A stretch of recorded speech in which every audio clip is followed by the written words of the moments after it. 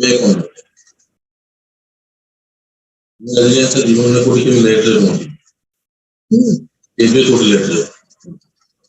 One I don't agree with letter.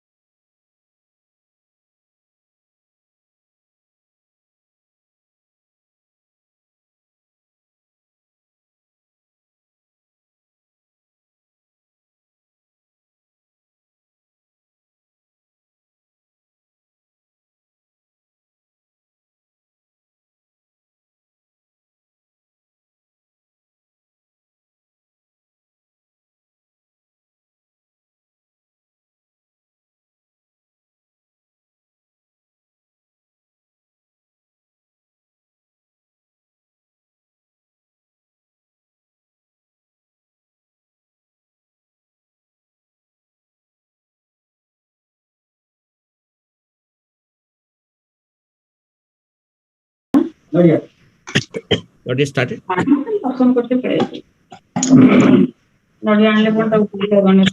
Please mute everybody else when somebody is speaking. Bharat sir, mute korundu. Shall I start? Everybody should mute except Professor Das and someone who will talk. Let Professor Samal be on, no let tanga problem. Yeah, let Sir be on. Sir, sir. Mike, please go live.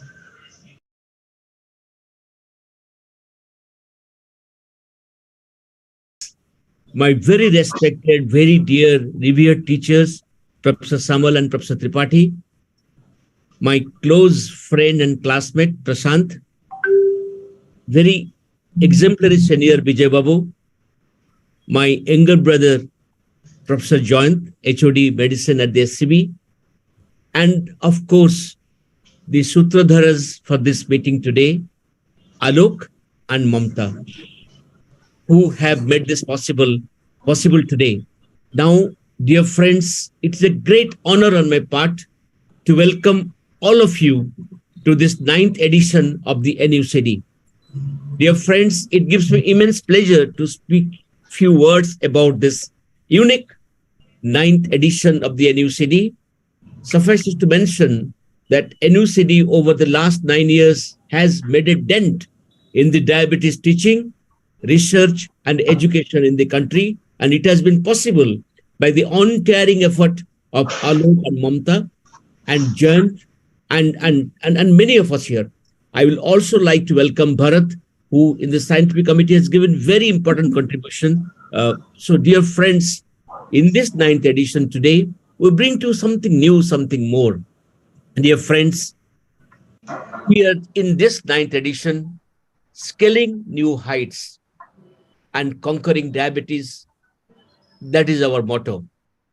Dear friends, this 9th edition, please excuse me to tell this, is centered around themes which are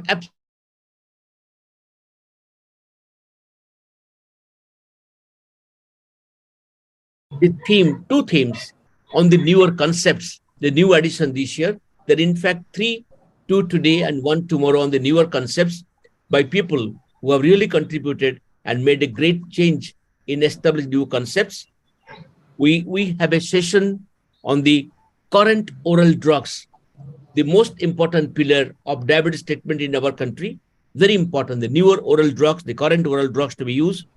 We will be discussing a session on the insulin, what is new, and the incretin. We have two sessions on complication, a sweet disease like diabetes with sour companies of complications. Then we have a session, full session on the technology. See what Alok has brought for you. We have a very important session on the advances on the autoimmunity and diabetes. I welcome Sanjeevi. I also inform Peter Kushal will be doing an interview with the Alok. We have another session of the newer concepts, and we have few independent lectures. The format of each session has been new. We will start with a very, very brief, because time is essential, very, very brief, a couple of minutes maximum for the chairpersons, two esteemed chairpersons in every session to set the context of the session. Then we have speakers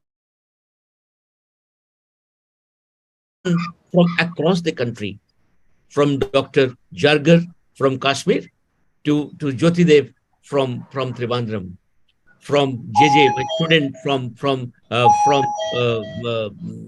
from East, to all the dignitaries from the West. Dear friends, it's a pan-Indian 90 faculty who have assembled here today for this meeting. After this guest lecture, dear friends, we have a panel discussion which is moderated by an exemplary moderator. And after the panel discussion, we'll take up few floor questions. So dear friends, before I close, I must tell you that we have tried our best to make the sessions contemporary, challenging, interactive, with clear-cut take-home messages and practice-changing points. with the front of my teachers, my mentors, my classmates, my friends, my seniors, and the myriads of people who have joined today. Thousands have logged in for this meeting. It's my great pleasure now to invite Dr. Alok Kanungo.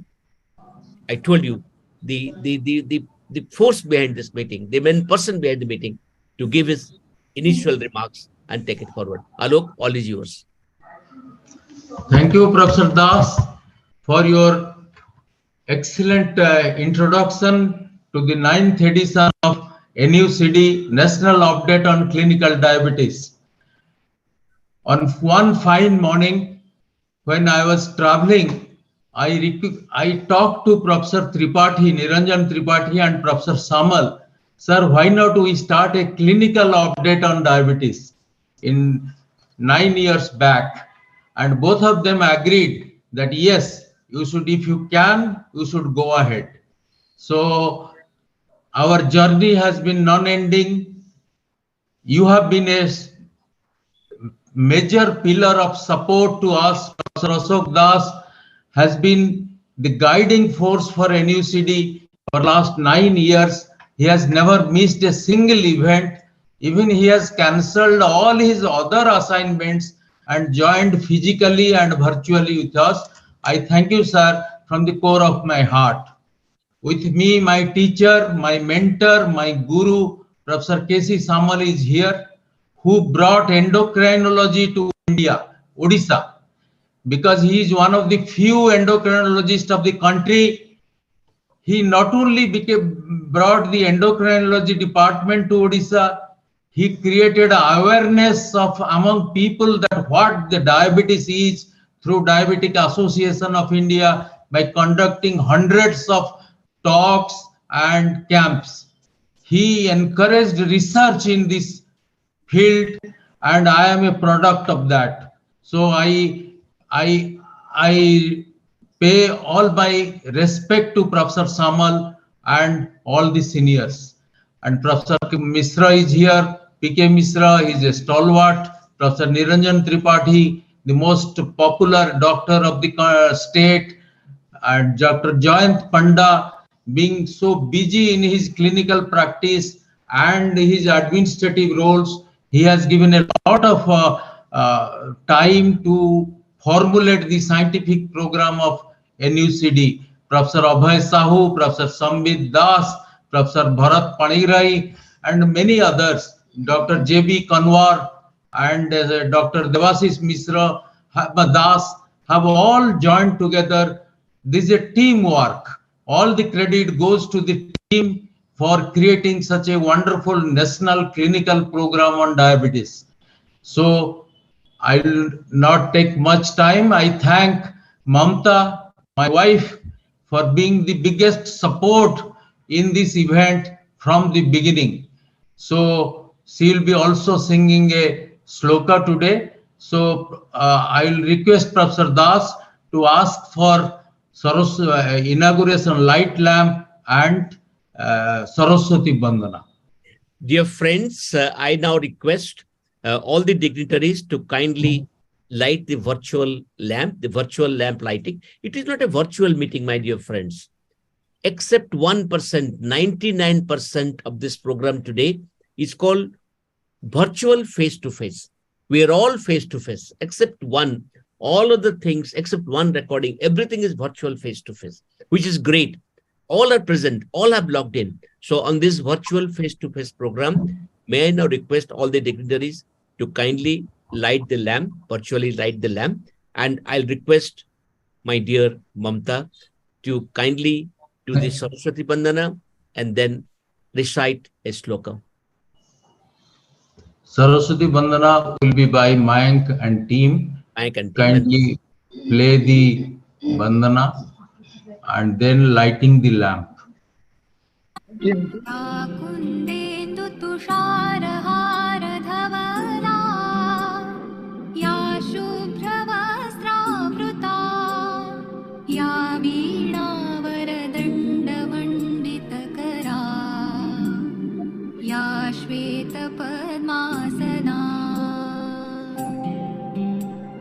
या ब्रह्माच्युत शंकर प्रभृति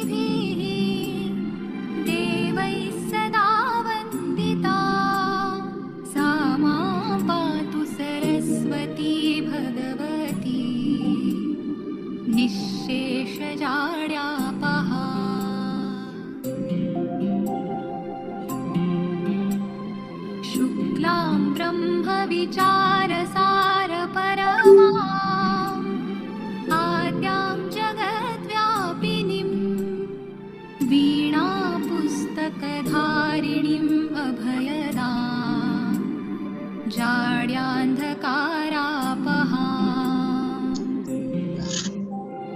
हस्ते स्फाटिकमालिकां विदधतीं पद्मासने संस्थितां वन्दे तां परमेश्वरीं भगवतीं बुद्धिप्रदां शारदाम्।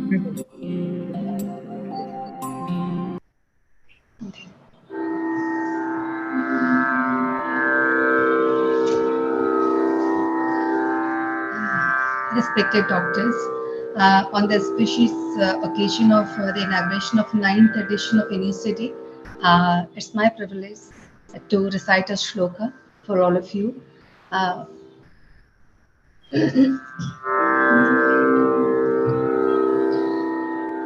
Mangalam Bhagavana Vishnu Mangalam Madhusudana Mangalam Bhagavana Vishnu Mangalam Madhusudana Mangalam Pundarikaksham Mangalam Garudadhwaja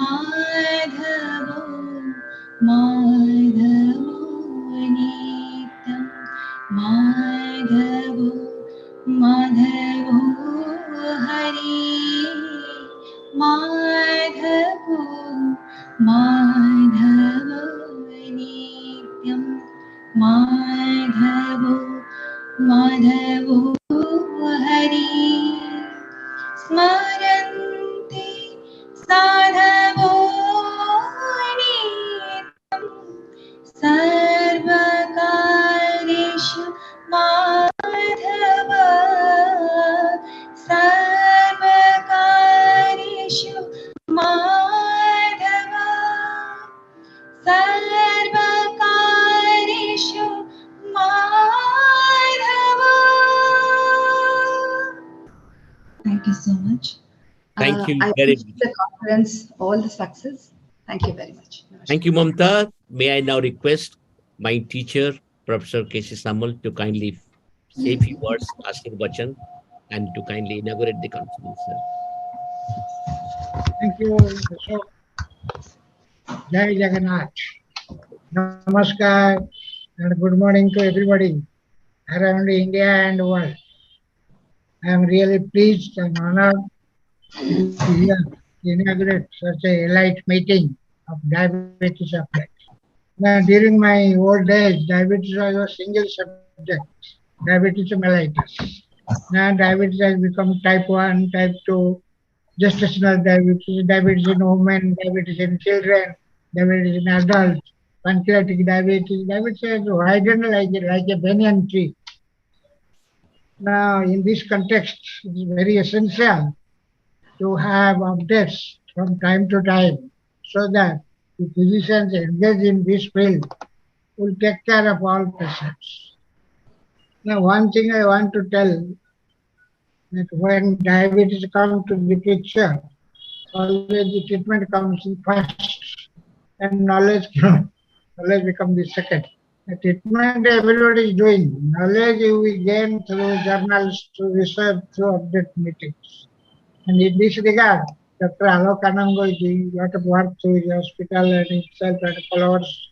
That updates or meetings are held so that the physicians engaged in this field will have knowledge, more and more knowledge. Now, diabetes has widened like a banyan tree, as I told. So in this respect, if you don't update your knowledge, then you become backward. You can't treat first class advanced treatment to patients. In this regard, I thank everybody in this meeting, conducting this meeting, especially Dr. Alokanango and the big professors like Ashok Das, Prashant Mishra, Jayanta Panda, in advisor and take part in this meeting. I thank you all and I have great pleasure in inaugurating this subject. Thank you all. Thank you, sir. Thank you very much for this very encouraging, these golden pearls, and from your mouth, it has an impact of implementation. You have been always for implementation, sir. Sir, we thank you and offer our sincere pranams and regards. May I now request Professor Tripathi to say a few words, sir?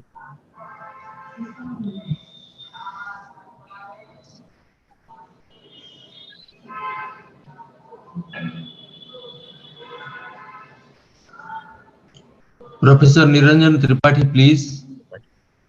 Sir, unmute करंदो. Not unmuted, sir. Not audible. Unmute. Mayank, can you do it? Unmuting for sir? Now somebody is present there. Can unmute.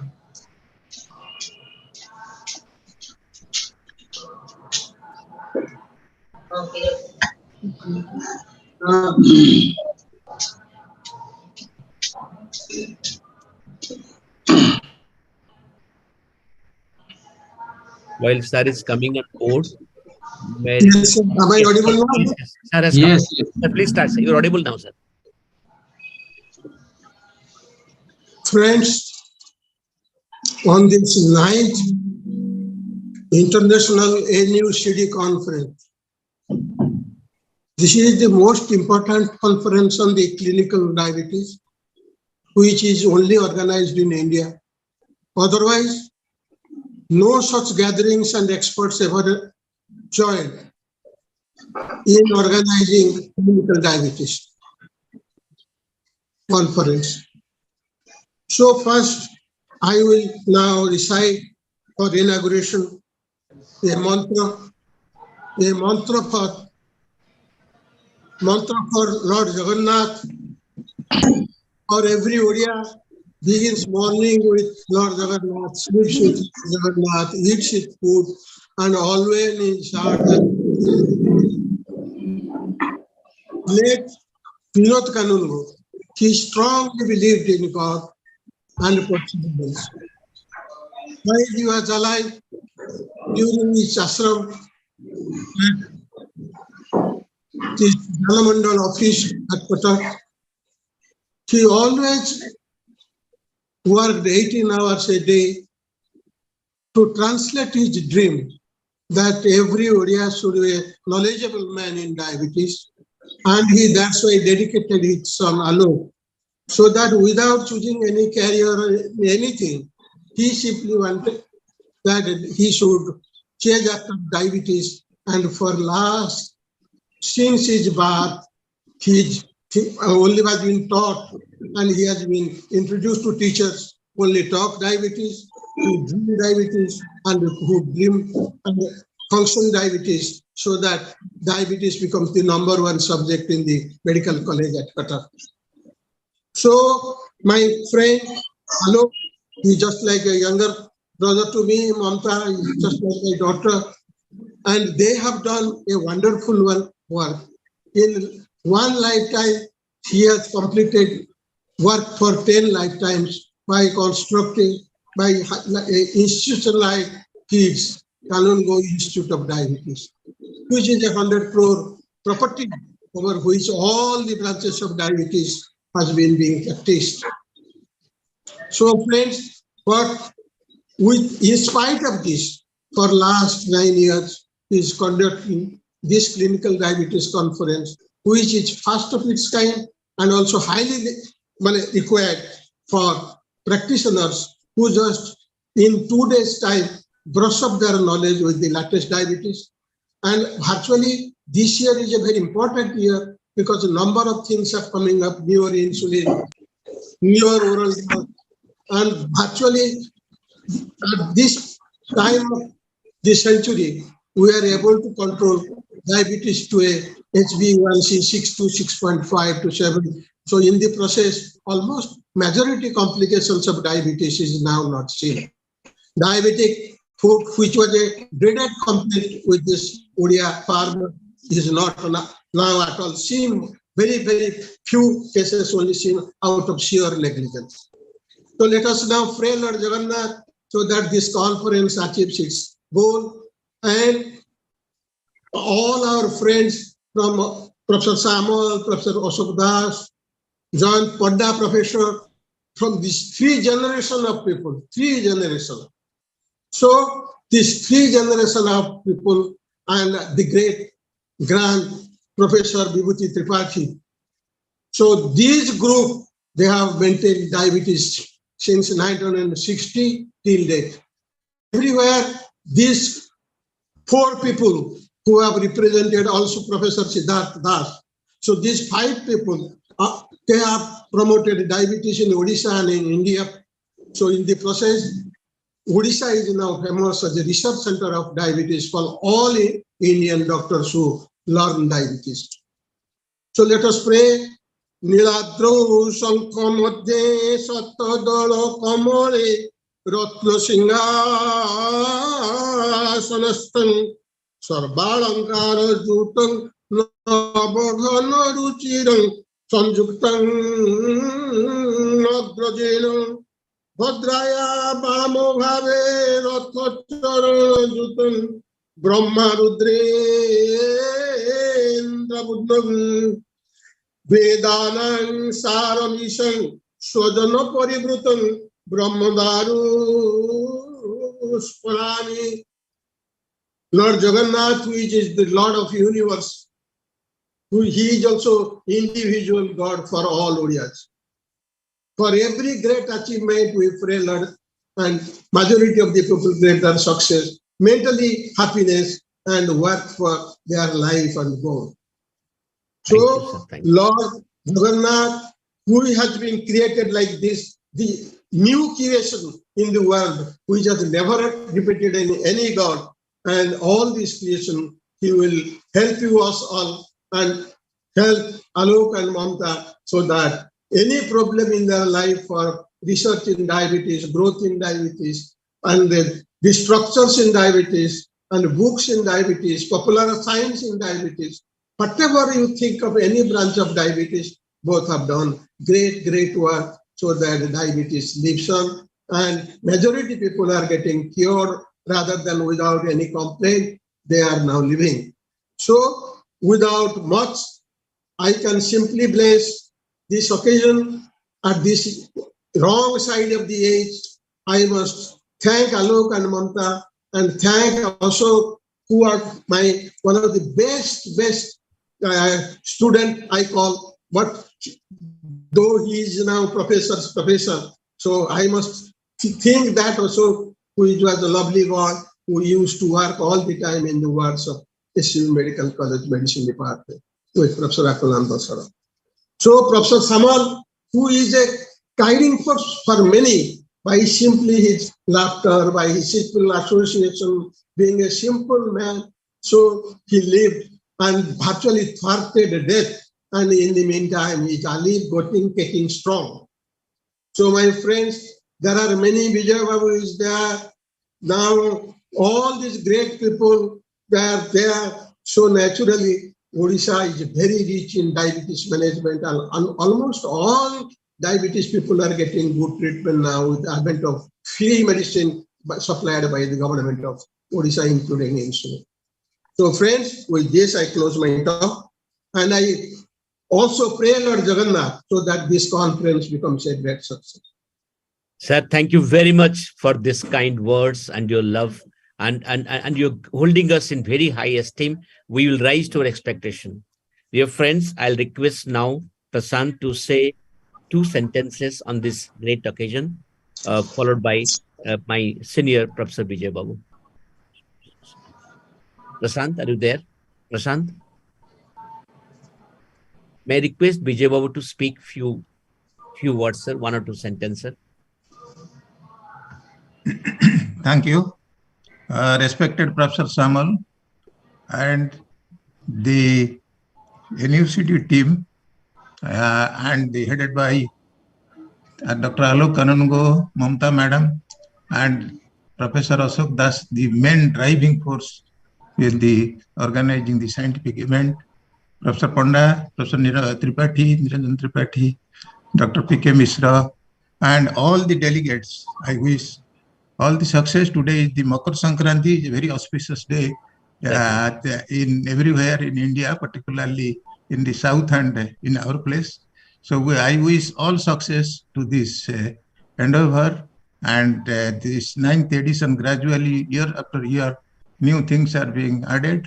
So I thank all the organizers, I thank the entire scientific committee and all the delegates who are attending. A great success. All success to 9th edition of NUCD. Thank you all. Sir, thank you very much. Sir, I would have, we will listen to all the scientific members in the subsequent time. Now, it's my great pleasure and honor to please request my younger brother Joyant to say one or two sentences and to thank all the people in the session. Then I will invite everybody to rise for the national anthem. Joyant. Thank you, sir. It's a privilege to work with the team, and it's an honor now today in the inaugural function to see the teacher of teachers. I remember 25 years back working with Professor Samal when I was a very fresh entrant in the SUV Medical College as a lecturer of medicine, and sir was leading from the front the diabetes movement in the state. We can tell Professor Samal as Bhishma Pitamaha of the diabetes research and the endocrine specialty in the state. And I have seen how cordially, how friendly he pushes the academic to the juniors.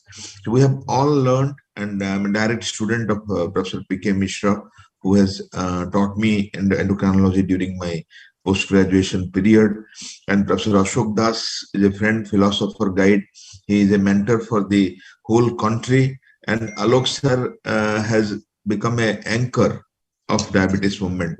And the only diabetes specialty hospital and only diabetes program updating all the physicians in the state are kids and NUCD. So I must congratulate the whole team for reaching the 9th edition, and year after year, very good academics in a new structure, good discussion, who's who of diabetes in the country and the world, and then so many things are disseminated. So not only we are doing patient care, we are doing good science for long years, and for this endeavor of a dedicated diabetes hospital and dedicated program on clinical diabetes, which is the flagship program of the state. I congratulate Dr. Kanungo and the whole team. And I wish all of you will take the advantage of this. Let us share the link very widely so that people will join in this weekend. This is a Makara, and tomorrow is a Sunday, and these holidays will be utilized with the knowledge and best of the science and the best of the outcome of the clinical diabetes, as told by Professor Das. The practice points will go to the doctors, and ultimately a poor patient will be benefited. I wish all a happy Makara and looking forward to a very successful 9th edition of NUCD. Ryan, thank you very much. May I request all to kindly rise wherever they are for the national anthem. Dharini, who has joined from USA. Dharini, welcome. Dr. Dharini Krishnan. Can we play the national anthem?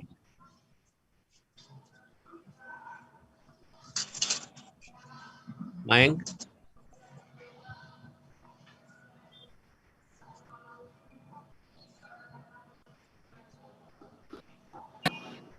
जनगण मन अधिनायक जय हे भारत भाग्य विधाता पंजाब सिंध गुजरात मराठा द्राविड उत्कल गंगा विंध्य हिमाचल यमुना गंगा उच्चल जलधि तरंगा तव शुभ नामे जागे तव शुभ आशीष मागे गाहे तव जय गाथा जन गण मंगलदायक जय हे भारत भाग्य विधाता जय हे जय हे जय हे जय जय जय जय हे.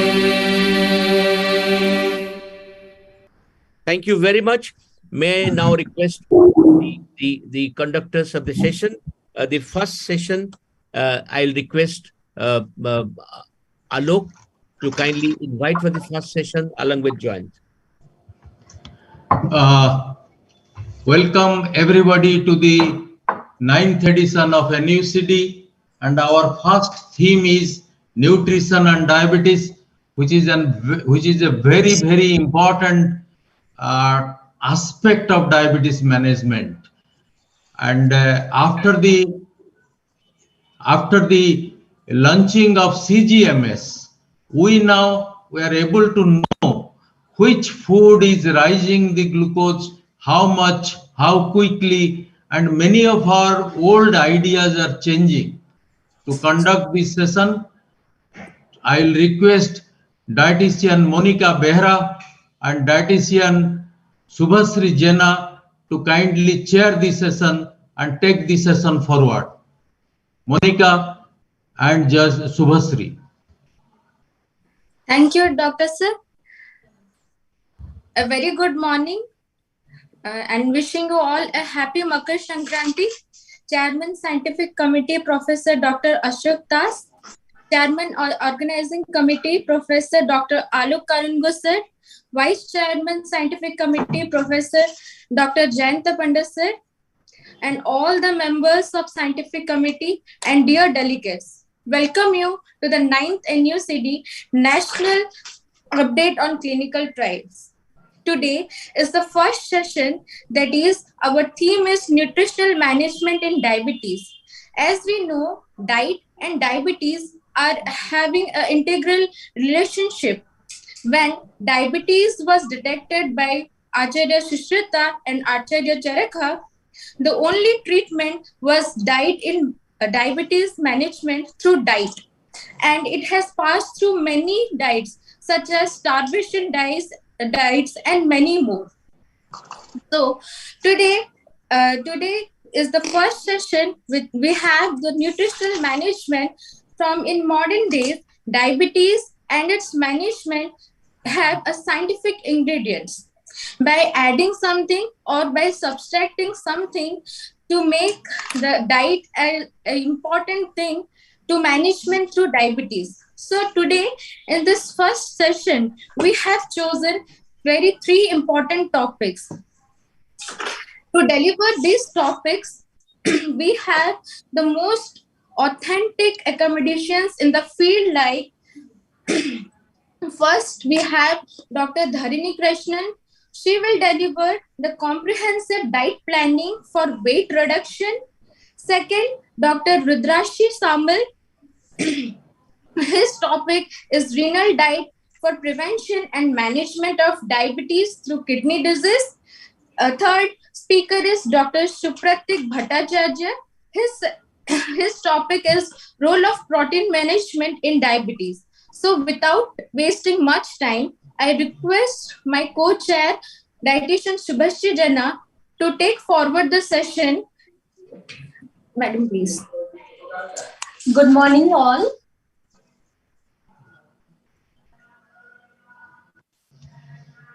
Are you muted? Good morning, everyone. So our first topic is comprehensive diet planning for weight reduction. So I invite Dr. Dharini Krishnan, registered dietitian, to deliver their topic. Please, ma'am. Thank you very much. Thank you. Thank you, NUCD team, Dr. Das, Dr. Alok, Dr. Panda, and the team for thinking about me to start this lecture. And I'm very, very happy to be the first maiden batsman in this conference. Thank you very much. And the topic given to me today is comprehensive diet planning for weight reduction. Just a second. Yeah. So while we go through what is actually the definition of comprehension, means that includes everything, a whole list of resources and lot of elements. I'm sorry, the technology is going back and forth, but I'll work with it as we go forward. And the second is, what is the... I think they're addressing it. Hardik, can you find out why the black lines are coming? Hardik? Yeah. Yeah, now it's better. Yeah. So diet planning, the definition is determining what the usual nutrient intake, whether one or planning diets for individuals or groups, we have to set the right goals. And that is very, very important. Otherwise, nutrient inadequacy can happen or excess can happen. Both are not good. Then we go on to the next definition of weight reduction, which is decrease in body weight, either voluntarily with diet and exercise or involuntary with illness and circumstances. So why are we talking about comprehensive diet in this conference? It is because obesity in India is so rampant. It's almost 2% of the total population in certain areas, and in major cities, even almost 10% having this overweight, which is leading to diabetes and other problems. The whole list of diets in front of us, just to name the paleo, the vegan, concentrating on one nutrient, protein or fat, or saying very low carbohydrates, as low as 20 gram, 150 gram, or Duncan diet. These are all fat diets and millions are available. They are not sustainable. They're very low to carbohydrate when they start, where they say no milk also. But then patients, it's not sustainable to them. They add milk, they do everything different, but they've dropped all their medications, and hence weight reduction nor the disease comes under control. So we have to be very careful. So what is this comprehensive diet counseling about? Basically, it is behavioral therapy plus nutrition counseling, both in one. A psychologist, a registered dietitian, and there can be many more participants like the physical expert. You can have the physician himself or herself as part of the program. What do we want to do? We want to identify what are the personal values and goals of that individual, learn to make better decisions for them, develop healthy coping skills, and overcome barriers to change. Because everybody knows the science, but it has to be customized and individualized to that particular person. So when we talk about behavioral therapy program, we talk about the cognitive behavioral therapy, where it helps the person overcome obstacles to successful weight management, which they were not able to do before. So CBT increases self-awareness, helps to change the person's thinking and behavior, and individuals learn to manage expectations, learn how to accept lapses, and decrease of self-criticism. The guilt is a major problem here, which if you go over that, then you can get to your goals. Shifting of the way the person thinks goes a long way to help in maintaining their weight loss. Registered dietitians are there because they can give you portion control, they can give you nutritive value, they can work with you for weight reduction, which will also help you in good metabolism and control of glucose, cholesterol, and many other issues. The initial nutritional evaluation is very important, a very detailed evaluation, so that we know where the client is starting. We need a personalized dietary plan. Program participants who feel that they would benefit further can keep in touch with the dietitian on a bi-weekly basis so that they can achieve their nutritional goals. Group sessions are very useful because they help to hold hands, and the same type of people are put together and they develop independence, and then they can let the group go. Every session has groups which can interact with each other.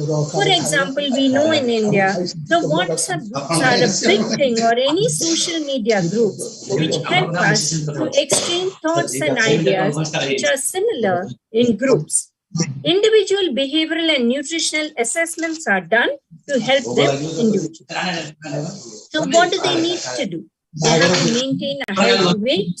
They have to improve cardiovascular health and glucose control, increase physical activity, maintain weight loss, stabilize blood sugar, reduce unhealthy eating habits, which is the main problem.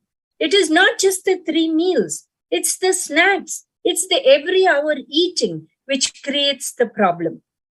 So we need to tackle that, the emotional eating, the mindless eating, attaching emotions to food. All of this needs to be tackled. Improve the sleep quality and quantity, because today with social media and the smartphone next to us, we are not getting enough sleep, which leads to other behavioral issues.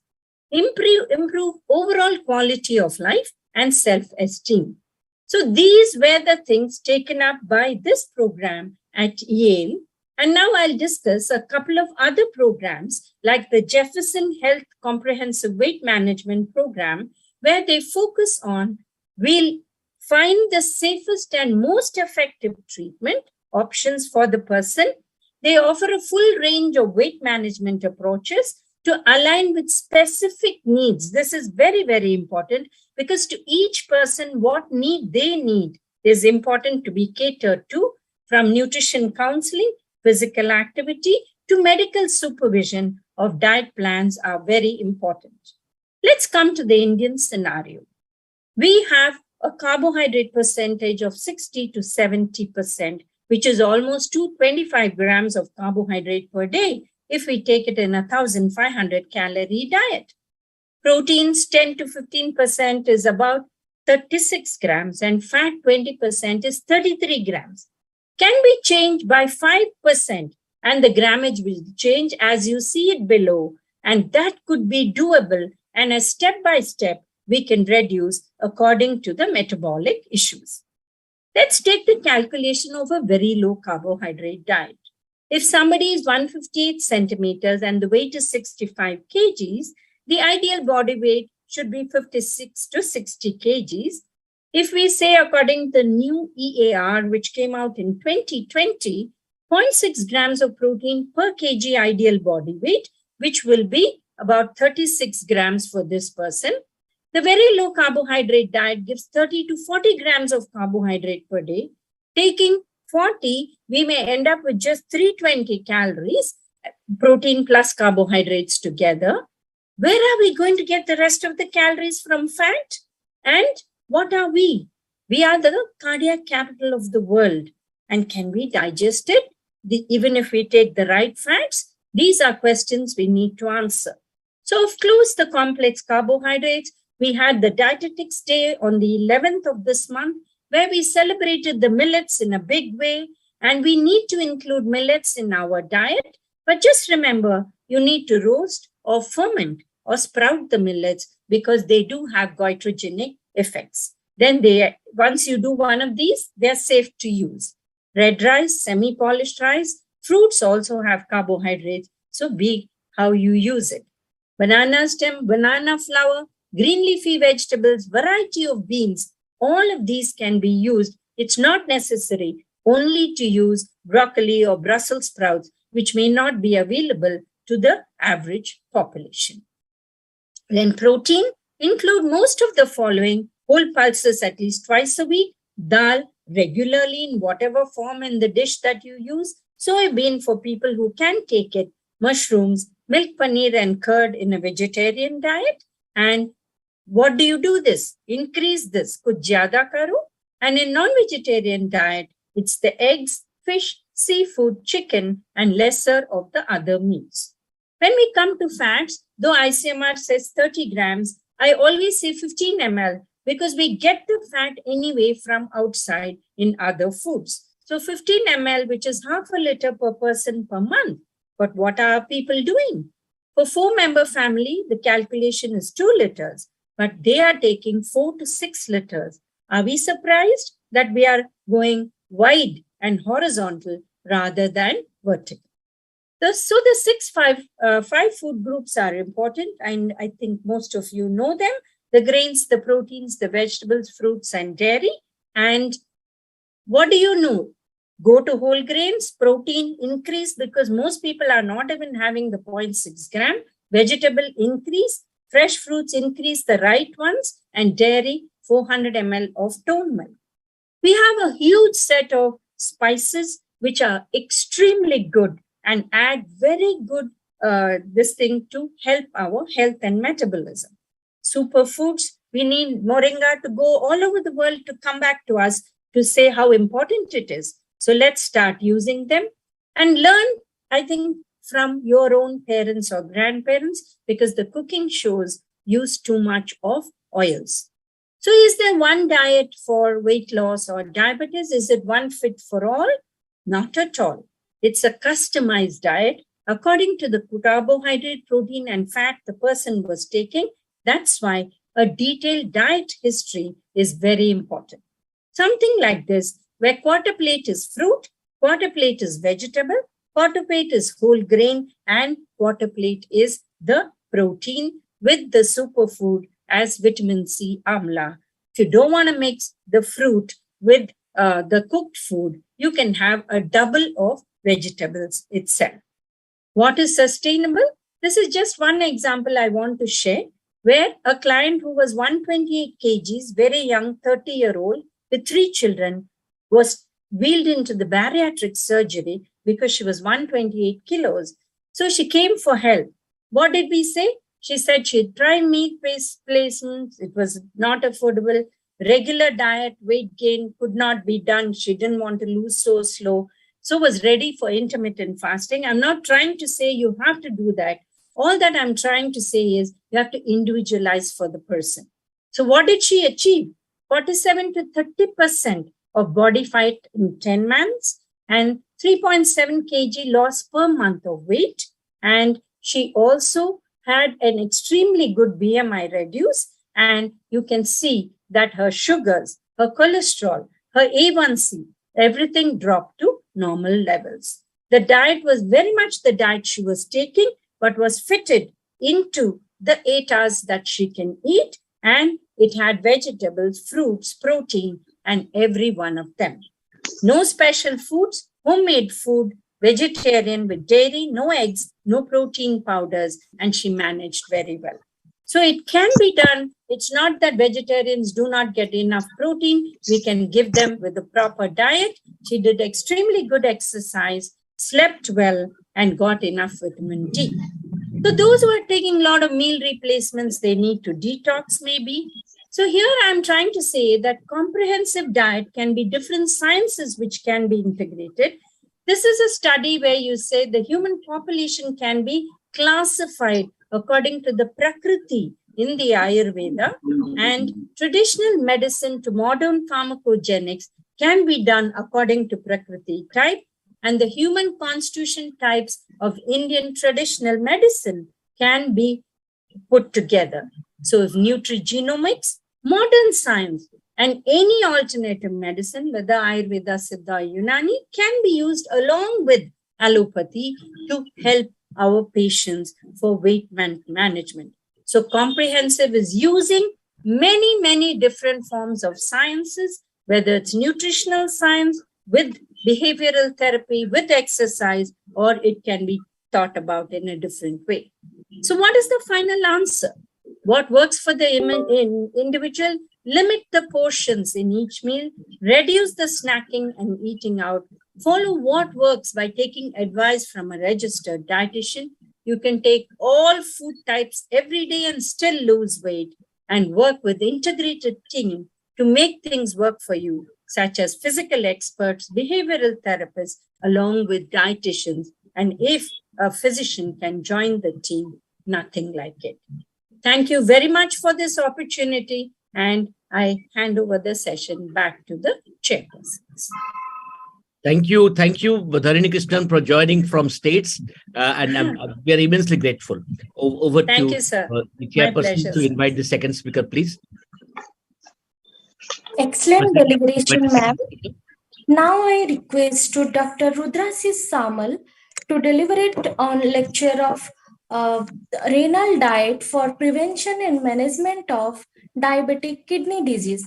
Please, sir.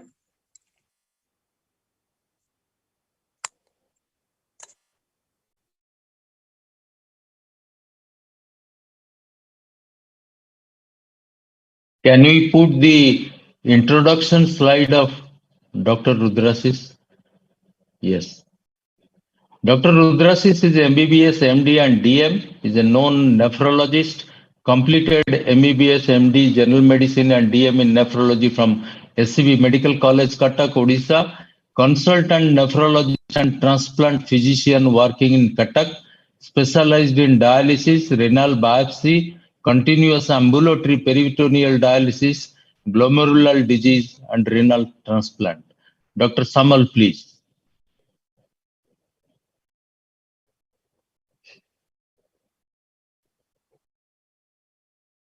You are muted.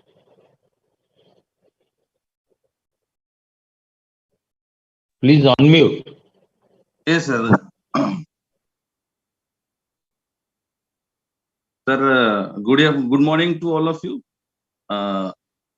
Happy Makar Sankranti to all of you. It is very an honor for me to be in such a august gathering, and I thank Dr. Alok Kanungo and all the senior professors.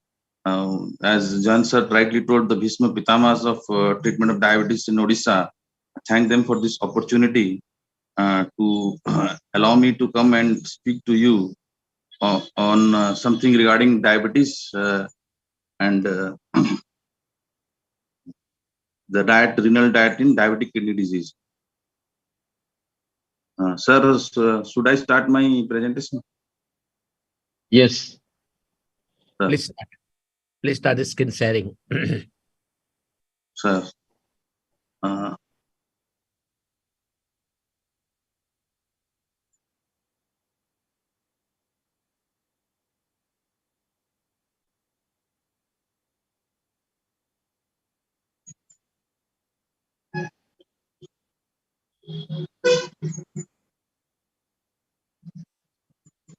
Hardik, otherwise, can you share, Hardik?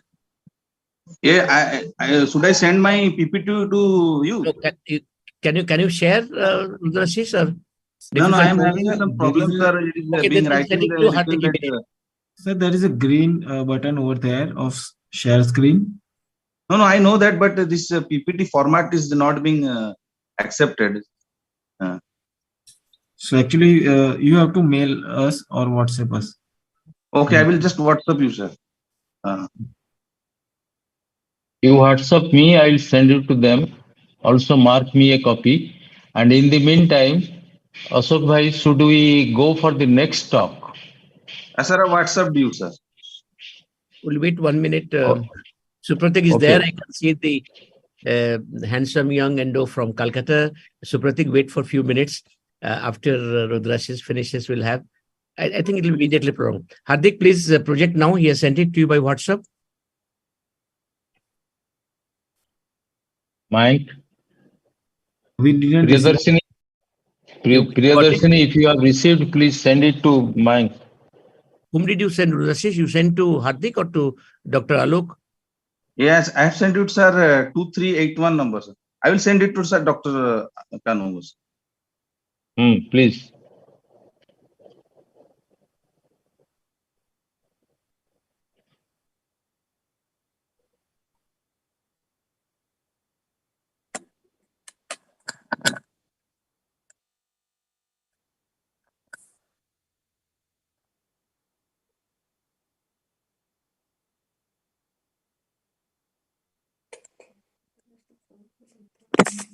Sir, I have sent it, sir.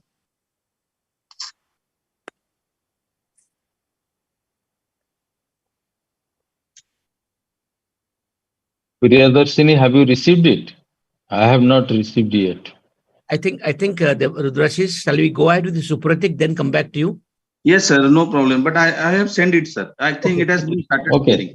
Okay, Sir, so I it will has come now. It has come. It has come. Please start. Sir, sir. Start your talk, please. Sir, I will go ahead with my presentation, sir. Yeah, please start. Yes, Please. yes.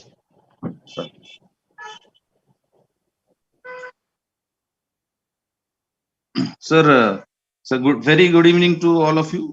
My topic for today's presentation is renal diet for prevention and management of diabetic kidney disease. As Madam has very beautifully outlined the diets associated with decreasing obesity and insulin sensitivity, all this. My approach and my presentation will be regarding the management and of diabetic kidney disease and diet in use of it. Sir, can we start this slide, sir? He's already there. Slide is there, Supratik. Yeah, your introduction slide has come, outline. Yes, you can't sir. see? Can you not see? No, I can see, sir. No problem, sir. Then please continue. Sir, my outline for today's presentation will be, sir, the clinical practical guidelines on the nutritional management of diabetic kidney disease and the various panel recommendation like the National Kidney Foundation panel recommendation and the ADA recommendation or the KDIGO recommendation, and what are the current nutritional guidelines, what is the sources of dietary protein intake. As we all know that protein intake is associated with decrease in the progression of chronic kidney disease, and comparison of any such prescribed diets with implementation of the nutritional management. So we all know that the prevalence of diabetes has been increasing worldwide. Can we go to the next slide, sir? And the provision of a balanced nutritional therapy in conjugation with pharmacological intervention that optimizes glycemic status and the lipid levels and blood pressure are essential components in treating people with diabetic kidney disease. In our clinical practice, what happens is that we are pharmacological first. We go for drugs first. But there is an approach in chronic kidney disease and rather also in diabetic kidney disease that there should be an approach called food first. We should first put emphasis on the diet, what diet the patient is taking, what diet may help in preserving the renal function for a longer period of time. So in busy clinical practices, we go to pharmacology therapy first, but food first approach is also advisable. Next slide, sir. The clinical practical guidelines on nutritional management of diabetic kidney disease, we know that this is decreased protein intake of 0.8 gram per day, increase of polyunsaturated fatty acids, and decrease of saturated fatty acid and trans fat. Energy intake with normal patients 30 to 35 kilocalorie per day, and sodium less than 1.5 to 2.3, and with more of starch and whole grains and fibers in our diet rather than the sugar, that is the monosaccharides or the disaccharides. Next, sir. In 2007, the National Kidney Foundation, the Kidney Disease Outcome Qualitative Index, published the initial version of its clinical practice guidelines. And in this guideline, the approach was that the kidney patient with stage 5 chronic kidney disease, there is a similar therapeutic approach was also suggested for diabetic kidney disease, rather not very different. And KDO expert panel advised a lenient guideline saying that it should be kept at 0.8 gram per kg body weight, while being avoided at levels above 1.3 gram kg body weight per day. We know that even a diabetic is a non-proteinuric, non-hypertensive, a heavy protein diet will put pressure on the kidney by hyperfiltration. And so a heavy protein diet, as is accustomed to Western countries, 1.5 or 2, almost 1.61 gram per kg body weight, even in a diabetic patient who is not having kidney disease, is not recommended or not healthy. Next slide, sir. So what are the practice guidelines for the nutritional management of diabetic kidney disease? A long-term decrease in dietary protein intake below 0.8 gram per kg body weight per day is beneficial, certainly beneficial, although it is not universally accepted, might be beneficial for diabetic kidney disease, although it is acknowledged in the KDIGO guidelines that there wasn't enough proof to back up such an assertion. So experts suggest this is a ADA guideline, modest protein intake of 0.6 to 0.8 gram per kg body weight, containing 25 to 50% of high value biological value protein. But even now, this KDIGO is silent on what exactly is the high biologic value protein. They have written it is a high biologic value protein, but they have refrained from identifying such high biological value protein. Next slide, sir. This I have summarized all the guidelines of the various societies, the NKF, the KDIGO, the ADA. And what I have summarized from this is that the protein intake should be less than 15% of the total calories, or the required dietary estimate of 0.8 gram per kg body weight per day for patients with diabetic kidney disease. And emphasis is put on vegan protein source, and non-fat or low-fat dairy proteins are recommended. We know that the CKD or the diabetic kidney disease is much of acidic environment. So vegan proteins, unlike the animal proteins, are and the substitute is base, but more of animal protein will lead to an acidic environment. But these patients for CKD 1 to 5 or diabetic kidney disease, once they go to dialysis, and due to more protein catabolism, due to loss in hemodialysis or loss in CAPD, this has to be modified to a level of 1.2 gram per kg body weight protein in ESRD treating with dialysis. For carbohydrate, there is no specific recommendation, but there should not be more than 10% calorie intake as simple sugars, which is the table sugars, is the glucose, galactose, all this thing. And we have to monitor the potassium and the phosphate level. As you all know, the advanced stage of chronic kidney disease, there is risk of hyperkalemia, hyperphosphatemia, and hyperparathyroidism, increase FGF23. Fat also, specific recommendations are not available from any of the guidelines, but some guidelines have suggested in the last 2020 guideline from the NKF published in EJKD, recommended use of omega-3 and omega-9 polyunsaturated fatty acids in CKD 1 to 4, but not in dialysis patients. So, and sodium, we all know that it has to be restricted to less than 1.5 to 2.3 gram per per day. That is equivalent to roughly equivalent to 5 gram of sodium chloride. And use of non-processed fresh food and utilize sodium-free herbs and spice. Sodium restrictions should also be individualized. Next slide, sir.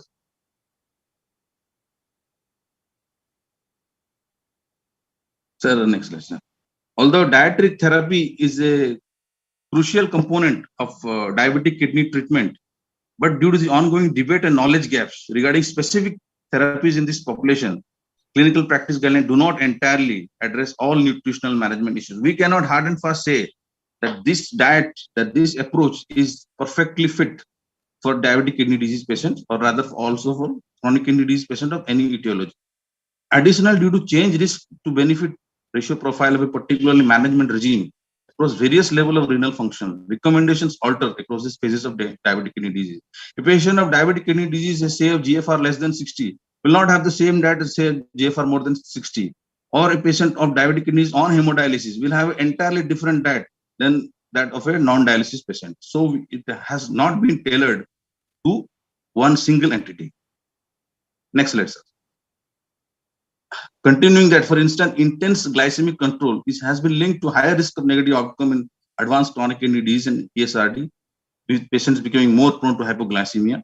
And for diabetic kidney patients with stage 5 chronic kidney disease, a similar therapy is also suggested. KDIGO expert panel proposed a lenient guideline saying that dietary protein consumption should be kept at 0.8 while avoided at a level of more than 1.3 as earlier told. So next slide, sir.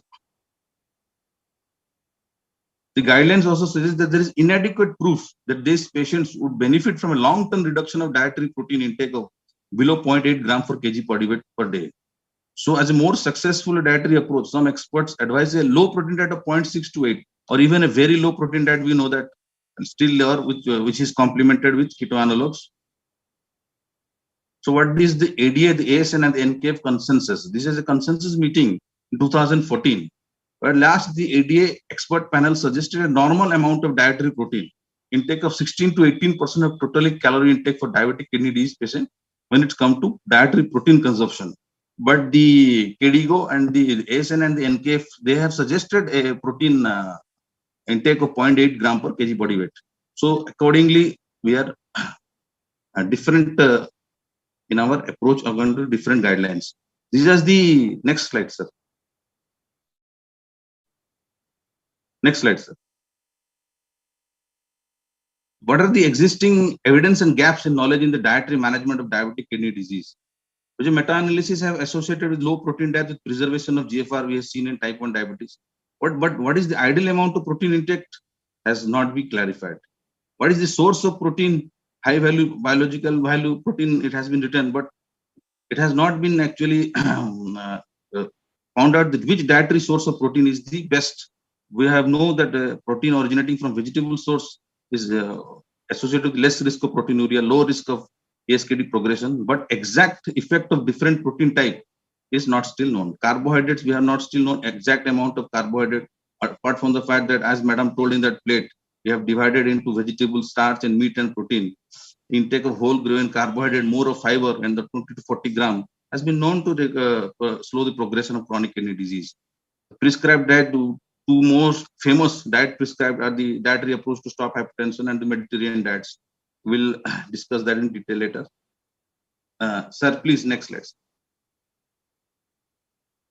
So non-dialysis, we know that non-dialysis dependent chronic kidney disease, the national NUNS data, which is the National Nutritional Examination Survey, demonstrated average dietary protein intake in US was 1.3 or ideal body weight or 1.09 actual body weight. So incrementally high dietary protein intake is also observed in younger versus older patients. Next slide. Although the current guidelines for diabetic patients without kidney disease have actually not been recommended, among patients with diabetic kidney disease, the potential and benefits risk of a low protein diet has been widely debated. So what is the source of dietary protein intake? In an RCT with a 4-year follow-up, soya protein was used in place of animal protein. This is the use of 35% animal with 35% soy origin and 30% vegetable protein, as against 70% animal protein and 30% vegetable protein. In this group, there is a significant decline in the amount of proteinuria at the end of 4 years in the group which is on soya origin protein. And also we have a study from Singapore which showed that there was an incrementally high red meat intake was strongly associated with increased high risk of SRD.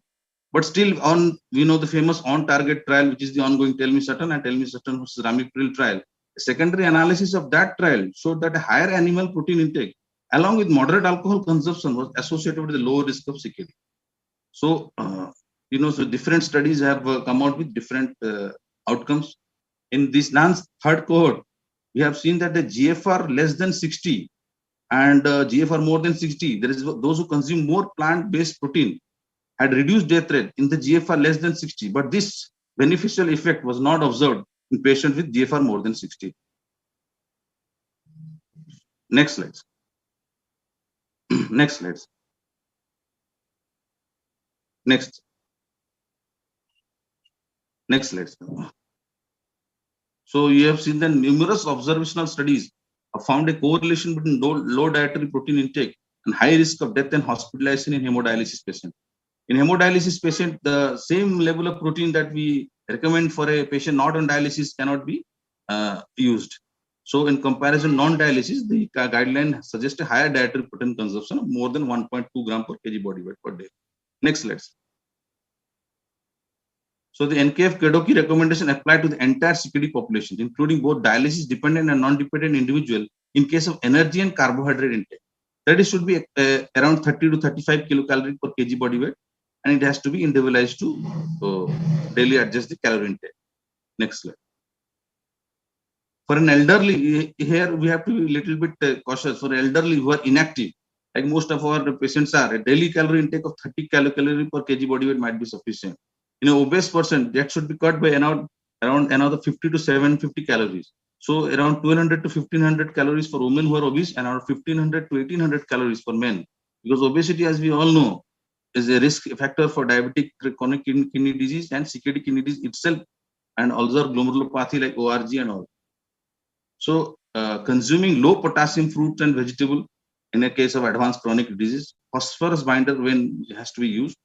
We have to avoid processed high convenience milk with high phosphorus content. We know that animal origin, the phosphorus is in the shelf products, but the phosphorus from the plant is in the phytate state that is not absorbable. And the use of cooking methods that lower the potassium and phosphorus level, earlier washing, soaking the food in water overnight, or microwaving the food, these are all been known to reduce the potassium and phosphorus content of the body of the food. Next slide, please. Next slide.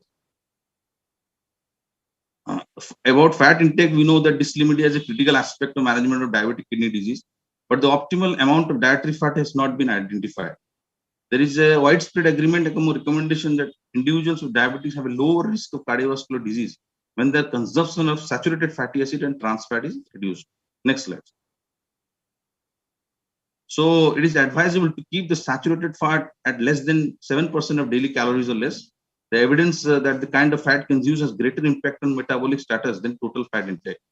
And we have already discussed the omega-3 and the 6 polyunsaturated fatty acids have beneficial upon on the diabetic kidney disease outcome in relation to proteinuria and progression of chronic kidney disease by attenuation of inflammation and endothelial dysfunction.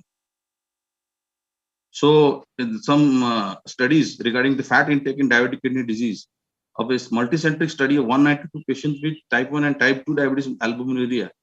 Those who experienced a rise in albuminuria had higher saturated to polyunsaturated fatty acid ratio. However, the PUFA consumption did not impact the incidence of new onset albuminuria. This case control also observed a marginal significant inverse trend for high dietary PUFA intake and low incidence of KSRD. The origin study, which used the glargine, which included 12,000 people with impaired IGT and impaired fasting glucose, revealed a detrimental impact of omega-3 PUFA on cardiovascular disease and mortality. So, and sodium, we all know, as I have told earlier, sodium intake 1.5 to 2-3 gram per day is recommended for low diet of sodium has been linked to lower blood pressure, lower proteinuria. But also some studies that too little salt has a negative impact on glucose metabolism and lowers insulin sensitivity. So in addition, reduced dietary salt consumption may further diminish insulin sensitivity due to activation of the RAS system. So sodium limitation should be individualized. Next slides. Next slides. Next slide. Next. Sir, next. So I will now come to the prescribed, what are the prescribed diets for management of chronic kidney disease such as diabetes. Rudrasis, kindly sir, complete in 2-3 minutes. Okay, sir. I will, sir, complete, sir. So just next, please go to the next slide, sir. I will just compare the two diet which are prescribed diet. That is the DASH and the Mediterranean diets. Next slide. The DASH, we all know that it has a higher intake of potassium and phosphorus through dietary approach to stop hypertension in the level of 4.7 gram for potassium and more than 2 gram of phosphorus. But this dietary approach to stop hypertension may be beneficial for diabetic patients without kidney disease. But certainly, such a high level of potassium may not be is questionable in patients of kidney disease, diabetic kidney disease. So it is not a universal. And the Mediterranean diet, we know this Mediterranean diet has the RCTs have compared the DASH and the Mediterranean diet. They have found a high amount of unsaturated fatty acid in the Mediterranean diet, and well as consumption of red wine. And this diet has been associated with lower risk of metabolic syndrome. And this diet, adherence to this diet was associated with lower risk of decline in eGFR. Next slide. Next, third, sir, go to fourth slide, sir. Last slide. I will wrap up, sir. Next. Next slides. Next slides. Is this one, previous one. This previous one, sir. So what are the future areas of research? We know that there are multiple areas of uncertainty in respect to nutritional management of diabetic kidney disease, because there is no specific approach. The patient's approach will change from stage 1 to stage 2, non-dialysis to dialysis, transplantation. So the optimal amount of dietary protein among non-dialysis patients with diabetes, as well as the comparative effect of animal versus plant-based protein sources, is all requires further study. What are the cardiovascular outcomes to preferred types and amount of dietary fat in diabetic kidney disease diet? It still needs complex introspection and outcome. The role of the healthy diets such as DASH and Mediterranean diets also needs to be further studied. Next slide, sir. So we know that given the extremely high mortality and morbidity in diabetic kidney disease patient, vital significance of the nutritional status of the patient is large.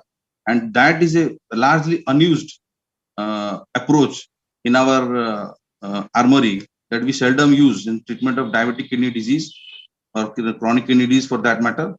And this remains to be seen in future if we can come up with specific and pinpoint nutritional guidelines. So summarizing, we know that the protein intake should be kept at 0.8 gram per kg body weight. And I have not told our VLPD, very low protein diet, that is still less, around 0.4 gram per kg body weight. And the long-term restriction of dietary protein in case of DKD is beneficial in maintaining the GFR, and the protein intake should be around 16 to 18%. And those who are reliant on dialysis will go for a higher amount of protein to the level of 1.2 gram per kg body weight. I thank Dr. Kanungo for allowing me to present this topic. And this slide may all of me have not have followed because of the this problem from my side. I apologize. Thank you, sir.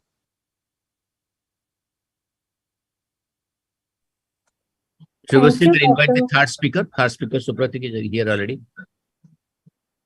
Thank you, Dr. Rudrasis Samal. Excellent deliberation. In fact, it was cleared many doubts in our practicing clinicians, those who face problems in their day-to-day practice.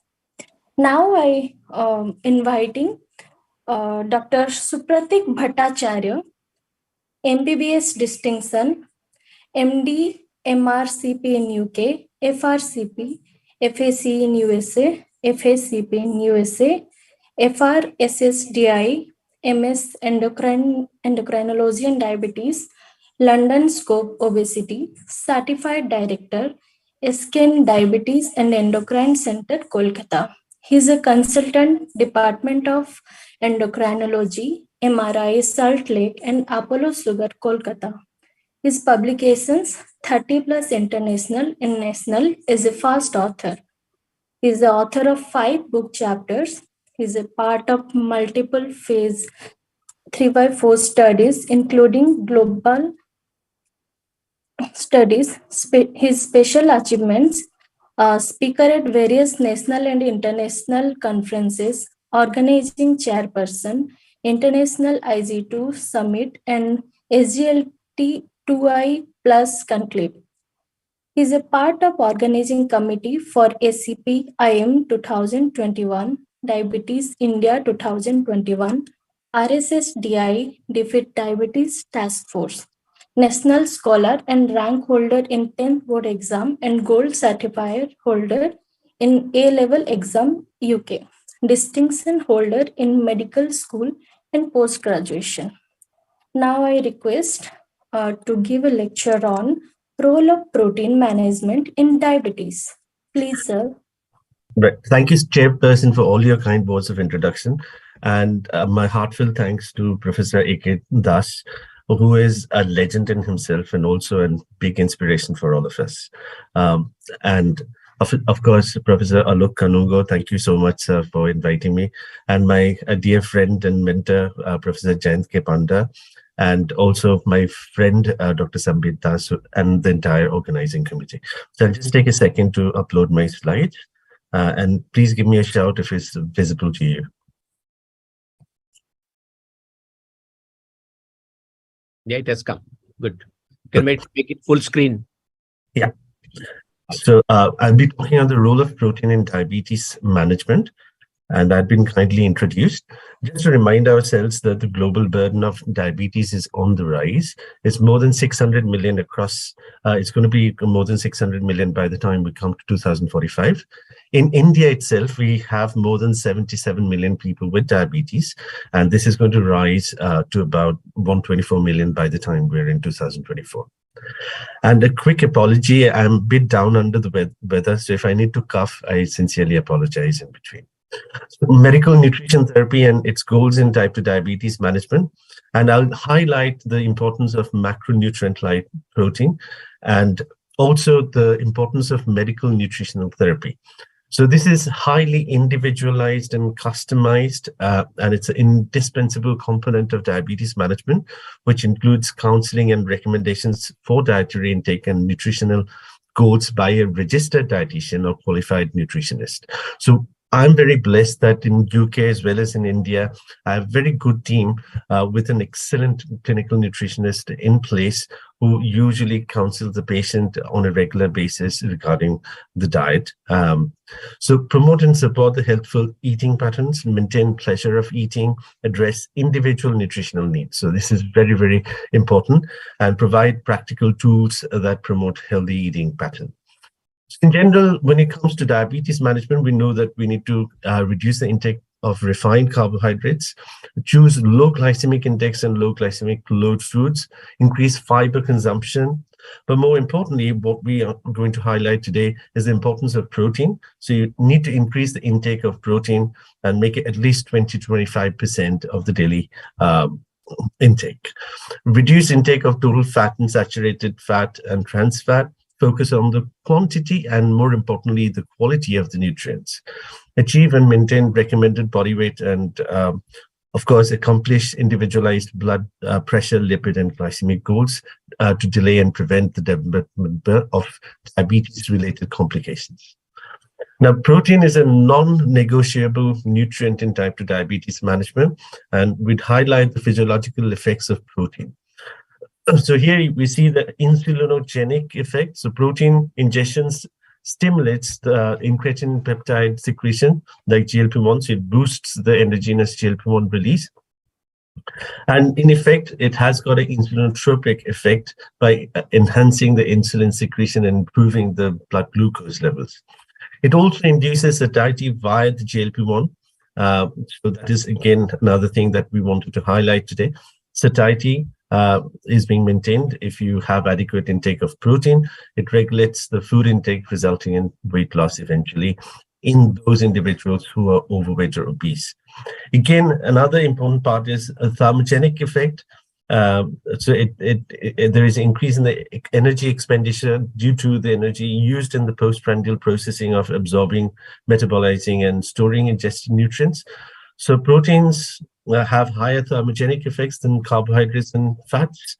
So it increases the energy expenditure, resulting in weight loss. So we know that weight loss in general, especially the visceral fat, helps in a reduction of the visceral fat, also helps in reducing the insulin resistance. It also has an effect on the immune function. So it helps in boosting the immunity and also preserve and improve the muscle mass. So it has an important role to play when it comes to stimulating the muscle protein synthesis as well as increasing the muscle mass. Now, let's come to the sources of good quality protein and their role in diabetes. So there can be different sources. It's either the dairy protein or the eggs and flesh that we have in the food, or the soy protein. So these are considered the sources of good quality protein. Now, let's talk about each of these in particular. For example, the milk protein consists of whey, which is 20%, and casein, which is 80%. So amino acids and bioactive peptides derived from milk proteins, it enhances the incretin and insulin responses, as we had been speaking about earlier, delay the gastric emptying, provide satiety by boosting the endogenous GLP-1 levels, lower the postprandial glucose levels. So milk proteins increase the postprandial insulin response and help lower the postprandial blood glucose level in those with type 2 diabetes.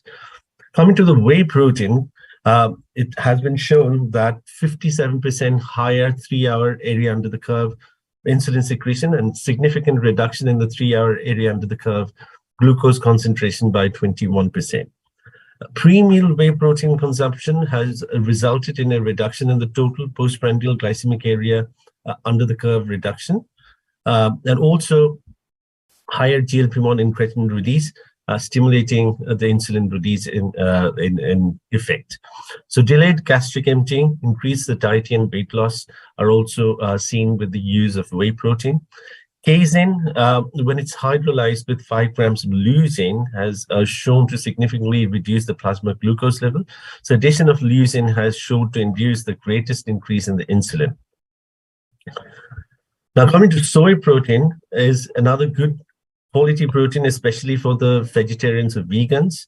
And it has almost, so if one is considered the ideal, Soy protein is known to have a protein digestibility corrected amino acid score value of 0.92 to 1. So soy is low in carbohydrate and high in protein, making it the choice of protein for the individuals with diabetes. And soy also has shown to confer anti-inflammatory benefits and improve the glucose and lipid profile in diabetes. Now, if you use soy in a short-term supplementation less than 6 months, it has shown to improve the fasting serum insulin and insulin resistance. Whereas if you're using it on a long-term basis more than 6 months, it significantly reduced the fasting blood glucose levels, LDL cholesterol, and C-reactive protein levels. Now, lastly, coming to the seafood, chicken, yogurt, and low-fat cheese, which is associated with the weight reduction. And it also sort of reduces fasting and prandial markers of insulin resistance, improves insulin sensitivity, increases satiety and diet-induced thermogenesis. A study conducted on type 2 diabetic individuals has been found to, if somebody is taking lean fish regularly, it reduces the fasting blood glucose, fasting serum C-peptide, fasting glucose area under the curve, and increasing in the insulin area under the curve.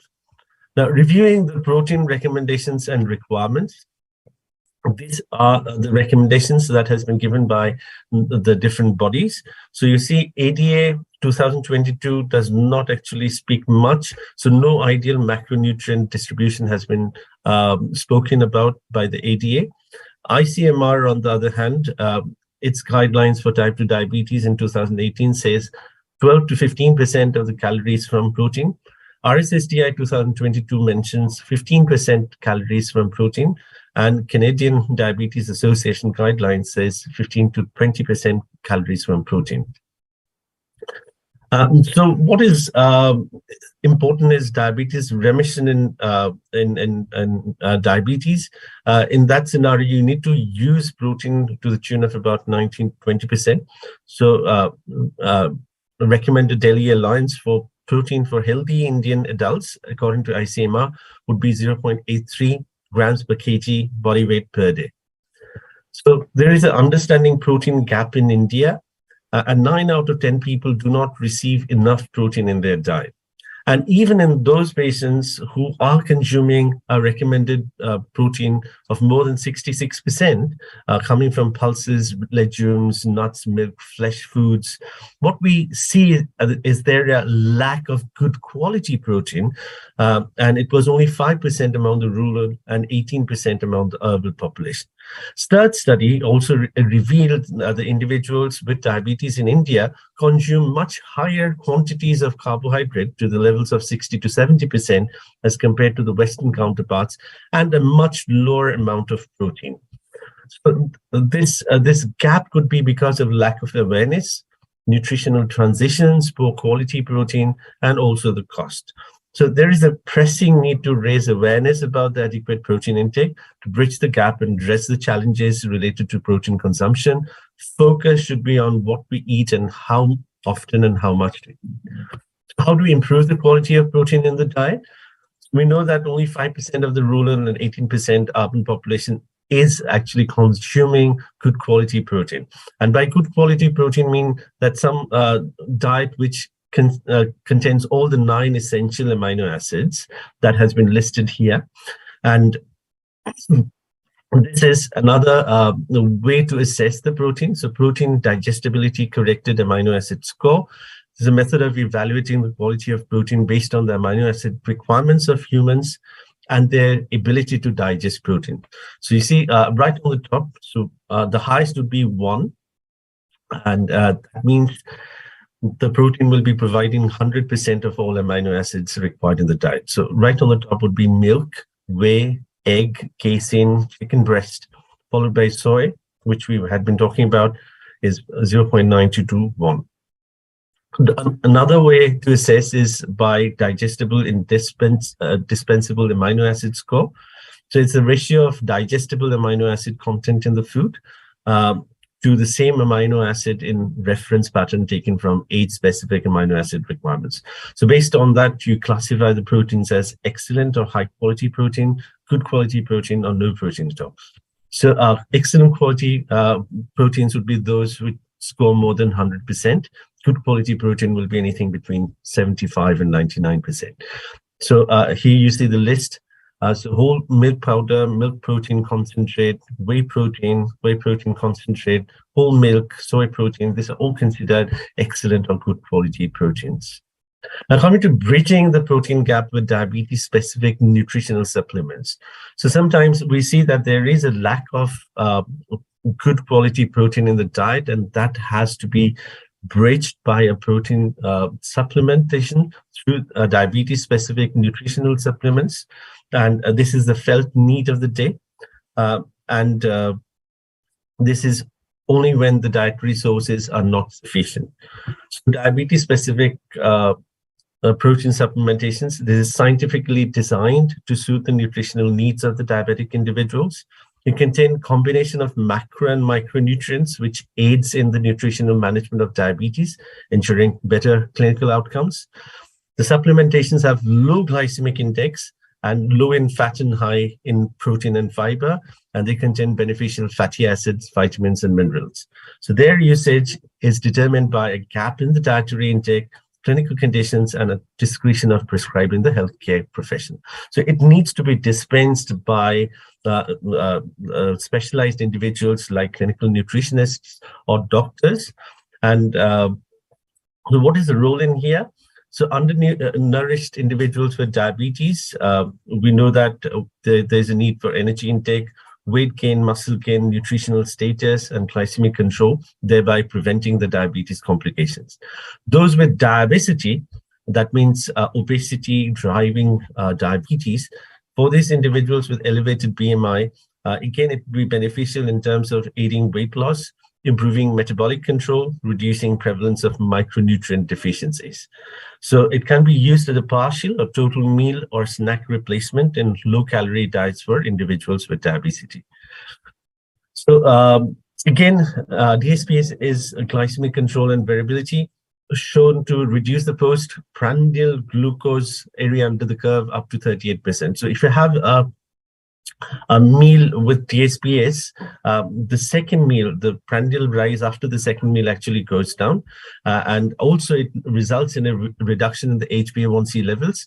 And we know that it increases the endogenous GLP-1 levels, thus increasing the satiety and also increasing the effectivity of the insulin and reducing insulin resistance. So nutritional supplements rich in protein and micronutrients have shown to accelerate wound healing in patients with diabetic foot ulcers, and studies and retrospective analyses have found reduced hospital stay and healthcare cost with the use of DSPS.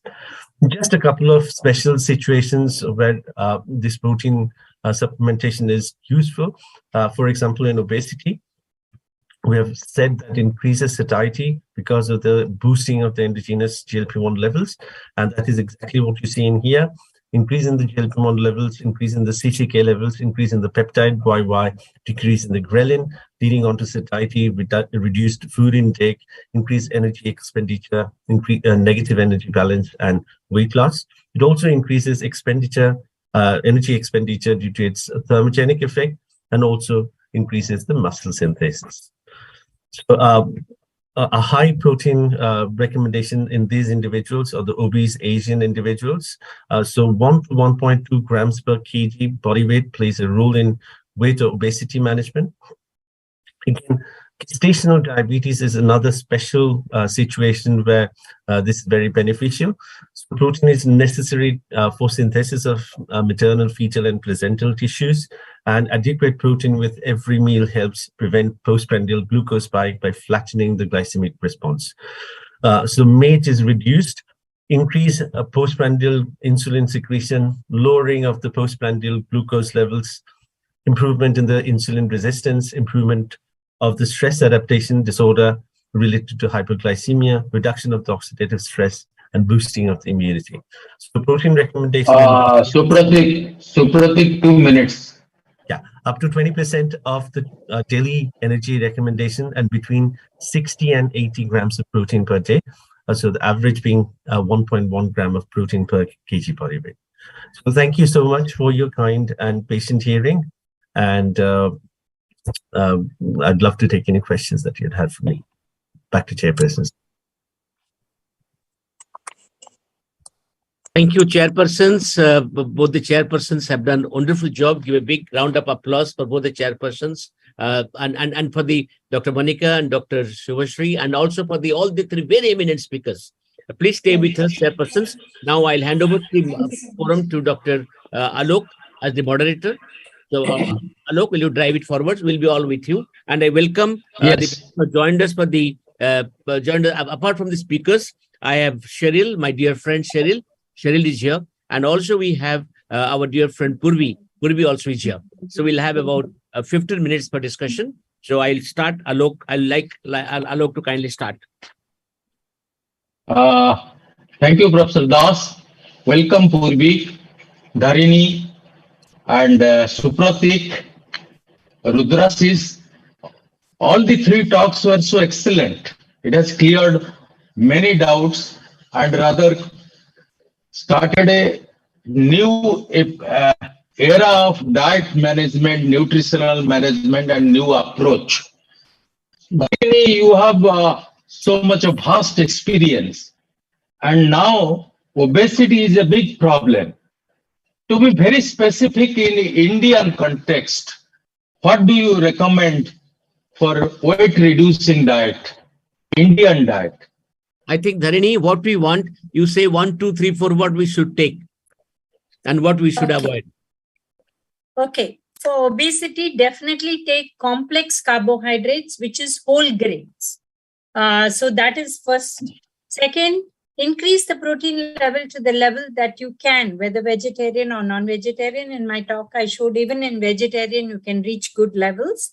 And third is vegetables, which is the most neglected food group. So increase the vegetable consumption at least to a cup per meal, and have fruit consumption 1 cup per meal. Stop eating between meals.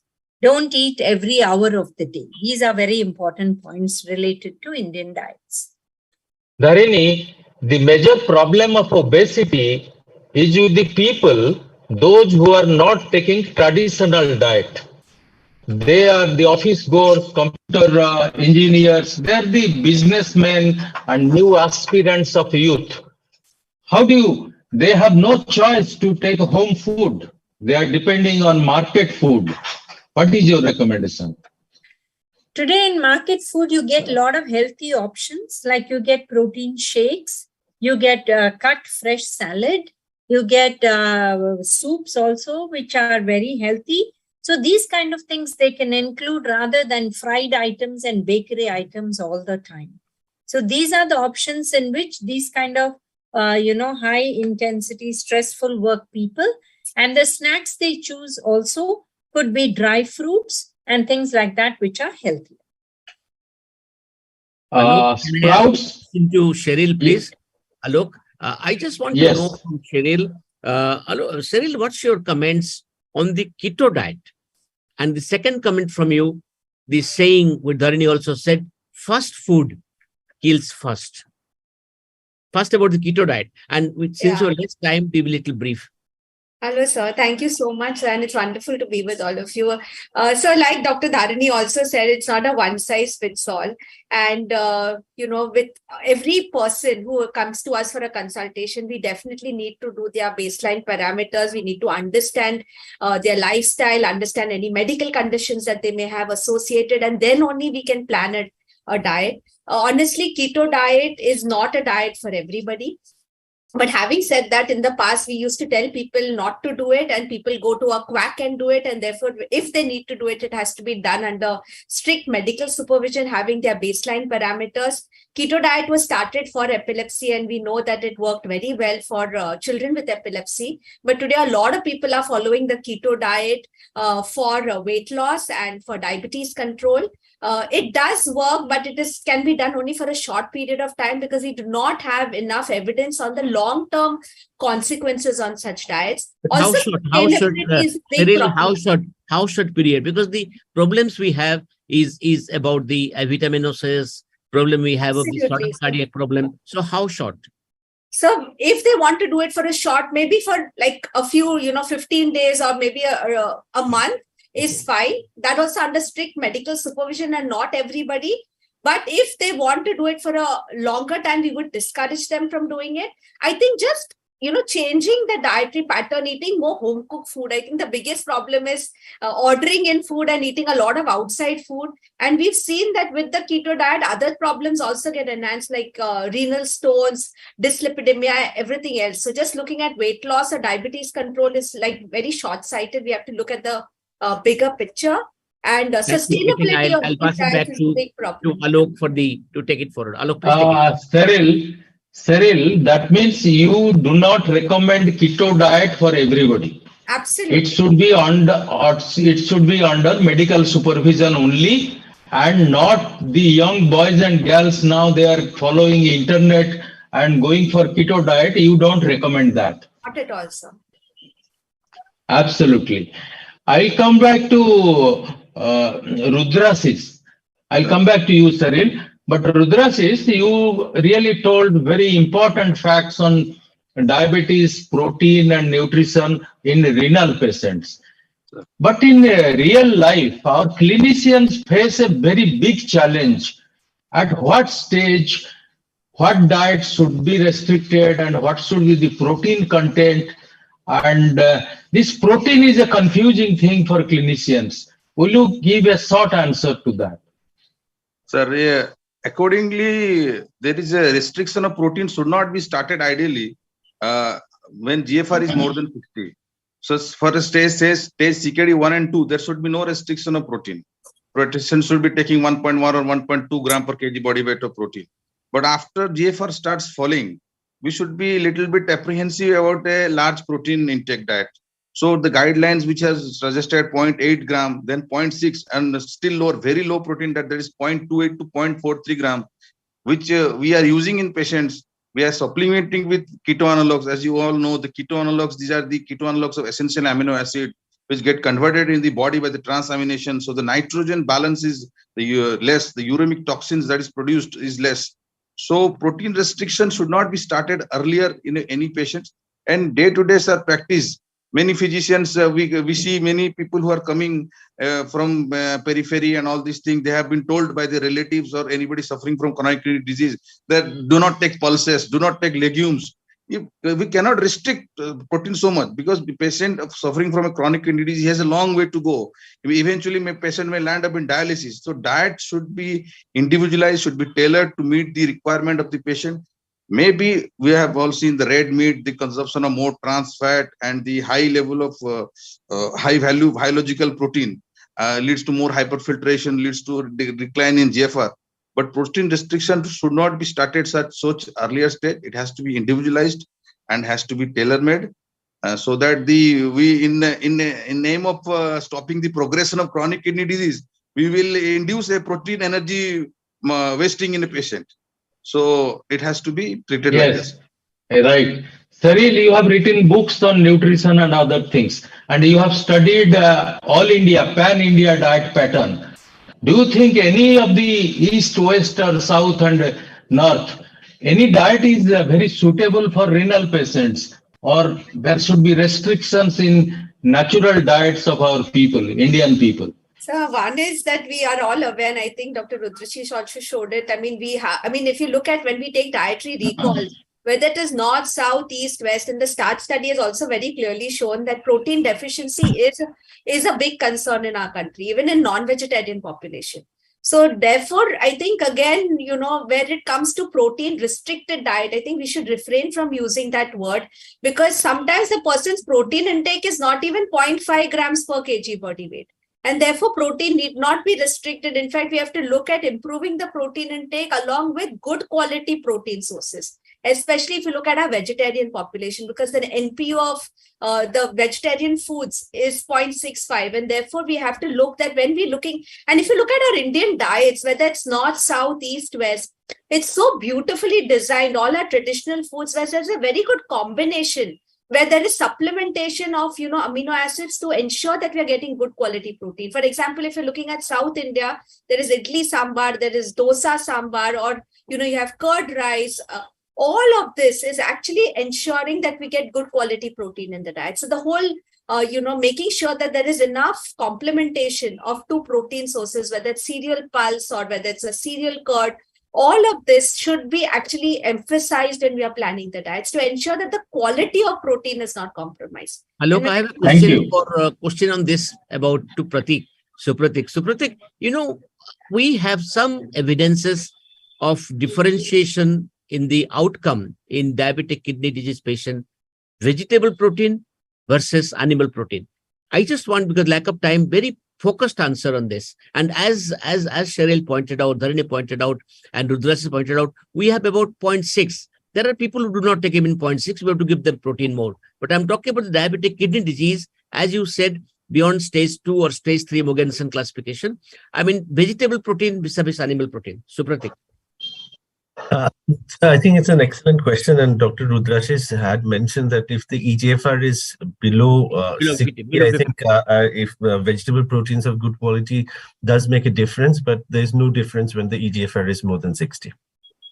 Okay. What about if I can just add one point here, when we're looking at animal protein, it's also the phosphorus, because animal foods are high in phosphorus. Exactly. And therefore, we also emphasize when it comes to the egg to take the whites, because the yolk has got more phosphorus, and animal foods have got more phosphorus. So we're looking at, because, when it comes to kidney disease, there's an interplay of nutrients. There's potassium, phosphorus, sodium, all of that. And therefore, again, we have to keep those levels in mind when we are looking at whether it's animal foods versus protein-based foods. So. Yeah, I think it's a very important point that you said, Supratik and Cheryl. We are cautious about the potassium very much. About phosphate, Alok, we do not give much importance. So a real-time guidance of the diet, as you said, yolk of the egg. You said about the other things about the high phosphate binding or high phosphate diet. You give a little bit of food by food description of that.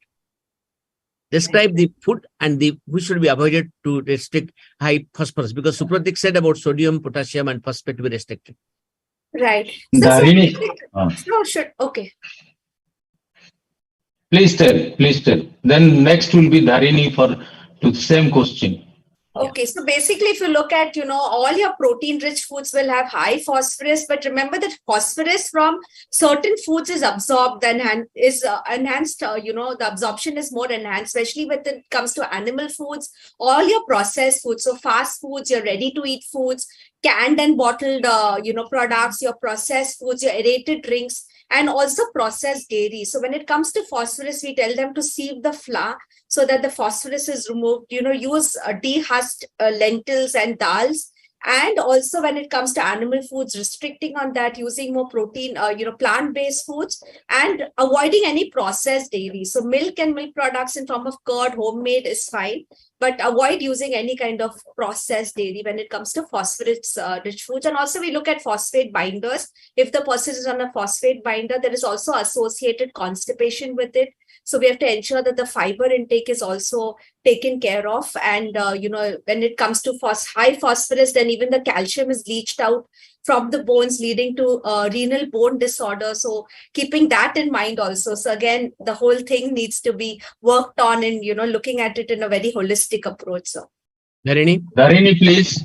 Yeah, Cheryl, I think just put it all straight and correct.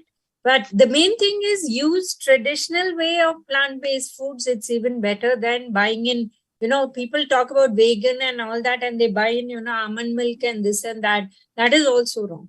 So you need to be very careful to use home-based foods. And then, of course, the meats have to be less. That way you can manage the protein and the phosphorus very easily. Nuts are also high in phosphorus. So again, sir, at one point, this phosphorus level becomes important when the GFR is more or less than 30. Yeah. So in advanced stages of kidney disease only, CKD 4 and 5 or diabetic kidney disease with GFR less than 30, this phosphorus become important. Until then, the body has the ability to excrete the excess phosphorus. So in advanced stages, the only phosphorus, as the madam has told, madam, main phosphorus is from the preservatives, which are in the shelf life product, the supermarket, the aerated drinks, the cheese, the processed food, everything. Animal, plant origin phosphorus, they are in the phytate states. So they do not rise the phosphorus level to such a high level. And regarding potassium, we all know it is also in the advanced stage CKD 3B, 4, 5 that the hyperkalemia is a problem. Rather, potassium has a U-shaped relation on morbidity and mortality. Too low is also bad, too high is also bad. And again, with some medications like ACE inhibitors or ARB, and potassium has to be also tailored. There is no recommendation that this much of potassium is enough in a CKD, this much of phosphorus. It has to be remain in the normal value accordingly that the intake is there. There is no RDA such as for phosphorus and potassium in DKD patients or CKD patients for that. Yeah. I think thank you, Rudrasis. And only one question to Supratik. There are, in spite of naturally available proteins, eggs, this, that, even dry fish, all cheap proteins, why physicians recommend tinned packaged proteins? And what is the difference between the regular protein and renal protein that is available in the market? Supratik, please. I think we had talked about the quality of the proteins and the ones that contains all the essential amino acids. And if you're requiring that from your diet, there's no reason why you have to have a commercial source of protein that you buy from the market. However, as we had been talking about many a times, what we see is that even if the quantity of protein intake is high, but the quality of protein is frequently low. In that scenario, you might need to have a diabetes-specific nutrition supplementation with protein content, which is close to the ideal that we talk about. So that is the only place where you can use a commercially, a commercial product, which is catering to the need. And that has some advantages that we had been talking about in terms of boosting the GLP-1 levels, endogenous GLP-1 levels, increasing satiety, reducing body weight, and also reducing the postprandial glucose spikes.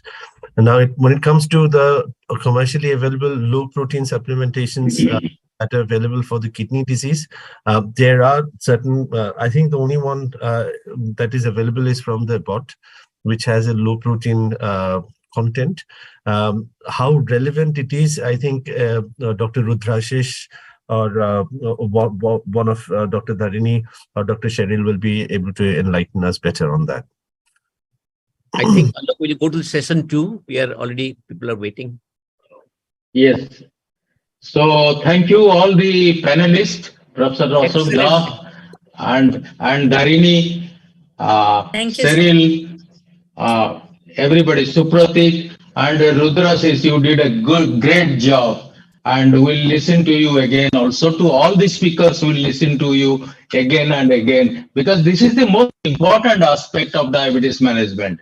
And a lot of confusion does exist among people and the clinicians. So thank you very much for all of you. And Purvi could not join because of her fever and some leg sprain. So thank you, everybody. And now I hand over the session to Professor Jayant Panda to take over to the next session. Thank you. Thank you. Thank you. Thank you. Thank you, sir. It was a very informative session, very needed session, and I especially I thank Rudrashish, Supratik, Dharini ma'am, Cheryl ma'am. Such a informative discussion. I have gained a lot, and I'm sure all of the audience are watching. I request all the faculties to use the virtual background that will give a uniformity in presentation. And I request NUCD team to share this with the faculties. And after this very informative and very essential session on nutritional management of diabetes, we'll move on because we have to keep time. And next session is a very important, is new concepts in diabetes. We've taken all the new concepts, and here we have important presenters. Professor Ashok Das himself is a presenter, and Professor B. Mohan, the legendary diabetologist whom the world has recognized, is here. And Sanjay is here, the past president of Endocrine Society, and the researcher who has created a ripple over the globe. So very important session on new concepts. We have three important topics. Professor Mohan will be touching upon the reversal and remission and the re-reversal in diabetes, which is relatively newer concepts. Professor Das is telling the first year control matters, which is a completely new concept, and to create the legacy and metabolic memory and legacy effect, the first year control really matters to all of us. And diabetes and mind, which is the very fun topic of Sanjay. He'll be presenting a new body, mind, body medicine and diabetes. So it's a very essential session for all of us. We have around 1 hour 20 minutes for the next session, and Neeta will be joining. In fact, Neeta has already joined as a panelist along with three of our very prominent speakers. So the panel is going to be very interesting with international and national speakers. And to moderate, we have Dr. Jayashree Swai, who is a professor endocrine at the IMS and SOM Hospital, Bhubaneswar, prepared very designed questions for the panel. So I welcome all. I request my co-chair, Professor Lalatendu Mohanty, to set the context of the session, and then we'll invite the first speaker, Lalat. Thank you, Dr. Jayant, for a warm welcome. And I also welcome all the delegates and the faculties to this new 9th edition of the NUCD. And I must congratulate the team, scientific team, for forming such a beautiful event, get together. And in our session, we have new concepts in diabetes. And the first talk by our legendary Dr. B. Mohan, reversal and remission and re-reversal in diabetes. It's a newer paradigm shift in control of diabetes. Previously, we used to control the diabetes. Now, a lot of trials and research has shown that diabetes is possibly be reversible. And we like our legendary speaker, Dr. B. Mohan sir, who is a MD, PhD, DSc. He is the chairman and chief diabetologist of Mohan Diabetes Specialty Center at Chennai. And all of us are aware about his contribution to the science of diabetes development and research and treatment. Without wasting much time, I would request Dr. B. Mohan to please take over and start. Dr. Mohan, sir. Please start sharing the slide. Yes. Mohan, hearty welcome. Hello, everyone. I would like to thank Dr. Alok Kanungo, Dr. A.K. Das, Dr. Jayant Panda, and the organizing committee of the National Update on Clinical Diabetes for inviting me to deliver this talk. My talk is on reversal and remission and re-reversal of diabetes. So let me first put this into context and try to explain what we are talking about. So it's useful to keep this picture of the natural history of diabetes in our mind, because from the stage of normal glucose tolerance, we move to the stage of pre-diabetes, then to the stage of diabetes, and finally to the stage of complications. That's how the natural history of diabetes normally goes from left to right. It was believed until recently that once you are on that process, you keep progressing and there is no regression. However, today we have evidence that you can also go from right to left in certain situations, and we'll talk about that. So once you develop clinical diabetes, you can reverse to pre-diabetes, and then you can also become normal. But note that this blue arrow is not there in the stage of complications. So once you develop complications of diabetes, like retinopathy, nephropathy, etc., then there is no reversal. Now, this term reversal is not preferred in scientific circles. The American Diabetes Association in October 2021 said that the term remission should be used. And they defined remission quite simply. If somebody had diabetes and was taking treatment and now is off all medicines and the HbA1c is less than 6.5 for at least 3 months, they say you can call it as remission. That is a very simplistic definition. That's what we use now. Now, there are many examples of diabetes remission. For example, what we are going to talk about today is after severe weight loss. So after weight loss, somebody who had diabetes can develop remission. But also we know that after GDM, once the lady delivers, for some time, even for several years, it can remain normal. Later on, they may develop type 2 diabetes. After bariatric surgery, a lot of remission is possible. But again, in the early stages, the bariatric surgeons tell us that anybody can reverse the diabetes. That's not true. Only in certain situations. We'll come to that later. Stress-induced diabetes. We have huge stress which produces diabetes. Once the stress goes away, diabetes can remit. Drug-induced diabetes, the best example of that is steroids. We all know, and during COVID-19, we know that steroids were used. People used to get diabetes. We stop the steroid, it may go away. There's one last one which is very, not discussed quite often. And this is something which I have been promoting for many years now. Early and aggressive treatment of new onset type 2 diabetes. We have severe glucotoxicity and lipotoxicity. By giving a short course of insulin, you can actually achieve remission. Now, what are the principles of achieving remission? First of all, the calories have to go down because you have to lose weight, some amount of weight at least. So usually in our country, that would translate to low carbohydrate diets. Of course, fat also contains calories. So ultimately, the calories have to come down. Intense physical activity also helps to achieve remission. I mentioned stress, so stress reduction where appropriate, and I already mentioned early and aggressive treatment.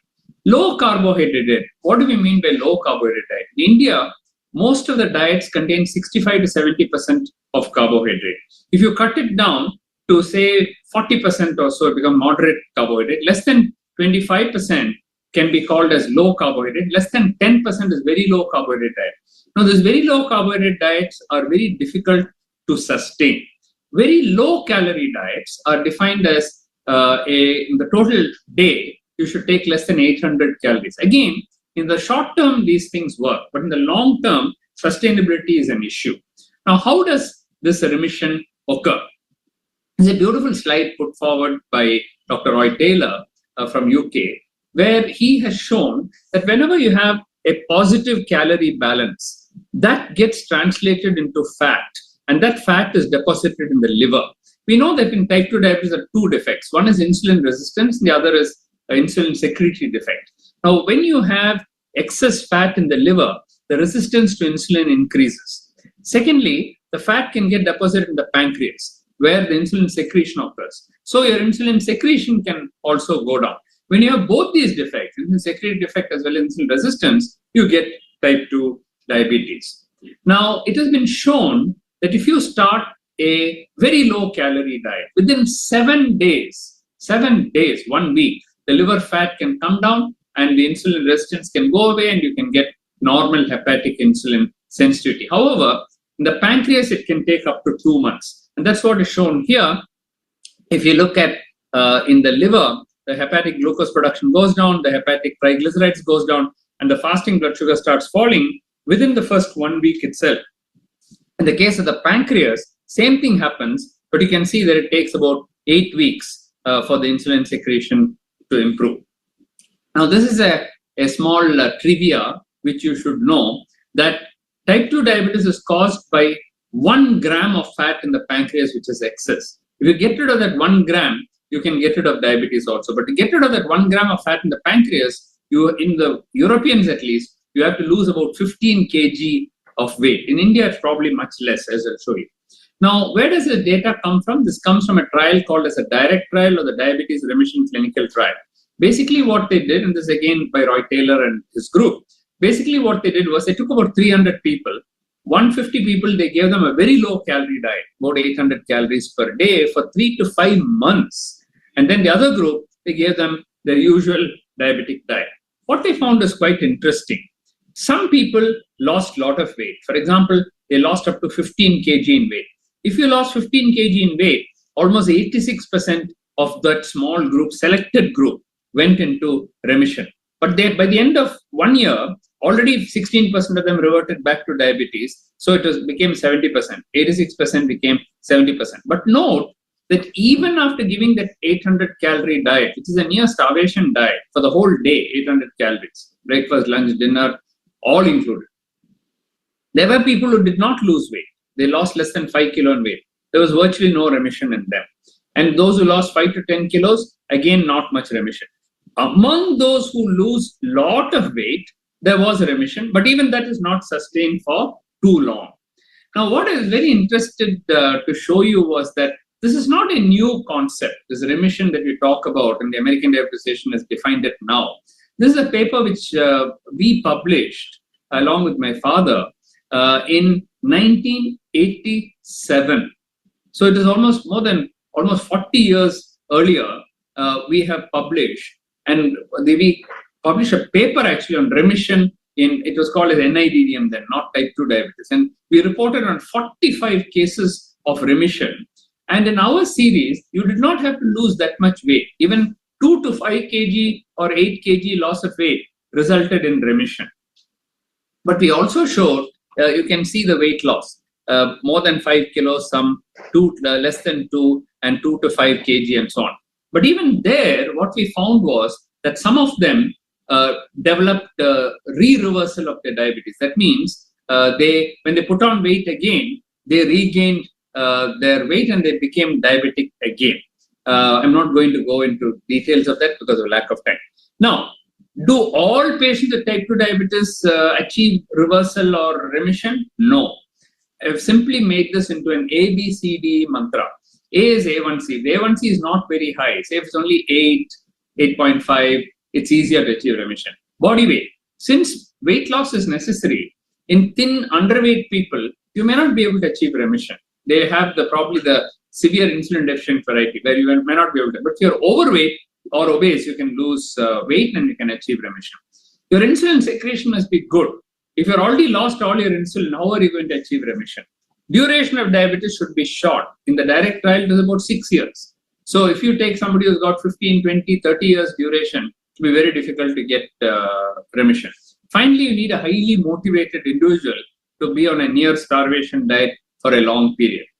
Again, effectiveness beyond 2 years has not been shown. And as I'll show you, re-reversal of diabetes or relapse of diabetes occurs. What is this re-reversal or relapse of diabetes? If I show you a case study, it will become very interesting. This is a 35-year-old male with 6 years duration, so short duration. He was given a low-calorie, low-carbohydrate diet. He lost a lot of weight. His aim was to bring his weight below 100 kg. And it didn't do it overnight. It took him a lot of time, but ultimately achieved it. He was able to stop all the tablets, insulin, and maintain remission. Let me show you what happened. He started with 123 kilos. And over a period of months to years, couple of years, his weight finally came down to below 100. That was his target. Now with that, what happened was remission was achieved. And you can see the HbA1c from 8.4, 7, 5.6, 5.4. Now, after he achieved this 5.6 and 5.4, we took him off all the medicines and he was still maintaining his health. Along with that, his fasting blood sugar came down, his postprandial shown in green came down. So you can see 89 fasting, 110 postprandial, what he had near 300 milligrams. Importantly, the liver fat came down. I told you that the liver fat melts. The SGOT-SGPT is a crude index of that. You can demonstrate it by ultrasound, MRI, CT, etc. But here is a simple SGOT-SGPT test showing you that the liver fats have come down to normal. Now, let's continue with the story. Now, this man, after he stopped all his medicines, he said, oh, I'm cured, I'm cured, I'm cured. We told him, you're not cured, you're in remission. But he refused to believe because he worked hard on it. He said, I am cured, why should I come for follow-up? My diabetes is reversed. After 9 months, he himself came to us. We asked him, why did you come? He said, I'm not feeling well. So when we checked his weight, it had increased from 99 to 112. Remember, it was 123 earlier. Now it is 112. So he's gained only half of the weight that he lost. But look what happened. His HbA1c, which is 5.4, went to 9.6. He never had 9.6 even earlier. This is his worst control. Why? Because he thought he was cured. So he started eating badam alwa, and he started eating basundi, and he started eating gulab jamun and everything, saying, I'm cured, I'm cured, I'm cured. That is what he wanted to do, and that's why he was working so hard. But now you can see his fasting sugar has gone to 240, postprandial to 321. Never in his life he had like that. So this is the worst control he ever had in his life. And you can see his SGOT, SGPT has now gone up to 66 and 152 and so on. So this is an example of re-reversal or relapse of diabetes. If you ask me, is this one case that you've seen? I've seen hundreds and hundreds of such cases. They'll go on some keto diet, they'll go on some paleo diet, they'll go on some other latest fashion diet, fruit diet, smoothie diet, some other guy's diet. All different people have given different names to it. Then they'll say, see, now I'm off all medicine. They'll go on social media, they'll put before, after pictures, everything they'll put. What they don't tell you on social media is what happened to them after 6 months or 1 year. So re-reversal of diabetes occurs. So I'd like to conclude, ladies and gentlemen, by saying that it's time that we started discussing with suitable patients about remission and tell them about ABCD mantra and encourage them to achieve remission. Diet is very important, so you should tell them that you should be on a low-calorie diet and you should be on it for a very, very long time. And they should achieve weight reduction. We must support them, otherwise they'll give up. Many of these reversal wallahs, what they do is, they have huge teams of supporting teams, coaches who will be phoning you and encouraging you and all that, because they're paying a lot of money to do that. So here, if you are able to provide that support, people get encouraged and they're able to do it. But despite this, ladies and gentlemen, remember that re-reversal of diabetes or relapse of diabetes can occur. This is hardly emphasized by commercial organizations who keep on promising magical cures and reversals of diabetes. They almost treat diabetologists and endocrinologists as if they are criminals. And oh, they give you insulin, they give you tablets and all that. They are with pharma and they are paid to give you insulin. All these kind of lies they keep telling, and they have some shotgun therapy, which in 99% of cases doesn't work in the long run, except for some extremely paranoid kind of individuals who are able to carry on, in my experience. But it's still worth it. It's still worth trying to get the remission. Even a few years you're able to get it, it is still very good. So on that note, I'd like to thank Dr. Kanungo and all the organizers for inviting me to give this talk. Unfortunately, it clashes. This meeting clashed with a couple of social and family engagements that we had, and also with another meeting, and hence I'm not able to be there in person with you. I extend my heartiest congratulations to all of you and wish the rest of the proceedings all the very best. Thank you very much. Thank you, sir, Dr. Mohan, sir, and for an excellent talk. Now I would request our own Dr. Ashok Kumar Das for the next talk on first-year control matters. We all of you are aware of these things, how initial control is very important. We're talking about the legacy effects and others. I would request Dr. Ashok Das, sir, who needs no introduction, to please deliver the talk. Thank you, sir. Thank you. Thank you. Thank you, the esteemed chairperson. Yeah, Professor Das has been, sir, just 1 minute. Yeah. Professor Das has been a friend, philosopher, guide, and for NUCD, he is the course director. So his concept has been rolled in the form of the scientific program, and what you see, the new concepts is brainchild, and then we have a fantastic panel discussion where we can put questions to him. So please, questions ready. Without any much time delay, I request Professor Das to go ahead. Thank you, Jan. Thank you, Lalatendu. I will go to the topic straight. Dear friends, this is a concept which is very new, which came in the year 2022 in the month of October. What I'm going to talk today is about a concept which is about the first-year treatment matters in type 2 diabetes mellitus. I'm not talking about ordinary early intensification, which all of us know. I mean, we want to do early intensification, but it's the first-year treatment which matters. And if you go to the next slide, I have tried to show. It is a very game-changing concept, a life-changing concept. Now, I would like to put it very simply. Please please have your attention on these words. The first year after diagnosis is the crucial time in the life of a person with type 2 diabetes mellitus. It is important to have blood glucose control throughout the entire life course of type 2 diabetics.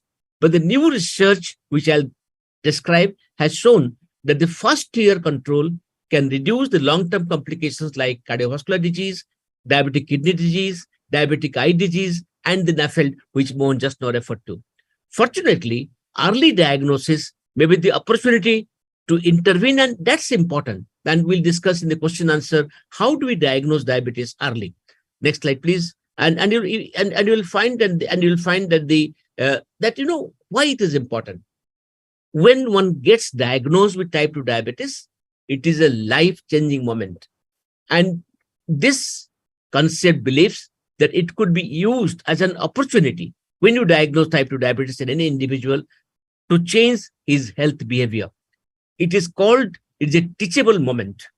The Leiterprong, who brought this message from University of Chicago, says that this study, which I'll describe to you, shows that the first year is probably the more important than all the other. So it's the best time to make these changes.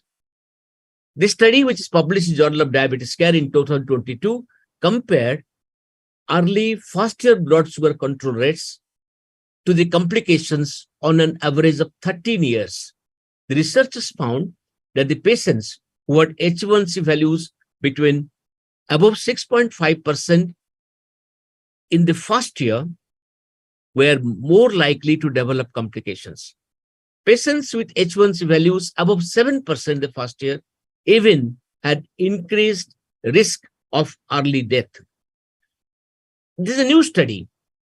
The assistant professor and the whole department was thrilled by the research published in the Diabetes Care, which said that if you analyze the health records of more than 34,000 patients that they did, the values of the first year H1C control mattered. You know, H1C is a typical blood sugar control parameter, and it has been described that you have to keep the H1C between 6.5 and 7 as a healthy target. Now, the summary of the paper was very simple.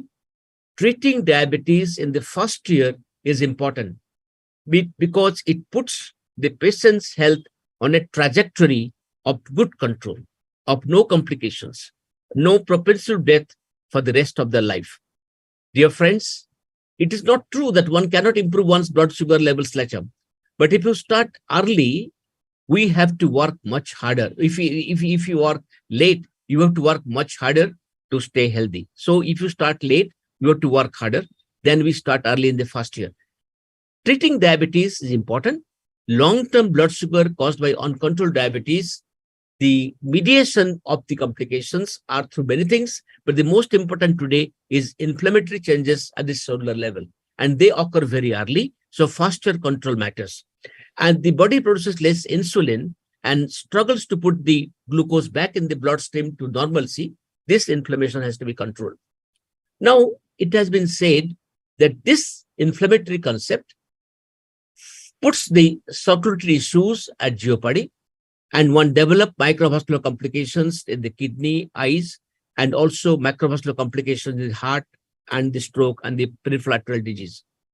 The so-called legacy effect, which chairperson referred to, of controlling blood sugar early can prevent these complications, but the delayed benefits can pose a great problem for the physicians. Dear friends, there is another paper from the same group which also came in the Journal of Diabetes in 2016, and I would like your attention to this. They said from Chicago that it is difficult on their part to convince the patients to say you take the medication. It will help you years down the road. They wanted immediate result, but the theory was that if you control well today, you will get the results maybe after 10 years. That was the thing going on that time. And it may not show immediate benefit. And it was found in that study, published study, that 40% of type 2 diabetics with hypertension and diabetes said that they were not interested in taking a medication when they were told that it could take up to 10 years before they could get benefit out of it. Therefore, if you talk about legacy effect after 10 years, the takers are less. But this paper says, if you talk about legacy effect immediately after 1 year, the takers are more. Dear friends, I'll just describe to you the state of the nation. More than 1/3 of the diabetes cases are estimated to be resulting from the population growth and aging, which we cannot stop. 28% because of the age-specific prevalence, which we cannot stop, and 32% because of the interaction between the two. Therefore, diabetes is going to stay with us, and our job is to control diabetes. Now, if you look at the main problem posed by type 2 diabetes mellitus, it is high prevalence, delayed diagnosis. So one of the issues of establishing good control, excellent control in the first year is dependent upon the delayed diagnosis. Therefore, dear friends, this paper had a corrigendum that one should try to diagnose this early by taking recourse to screening by biomarkers, which time permitting I'll describe, and to increase the awareness. Now, the management is suboptimal in many places in the beginning. There's a limited healthcare facilities and high cost of the management. And in India, the average H1C, according to ICEM India, was 8.7 to 9.6. When we completed the study, this ICEM India latest study, which said that you see the H1C, it varies between 8.3 to 9.1 and higher. So the H1C are not controlled. Now, we know for certainty that every 1% drop in H1C can reduce long-term diabetes complications. Is given here in various percentages. This year in IDF, you must have heard the president who said, how many times do we have to tell the physicians and remind ourselves? He was keeping himself in the center that to be spoken about this. Therefore, it is important to know that we type 2 diagnose, already 50% have complication. 50% beta cell function is lost. And 2/3 patients do not achieve target H1C. Majority require polypharmaceutical control. And in the beginning, we do not emphasize that.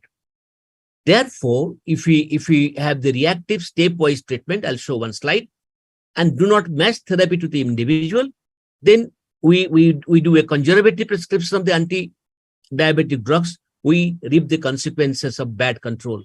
Reactive stepwise pattern is showed here. You know this. We have seen this from the Campbell many times. Conservative management of glycemia, traditional stepwise matter, diet, exercise, wait for some time, OED, 1 OED, 2 OED, 3rd OED, OED plus basal insulin, OED plus other insulin, multiple daily insulin injections. You see, the H1C remains high for a longer time. Now, drawbacks of the stepwise pattern is even short periods of hyperglycemia. This is the Sarasian Luft, Professor B.B. Tripaঠি's great friend, Sarasian. He sent me to them. Sarasian Luft have shown that even short periods of hyperglycemia increase the risk of complication. Therefore, proactive approach is needed. And this proactive approach is to control the blood glucose very early in the first year. Diet and exercise are beneficial. Lifestyle changes have beneficial outcomes. And that is across the life course of type 2 diabetes mellitus. But we make delay in stepping up from monotherapy to combination therapy. Therefore, dear friends, to my mind, combination therapy, India is a blessed country where the fixed drug combinations are rampant, and it gives you 3 C's: convenience, compliance, and the cost comes down is the order of the day. Therefore, to titrate the monotherapy to maximum may not give the full benefit. It is combination therapy which gives the benefit. Therefore, the early combination approach is what I'm talking about. And this gives the benefit. The potential advantage of the early combination therapy is the earlier achievement of therapeutic goal, reaching 6.5 to 7. Potential reduction side effect of the individual drug by combining 2 drugs in suboptimal dose. Opportunity to combine the oral anti-diabetic drugs with multiple modes of action of different dose aminosuccinate. We address various aspects together, and potential to delay disease progression. How quickly one should reach H1C target? Now the message is clear. You take 6 months. In the Global Partnership Diabetes paper recommends, in 6 months, we must bring it down to 6.5 to 7. And it also says, after 3 months, if patients are not at the target H1C 6.5, consider combination therapy or from the very beginning. And therapy not matched to individual is not what we want. We want the therapy matched to individual. We know how to match it by the various groups of drugs we have in our armamentarium. Now, risk of complication increases with H1C, Individuals with high baseline values require particularly urgent and intensive treatment. Monotherapy is difficult to address this question. Now, Global Partnership recommends that initiate combination therapy or insulin immediately for all patients more than 9%. In our latest paper, we have shown 8.4 to 8.6 also you can start combination therapy. Insulin may be at 9. And, inappropriate prescribing of the anti-diabetic drugs is not to be encouraged. We do not prescribe new drugs like gliptins and SGLT2 inhibitors because you're familiar with the traditional agents. I would like to urge the people attending it. The new drugs, the cost has come down. They're very affordable. I call it 4 things. They're affordable, they're appropriate, they're accessible, and they are very, very cost effective today. Therefore, we should not, and they're very, very safe. The concerns about the safety is not justified. We have to have newer drugs in the armamentarium. And where the ideal components for the combination therapy, combining agent A and agent B, the luminous octet, I'm saying the various agents that can address the various aspects of it, and how do we combine drugs to address this luminous octet. Therefore, dear friends, delays in the treatment intensification with oral anti-diabetic drugs and the risk of macro complications one has to take care of. So time of intensification of OAD therapy, according to guideline, is to produce greater reduction of the H1C and lower the risk of complications. So these results highlight the potential impact of treatment inertia and the importance of timely treatment intensification on the long-term outcome.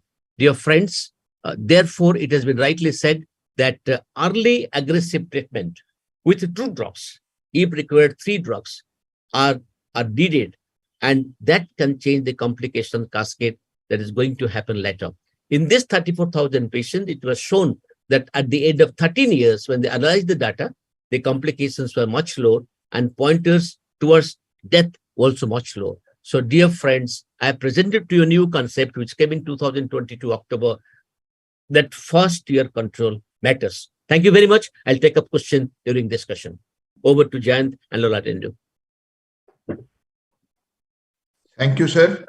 That was a eye-opening presentation. I don't think many people have talked about the diabetes management in the first year. It's a very even from the remission and the reversal and the re-reversal, it comes a more recent and thought-provoking issue. We'll take more questions in the panel discussion. And the last talk is by Dr. Sanjay Kalra, who will be speaking diabetes and mind, a new paradigm of mind-body medicine. And we know ultimately it's mind that controls everything. And Sanjay is the right person to put a focus on this. And I request Dr.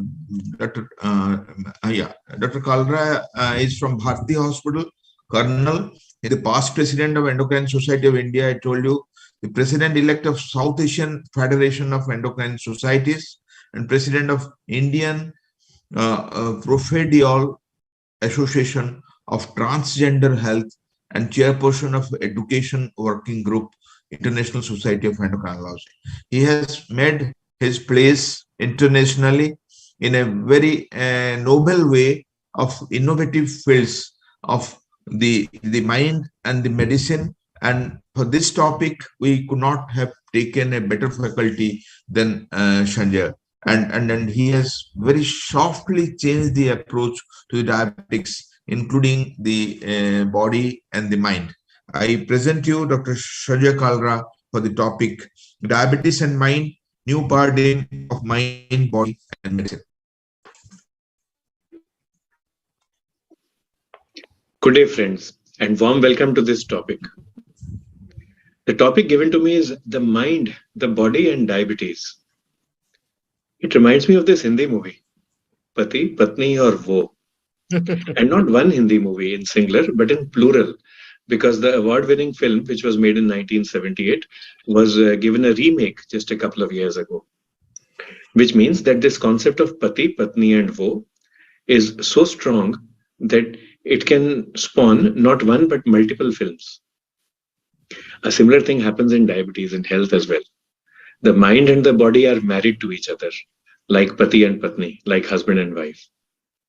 And have you ever thought, there is no Hindi word, there is no Hindi translation for the word divorce. The word talaq comes from Urdu actually. Hindi does have a word that is, I think, vivah vivesh or something like that, but it has been created. It's not a normal part of our vocabulary, of our lexicon, which means that the mind and body are married to each other irreversibly. It's going to remain forever and ever as long as life continues. But between the mind and the body, like between the pati and the patni, sometimes the wo comes in, the third person. And here it is diabetes. So let's try to categorize diabetes today. I am very confident that our chairpersons will continue this connection even after the talk is over. But for the next 15 minutes, let's look at our conversation flow. We'll first conceptualize diabetes. We'll talk about the mind as a cause, as a clinical feature, as a complication, as a comorbid condition of diabetes. We'll talk about how concomitant medication used for mind therapy might influence glucose control. We'll see how the mind is a confounding factor, how the brain is a confounding factor in choosing therapeutic targets and in choosing therapeutic strategies in diabetes. But then we'll explore if we can use the mind itself as a contrivance, as a method of cure and as of cure itself.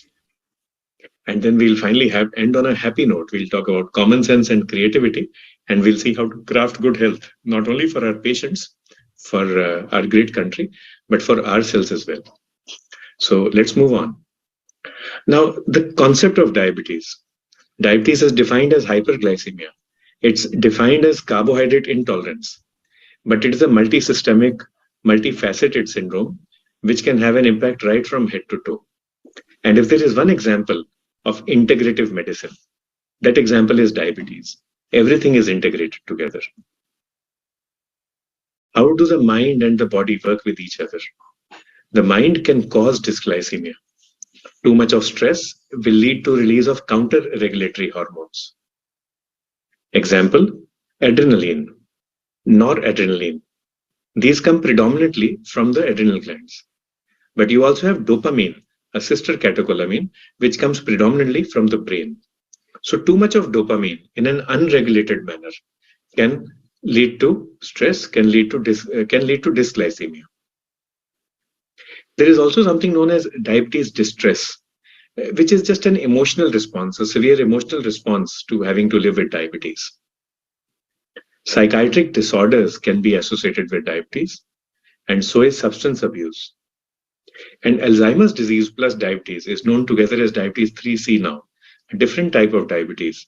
Alzheimer's plus diabetes, because the cause seems to be similar for both. So now suddenly we've realized that diseases of the mind can cause diabetes. They can co-occur with diabetes. They can be a comorbidity. And it's not just psychological, it's also psychiatric. It is also neurocognitive. So a wide spectrum. What kind of features occur in diabetes? So many times your patients will come and tell you, I have brain fog. I get angry all the time. Do spare time to take a history.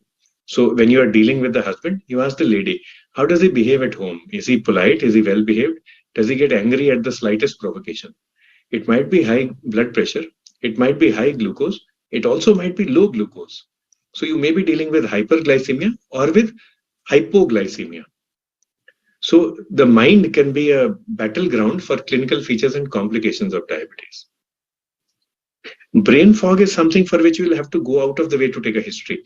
So please be sensitive to your patient's needs. Take a good history, but altered sensorium, altered behavior, this is something that you can see from afar. And it can be a complication of acute or even chronic diabetes. It's not just hyperglycemia and neuroglycopenia. It can also be hypoxia, ischemia of the brain. That also can be altered sensorium, a transient ischemic attack or chronic ischemia. Sometimes concomitant medication links the mind and the body together. So antipsychotics, especially the modern ones, and some antidepressants are associated with insulin resistance, obesity, and worsening of hyperglycemia. Some of the drugs that are used by our colleagues in neurology and psychiatry are useful in neuropathy as well. So we use these drugs for management of neuropathy. And we should learn from our colleagues in psychiatry and neurology how to use the doses, how to begin low, start low, go up slow, and how to manage the possible side effects. Along with diabetes per se or ischemia per se, vitamin deficiency can impact the mind as well as the nerves as well as diabetes. So vitamin B12 deficiency, for example, this will have an impact on the mind and nerves. It will also have an impact on diabetes control. It may be worsened by some anti-diabetic drugs like metformin. So do remember, before managing or while you are managing the mind, neuropathy, and diabetes, do remember to ensure nutritional optimization. So optimize your patient's nutrition while managing other things. And when we are looking at nutrition, malnutrition, earlier we used to think of protein energy malnutrition. That's right. Now we also add obesity and overweight to the list. That's also right. But we should also not forget hidden hunger, which is deficiency of vitamin and deficiency of minerals. Now, the mind can be a confounding factor for targets for glucose control and also for therapeutic strategies. If the person is not willing for aggressive treatment, if the person is unable to manage aggressive treatment, the person is unable to manage hypoglycemia, hyponatremia, it is better to have softer targets. Don't be too aggressive. Do not go overboard in trying to control glucose, because you might end up causing hypoglycemia and worsen the patient. Hypoglycemia leading to dizziness, leading to a fall, leading to a fracture. That is not the right way to treat. Do not go overboard in treating blood pressure. Normal dose of diuretic, which may be normal for a 40 or 50-year-old gentleman, may be too much for a 75-year-old lady. So a diuretic dose leading to hyponatremia, again leading to avoidable complications. Also remember hydration along with hyponatremia. So hydration stewardship is also important in the elderly. And now we are talking of the mind. So now we already understand that the mind and the brain will help us decide our strategies and our targets in diabetes care. But all is not negative. There's a lot of positivity as well. And you can use the mind to manage diabetes. It shouldn't be sequential. It should be simultaneous. As a physician, we should be able to do both together. When your patient comes to you, the first thing you will say is Namaskar.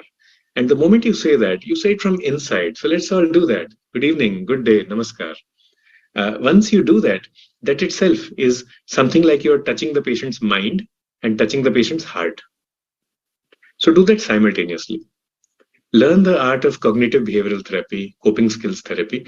Use these in patients who have suboptimal behavior.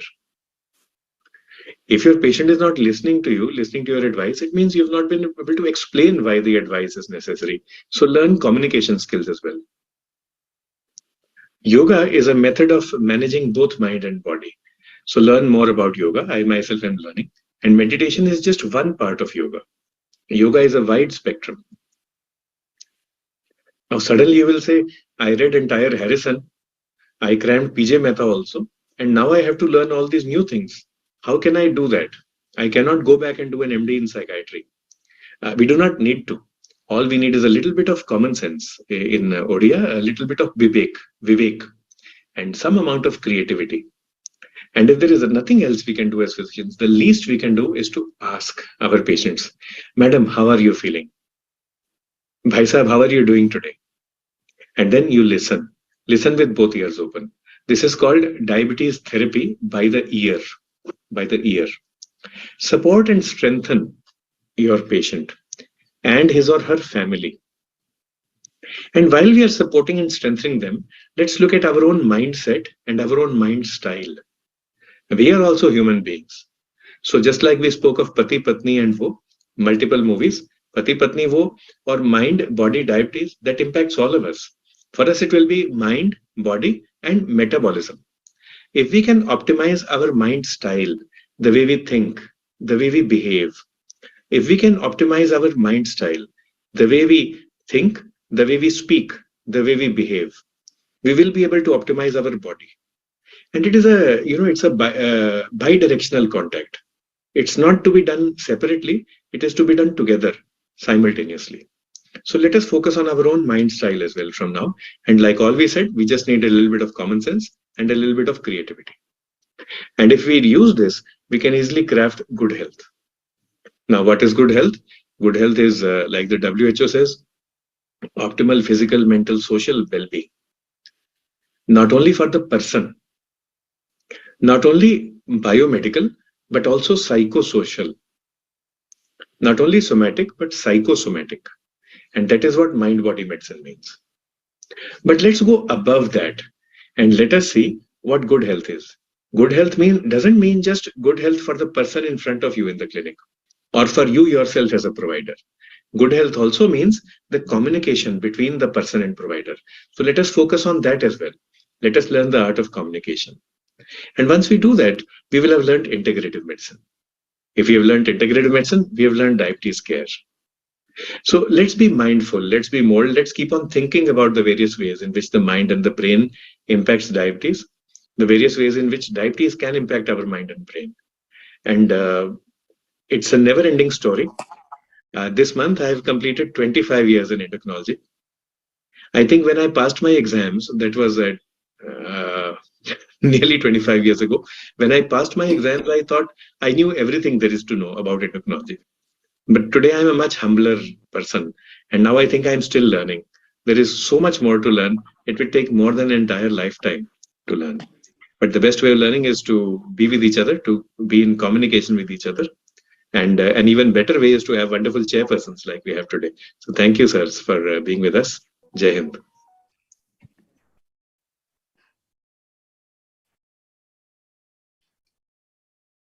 Jayant, we can start discussion, question answer. Jayant, you can start the question answer session. Very nice presentation and very appropriate issues by Dr. Sanjay Kalra. I think Dr. Sanjay and Dr. Mohan will not stay for the panel discussion, isn't it? We'll take up the questions, Jayant. Questions can be asked because they have given their inputs to me. Yeah, because they have given the recorded talk. I request Professor Das to take up their questions because Professor Swai has prepared very structured questions to each speaker. Now the responsibility of Professor Das has increased, taking all three speakers' question, and I'm sure Nita ma'am will share. Yeah, I think Jayant, I'll just try, and whatever question they cannot answer, we'll ask them to post the answer on the email. To expert of experts, Nita ma'am. Yeah, you'll pass on to Nita ma'am. I have got with me the Queen of Diabetes, so the Queen will answer all the questions. So it's very fascinating presentations of a re-reversal first year of control and the diabetes and the mind, and of course the most of the questions will be aimed to Professor Das because the first year of control is a relatively newer presentations. The reversal, re-reversal, and mind body we have discussed earlier. So I have seen the questions, and Professor Jayashree Swai. Can I have CV of Jayashree? Anybody from RX events? So she is a professor endocrine, and she is an IMS in some hospital associated with the endocrine conferences and activities. All of you have seen her involvement, academics, and I'm sure the panel will enjoy. And she is a FIDM distinction from CMC Bangalore and DM from BHU Banaras. And a sweet disclosure is my MBBS friend and a very close friend with whom we have worked during last 40 years together. So we present you Jayashree to invite panelists Dr. Dash and Dr. Nita ma'am, and we'll go to the questions directly. Jayashree Swai. Good afternoon, everybody. My warm regards to Professor Ashok Das sir, Nita madam, and Dr. Alok Kanungo, Dr. Sanjay Karla sir, and Dr. B. Mohan sir. It's my proud privilege to be all these stalwarts in this field of diabetes and endocrinology here. And what questions I will ask Professor Ashok Das sir, who is this pioneer in this field of this diabetes, and he is policy makers, Nita madam, Ashok sir, V. Mohan sir and Sanjay Galla sir, they are the policy maker in this field of this diabetes. It is just a discussions what they have presented here. So briefly, it is for the reimbursement, reimbursing our knowledge of the physicians who are participating or who are listening to these discussions. So, sir, it is to Ashok sir. What is the exact mechanism of reversal of the diabetes? It's remission, reversal, and cure. All are the equal term. And what is the exact mechanism? It's simply. It's a very, very good question that you have asked. Now, if you ask about the terminology, I personally believe that remission is a medical term. Reversal is most possibly is very difficult to achieve. And if anybody is claiming, there are so many people claim reversal, it is more of a myth than remission. It can occur. I'm not telling it cannot occur, but it is much more labor intensive. And the reversal is a fact. I will tell you why it is a fact. We wrote a recent paper that 3 things in life: blood sugar, blood pressure, and serum lipids. If you stop the treatment, they all go up. Am I correct, Jayashree? So similar, if you stop your attempt for the remission, they all get back to, again, full-blown disease, as the case Mohan showed just now. Therefore, my appeal is that the remission is possible. It has been shown by many people in the individual practice. I'll just be 1 minute to describe this. Early insulin intensification in the young diabetics. We can reverse it, but you have to continue it. Number 2, by giving multiple drug therapy to establish good blood glucose control for a long time. Third, taking cue from the Ray Taylor's direct trial by intensive diet management. But what did Ray Taylor show? At the end of 1 year again, some of them reverted back to full-blown diabetes. So it has to be continued. Before I hand it the question to the Queen of Diabetes, my dear friend Nita, I must tell you one important issue. The mechanism of remission is through the lack or its impact on the inflammation and on the cytopathy. Now, as we just now heard, we also heard it before. The full paper in the RSDI, we had the ectopic fat. And Mohan took that fact from that paper where we discussed about ectopic fat in pancreas. 1 gram can produce magic. So the issue is that we take out the tissues which are pro-inflammatory, glucose and fat. And that is one of the many mechanisms of remission. I'll like Nita to respond. Nita? Yes, sir. Very well said, sir. And as Dr. V. Mohan, sir, rightly said, that follow-up is the key. In fact, there is very good data. There's a very good study also that has been done. It's not with respect to remission, but it is with respect to weight loss maintenance. And what they found was that after 6 months, those people who had regular follow-up were the ones who maintained the weight loss, and the ones who had no follow-up at all, they are the ones who reverted back to their original weight. And since weight loss is the driver of reversal or remission of diabetes, the follow-up is the most important thing. And as he rightly showed, this patient thought he is cured, and that is the reason that he reverted or relapsed. And we have seen this happen in many of our patients also. That is number 1. Number 2 is that we have seen remission even in people who are normal weight. They require lesser degree of weight loss, and they also revert. And Roy Taylor's new study is called the Retune study. The Retune study, which he presented as a poster at the ADA this year, in 2022, and he also took patients who are lesser weight. So we all know that the direct trial was with patients who had a BMI of more than 27, but here lesser obese people were taken, and they also had. But then even in our series of reversal or remission of diabetes, we've seen that even those who had lesser amount of weight loss, they reverted. Those who were BMI of even 23, when they went to BMI of 22, they reverted. But the minute they put on weight back on again, they again relapsed. So there was a re-reversal. So this is very well known that follow-up is the key. And there are various determinants of who will revert and who will not. So we have to choose our patients wisely. I think the reduction of inflammations by whatever this means is the key to this success. This is thing. And the follow-up has to be for a very long period. Yeah. I'll go to that. Eternal follow-up is necessary. Yeah, and loss of weight itself brings down inflammation. We all know that obesity is an inflammatory state itself. And obesity, not just by BMI, but ectopic fat is inflammatory. So the minute you lose weight and the inflammation comes down, your lectin may go up. Metabolically, you are much better. And that's how you tend to remit your diabetes. I think Kanungo sir will add something. Yes, Alok. Alok? You're muted. Sir, unmute yourself. Sir, unmute yourself. I'd like to know from the esteemed panelist that we do not ignore the genetic aspect of diabetes. Sir, I have so when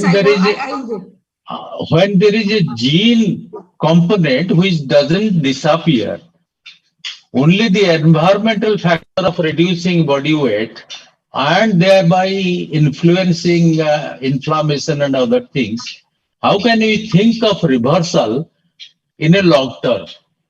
Yeah, I think Alok, before Nita gets into give the answer, we wrote that chapter in the Sadiko's textbook of diabetes, which is coming in the month of February, edited by Dr. K.K. Tripathi. You know the Sadiko textbook, we are making a second edition, Gene and Environment. We wrote a joke about it. We said we cannot choose our parents. Many of us also can't choose our in-laws now. Then what do we do?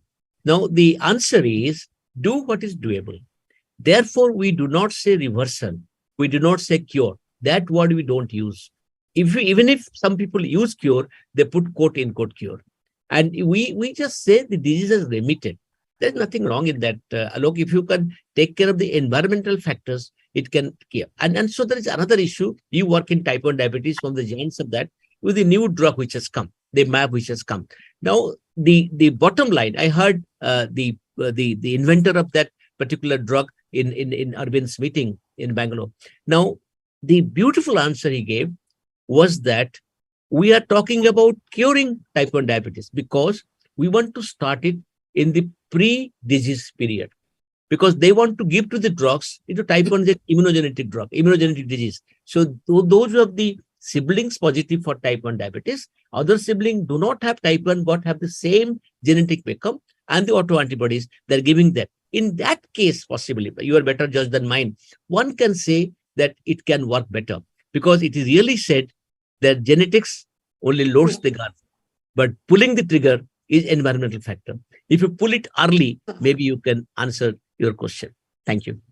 Sir, what are the indicators or when to suspect reversal? We know we are doing fasting, we are doing postprandial, or we are doing HbA1c. Apart from that, is there any inflammatory markers or any specific markers when we will suspect that patient is going for this reversal, or these are these indicators for the reversal in a more scientific way? Nita should answer because she works in obesity. Yes, sir. The thing is that there are indicators, like in Roy Taylor's study. The typical ones are that lesser duration of diabetes, patients not on insulin, patients without complications, etc., etc. But having said that, duration of diabetes less than 6 years may be holding true for people in the Caucasian population. But what we have found in the Indian population is that we have reversed diabetes or stopped insulin at the least of patients who have been diabetic for more than 10 years also. And the reason that I feel that we are able to do this is because of our original high carbohydrate intake.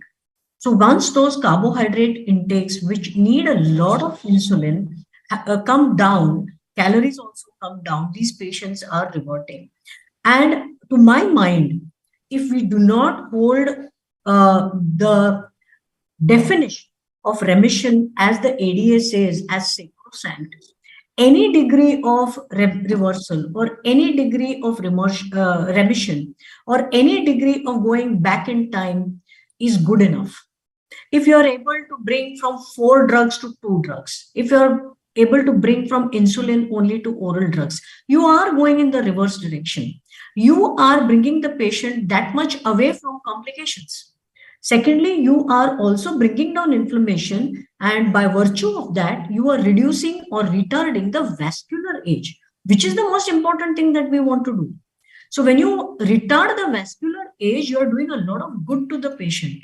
So I don't hold that less than, the definition of 6.5 without any drugs for 3 months.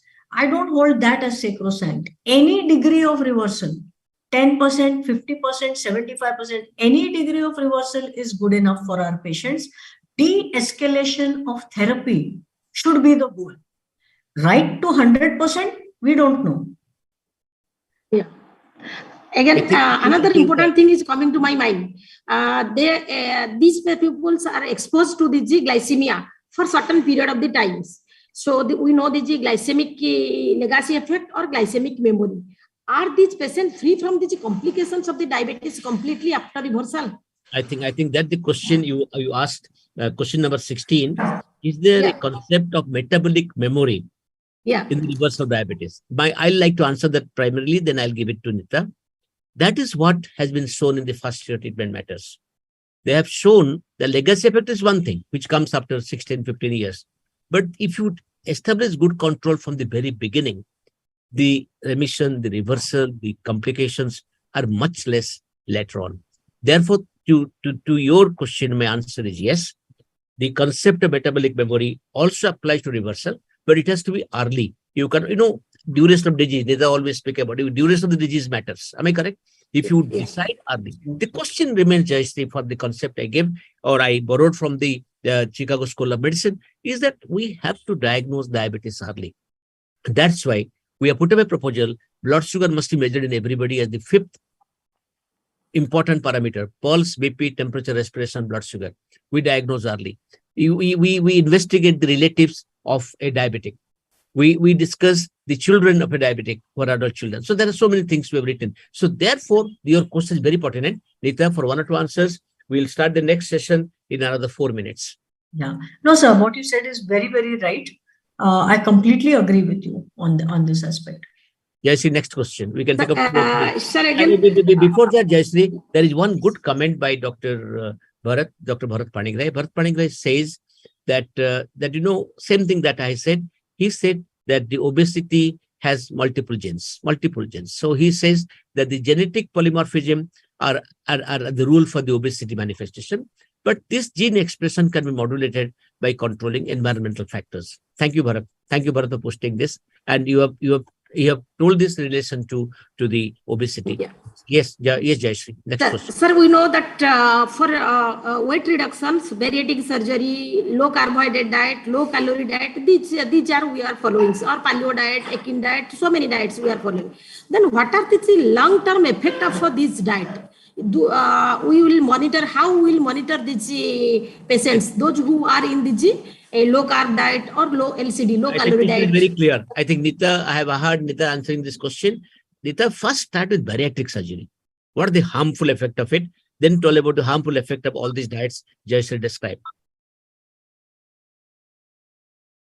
You are answering, Nita.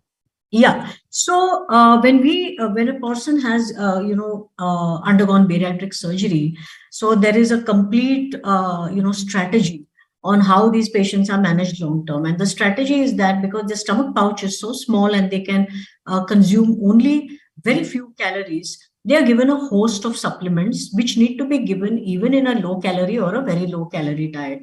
So this is all, whether it's bariatric surgery or a VLCD or an LCD, these are all medically supervised weight loss programs. So when we say the word medically supervised, we are supposed to take care of everything. We are supposed to take care of their nutrition. We are supposed to take care of their protein requirements, their vitamins, their minerals, their B12, everything.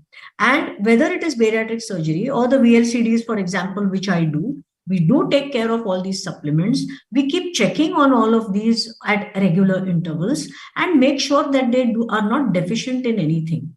we are reducing their calories to a large extent. So all the other things, whether they are supplemented or not, the onus is on us as the caregivers of this medically supervised strategy. So that is very, of course, there are going to be long-term effects if you do not give them their calcium, their B12, etc. It's a given that this is part of the strategy.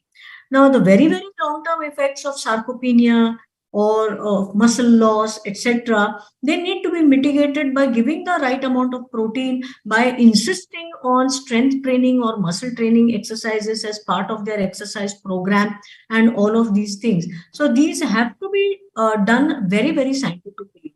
So it's not just a question, give 800 calorie diet, 3 milkshakes, this much of veggies, and the patient is on Roy Taylor's treatment. It's not like that. All these other things also need to be taken care. Nita, I would like to highlight, what have you encountered as a side effect of the keto diet? I told I have encountered amongst many doctors severe hyperaminosis. Severe hyperaminosis. Yes, I do not do keto diets. No, but what have you encountered in people who give keto diet and they come to you ultimately? So what I have found, at least the keto diet that patients are doing on their own, they are not able to adhere to it. They have their own versions of keto diet. In fact, they never really attain ketosis. And that's why for them, it doesn't work, and adherence is a problem. But I know that Dr. Rucha Mehta has got a huge series of keto diets, which she does regularly. Even vegetarian keto diets is her forte. And they have, I don't think they have very, very long-term data, but she has got good data for all of this. Yeah, I have encountered lack of sleep. I have encountered their mind roaming around. They said we have little difficulty in concentration. Okay. And I think in low carb diet, you are giving more amount of this protein. Basically, more young peoples, they are coming nowadays with the type 2 diabetes. So the chances of hyperuricemia, renal stones are more, and growth retardations are also more in the peoples. If you young people, if you are going for the restrictions of the diet, that means particularly low carb diet. This is the one of the no, low carb has got many connotations, because low carb is how low is the question. How low is it? If you go from 60 to 50, that's also lower carb for that person. So the real low carb diets, which goes to keto, goes to less than 50 grams per day. That is the keto diet. But if you just restrict carbohydrates as much, a little bit, and go from say 70, which is like a pan India, it is almost 70, you go down to 50, you're still getting huge benefits. Yeah. You see, that's what we emphasized. You do not lose a lot of weight to get the benefits. Even 3%, 2.5%, and if 5% you have won the battle, is itself is of so much beneficial that it has to be promoted. I think if one important issue is coming to my mind. After that, we will close the sessions. Is there any role of the anti-diabetic drugs in the reversals of the diabetes apart from the insulins? Yeah, I think I'll leave it to Nita to answer. Yeah, so when you use anti-diabetic drugs, to my mind, it is not reversal of diabetes. You're just treating diabetes a little early. If you're able to take them off that drug later on and prove that they have reversed, then that's a different matter altogether. But having said that, without, again, as I said earlier, without strictly sticking to the definition of remission as per so many guidelines, if you continue to give metformin, say, for example, or some other drug, it is very like cancer remission. When a person goes into cancer remission therapy, you do not stop everything. You give something, you call them that they are in remission, but you give them some drug to continue it, and metformin can be that kind of a drug. So to my mind, definitions of remission itself have to be revised to include something like this. When you give metformin for prevention of diabetes or in pre-diabetes, why not give it to maintain remission? Yeah, Nita, I have a different approach to this. Of course, you have given excellent of metformin continuation. I would like to answer to Jayash's question in a different manner. It has been shown by our colleagues in our country and elsewhere. Like I'm referring to Defronjo, referring to Paresh Dandona, referring to Devjit, those who have given in the beginning multiple drugs, like 4 drugs. And am I correct, Nita? And pioglitazone is there, even though obesogenic, it is there for the other benefits. So they have shown by giving this 4-drug combination, I mean, early aggressive combination therapy, which has not yet come to our country, but three-drug combination as a single pill also have accepted. Now they have shown that it is by remission if the H1C remains 6.5 for about 3 months is definition of ADA. So that is possible. Reversal, I'm not very sure. But the bottom line is that you're trying for the remission, one can really get into it. I think a very short comment by my friend Rajesh. Very short. I think Dr. Professor well, it's an interesting debate. First of all, Jayashree, we have to understand there is a difference between reversal and remission. Absolutely. For diabetes, it is better to call remission rather than reversal. Exactly. I said that, Rajesh, before you started, whatever you are reversal is a doing, myth. If you do not continue to do the same, diabetes is going to come back. Whether it is bariatric surgery, whether it is weight loss therapies, whether it is remission protocols. Number 2, whatever drugs, if we are using drugs and patient is on 3-drug or 4-drug, then neither it is remission, neither it is reversal. It is simple treatment of diabetes. Fine. Therefore, this is a very interesting concept. Yeah. But how one should apply it into a real world in real life, it varies from patient to patient, which we are seeing. Some very happily adopt it, some actually do not adopt it. So it's a very interesting and encouraging concept. But large number of us have actually first to learn about it. You know, we often talk of weight loss, but even in bariatric surgery meta-analysis, everybody after bariatric surgery does not undergo into remission. So it is not only weight loss. This is a wrong perception. Patients are given an impression that you undergo bariatric surgery or diabetes will be cured. I have so many people from my own city who continue to need drugs.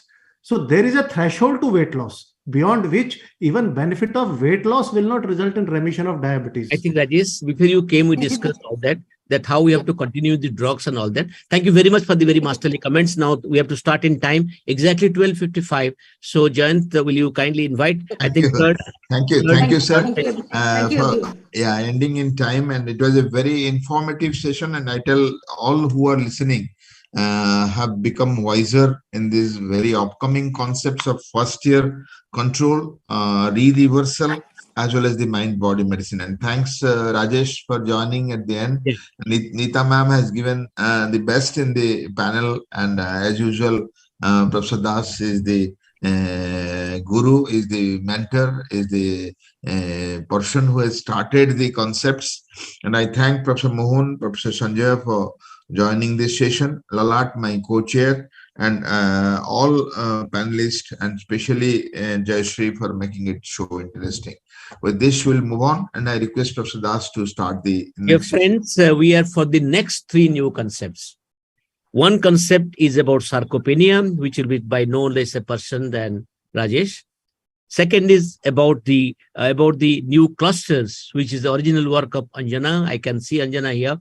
I called you yesterday, I could not reach you. Anjana, hearty welcome to you. And the third concept is from a very, very famous gastroenterologist from us. It is Dr.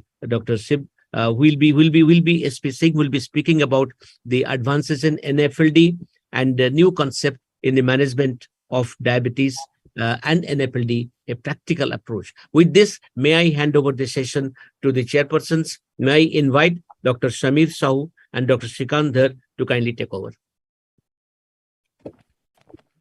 Thank you, sir. A very good afternoon to one and all present here.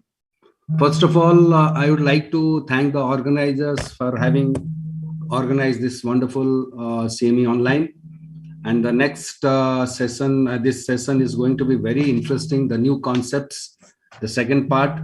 And before starting this session, I would like to invite all the speakers, panelists, moderators, and the delegates to get involved actively in this session.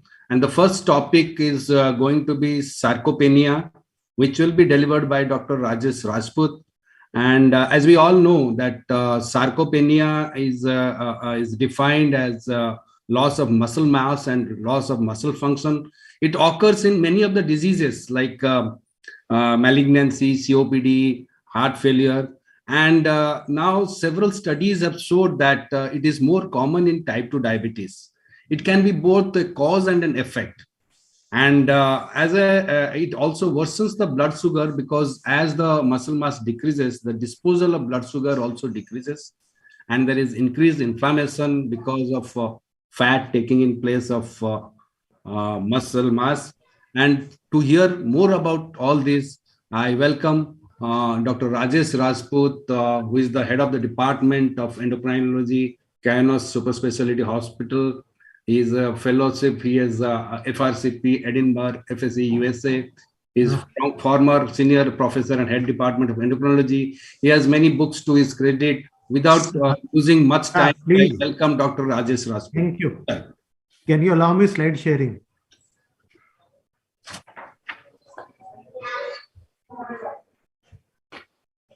My slides are visible? Yeah. Yes, sir. Make it full screen. Visible. Right, and I'm audible, right? So thank you very much. It's coming. Yeah, thank you, Alok, for inviting me. Make it full screen. Yeah, it's already now in full screen. So thank you, Alok, for inviting me to this year conference, which again we are doing virtually. And Alok has promised next year we will be meeting face to face in Bhubaneswar for this meeting. And the topic allotted to me is sarcopenia. I do not know how many of us actually know about the concept of sarcopenia, but again, this is an evolving concept, and cause and effect relationship, as our chairpersons have said, is not clear. So what is actually sarcopenia? It is degenerative loss of skeletal mass. Remember, all of us, after the age of 25 years, have 1% loss per year. And as you see in this cartoon, it becomes exacerbated after 4th decade of life. Now, when we are talking of sarcopenia, we have to differentiate it from cachexia. The chairperson was referring to cancers. In cancers, cachexia is also more common. So if we try to differentiate in cachexia, there is loss of fat mass, there is loss of muscle mass. But in sarcopenia, when we are talking of sarcopenia per se, it is selective loss of muscle mass with no loss of fats. But at the same time, there is another term which we will discuss, sarcopenic obesity, when there is sarcopenia and increase in the fat mass. So it has to be differentiated. Pure sarcopenia has to be differentiated from cachexia.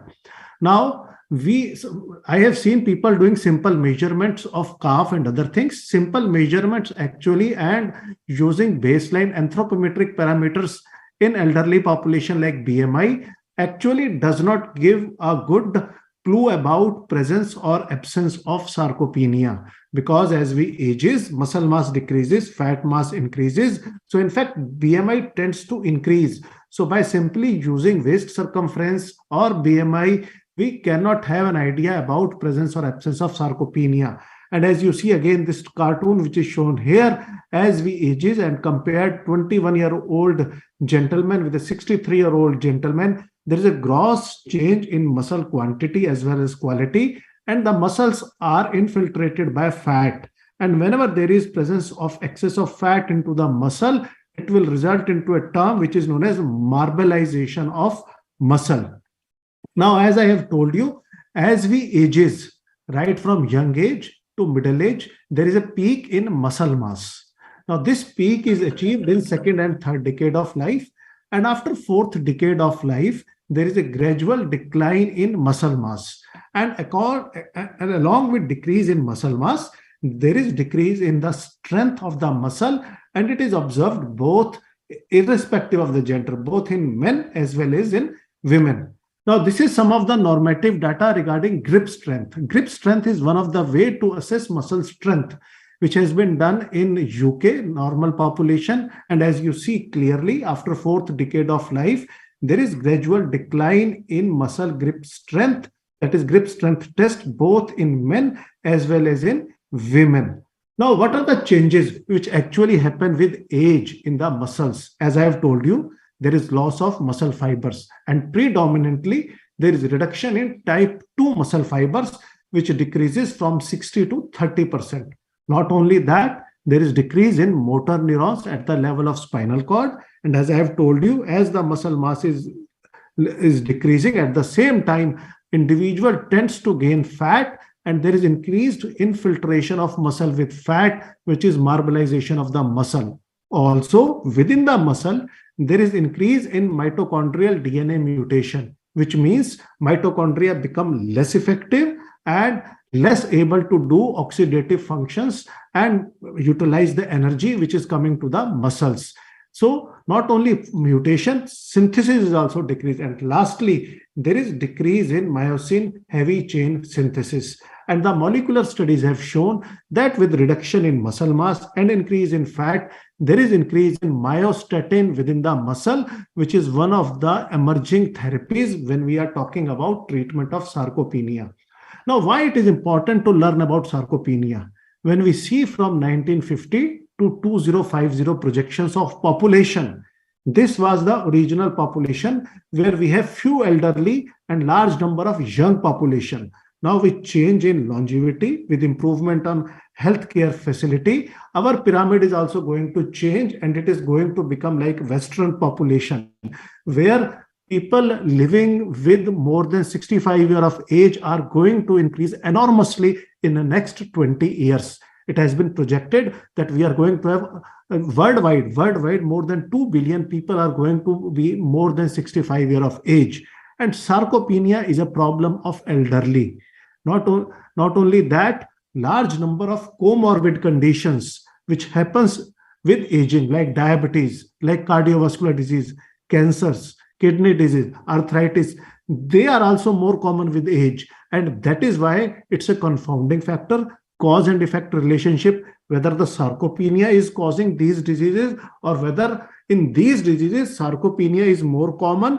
It's a big question, and large research is done. I am going to share with you one of our own research which we have done in pre-diabetes. In diabetes, number of studies has been done regarding presence or absence of sarcopenia. But in pre-diabetes, hardly any research has been done, and probably ours is the only and biggest study from our country where we have shown and tried to systematically study about presence and absence of sarcopenia in pre-diabetes definition. Now, before that, let's understand how to define sarcopenia. Now, there are three important terms when it comes to defining sarcopenia: low muscle strength, low muscle quantity and quality, low physical performance. Probable sarcopenia is defined when you have fulfillment of criteria number 1. Now, the diagnosis is confirmed when you have low muscle quantity as well as low muscle strength. When all three criteria, that is muscle quantity, muscle strength, and reduced performance is fulfilled, sarcopenia is considered to be severe. Now, what are the factors which causes worsens muscle quantity and quality? Now, sarcopenia broadly can be divided as primary when it happens secondary to aging, or it can be secondary when it is happening secondary to disease, inactivity, and malnutrition or undernutrition. And as I have told you, with decrease in muscle mass as we ages, there is increase in body fat. And that forms another important term, sarcopenic obesity. So as we ages, the metabolic rate decreases, physical activity comes down, there is change in sex hormones, which comes down in both the genders. The result is there is decrease in muscle mass, there is mitochondrial dysfunction at the level of muscle, there is decreased anabolic actions of hormones like IGF-1. On the other hand, there is expansion of adipose tissue, and majority of this fat accumulation happens in the visceral areas, which result in ectopic fat accumulation, which enhances insulin resistance. Not only that, as we acquire this visceral adipose tissue, there is a state of chronic low-grade inflammation which is going on in the body, which will result in increase in chances to develop various cardiovascular metabolic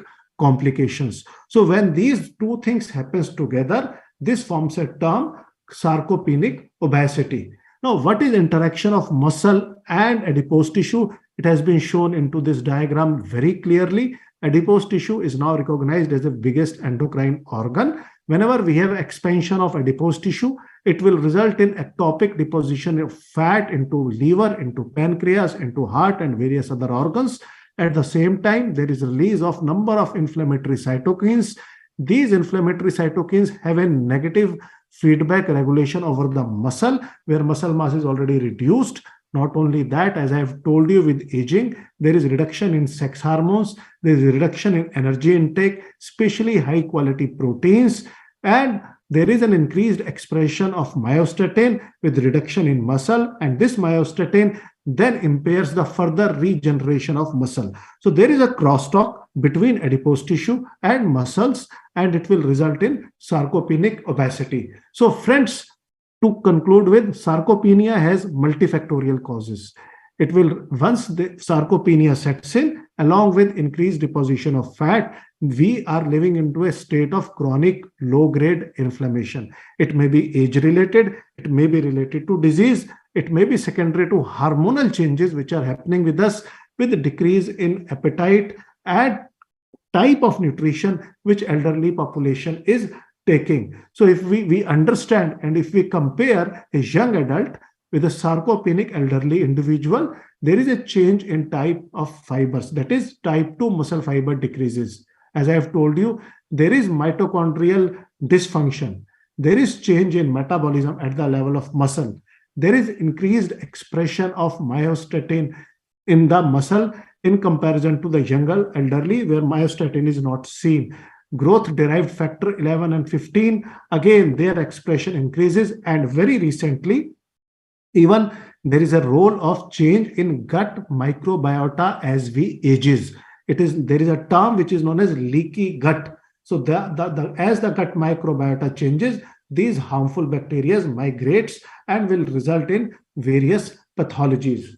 Now, this is our own work which we have published last year, and we have tried to address the issue of body composition and hand grip strength in pre-diabetes individual. There are studies in diabetes, but pre-diabetes, which actually roughly close to 30 to 40% of the population, has not been studied so well. What we have done, we have taken 100 diagnosed cases of pre-diabetes, and we have also taken 100 age and sex matched normoglycemic control. One of the major limitation of some of the studies is that they have not taken a control population. We have studied body composition as well as hand grip strength by using Camry digital dynamometer.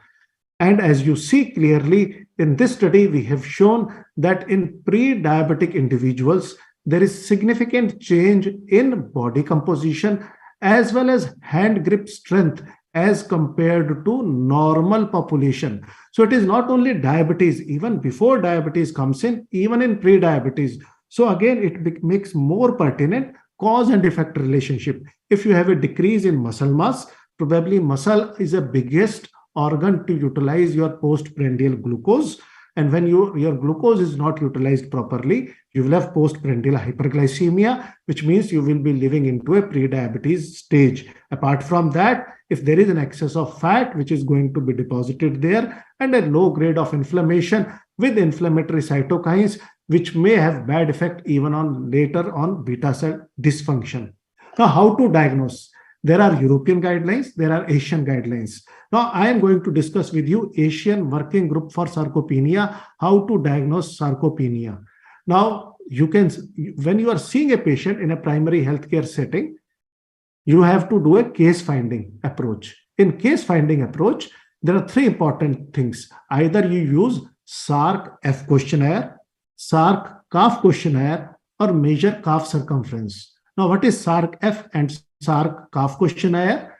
These are very simple questionnaire. SARC-F stands for, S stands for strength, A stands for assistance in walking, R stands for rising from chair, C stands for climbing stair, and F means falls. There is a number which is given here as you see on the screen. And in SARC-CAF, additionally, we measure calf circumference. Based on the scoring, if an individual has SARC-F score more than or equal to 4, or SARC-CAF score more than or equal to 11, Or if you are only measuring calf circumference, which is less than 34 centimeter in males and less than 33 centimeter in women, then this will become a positive case where we should further study muscle strength and physical performance. Muscle strength can be studied by using hand grip strength, using Jammers dynamometer, where less than 28 kgs in men and less than 18 kgs in women. While physical performance can be studied by using a very simple test, how frequently or how much speed you can have 5-time chair stand test. Means patient is asked to sit on a chair, stand for 5 times, sit again. And if he is not able to do this test in less than 12 seconds, physical performance is decreased. So that's how we diagnose it.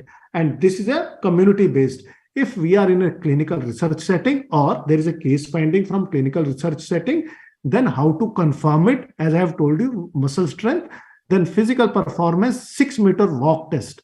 If an individual is walking at less than 1 meter per second or 5-time chair test is more than 12 seconds, then this patient is having sarcopenia, and this can be confirmed by doing appendicular skeletal mass survey by either DEXA or bioelectrical impedance analysis. Based on these results, we classify individual into sarcopenia or severe sarcopenia. So these are some of the simple tools which we can use to diagnose sarcopenia. This is a European consensus group, almost similar. We're finding case, confirming it, and those patients who fulfill all the 3 criteria, they are classified as having severe sarcopenia. Understanding sarcopenia, let's quickly discuss potential therapies for sarcopenic and sarcopenia obesity. Now, first important potentially approved therapy is calorie restriction. The goal is to reduce your body weight and improve physical function. How much to restrict? At least 500 to 1000 kilocalorie from whatever patient is consuming, so that an individual can lose around 0.5 kgs body weight over a time, which will result in 8 to 10% of loss in a 6 month of time. There are no specific diets which have proven their superiority one over the other. Next important is aerobic exercise. Improve cardiorespiratory fitness helps to maintain your body weight. 150 minutes of vigorous or moderate aerobic exercises. Not only aerobic, resistance exercises. At least 60 to 75 minutes of resistance exercise at least 3 times weekly, separated by 1 day, focusing on strength, balance, and flexibility. Now, when we are talking of sarcopenia, what about protein supplementation? As I have told you, normal dietary recommendation in adults is 0.8 grams per kg. But as we ages, the requirement changes, and to mitigate loss of muscle mass and strength, it is recommended 1 to 1.2 grams per kg of protein in divided doses throughout the day. And some of the studies have shown that in consuming leucine is found to be very beneficial in sarcopenia. Maintaining adequate calcium and vitamin D is equally important in sarcopenia.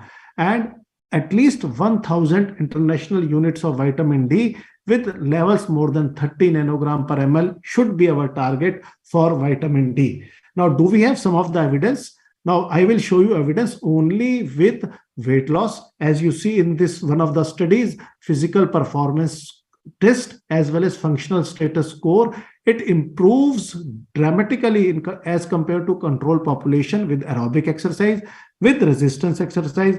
But what is important is that combination of aerobic and resistance exercises are better than either of them alone. If we see the exercise program, this is one of the very recent meta-analysis, where this meta-analysis again has clearly shown that resistance exercise, weight training, aerobic exercise, all are beneficial in aerobic, but when they are done in combination, the results are better than done alone. Lastly, before I stop, there are many emerging therapies in sarcopenic obesity, and in this diagram, this is a diagram taken from muscle, where we try to understand different pathologies going inside the muscle and the targets for future therapies. Now, some of the future therapies I am briefly going to discuss. Anamorelin. Now, this is a ghrelin analog, actually used for cancer cachexia patient. Ghrelin, we know when it is given, it promotes appetite. It improves lean mass has anti-inflammatory and anabolic property. So there are trials going on in sarcopenia. Myostatin inhibitor, I have told you there is an upregulation of myostatin when we lose his muscle. Myostatin is also expressed in adipose tissue, where it will result in secretion of inflammatory cytokines. So there is a possibility that when we inhibit myostatin, it will result in prevention of bone loss. In fact, the studies has been done where it has been shown that with use of myostatin inhibitor, there is a regeneration of muscle. Mesenchymal stem cells has been tried by some of the researchers, but there are barriers, especially about ethics, how to use them and how safe they are used. Coming to hormonal therapies, testosterone and selective androgen receptor modulator. With use of testosterone, it has been shown that increase in muscle mass and bone mass by promoting IGF-1 effect on the muscle and decreasing inflammatory markers. But then the data is conflicting whether we should treat age-related decline in testosterone or whether we should wait for a certain cutoff below which testosterone should be used. One of the very important therapies is selective androgen receptor modulator. And enobosaram is one of those therapy where it preferentially target androgen receptor over muscle and bone only, which means the androgen effect on the other part of the body is spared. We know as we ages, there are harmful effects of androgens also. So selective androgen receptor modulator specifically target androgen receptor which are present on muscle and bone, and with use of them, there is improvement in lean muscle and functions. And this therapy has been tried in cancer patients. Lastly, there are studies with vitamin K where it has been shown that when we give vitamin K, it inhibits bone resorption and osteoclast formation, as well as it has a positive effect on muscle formation therapy. There are some other forms of therapy like weight loss, various type of weight loss therapy, neuromuscular activation, periodization strategies, which we will not discuss. To conclude with, friends, sarcopenia is a common clinical condition in elderly individual, which will result in functional decline, disability, frailty, and fall, but unfortunately under-addressed and under-recognized. It has a multifactorial cause. Lifestyle interventions like restriction of calorie, giving high quality protein supplementation, and combination of physical exercise are basically cornerstone of therapy as of now. As I have discussed with you, many new forms of therapy, especially selective androgen receptor modulators, myostatin inhibitor, holds promise, and we have to wait and watch for the results of trials which are currently ongoing. Thank you very much. Thank you, Dr. Rajput, for a nice and lucid presentation. Probably it is clear that now the sarcopenia cannot be underestimated because it's a part and parcel of almost all patients with diabetes. And now some new concepts have come up, as sir has said, how to diagnose them, how to treat them, and part and parcel of this. I think he will be with us for the next session and further session for the panel's discussion. And the next topic we will go as fast as possible. The next speaker is Dr. R.M. Anjana, and we're going to talk on new clusters of type 2 diabetic mellitus and its response. I know everybody knows that there are 5 types, and there are new varieties also, 2 variety in India, and no one other than Dr. Anjana, who is the primary investigator in this, can give more light to this topic, and we will be knowing about things. Everybody knows Dr. Anjana is the managing director and diabetologist of Dr. Mohan's Diabetic Specialty Center, and I think the introduction will be not enough. This much of introduction. We will go directly to the academic discussion from Dr. Anjana. Over to you, madam. Thank you very much, sir, for the kind introduction. At the outset, let me thank the organizers, Dr. Alukunungu sir, Panda sir, and all the other organizers for giving me an opportunity to talk to you here today. So let me try and share my screen now. Can you see this? Can you see the screen? Yes, make it full screen, Anjana. I just did. Can you see it, sir? Yeah, it's full screen. Yeah. Super. Great. So, like was said in the introduction, what I'm going to be talking about are the new clusters of type 2 diabetes and drug responses in these clusters. And I have no conflict of interest to declare. So we'll start with the question, are all type 2 diabetes the same? And the answer to that is, of course not. Different people are different, and so is their diabetes. Depends on whether they're thin or fat, how old they are, response to medication is different, susceptibility to complications, microvascular, macrovascular, is all different. But what do the guidelines say? The guidelines say give metformin to everyone. Is that what should be done? Let's discuss that. So the first data about the subgroups of type 2 diabetes or diabetes in general came from Scandinavia, from Professor Leif Group. What they did is they took 8,900 individuals from Sweden, and this is all diabetes from the Scania cohort, and they clustered them based on some variables, the GAD antibody, age, BMI, A1C, etc. They then replicated these in a few other cohorts, small numbers, 1,000, 800, 3,000, etc. And what they found is that there's 5 types, as was said before. The first one is said type 1. We won't talk about that, but there are 4 other types of type 2. One is called SID, which is severe insulin deficient diabetes. Then there's SIRD, there's MOD, and there's age-related MARD. So these were the groups that were found in the Scandinavian population. So the question is, of course, can this be applied to the Asian Indian population?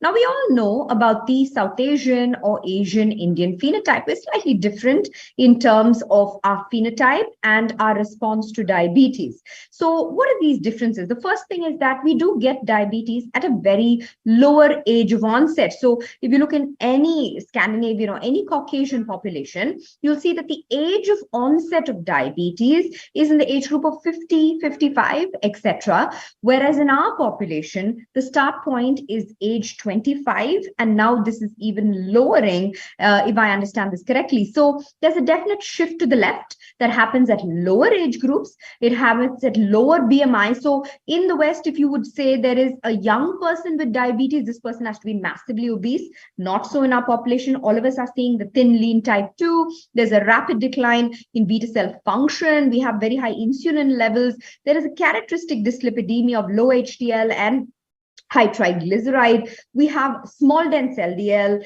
decreased adiponectin, increased inflammatory markers. We just talked about sarcopenia. There's visceral adiposity, increased NAFLD, etc., etc. Suffice to say that we have increased risk of premature cardiovascular disease.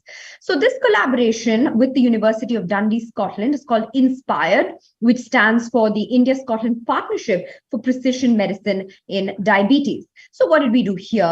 We took and applied the exact same thing that Scandinavia did into the Asian Indian population. What did we find? Well, we found huge differences. We found that, for example, if you take the MOD, which is obese diabetes, we found that the BMI is not very obese at all. In fact, we found that the MARD had higher BMI than the MOD, and suffice to say that that clustering did not work very well in our population. So we then went on to say, okay, what if we did our own clustering? What then happens? So this is what we did. From the database of Dr. Mohan's Diabetes Specialty Center, we took 19,000 new onset diabetes. And here, within the first 5 years of duration of detection of diabetes, they were included. These were the variables we used. This is dependent on the Asian Indian phenotype. So you have age, BMI, waist, A1C, triglyceride, HDL, and of course, for initial analysis, we did use the C-peptide fasting and stimulated. So what did we find? This is type 2, and we had 4 clusters, 2 of which were already described by the Scandinavians. So there was severe insulin deficient diabetes, SID, already described, MARD, already described, that's the age-related type. But then there were 2 novel clusters that were described for the very first time in our population. And this stands for insulin-resistant obese diabetes. So in the Scandinavians, the resistance was separate, the obesity was separate. We found that in our population, these 2 come together. And the most important one is called SIRD, which is combined insulin resistance and deficiency diabetes. So it's a combination or an in-between thing between SID and IROD. So just to take you through, what is SID? Very high. These are insulin deficient people. So they are lean, they're thin, and they have very high A1Cs, low BMI waist, and low C-peptide levels, early onset of diabetes. So that's the classic SID. IROD is your typical obese, insulin-resistant diabetes, high C-peptide, high waist, BMI, insulin resistance. Third is in between these two types. Everything will be in between with high triglyceride, low HDL. And MARD is a mild age-related diabetes, best phenotype, lowest risk for complications, etc. So just to take you through quickly what it is, our MARD starts at age 50, 55. Funny that this age of diagnosis is only at this age in most Caucasian populations. By the time we get there, it's already in the MARD category. It's quite younger for us, 50, 55 years. And now if you look at the clustering, look at the BMI in the waist, it's lowest for the SID category. It's highest for the IROD category. So it's sitting well. A1C is highest in the deficient categories, which are the SID and the combined. And you'll see the best HDLs and things happening in the MARD. We also have looked at the HOMA-IR, HOMA-B, etc. It would follow the exact same cluster. So suffice to say that we were able to put people into these 4 categories quite neatly. And anytime we did it or repeated it or validated it, we didn't find same results. So the clusters remain stable. Even when we looked at newly diagnosed less than 3 years, less than 1 year, we had no problem. But then the obvious question is, this is data driven from a clinic population. Can this be applied to the general population of India? So to answer that question, we then took data from the ICMR INDIAB study, which is a national study on diabetes and related complications. Here, we only had 6 variables. This is an epidemiological study, and we didn't have all C-peptide and things like that. So we only had age, BMI, waist, A1C, triglyceride, and HDL. These are very simple variables that should be available in any diabetes clinic. So it's a lipid, sugar, age, BMI, etc. So should be available anywhere. Once you do this, then this is the clustering that came. Again, just not to take you through all these complicated numbers, we had a very similar distribution and clustering as compared to the original one. So here MARD was 55, BMI, waist, and SID and IROD being the lowest and highest respectively, A1C behaving same way. Everything was pretty much the same and the cluster was stable. So we were able to show that the clusters were stable and replicable at a national level. So what is then the clinical relevance of this clustering? It is, of course, microvascular disease. So shown here are retinopathy, nephropathy as diagnosed by proteinuria, and CKD based on a GFR calculation, the CKD epi formula. So if you look at each of these in various clusters, you'll see that the risk for retinopathy is high in the SID, insulin deficiency, and the combined group. So these are statistically significant independent risk of retinopathy in these 2 groups. Nephropathy was found in the combined group.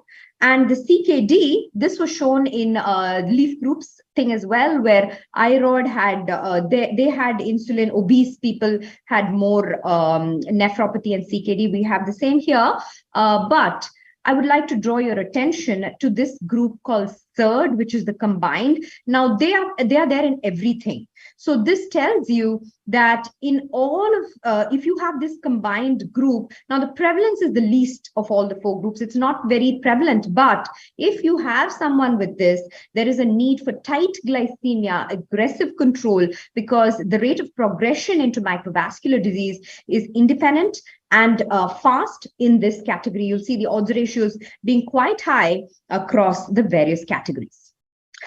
We now come to the last part, which is the prescribing patterns and response to anti-hyperglycemic agents. So this is published in DTT in 2020. And as you can see, we have data on 32,000 individuals here. All of these, this is the who's who of diabetes. And I think Dr. Manoj Chabla is here, and a whole lot of other people provided data from their clinics in order to get this done. The first thing that we did was, of course, replicate the clustering. And I'm not going to take you through those numbers again, but we were able to replicate this in this new cluster of individuals as well. But here we were looking at drug data. So we looked at 13,000 individuals and looked at drug response in each of these. So the first one that we found is that in spite of a lot of the newer drugs that were there, the number one prescriptions that we have is a combination of metformin, sulfonylurea. So older generation drugs perhaps this is across the country, different, centers. So we have a mix of people coming, and number one, we have metformin sulfonylurea combination, followed by metformin itself. Among the newer generation ones, we see that DPP-4 has the highest degree of prescription. But now when you look at the drug response within each of these, so I put the insulin deficient types together first, the SID and the SERD. These are odds ratios which tell you what happens compared to metformin. So metformin for all type 2 diabetes is the reference. Compared to that, are others doing better? So when you see a 0.24, it means 24% better. That's what it means. So we'll see that in the insulin deficient types, that of course insulin did better than metformin alone, again necessitating early insulinization perhaps in these groups. But we also see the DPP-4s and sulfonylureas doing quite well in these groups. Now, if you take IROD, again, it does seem that metformin is a good drug to have. You have SGLT2s that are working quite well, and insulin not so good. You can see the differential responses as compared to the previous one. And in MARD, just about anything works. You can give metformin, you can give AGI, you can give anything, and you still have, look at the numbers, it's 0.05, 0.8, like that. Even insulin is only 0.5. So there is no need in an older person who's well controlled. Risk of complication is quite low. You don't have to insulinize quite aggressively. So clearly there is differences in the prescribing patterns based on the clusters. So how do you put all this together, and how is it useful for a GP or a clinician? This tool called DIANA, which stands for Diabetes Novel Subgroup Assessment, helps to subclassify a new onset diabetes. So once you put in, you log in, this is DIANA, this is the avatar that we have. All you have to do is fill in. So it has all the columns, but just to tell you that C-peptide is not necessary for prediction. It gives you, if you predict, you fill in all these parameters, and you then say the predict button, it gives you the probability in each of these. Now, there is a small difference between what I showed you earlier and what Diana is showing you now. This is because Diana's version 2.0, which means that in the first clustering that we did, we put everybody into one box or the other, either or. You had to be in one box, either SID or SERD, etc. But unfortunately, human beings don't go into boxes. Biology doesn't work that way. So we've changed the k-means into fuzzy clustering, wherein if you look at this, it says probability of this is one individual, and it has a probability of all the 4 clustering. So probability of SID versus SERD, and so you pick the highest number, and it will also give you a probability, individual risk probability for nephropathy as well as retinopathy. So that is what the tool does. So for the first time in India, and in fact South Asia, we've been able to identify subgroups of type 2 diabetes, of which 2 are unique to the Asian Indian population. The SERD is of particular importance as it's characterized by difficult to control hyperglycemia and increased hazards of microvascular disease. Now, when we look at the prescribing patterns, there are clear differences between the various subgroups and responses to drugs. Using metformin is perhaps not the way forward. However, I'd like to say a disclaimer here. All the data I currently showed you is all retrospective analyses, and thus are confounded by all those biases. Today, there is a RCT called Aggregate that is currently ongoing, looking at drug responses in the various clusters. We're about about 50% finished. And once we have that, we'll have clear drug responses in various subgroups. Thank you very much. Thank you, madam. That was an excellent deliberation from you. Real original work. And this has been a path-breaking discovery at the global and at the national level by you. You have found out 2 new clusters. And I think in the coming years, this founding of cluster may change the entire scenario, that may change how we look at treating diabetes, how we'll go about treating diabetes, particularly in the initial stages. And as we have heard that the initial treatment is very, very important. So this is a groundbreaking discovery, actually. Thank you. Thank you. So now on to the next topic. It's advanced NFLD management in diabetics, a practical update. And as we all know that the general measures we adopt are weight loss, vaccinations, avoidance of alcohol, and specifically in diabetic patients, we use metformin as the initial tool, because type 2 diabetes is more associated with NFLD. Then we may use pioglitazone, but we have to keep the risks and the adverse effects in mind, and also GLP-1 receptor agonist. So to speak more about this, we have with us none other than Dr. Shivram Singh, and I think he's the current chairman of Kalinga Gastroenterology Foundation at Cuttack, and he has a lot of awards to his name, a lot of publications, and in this forum, I don't think he needs more introduction. Sir, the stage is yours, please. Dr. Singh is working on the field of NFLD for last half a decade. When I came 30 years puncturing the livers and doing biopsies of the people, when there was no concept of NFLD at all. Now NASH is a upcoming concept, and you can tell Professor Singh as the father of NASH in the Odisha, because the most of the works publications at the state and the national level belongs to Professor Singh. So he can only give justice to such a topic, which is a upcoming complications of diabetes. We are happy that Professor Singh has made it, and looking forward to listen his personal data as well as the update in the NASH. Welcome, sir. Thank you. Am I audible? Yeah. Yes, sir. Yes, sir. Yeah. Thank you for the kind introduction. I would like to share my screen. Let's hope there's no problem in sharing. I think there is some internet issues. Pause. Anybody from RX event to help?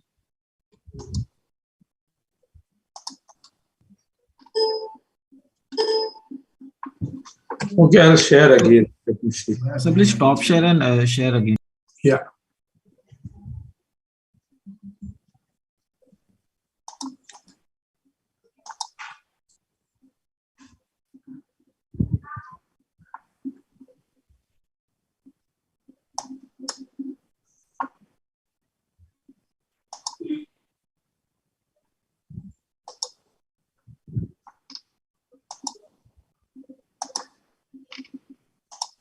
Yes, it has come, sir. Please make it full screen and go to the first slide. Is it okay? Or is it It's okay, sir. Make it full screen and start from the previous slide. I think that's the full screen size, Jayant. I think, Siv, you can start presenting. Okay, no, thank not you. Not full size yet. Your Okay, slide. okay. I think this, let us not waste time on that, because this is only a background where these slides are not very important. Now the question was, I was told to speak on, I wanted a change. They didn't say. The topic was advanced NAFLD management in diabetes, a practical update. Now, when you ask for a practical update, it is about how you are going to, in practice, how are you going to work? What do you need to do, right? And advanced, a lot of advances have been tried, billions and billions of dollars have been poured in, or I would say sometimes I say they are wasted. Okay, I don't know, they are usefully utilized or wastefully utilized for reasons I'll speak later. But for me, a lot of it is wasted because I'll come to the reason later. Now, why is this topic chosen? Probably it is chosen because of the magnitude of the problem, and there is a very close relationship between diabetes and NAFL. Whether it's a cause, diabetes is the cause, or sometimes it's the consequence of NAFL, that is also not very clear. And whether they are fellow travelers. So there are a lot of question marks which have not yet been solved. And then you have this diabetes with NAFL, the outcome. If you have diabetes and you have NAFL, you are more likely to have complications of diabetes, that is coronary artery disease, CKD, and NAFL is believed to be, associated with certain manifestations like cirrhosis, hepatocellular carcinoma. So if you have diabetes, NAFL patients are more likely to develop cirrhosis of the liver and hepatocellular carcinoma and liver failure. So that is the problem. It's a vicious cycle.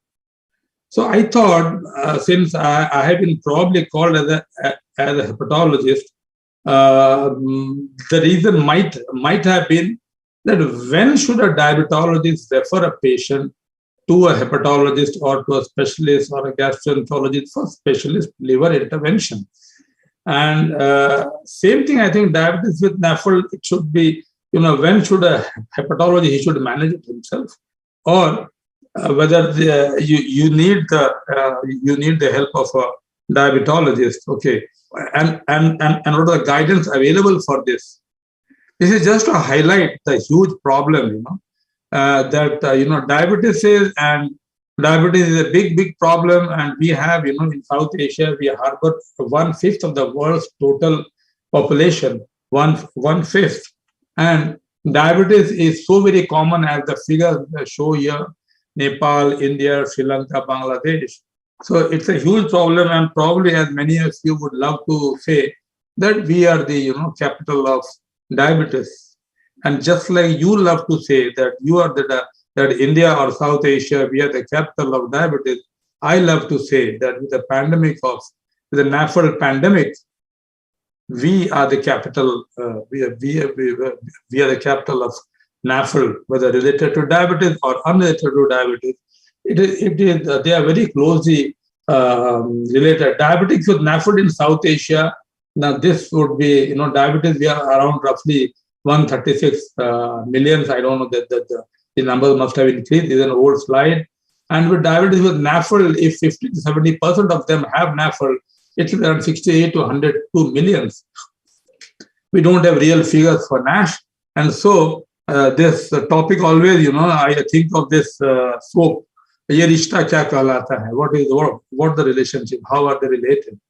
We have done a number of studies, including this, that the prevalence of diabetes and pre-diabetes. Then we did the study on NAFL in subject with type 2 diabetes mellitus and non-diabetic with special reference to insulin resistance and hepatic histological changes. We have now a cohort of not 6,000, the old thing, more than 6,000. And I am actually the chairman of the ICON-D, that is the Indian Consortium for NAFLD. And we have there 7,000 patients. We just published a study with 5,000 odd patients. So we have we have learned a lot of things about NAFL, and yet I think we know very little about this disease.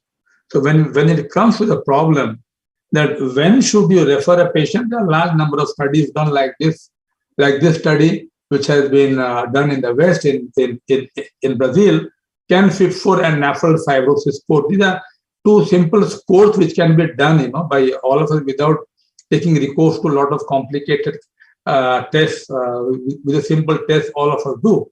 Whether they can help. This is one study. This is another study which has been done again to look into this aspect and to how to decide which is the patient of NAFL.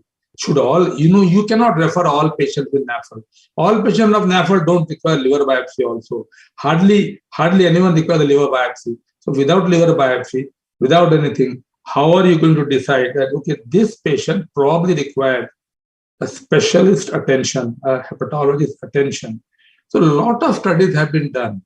But unfortunately, the net result is, see, now look at this here. You can see the sensitivity is so low in picking up, liver fibrosis. It is quite low. We did a study in India with the available, in our part in Orissa, with the available cutoffs for various of these studies, FIP4 and NAFL fibrosis score. We found they are very, very poor, very bad in identifying patients who have significant fibrosis. And what is the reason? These values have been, these cutoffs have been, adduced. They have been from patients with diabetes and very, very high BMI. Our patients are different. Our patients are not the same NAFL and diabetes patients as in the West, where you have 35, 40 BMI is very common. We hardly have BMI more than used to have. Nowadays, of course, it is gradually going up, but our BMI levels are very low, as I'll show in my subsequent slides. So a lot of people are struggling to find out different markers where people can predict that yes, this is a case of fibrosis, and if I don't refer and have a problem, it is both from the patient viewpoint and from the physician viewpoint, from a legal viewpoint also, that why didn't you refer to this patient, why did you refer to this patient so late? But see, this is the conclusion after a lot of tests. Clinical judgment and further testing, including liver biopsy, may still be needed in patients determined not to be at high risk for NASH or advanced fibrosis using all these models, available models. And now you have, combination. You have something called a fibroscan, like ultrasound machine. You have, a special system where you can even check for fibrosis in the machine. So now you have a combination of this fibroscan plus AST fibroscan plus FIP4 and all those things. And for this also they are finding cutoff. But now, see, this is for a specific population. To say that this will work in our population is not practically possible. And hence, currently, I would say that current NAFL guidelines for risk stratification in diabetic patients have very poor. But excuse me, your slides are not changing. If you want to change the slides, it's in the first slide only. Oh, did it change? No, sir. I have given a message to change the slide. It's still in the second slide. Yeah, no, the slides are not moving. No. RX people, just to look into.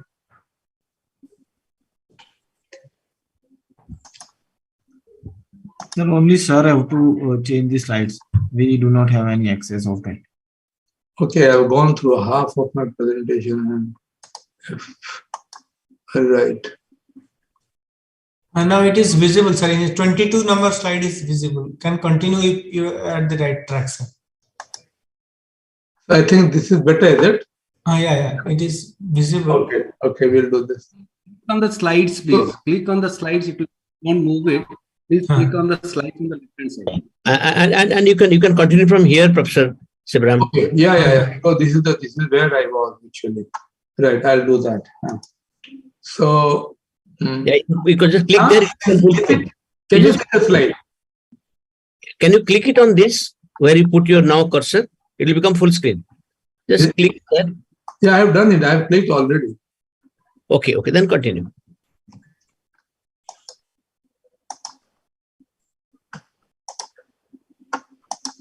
Okay. Is this moving? Yeah, moving now. Yes. Okay. So see, this is just as I was telling you, the BMI of Indian NAFL patients and Western NAFL patients. On one side, you have all the Western, on the basis of which all the cutoffs are calculated. And on the other side, you have the BMI of Indian patients. It's hardly the average BMI is around 26, 27, where it is much, much higher. That is the reason why they don't work well. So With this, when we talk of treatment, you all know, I should not go into the newer molecules which are now available for you all in the field of diabetes that you all know. In the field of NAFLD, unfortunately, the only molecule which has got clearance from any agency, national agency, drug clearing agency, is saroglitazar in India. It's not got clearance by FDA or the Europeans because of the simple fact that it has not, for a molecule to have any effect or to be cleared for NASH, it must bring down fibrosis. Till now, saroglitazar has not clearly been shown to check the fibrotic part. So if you look at that, we do not have a single molecule excepting vitamin E as well as pioglitazar. These are two molecules which all the national bodies or the international bodies recommend for use in diabetics or non-diabetics. The big problem is all of these require liver biopsy. Liver biopsy is a must in all these cases if you were to start. As far as the European Association or the American Association, their guidelines say. However, that is not possible. You can't do liver biopsy just to start the molecule. We don't agree with that. And that is why the Indian guidelines have been different. So with the various molecules now being used for treatment of NAFLD, I always say that they are no better than placebo. And actually for diabetologists, the take-home message would be that all patients of diabetes and NAFLD should be managed with the care meticulously, mainly with lifestyle, diet, anti-diabetics, the other molecules you use for your diabetes patients anyway. Plus, there is nothing more hepatology has to offer. Excepting in our meetings, I have always been telling exercise and diet is something most diabetologists don't educate, most of the hepatologists do not educate their patient properly, don't educate them about what their waist should be, what their weight should be. So there are two important messages here which I have been talking about. They are the BMI should be kept below 22 if you are managing NAFLD. If you bring it below 22, almost 100% of the fatty liver will become non-fatty, number one. The second simple thing is for patients, they can measure their height. If their height is, say, 180 centimeters divided by 2, 180 divided by 2, 90 centimeters, their waist should not exceed half of their height. If the weight comes below that, they are less likely, they are unlikely to have fatty liver disease. These are two simple things which my slides don't show here, which I always tell my hepatologist friend, is something they need to educate their friends about. And when we come to the national, the Indian liver guidelines, these are the tests we generally use actually is for liver stiffness, we use a fibroscan. And if we have a high fibroscan, that is more than 8.2, we think that this patient is likely to have significant fibrosis. So probably fibroscan is not as costly in India as it is abroad. So my recommendation would be that instead of going through all that, you do a simple fibroscan, say once in a year, and if it is more than 8, you better consult a hepatologist. That is better. Next. These are the treatment regarding drugs. I am coming to the end of my talk. These are the drugs. Pharmacotherapy should be considered in patients with liver biopsy proven NASH with or without hepatic fibrosis. INASL recommends vitamin E as pharmacotherapy for NASH with or without hepatic fibrosis in non-diabetic adult and pediatric patients. And pioglitazone as pharmacotherapy for NASH with or without hepatic fibrosis in both diabetic and non-diabetic adult patients. This is a 2023, that is the current guideline published few days ago. And INASL recommends saroglitazar as pharmacotherapy for NASH with or without hepatic fibrosis in both diabetic and non-diabetic adult patients. This is the last recommendation from INASL. In patients whom liver biopsy is not available, NASH-specific therapy, I mentioned, can be found to have, if you use non-invasive markers. And in non-invasive markers, I would suggest that you should use fibroscan. And for pending further evidence, INASL suggests not using obetiocolic acid. This is very important. Is the only guideline we specifically mentioned that at the moment we should not be using this, and pending further evidence, and this should not be used in NASH. These molecules should not be used in NASH cirrhosis also. So the take-home messages are same. Most important, I think, is are these things for all of you, for the hepatologists, for the diabetologists. Superior doctors prevent disease, mediocre doctors treat the disease before evident, and inferior doctors treat the full-blown disease. If you keep the waist less than half of the height, if you keep the BMI below 22, with whatever dietary manipulations you use, and with other standard therapy, patients will not have fatty liver. Thank you. Thank you, sir, for the lucid presentation. Again, we have come to a conclusion that the diet, exercise, weight reduction, BMI, and as sir has said, the weight less than 50% of height is the key factor in reducing NAFLD. I think all the panelists will be there with us for their thoughts on the new concept, because we are dealing in a panel of new concepts in diabetic, and already Dr. Anjana has given new concept in his research. And I think we'll invite Dr. Manoj Chawla, who is the panelist here with us for this next half an hour of discussion. We'll be dealing with few of the new questions and few of the questions from the last topics we have discussed. I think Dr. Rajput will be there with us. I have a question to Dr. Rajput. Rajesh, are you there, Rajesh? Rajesh? Rajesh has left. Rajesh was there. Jayant? I'm calling him, sir. I'm calling him.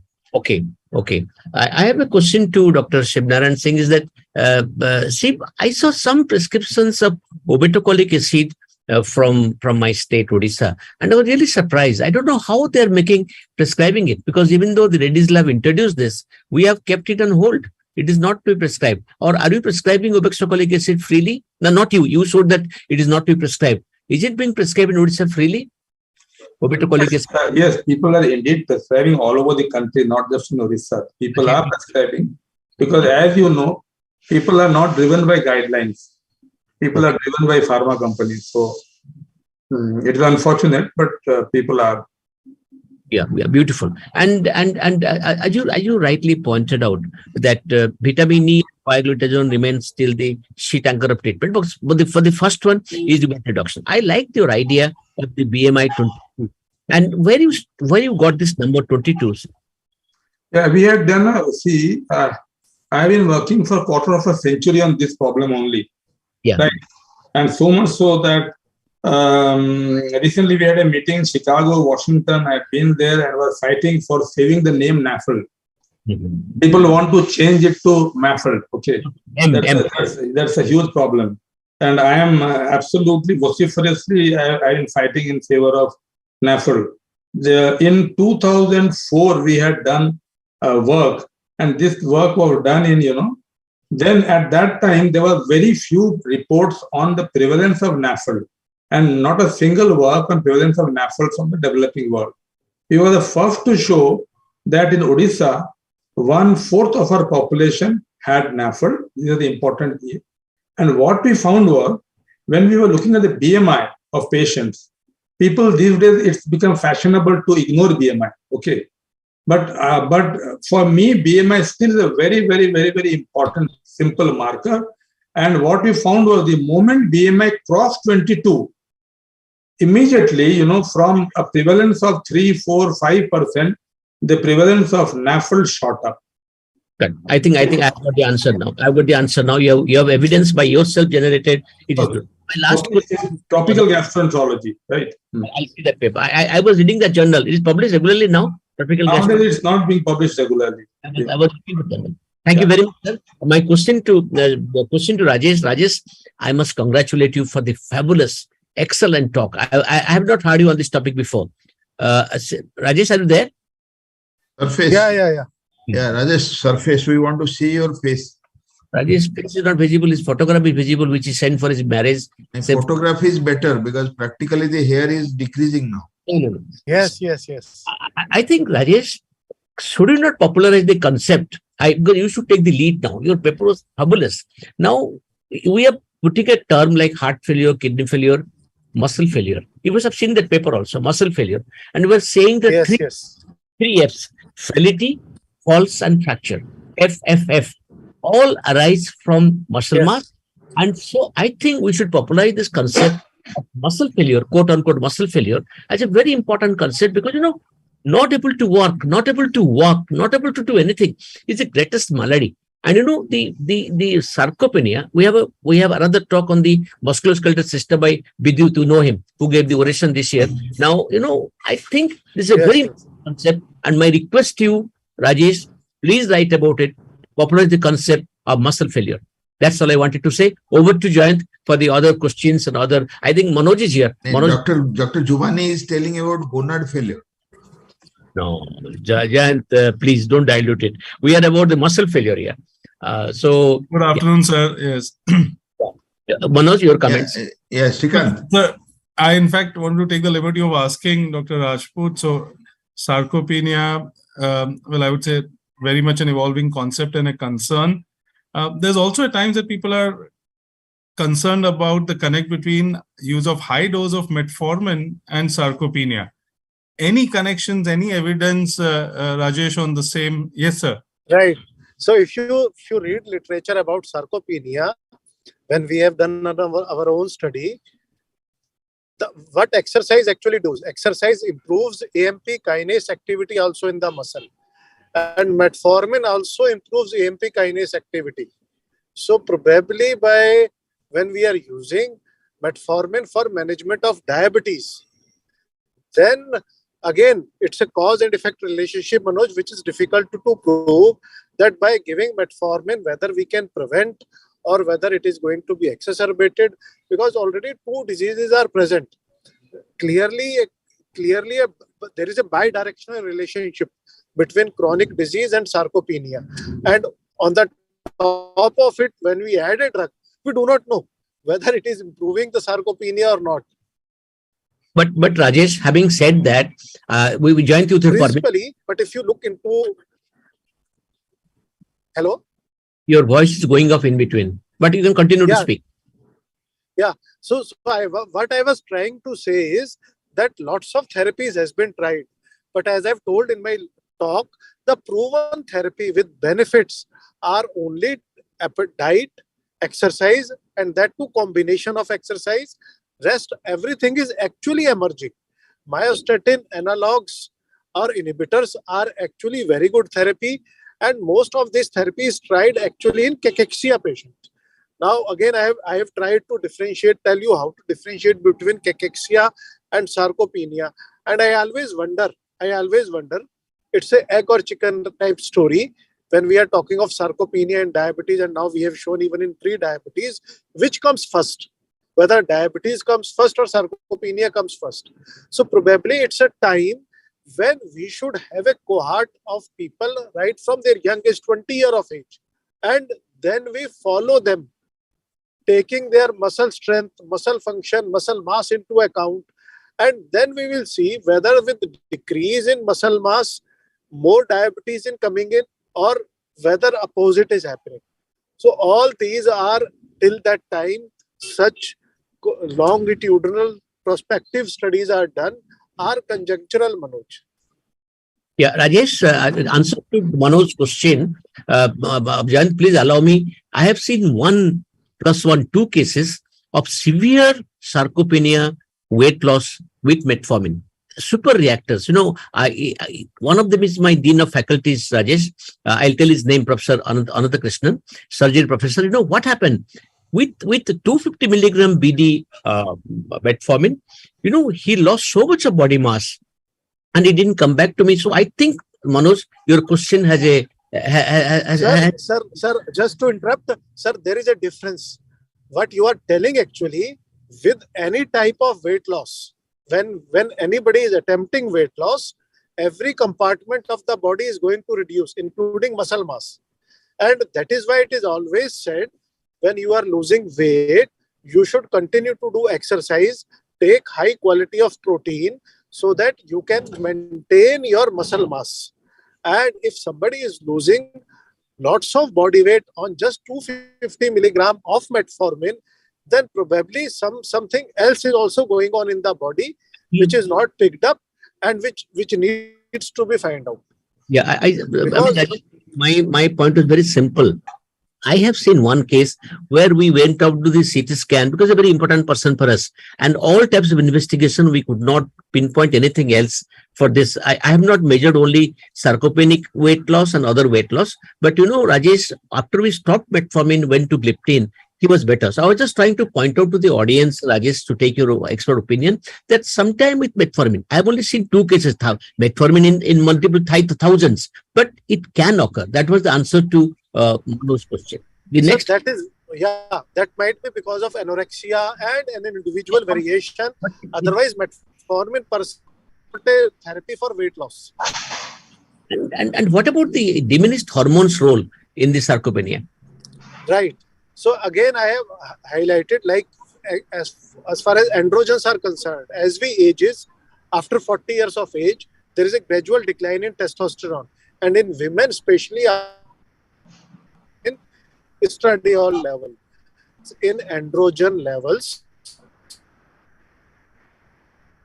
Your voice is going off in between. Rajesh. There is a decrease. Sir. I'm traveling.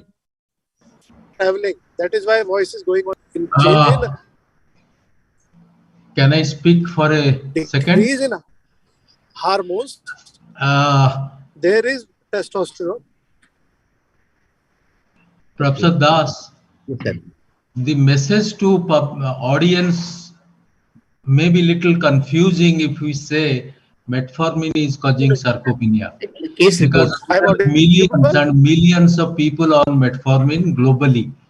And sarcopenia becomes a continuous low-grade muscle mass gradually.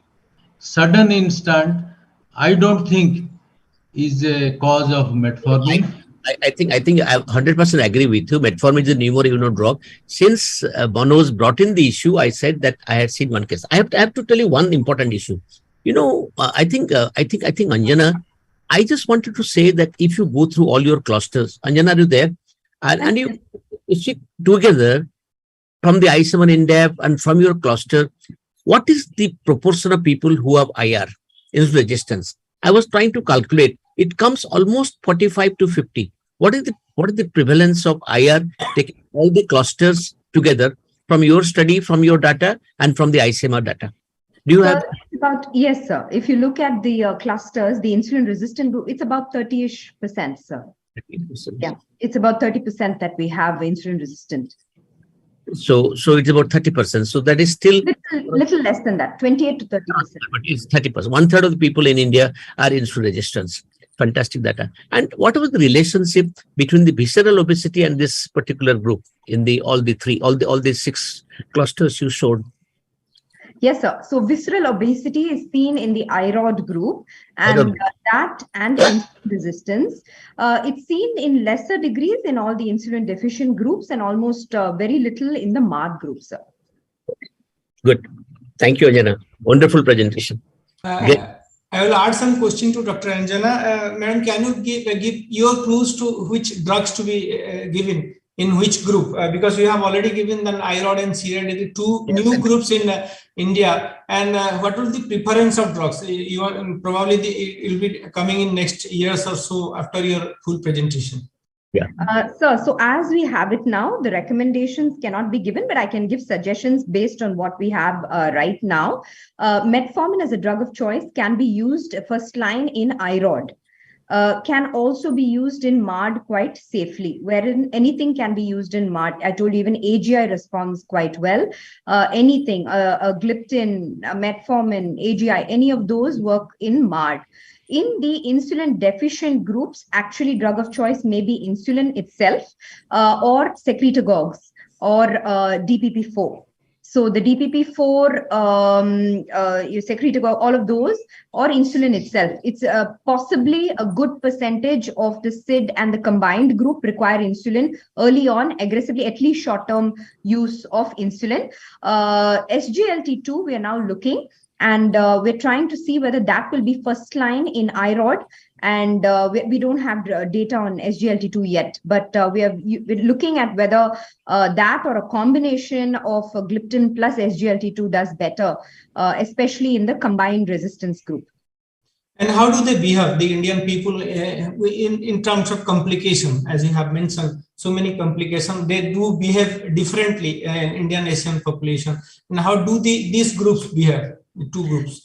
The groups behave differently, as I showed, but compared to Caucasian, the rules don't change. Those who have obesity, insulin resistance, there's more nephropathy. That doesn't change. Those who are insulin deficient, there's more retinopathy, and there's also, so that is the same across populations. But in the populations, among subgroups, the combined one, everything is high risk. In any microvascular you pick, it has higher risk. If you look at the obese insulin resistance group, that has particularly for a CKD nephropathy.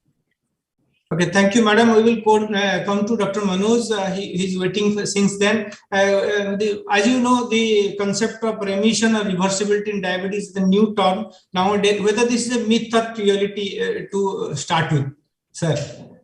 So, afternoon all, and happy Makar Sankranti to everyone and other festivals which are celebrated around the country.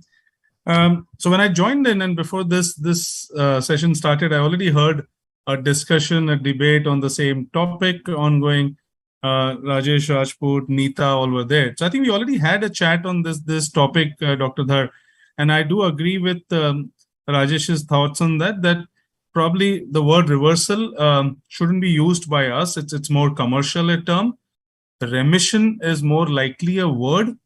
There was discussions around why everybody post-bariatric in spite of weight loss may not be achieving remission. Well, I think the evidence clearly tells us that the chances of remission post-lifestyle and weight loss changes are more in the first few years of diabetes. Your patients undergoing bariatric surgery today, many of them are the ones who are morbidly obese and with many, many years of existing diabetes. They do see benefits of reduction in their medication requirement, but may not go off medications and hence will not qualify for remission. So to simply answer your question, the term should be remission. The percentage of people who may be able to achieve remission is really small and in single digits, unlike the presence of social media making it seem that every other person with diabetes today can achieve remission, which I said is more for commercial means, and hence we should avoid using the term reversal, which I do not agree with. We all understand the pathophysiology of type 2 diabetes starts several years before somebody is detected with clinical diabetes, and hence reversal would not be the right term, though remission may be achieved in a small number of people. I think the correct answer. We call reversal wallas at the Babas and all who try to, who speak about it. It's a myth. Sir, Babas are in our field also. So reversal is by Babas in our pretty much in our community. Diabetic Babas. Yes. Thank you, sir. Thank you for the nice presentation. I will be right, Dr. Dhar. Can I just add? So earlier we were having a discussion on NFLD, and we heard that brilliant conversation by Dr. Singh. He's here, and Anjana, Dr. Rajput, Dr. Das, all are here. I did come across a very, very, very unfortunate scenario. Today, a lot of drugs are not approved. People keep trying various drugs, be it the bile acid sequestrants, be it vitamin E, and of course now saroglitazar, which is gaining its fold on showing improvement in the NFLD section. I don't know if you all have noticed, maybe some of you have, they actually sell saroglitazar by two different brand names to diabetos, endos, physicians, and to gastroenterologists. And many of us may not be aware, but you come across prescriptions where the gastro has given, I think it's called Bilepsia or something, 4 milligram, and you and me would have thought it's some other drug that these guys are using, but it's saroglitazar. It's Bilepsa, right? Yeah. So the same drug. So the question is more to Dr. Das, who's pretty much in the regulatory thing, sir.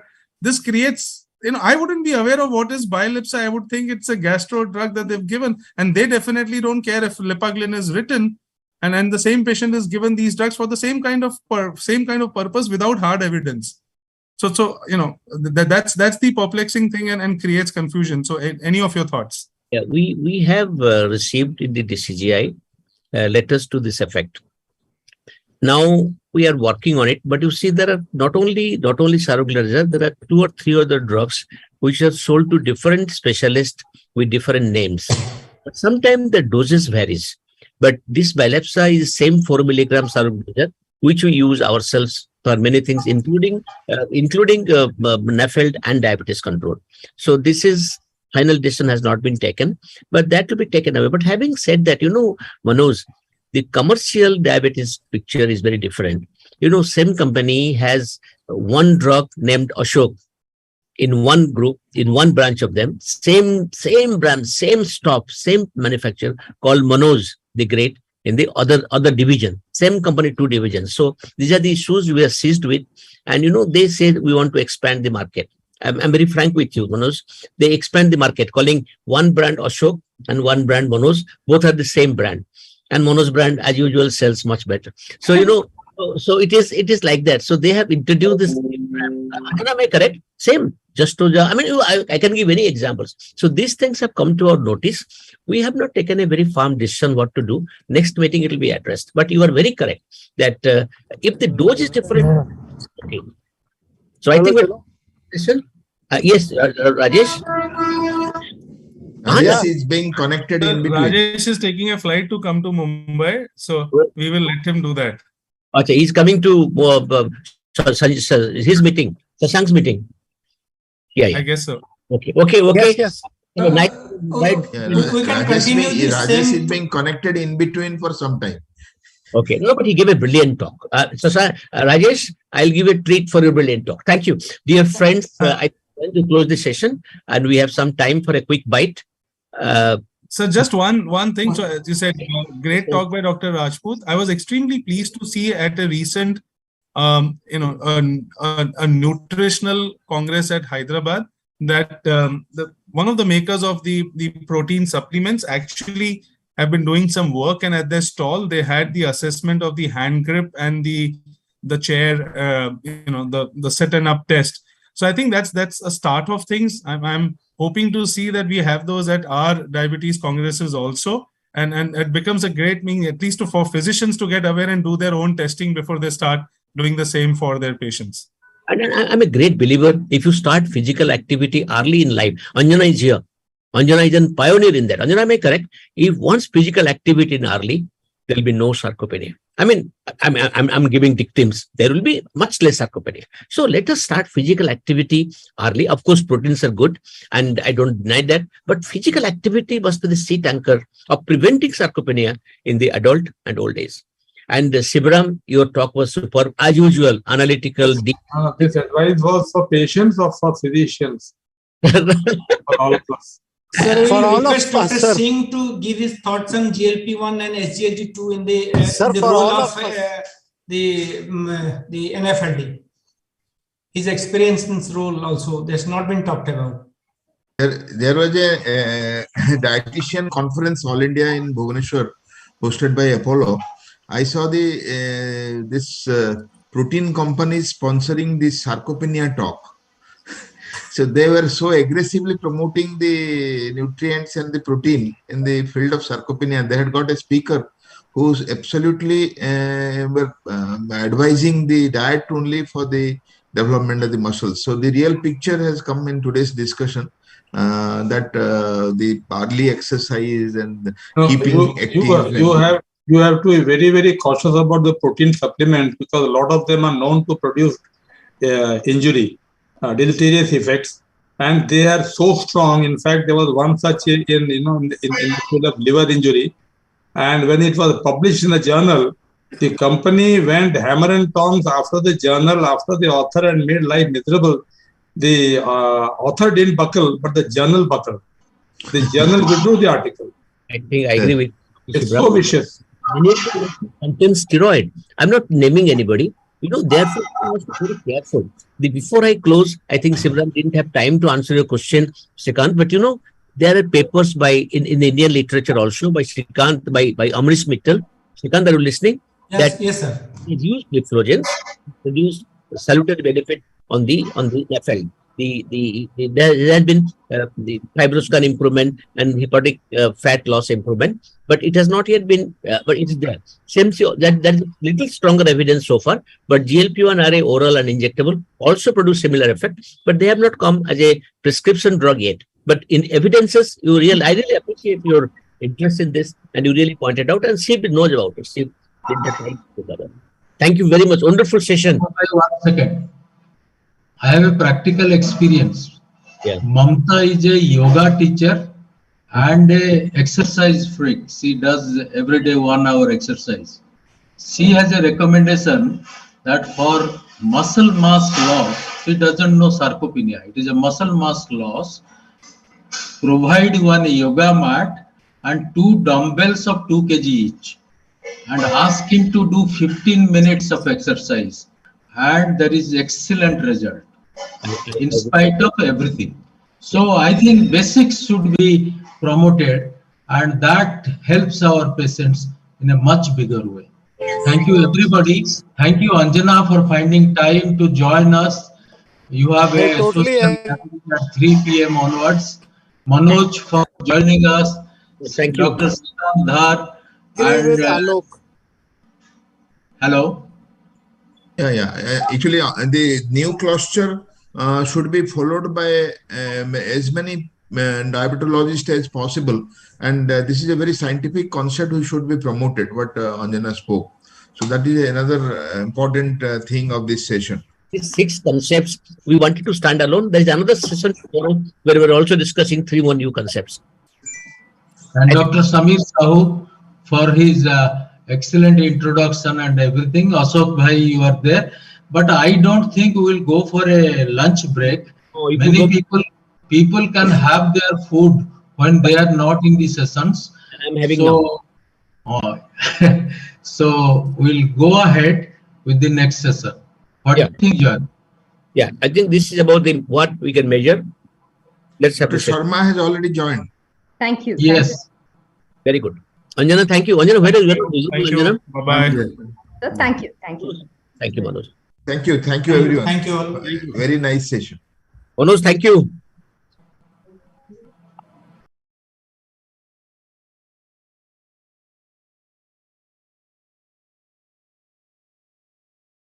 Welcome, Dr. Sharma, the king of West.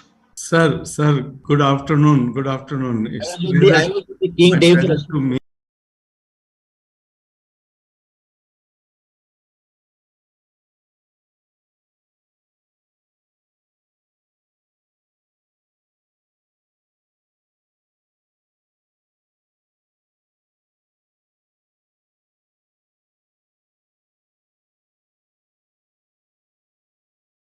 To measure. The name came from the fact if there's a quality circle, how to improve the quality circle? It said that you measure, act on the measurement, then you go to the next stage. So that's where we took the term, we can only improve what you measure. So as you can imagine, it's on the monitoring, and we have 3 beautiful talks, and no less a person than joined himself. Of course, SKS, the king of the West, and we have Ritesh, will be talking about a new facet of insulin. So without taking much time, I'll call upon my dear friend Kishore. Kishore, are you there? Kishore? No, So Kishore will join. Shiba is there? Oh, I'm there actually. Brigadier K.C. Behra. I'm here. Good. So good afternoon, sir. Good afternoon, sir. So now we are before time, so we can call it a NUCD standard time. So we can call the people who are there, like Sunil and Ritesh, to be on board because they will be required very soon. Okay. May I start, sir? Yeah, you can start. Happy Makar to everybody. Good afternoon, everybody. So today's topic, you can only improve what you measure. And in this context, I want to tell you, there's speakers like Professor Jayanta Panda and followed by actually Professor Das and Professor S.K. Sharma. So when we are talking about these things, always I explain to my patients, at 3 a.m. one should remember, measure, monitor, and maintain. When we actually treat the patient or we see a patient to start with, first we should know what is our target actually. You know, you have to measure blood sugar, blood pressure, urea creatinine, lipid profile, HbA1c. That will actually first you come to know where you stand as far as the patient is concerned.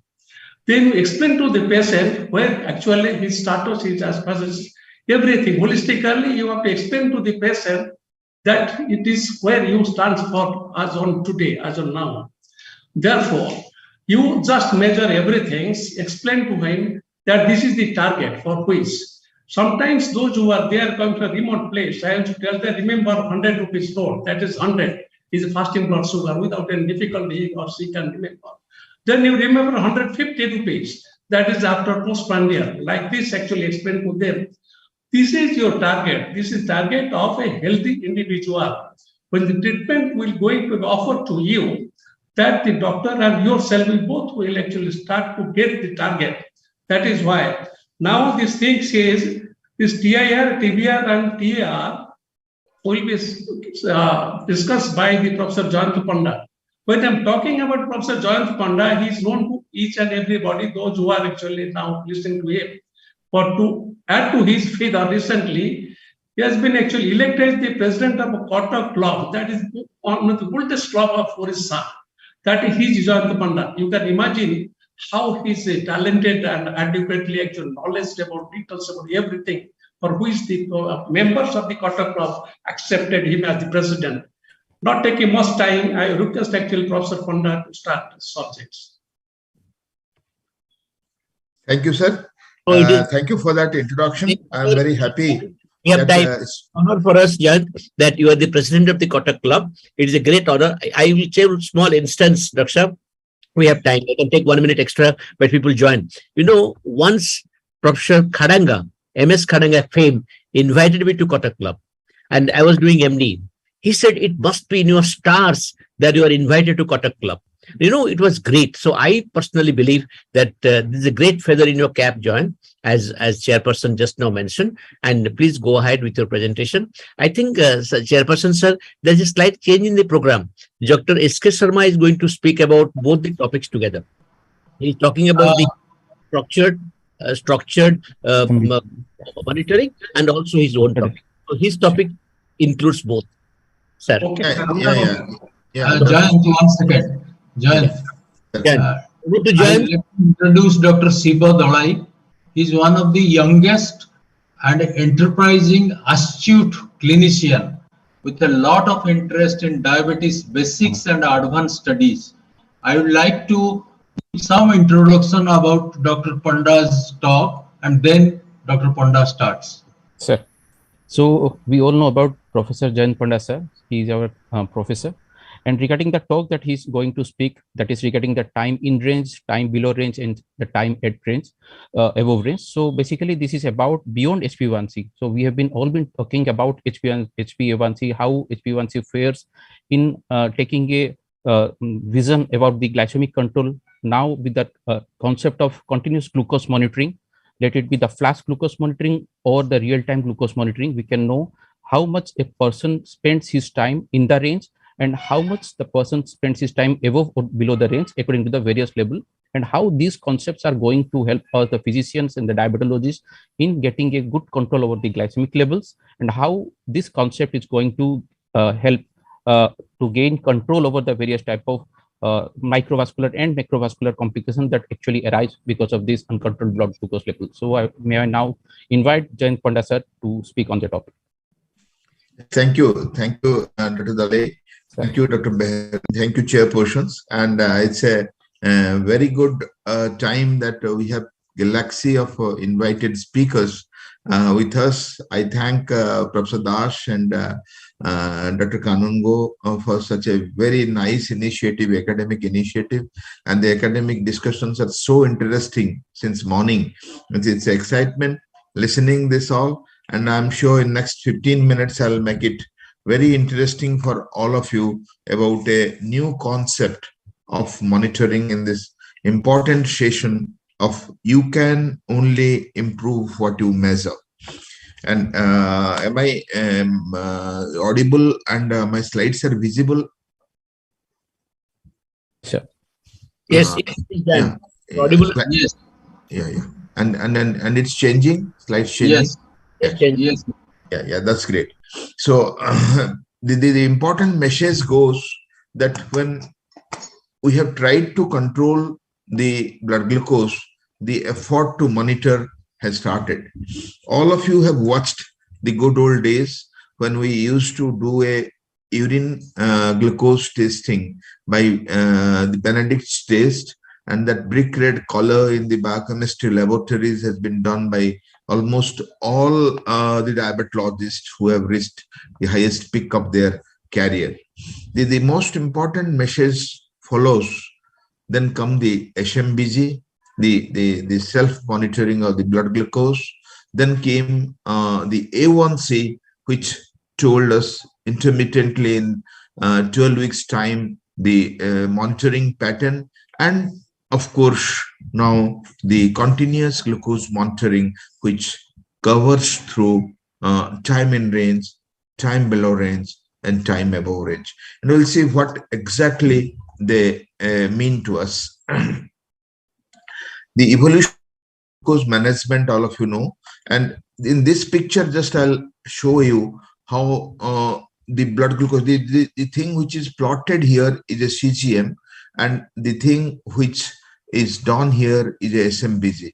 The glucometer readings, the black spots are the glucometer readings, and the readings which has come above the range and the below the range are the CGM readings. So this is undetected hypoglycemia. This is undetected hyperglycemia. So in the tracing, the blood glucose can go above, can go below, and the CGM captures and provides up to 288 glucose readings each day, which detects these fluctuations, which is practically not possible by SMBG or A1C.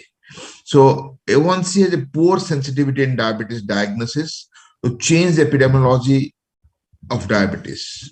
And A1C has significant differences in various ethnic groups which are poorly understood and characterized.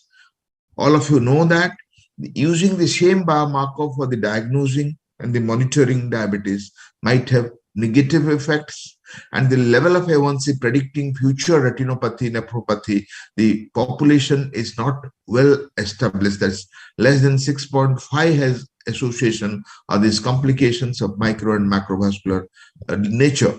And using A1C will delay the diagnosis in diabetes up to 60% of incident cases. We took 6.5 for the diagnosis, but neither for the diagnosis nor for the monitoring, it comes out very promising. And from the trials like ACCORD, ADVANCE, and BADT, the very important findings are the intensive and the standard glycemic control which we have followed. And if you see this results of this trial, it cannot apply to the results broader population, the patients of type 2 diabetes, and trials didn't show benefits in reducing cardiovascular risk, intensive versus standard treatment. And if you see this landmark trials, the many lacuna in monitoring come to the picture. That's only related to the CGM, lack of CGM, and deficit of a continuous monitoring, for which this has been advocated, which takes around 288 readings in a day. So let us see about the time in range. We mean by telling TIR percentage of time that a person spends with their blood glucose levels in a target range, and the range will vary depending on the portion, but the general guidelines suggest starting with a range of 70 to 180 milligram per deciliter, which is standardized and advocated. So time in range can also be understood as the hours per day spent in range.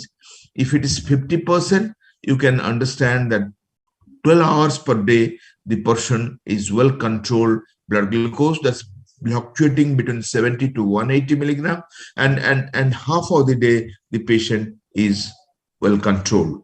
So you can see the different pictures of CGM telling you time in range, time above range, and time below range. 0% time in range is one in the first picture, 25% time in range, 1/4 time, 50% time in range, half of the time, 75% and 100% time in range. The whole fluctuation is in between the 70 to 180. So the prediction of the long-term diabetes complications as per the landmark diabetes control and complication trial, the DCCT, the strong association with the risk of development or progression of the retinopathy. Let us see one by one the complications and the association. You can see the percent time in range. This is less than 10% to more than 70%. And the frequency of retinopathy comes down from 58% to 5%, along with the increasing time in range. So directly the complications, microvascular and macrovascular, that comes down with increasing percent time in range. And here the strong association with risk of development of microalbuminuria.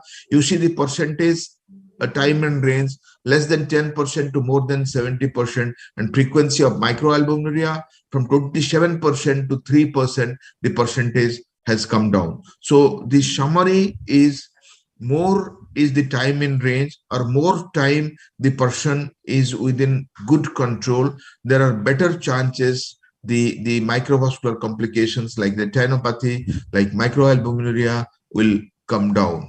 And the association of time in range as assessed by the CGM with diabetic retinopathy is divided to 4 quartiles, less than 51, 51 to 71, 71 to 86, and more than 86. This is Q1, 2, 3, 4. And it was graded as non-diabetic retinopathy, mild NPDR, the moderate NPDR, and then vision-threatening diabetic retinopathy. And here you can see the mild, moderate, and the vision-threatening diabetic retinopathy, the prevalence as per the different quartiles, it comes down. So that the summary is prevalence of diabetic retinopathy by severity as a function of time in range quartile. So better is the control or time in range, better lower is the incidence of diabetic retinopathy, which has already been shown by me. So patients with similar A1C values could have distinct glucose profiles. All of you realize that. And for instance, one patient could have long episode of both hypoglycemia and hypoglycemia, whereas another could have a stable glucose pattern throughout the day. By contrast, the TIR illustrates the time spent in the preferred glucose range, which is an intuitive way of assessing the glucose control, but it provides important information not captured by A1C. A1C shows shame in both the category who are above the range or below the range, but the CGM only can detect those times. And then this study suggests that the time in range as an intuitive metric of the glycemic control for both patients and clinicians is associated with the prevalence of diabetic retinopathy. So this is the relation of all-cause cardiovascular mortality in patients with type 2 diabetes, a prospective cohort study. Here the TIR was measured with continuous glucose monitoring at the baseline, and the participants were stratified into 4 groups as more than 85%, 71 to 85%, 51 to 70%, and then less than 50%. I have told you the different quartiles, and this is in relation to a macrovascular complication, the cardiovascular mortality. And you can see the all-cause mortality and cardiovascular mortality with cumulative survival, and this is by different levels of time in range are different. So more is the time in range, less is the mortality, the cardiovascular as well as the all-cause. So in conclusion, the study found a strong and graded inverse relationship between time in range and the risk of all-cause and the CVD mortality among patients with type 2 diabetes. So the findings suggest that the patients with diabetes should be encouraged to aim for the achievable higher TIR to reduce the risk of adverse clinical outcomes, although the goal should be individualized. In elderly, in fragile patients, we have a higher goal that goes beyond in doubt, but this time in range is very broad, 70 to 180, and more time somebody spends in range, less is the chance of macro as well as microvascular complications, what you saw in these trials.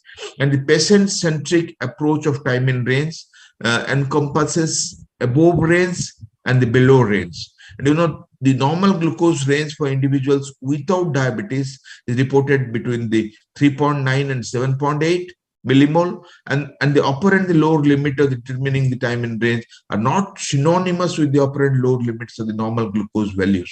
So 70 and 180 are much broader than our normal diagnosing limits. So the choice of upper and lower glucose thresholds for determining TIR is partly pragmatic. So here you can say the more than 13.9 millimole is very high and less than 3 is very low. And in between comes the low and the target in range and the high range, which is around 14%, 21%, 54%, 6%, and 5%. And that tells how much of hour the person has spent in a good control and how much in the bad control. The lower limit of the determining time in range, which already have discussed here, reflects the upper limit of the definition of the hypoglycemia.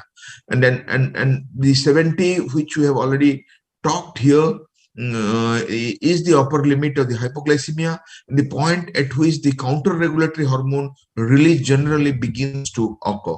And the determination of time above range, the hypoglycemia is subdivided into level 1 and level 2, level 3, and level 4. And then here you see the level 1 is 10.1 to 13.9, level 2 is more than 13.9. And the determination of the time below range, the hypoglycemia is subdivided again into the level 1, 3 to 3.8, and level 2 is less than 3. So if you take these two levels, time above range and time below range, glycemia and hypoglycemia further classified.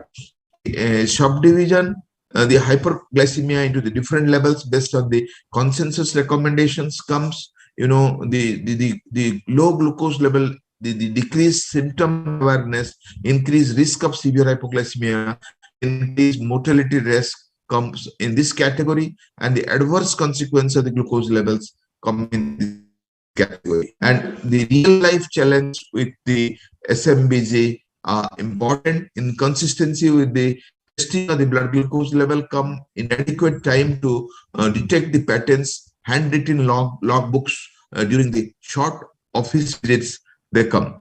So that's why this TIR, TAR, and DBR universally followed gives us a very important conclusion of probability of a patient developing the chronic complications, maybe micro or macrovascular.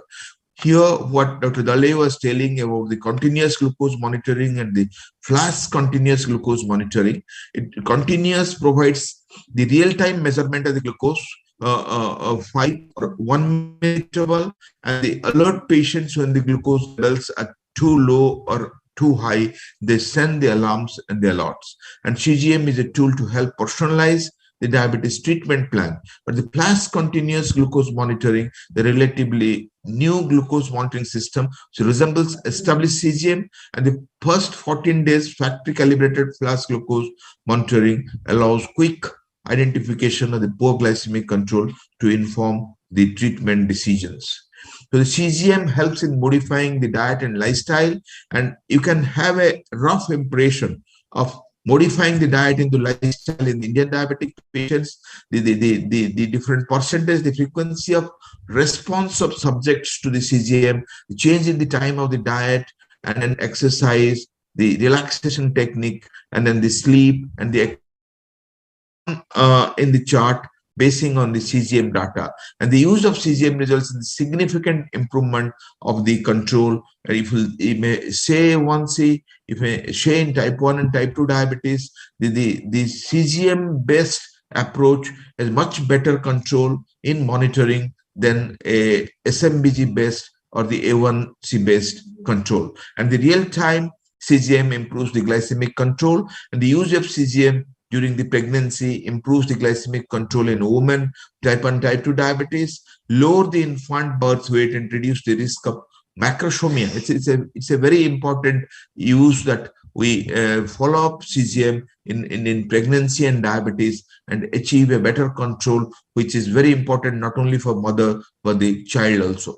And the CGM and the different techniques monitored for the glycemic variability in type 1 and type 2 diabetes. You see the hypoglycemic spikes and the hypoglycemic spikes are very important, and it's useful in assessing glycemic variability, the mean average standard deviation, the J index, coefficient of variance, the low blood glucose index, the average daily risk range, the mean amplitude of the glucose excursion, mean of the daily differences, and continuous overall net glycemic action. So the clinical indications, somebody who has a brittle diabetes or the poor metabolic control have high glucose variability. And with hypoglycemia unawareness and also with the gastroparesis, the pregnancy and critically ill patients, the CGM contributes. And lot many studies have concluded the beneficial effects. In the interest of time, I'm not going to the details. The pregnancy and the remote monitoring, many studies have corroborated with in a day, within day glucose variation seen with the CGM technology that may be missed in relying the SMBG or A1C alone. And the CGM review recent studies demonstrating improving the glycemic control. The systems are safe and effective for type 1 and type 2 and improve quality and glycemic control, and then very inexpensive and can be done in a remote rural setting as well. Gives you much more information than SMBG and the A1C. And the consensus recommendations is currently, I have already discussed about the different levels and the target. Without going to the details of the monitoring chart, I'll summarize my topic because it's time. The use of time and range enabled the diabetologists, the endocrinologists, and the diabetes educators to analyze more than one component of the glycemic control. And one of the possibilities for the future is the combination of various metrics trying to better define glycemic control. Gathering more than one metric is an attractive idea when analyzing diabetes control and might be used more frequently over the next years. And the recent consensus recommendations suggest the TIR more than 70%, the TBR is less than 3.9 millimole per liter, less than 4%, that's around 70 milligram percent, and less than 3 millimole per liter, less than 1% for most individuals with type 1 or type 2 diabetes. Although the targets should be individualized and the different targets should be considered for the older and the higher risk individuals, pediatric population, and the pregnant woman. So the 70 to 180, which is taken as time in range, at least 70% should be the time in range in a day, and the time below range and the time above range should be as minimum as less than 4% and less than 1%. So this concludes the presentation and TIR, TAR, and TBR, and I'm sure you will be sticking to this very scientific method of monitoring and achieving a good glycemic control and preventing complication by keeping the person in TIR more than 70%, that is between 70 to 180 milligram percent. Thank you everyone for the listening. Thank you, Professor Das. Thank you, Dr. Alok Kanungo. Thank you, Team 9th NUCD, for the opportunity. Thank you. John, talk. Great talk, John. Great talk.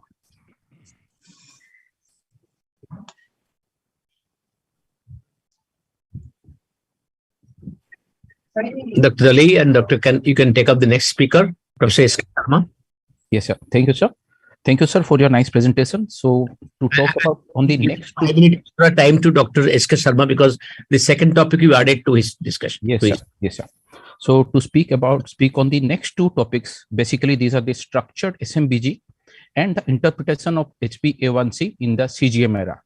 to speak on both this topic, may I please invite Professor Dr. S.K. Sarma sir.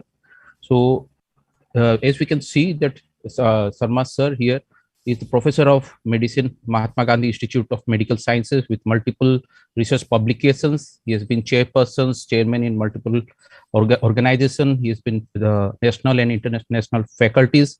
He has been awarded Oration of Vijayawada, Yalmanch Diabetes in 2012.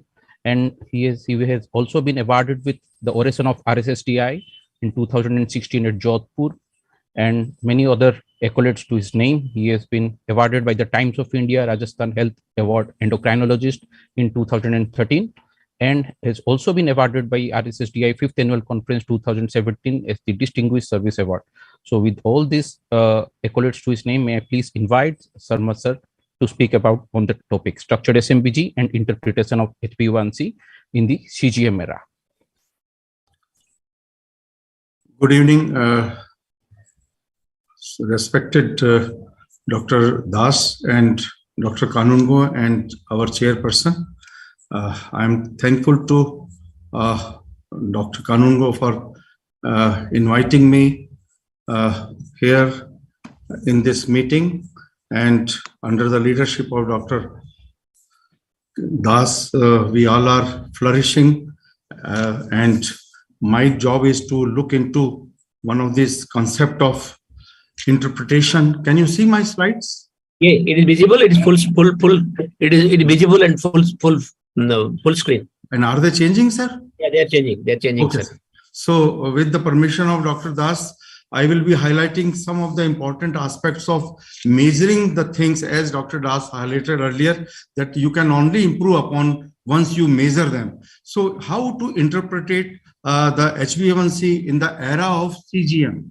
So we all know that there are different methods of measuring glycemic control, like fasting, postprandial, random blood glucose. We sometimes use oral glucose tolerance test. And now with the help of continuous glucose monitoring, we are also looking into this. So where we can place HbA1c in this, we all know that glycosylated hemoglobin is basically a attachment of glucose to the hemoglobin. The end terminal of the beta chain of hemoglobin is having glycosylation, and this is depending upon the life cycle of RBC, that is hemoglobin in the RBC. So we all know that it is around 120 days. So it is measuring something like 2 to 3 months of glycemic control. There are different types of hemoglobin in our blood, and maximum 80% of this glycosylation is occurring in HbA1c part rather than on other HbA1 or HbA1b or A, all those. So maximum is utilized here, and we know that the clinical value of HbA1c is that it is an index of long-term glucose control, and it can be performed on venous blood glucose in without any consideration for time of the day, meal of the person, exercise or no exercise, or any time of the day, and whether it is not changing, because it is giving you a average of last 2 to 3 months of glycemic control. So the clinical value of HbA1c is that it helps in clarifying the discrepancies between the self-monitored glucose level and actual degree of overall blood glucose control. So many times our patients are measuring 1 or 2 or 3 values of SMBG, and they highlight that their glucose are controlled. But when we look into their HbA1c, you find that it is significantly higher. It also helpful in differentiating stress-induced hyperglycemia, which is sometime when the patient is admitted, particularly during COVID era, when the patient was first time detected hyperglycemic. We were not knowing whether he is a known diabetic who was not recognized earlier, or it is stress hyperglycemia because of stress of the illness or because of steroid treatment. So there you will find that HbA1c will be normal in stressed hyperglycemic condition, except when the patient is a known diabetic earlier. So it is also useful in clinical decision making. What is the drug of you want to choose for that patient, whether the HbA1c is mildly raised or it is significantly raised, where you like to go for a combination therapy right from the beginning. It is also useful in our obstetric practice, where you can predict congenital abnormalities in a lady. When we look at the HbA1c, we all know a HbA1c of more than 10 is significantly associated with congenital malformation in fetus. And nowadays, we all know that it is also used as a diagnostic criteria for the diabetes. But we know that there are many ifs and buts with HbA1c measurement. There are some conditions where there is an inappropriate low HbA1c, like hemolysis, certain hemoglobinopathies, recent blood transfusion, acute blood loss, hypertriglyceridemia, and many drugs are also influencing it. Then there are conditions where inappropriate high HbA1c will be there, like iron deficiency, vitamin B12 deficiency, alcoholism, uremia, and many other drugs are influencing it. And then, of course, there are variable effects according to the fetal hemoglobin, methemoglobin, and certain other hemoglobinopathies. So whenever we are looking at HbA1c, we should know that these conditions are not there. Otherwise, we may have high or low HbA1c. So the drugs which are affecting HbA1c, we all know that there are some drugs which are causing increased erythrocyte destruction. Thereby, they are falsely lowering HbA1c, like dapsone, ribavirin, antiretroviral drugs, cotrimoxazole, hydroxyurea. There are other drugs which are altering the glycation, particularly vitamin C, vitamin E, and aspirin. And there are some drugs which are interfering with the assay of HbA1c. So, dear friends, HbA1c era was there for the last, I should say, 30 years or so. And here, according to patient, he is getting main glycemic metrics as a HbA1c, guiding his therapy, and main metrics for rating the quality of diabetes care and medication. For physician, HbA1c tells us that it is a main diagnostic criteria, a standard marker of assess risk of complications, and target standards used to diabetic algorithm. For example, in ACE guidelines, they say if the HbA1c is less than 7.5, we may start with one drug. But if the HbA1c in between 7.5 to 9, you can start treatment right from the beginning with 2 drugs. So these are the algorithms which are depending on HbA1c. And for regulators, our health regulators, it is the main outcome marker for health authorities to approve a new drug, glucose lowering drug, and technologies for diabetes management. So we all know that there are available measures of glycemic control, and HbA1c is a good parameter in one of them. But CGM is now coming in, and as Dr. Panda highlighted, many important aspects of CGM: time in range, time above, and time below range. So the glycemic variability is an important consideration. And when you are having patients where those conditions where there is a falsely elevated or falsely low HbA1c values are coming, then of course we are handicapped. So HbA1c is not always a reliable marker of glucose control, but most of the studies earlier done on HbA1c are looking in, it is a gold standard for understanding and prevention of diabetes complication, like DCCT trial, and in UKPDS, the complications were directly linked to the amount of HbA1c. But because of these hemoglobinopathies and other changes, sometimes HbA1c is overestimated or sometimes it is underestimated. So despite HbA1c being a trusted biomarker, prevalence of so many common HbA1c hemoglobin variants in the country are causing an important challenge here.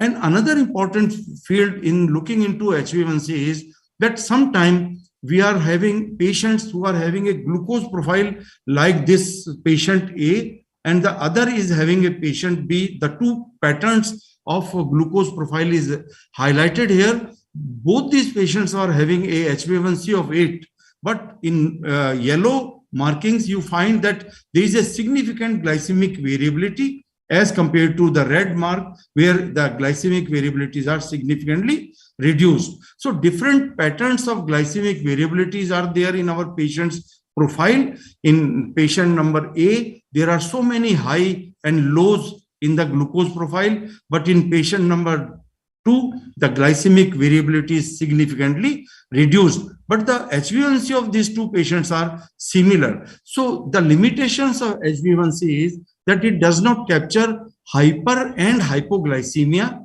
It does not capture the individual glycemic patterns in a day or in between the days of a patient, and it does not capture glycemic variability. And we find that HbA1c is a biomarker which sometimes is not giving you correct picture as we discussed, but it is having a direct relationship to mean glucose, but there is a range of that mean glucose.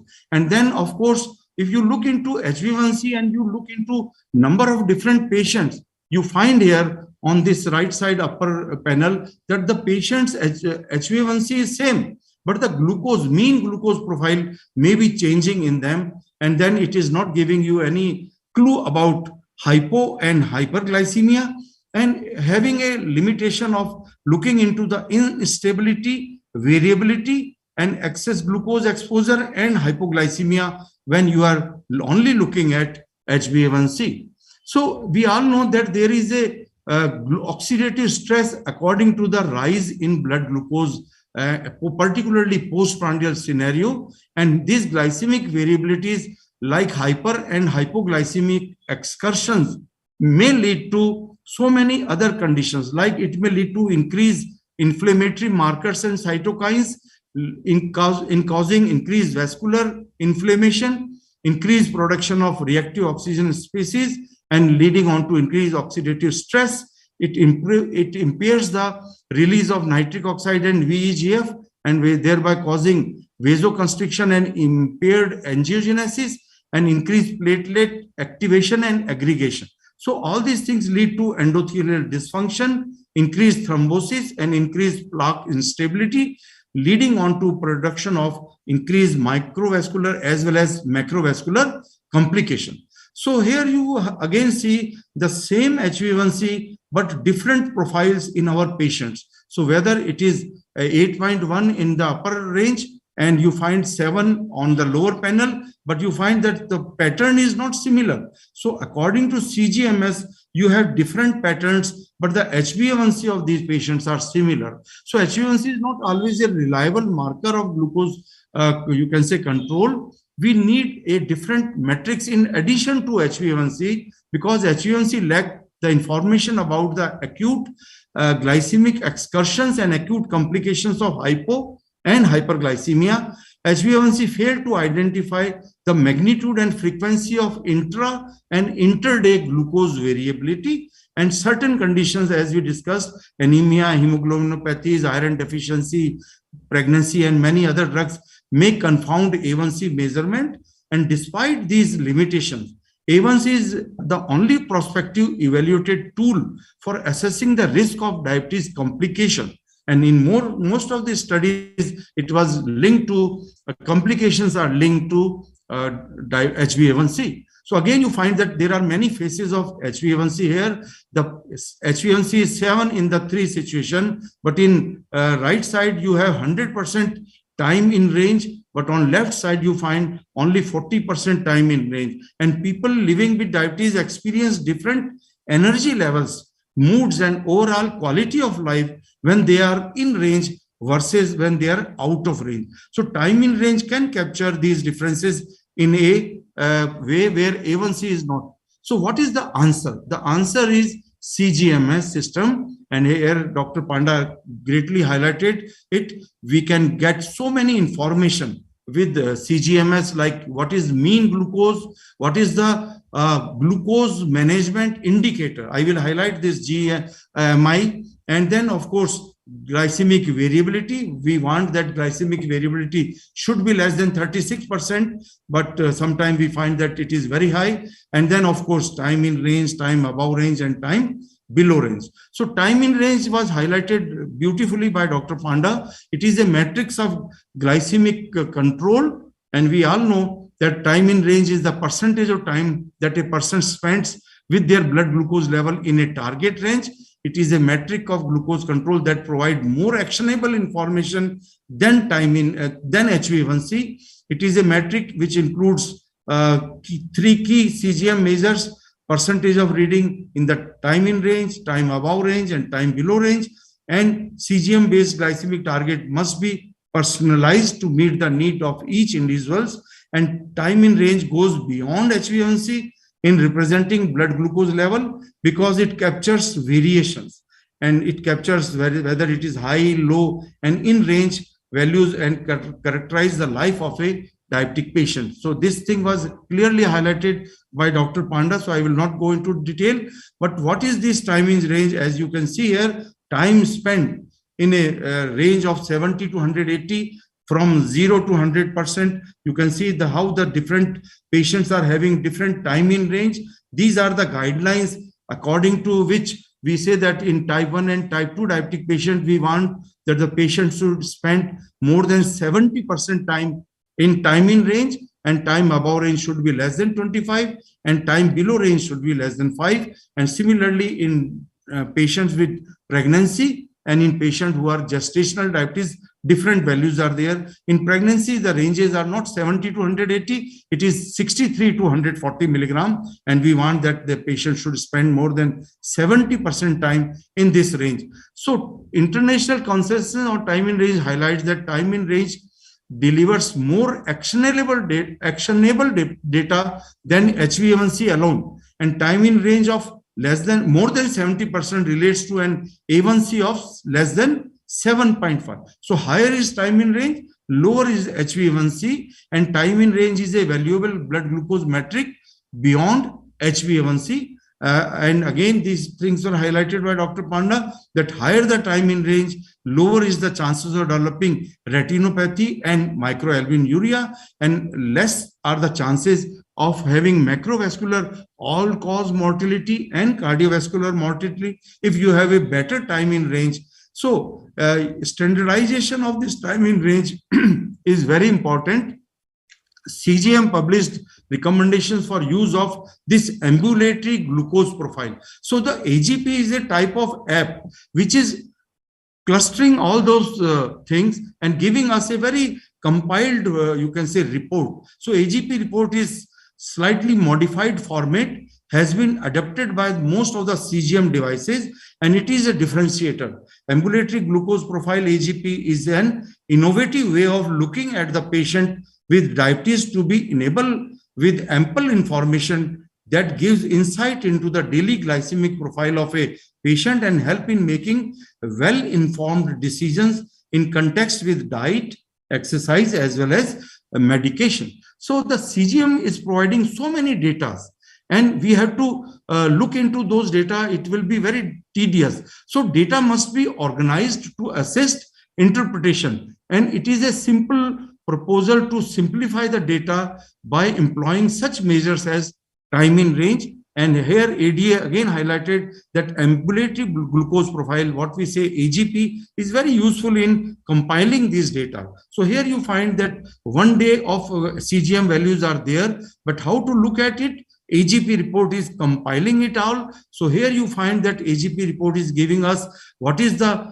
time of CGM applied, what is the glucose range, time in range, time above range, time below range, what is average glucose, and what is the glucose management indicator, GMI, which is just like a laboratory measured A1C. And then of course it gives us glucose variability. We want that it should be less than 36. Here in this report, it is 49%. And on right side, you can see this bar colorful diagram, which clearly highlights what is the status of a patient, looking into it straightforward. So clinical approach to CGM data is that if the time in range is 70 and above and time below range is less than 4%, then you don't need to do anything. You continue with the same profile of the patient. But there are 3-step process when you are looking into AGP: define the pattern and review the daily traces. So there are 3 scenarios here. HbA1c is another value, but here you find that the patient is having more hypoglycemic risk because the time in range is more than 50, but time below range is also more than 10%. And in next scenario, you have predominantly hyperglycemic risk, where time in range is less than 50 and time above range is more than 5%. And similarly, you have predominant variability risk, where time in range is less than 50 and time below range is more than 50. So in this situation, we have to make some changes in the lifestyle of the patient and therapy of the patient. So comparing HbA1c to time in range, HbA1c evaluates single hemoglobin value, HbA1c value. Time in range evaluates continuous glucose level. HbA1c compares every 3 months. Time in range compares any time period. And HbA1c does not capture hypo and hyperglycemic levels occurring in the same day, and time in range can capture all these glucose variations. HbA1c is having immediate effect on therapy change not recorded, and in time in range immediate detect an acute effect of therapy can be changed. Bad correlation of PROs, and here there is a good correlation of PROs, and high susceptibility to interference substances are there with HbA1c, which is not there in time in range. And time in range is a good correlator of clinical endpoints and many long-term complications, but HbA1c. But time in range correlates to the endpoint, which is unclear. Hardly any long-term studies are there except few of the studies which Dr. Panda highlighted. There is a correlation between HbA1c and time in range. For example, if the time in range is something like 70%, HbA1c is 6.7, and if the time in range is 50%, HbA1c is something like 8.3%. So the another important thing in this CGM system is how to calculate glucose management indicator, GMI. This is a new term for estimating A1C from the continuous glucose monitoring.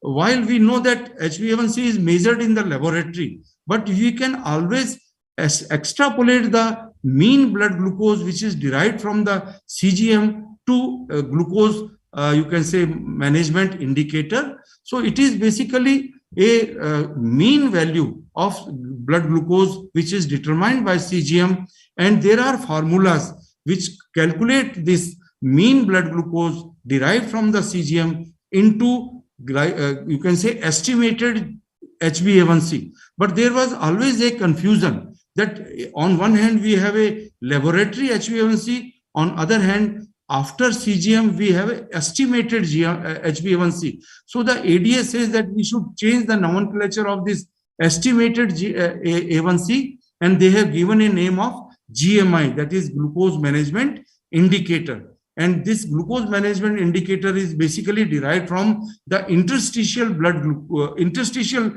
fluid glucose as compared to the glucose attaching itself to the hemoglobin in a HbA1c. So there is a direct correlation between CGM measure of mean glucose and central laboratory A1c. And you find that CGM derived mean concentration of glucose can be looked into, like if GMI is 7.5, the CGM values are, mean glucose values are 175. So if mean blood glucose is 250, we can say that the GMI, that is the estimated A1c, which is 9.3%. So there is some difference between estimated A1c and HbA1c. So there, most of the time in these studies, when they are comparing the two, they find that 19% time the GMI and HbA1c are having identical values. In 51% times, there is a difference of 0.3%.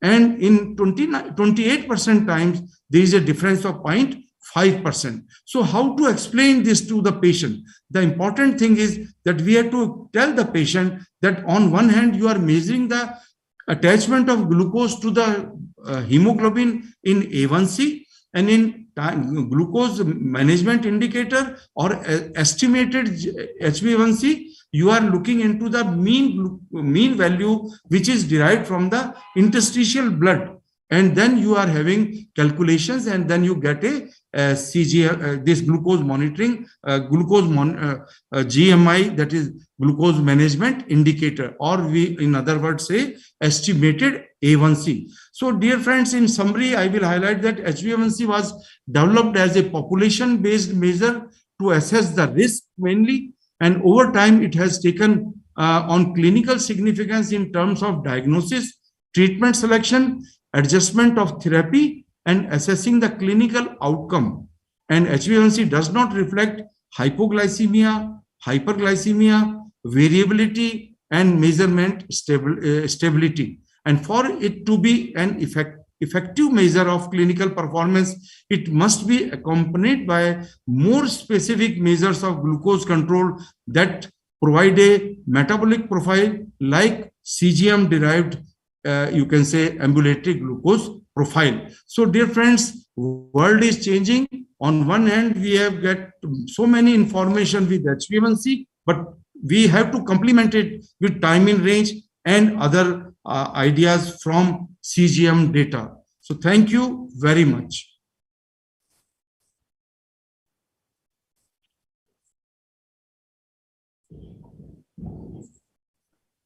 Thank you, sir, for your nice presentation. So the forum is open for discussion. Any questions from the panelists? Can I just ask one question to Professor Jayant Panda? Jayant, do you believe? We have got evidences that from the DCCT and the UKPDS, people have tried to tabulate the data, multiple blood sugar estimation in the UKPDS, more so in DCCT, and they have tried to plot them against the TIR. You must be aware of that effort. Yeah. I showed in my slide set. DCCT one, I showed how so it decreasing. So I strongly believe that till the whole country awakens to TIR, the structured blood glucose estimation is one way out. I don't think it's most ideal, but one way out to have a better control. I'm just thinking aloud. I mean, and also I'll give you good news that there is a startup which we have given to Bangalore Indian Institute of Science, and one investigator is trying to develop a CGM instrument for much lower cost. It should hit the device division of the Government of India in a short time from now. Sure. That's actually, that will encourage many diabetologists and physicians to stick to this newer assessments.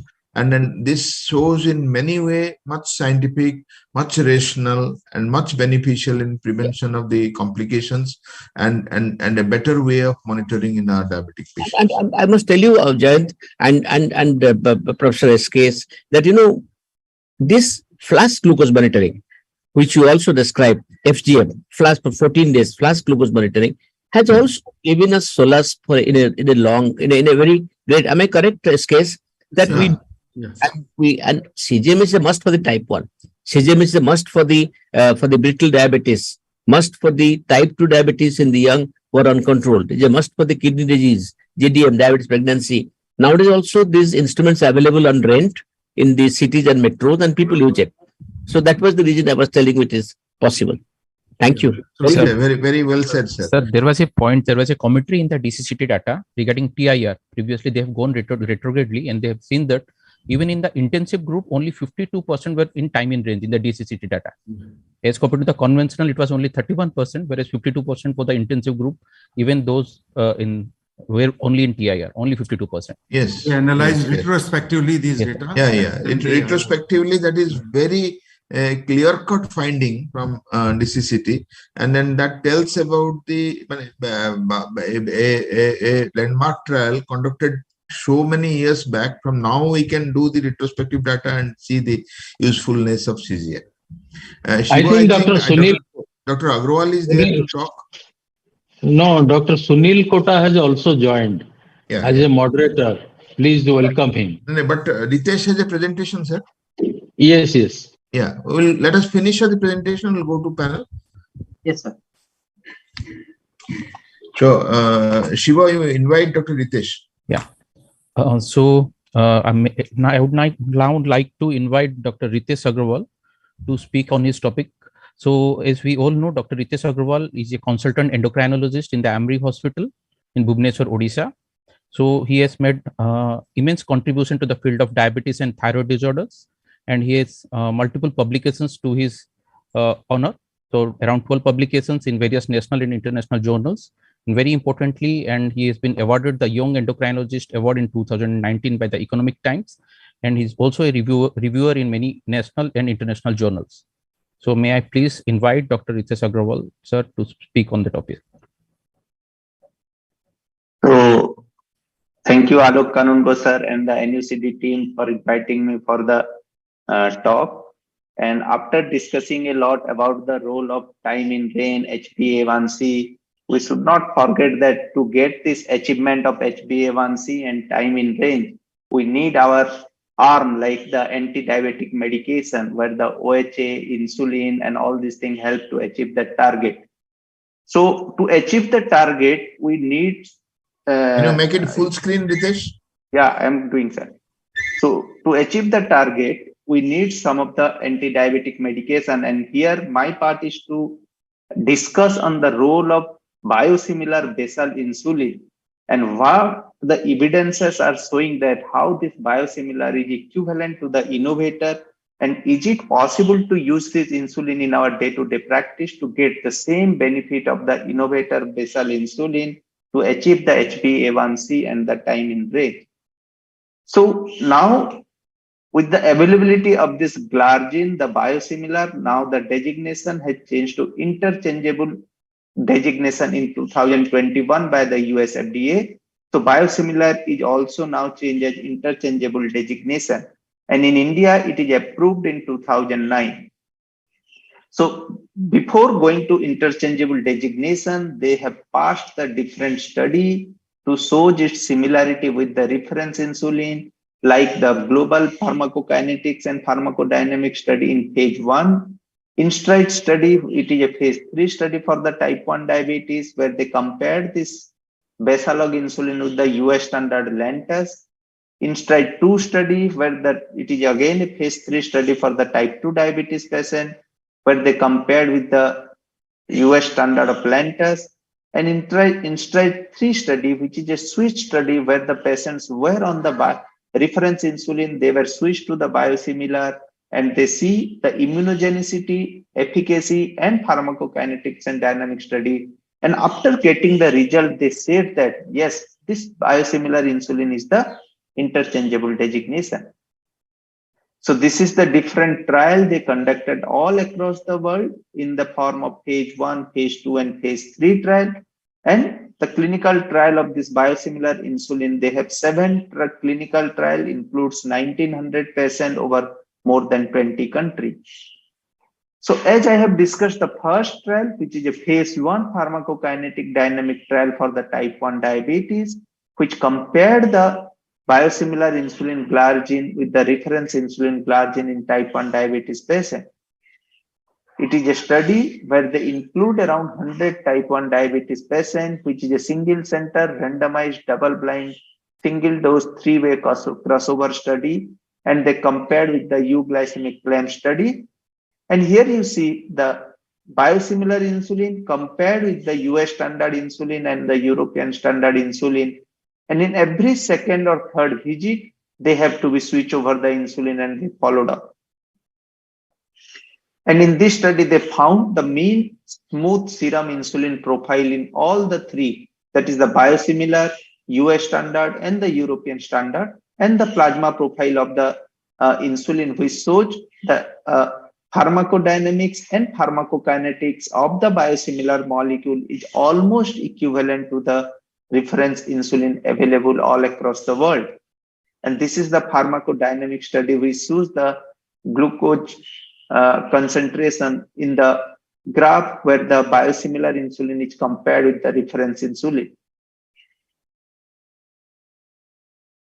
So in this phase 1 study, they conclude the bioequivalence of this biosimilar insulin, which was demonstrated in patients with type 2 diabetes, type 1 diabetes for both primary pharmacokinetics and dynamic endpoints. And this biosimilar were generally well tolerated and no significant safety issue emerged during the study period. Come to the InStride study 1, which is a non-inferiority study of this biocon insulin in type 1 diabetes with the reference glargine insulin, where the efficacy and safety of this molecule is compared. And the objective was to determine whether this biosimilar glargine once daily is non-inferior to the reference insulin in type 1 diabetes, where they have included around 500 patients of HbA1c of below 9.5%. And they are randomized 1:1 and follow up for a period of more than 52 weeks. And at the end of the study, again, they followed up for more than 4 weeks. The primary endpoint change in HbA1c from the baseline after 6 months. And here you see the HbA1c in both the group from the biosimilar and the reference insulin. HbA1c stabilized at all time from the baseline. Actual fasting plasma glucose by visit and treatment is also almost similar in the two arms. And this interest study 1 conclude no statistical significant difference in the actual HbA1c profile between the treatment group. Both basal and bolus insulin dose level did not differ between the biosimilar Biocon insulin and the reference group. And rate of hypoglycemia and other adverse effects were comparable between the two groups. So this biosimilar insulin has equal efficacy, safety, and immunogenicity as the reference with insulin glargine in type 1 diabetes patient. Then comes the role of INSTRIDE 2 study where they compared the biosimilar insulin with the reference in type 2 diabetes patient. And again, the more than 500 patients were included. The patients were stabilized with a dose of 3 months before they were included in the study. 6 months of study followed by 4 weeks of follow-up with 1:1 randomization. And same, the change in HbA1c from baseline after 6 months is to be taken as a primary endpoint. And the mean actual HbA1c over time, if you see from the baseline after 12 weeks and after 24 weeks, it is almost similar in both the arms. And here you see the mean change in HbA1c in the biosimilar is 0.6, reference glargine is also 0.66. Non-inferiority has to be proven. And in the mean actual glargine dose over the time also, if you see in the biosimilar group compared to the reference group, the all patients 0.12 and 0.124. So it is all non-significant, but shows the no difference in both the group compared to the number of unit used per kg body weight.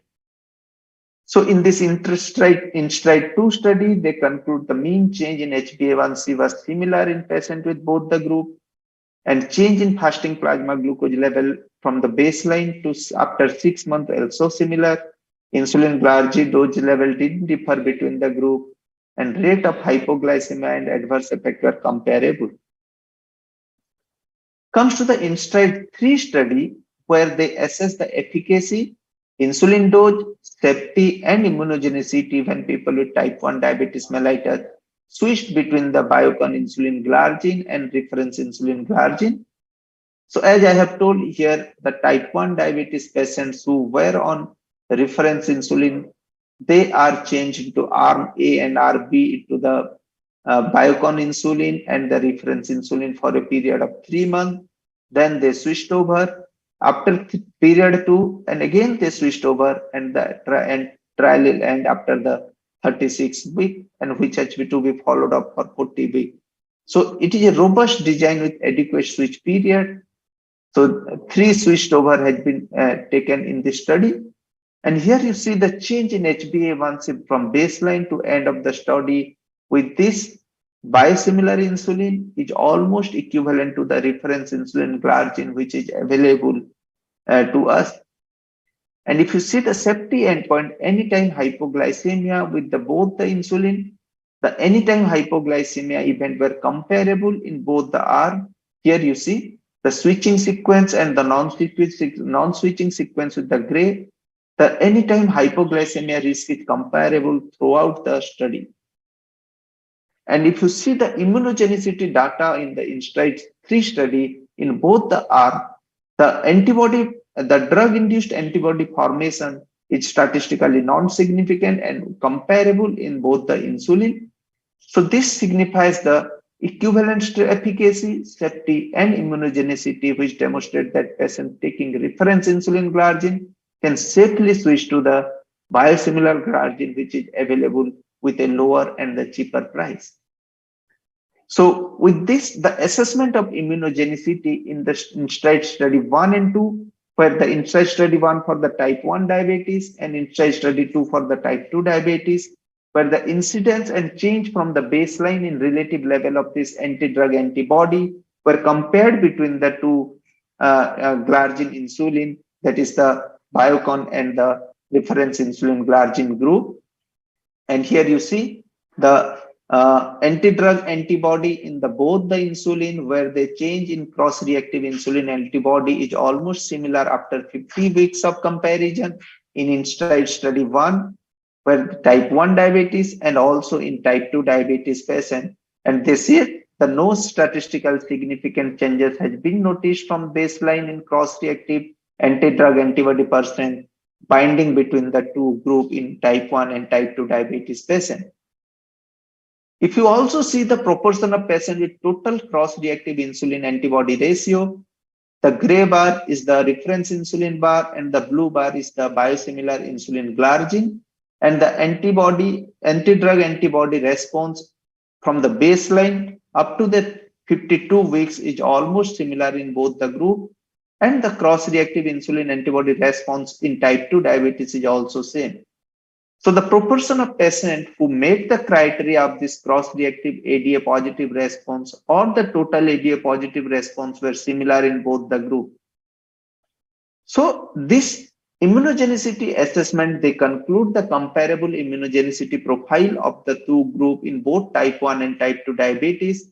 Majority of the patients with type 2 diabetes were negative for total anti-drug antibody.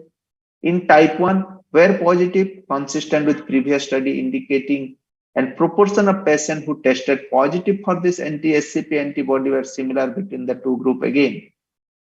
So this signifies that the biosimilar insulin which is available compared to the reference insulin are not different in any form of its pharmacokinetic, pharmacodynamics, efficacy, safety, and immunogenicity profile, with a cheaper price available to us, which help us to achieve our glycemic goal. So world first interchangeable biosimilar insulin. That's why after getting all this data, the term interchangeable designation has been given. Made in India, for India and the world. Atmanirbhar India, for patients' benefit, high quality insulin, affordable price with improved adherence. It is an option for our healthcare physician also. So thank you for your kind and patient hearing, and over to organizer to start the discussion.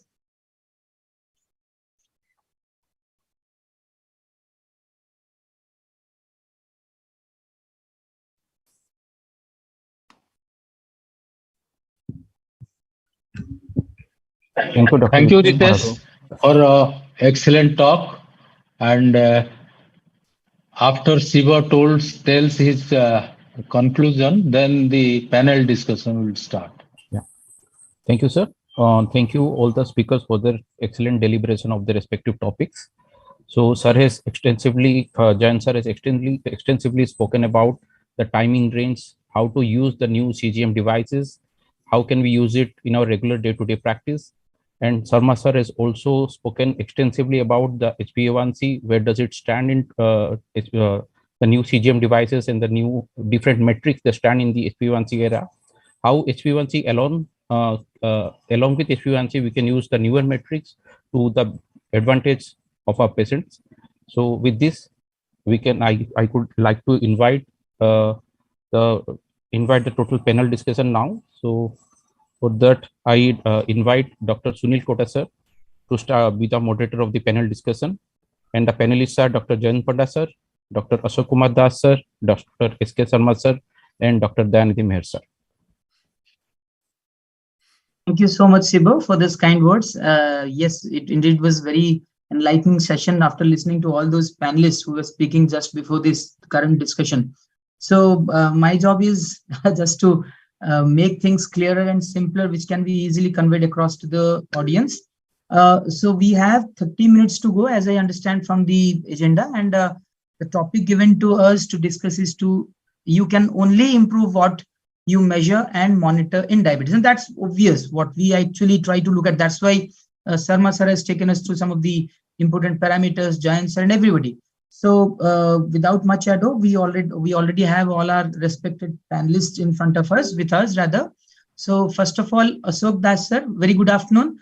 So to take the things forward, we would like to understand from you. So you can ask me, Sunil. I think Dr. Das has gone in some exigency. Professor Das is there. Oh, you can start from me or you can start from Dr. Sharma. Okay. Okay. So, Jain sir, you have already told us about the utility of blood sugars and several other parameters which we all need to look at. So just let us know how often the blood sugars and HbA1c should be measured, and you've also briefly spoken about the SMBG. Please again enlighten us about that, and obviously we would also like to understand the targets for these parameters. Yeah, so this is basic and I'm sure many of you follow it, but let me tell you the practical guidelines and what you are expected to do. If the blood sugar is not controlled, and if somebody is having a very poor control of fasting postprandial, then you should call the person very frequently, maybe every third day, not later than third day. Patient can come every day also, that's good. So there you can monitor, regulate the insulin or the drugs and titrate to achieve the controlled blood glucose in a week's time. The A1C, we know we do every third month, but few people do every month or every 2 months. They have some reflection. Suppose somebody has a fasting of 300, postprandial of 500, and A1C of 12 or something like that. And then if you do after treatment, maybe in 1 month time, the fasting PP may be normal, but A1C will not reach at normal level. That will be still high, maybe 12 to 10, though fasting is 120 and postprandial is 160. So what I do, I measure A1C not earlier than every third month only. And those who are not controlled, we do blood glucose every third day. Those who are controlled, I ask them to report me in 15 days time, 1 month time, 6 weeks time initially. And once they are very established and they themselves are very acquainted, I ask them to do some blood glucose monitoring at their end with the glucometer, SMBG, and she every fortnight. And they learn the technique, they monitor fortnight, they can adjust the insulin also, or they can contact in telemedicine or the WhatsApp calls, and then they come if they don't have any other problem. The role of SMBG is still important in the patient's end, because you see now urine testing we're not doing. A1C can be done as point of care or every 12 weeks. But what a patient can do when he suspects hypoglycemia or hyperglycemia, or there is a poor control, he can see the blood glucose by a glucometer, and a structured SMBG is what is very important, as Dr. Sharma told, to see that the person is well controlled. And the targets of parameter are very important. You only test, and if you don't put the levels in target, it doesn't have any value. So fasting, ideally we keep around 100 to 130, but not beyond that.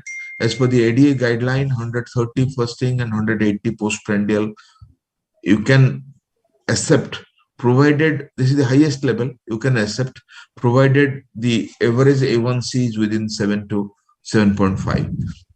And we know when the patient is a very young patient, we are targeting a tight control. We keep A1C even 6.5, fasting 100 and postprandial say 140 or 150. But in an elderly patient where the A1C is targeted even up to 8%, there the fasting in around 130 and postprandial around 180 is acceptable.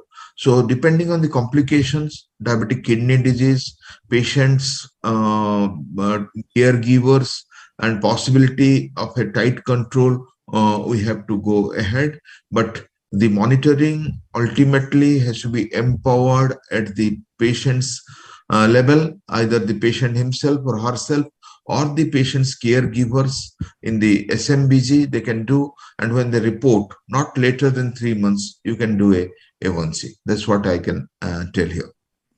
Absolutely, sir. Actually, more you empower the patient, more they see for themselves that these are the values that actually props them up. And one more thing, I have seen few of my seniors having this practice of repeating HbA1c after 1 month also, though it is not recommended by any of the guidelines, because they would like to put forth the point to the patient that yes, 60 to 70% of the HbA1c is reflected upon by your last month's blood sugar. So once the HbA1c is significantly down from the baseline presentation, that again probably presents a push to the patient.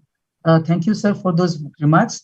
Now we have Dr. S.K. Sharma, sir. It was great talk, as usual, listening to you. Sir, again, the ABCs of diabetes, we all know the blood pressure is very important component as far as macrovascular disorders are concerned. So how often we should be measuring it, and any specific measures to be undertaken while measuring the blood pressure? This is something which we all have been taught since MBBS, but again, it needs to be told to our practitioners very often. And obviously, we would like to understand from you what should be the target of blood pressure in a patient having diabetes. Thank you for this nice question. As you rightly highlighted, the measurement of blood pressure is very, very important in the management of our diabetic patient. Firstly, because more than 50-60% of our diabetic patients are hypertensive also. So whenever a patient is coming to us in our clinic, we always measure blood pressure twice. And you will be surprised that the first measurement is most of the time is higher. And after, let's say, 15 minutes or 20 minutes, once he is in our clinic, the second blood pressure is most of the time is going in a lower values. So one important point is that once measurement is not sufficient. Another important point is that if the patient is able to afford a glucometer, then he should measure his blood pressure more frequently at his home, because we also know that there is a concept of white coat hypertension, where the patient is having hypertension recorded in clinic or in hospital, but in home he is having normal blood pressure. And then there is a reverse also, that in home it is having high, but in clinic it is appears to be normal. So you have to look into all those important points. Secondly, now people argue that since blood pressure is changing very frequently in our patients, so ambulatory blood pressure profile, once you diagnose a patient of hypertension, is very, very important. So nowadays people started using ABPM more frequently in our, you can say, concept. But in our day-to-day practice, we say that whenever patient is coming to you, always measure blood pressure, record it, because even a small increase in blood pressure, for example, once the patient is coming to you regularly and now he develops microalbuminuria, you find that there is a small jump in blood pressure. Systolic blood pressure is now going high. In our diabetic patient, it is systolic blood pressure, which is more commonly going up as compared to diastolic. And many times we require 2 or 3 antihypertensives for the control of hypertension. Particularly ACE ARBs are considered to be milder drugs, and a combination of them with a calcium channel blocker will be very useful. And target, as regards target is concerned, we usually want that our patient should have a blood pressure of 130/80. But if it is going 140/90 and above, we should intervene and we should start treatment. Otherwise, before that, we can always give lifestyle measurements in the form of DASH diet, that is diabetes diet adjustment for control of hypertension, reducing the salt, stopping smoking, going for, you can say, exercise program, and a good sleep and avoiding stress. All those things will have positive effect in reducing blood pressure. So all those things are very important in our diabetic patient. Thank you. Thank you so much, sir, for those elaborate comments. We have with us Dr. Professor Dayanidhi Meher from KIMS, from the Department of Endocrinology. Again, as we go down, obviously after blood sugar and blood pressure, we know lipids are something which we all need to be careful about. So we want to understand from you, sir, how often the lipid profile should be measured and the targets. I understand we have something else also to add, especially in Indian context, the non-HDL and everything. So please enlighten us about that.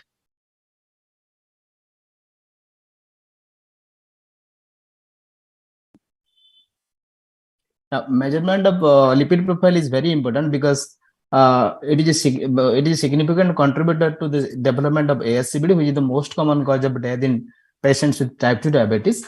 So the monitoring of lipid profile is one of the very important component in management of type 2 diabetes. They first, the patient who are less than 40 years of age, or any patient who is diagnosed with diabetes should have a measurement of lipid profile at the diagnosis, or whenever there is a medical evaluation for that patient. And patient those who are less than 40 years of age, subsequently lipid profile should be measured every 5 years. But in patients those who are aged 40 to 75 years, the lipid profile should be measured at the diagnosis, then annually, subsequently. And again, lipid profile should be measured when the statin therapy is indicated to know the baseline level, and to subsequently follow how the patient is responding. And again, annual measurement of lipid profile is required in all the patients those who are starting statin therapy. First, to ensure that the drug, the statin dose is effective to get the desired target level. Second is to ensure that the patient is compliant. Because many of the patients, once their lipid profile, they see when in next follow-up, when they do see their lipid profile is normalized, many of the patients, they are convinced that my lipid profile is now normal, and I may not continue that one. Even if the patients are educated, they do many times this kind of thing. So to ensure the compliance in all the patients, intermittently, we have to measure the lipid profile. Second, regarding the targets, now the targets had been revised by ADA in 2023 guideline, this standard of diabetes care. In patients, those who do not have ASCVD or any risk factor for ASCVD, the target should be to reduce the LDL by more than or equal to 50% from baseline, or to achieve a LDL target level of less than 70. And in patients, those who have established ASCVD or even one risk factor for ASCVD like smoking, obesity, hypertension, in those patients, we need to be more strict in achieving the LDL target, and the LDL target in those patients is less than 55. And those patients, all the patients should be, and patient those, the first category of patients that I mentioned, they usually require moderate intensity statin. And the patient in the second category, they do require high intensity statin therapy. And even few patients, they may not, in few patients, in second category in particular, in those patients, we may not achieve the desired LDL target of less than 55 many times. So they may require addition of this ezetimibe or PCSK inhibitor, which is very costly in our context. So ezetimibe can be added in those patients. And regarding this triglyceride level, patients, those who have a triglyceride level more than 500, we need to bring it down to 500 to prevent the pancreatitis, secret pancreatitis in those patients. But the patients, those who do not have triglyceride is less than 500, less than 499, something like that, or 135 to 499. In those patients, first we have to rule out the secondary causes of hypertriglyceridemia like obesity or metabolic syndrome, then your hypothyroidism, then nephrotic syndrome, or any usage of drug like your estrogen. And we need to address these secondary causes first before treating this dyslipidemia. And the patient, those who have established ASCVD and the triglyceride is between 175 to 499, in those patients, we can add this icosapentaenol acid to control triglyceride, because the combination ADA does not is not in favor of combination of this statin and fibrates. Okay. What about when should it be done? Fasting and non-fasting. What is your practice? Yeah, many patients. Ideally, the lipid profile should be measured after 12 hours of fasting. which may not be feasible in the first visit for many of the patients. But in those patients, we can take non-fasting lipid profile for their convenience and our convenience also. And in those cases, even in non-fasting state, the LDL level is not much changed, but triglyceride may be high, and unless the non-fasting triglyceride is more than 500, then we need not be very much concerned, because in subsequent follow we can ask the patient to come with the lipid profile in fasting state. Yes. Bempedoic acid? Yeah, bempedoic acid can have additional benefit in lowering LDL level, but again, that is the it has not got that much of importance like ezetimibe or PCSK inhibitor. I think Dr. Sharma wants to ask. Sunil.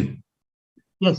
My comment will be that, my comment will be that as regards lipid therapy is concerned, in our diabetic patient, there are two things which is happening in our day-to-day practice. One is people are not really using lipid-lowering drugs like statin in large number of their diabetic patients. On other hand, you find large number of fibric acid derivatives are used. It is really overused, I should say. Overused, yeah. On one hand, large number of people are not using a statin. On other hand, many of them are using all these F preparations. So my concern is that first you have to control the hyperglycemia, and as rightly highlighted by Dr. Meher, other conditions which causes hypertriglyceridemia rather than giving right and left fibric acid derivatives.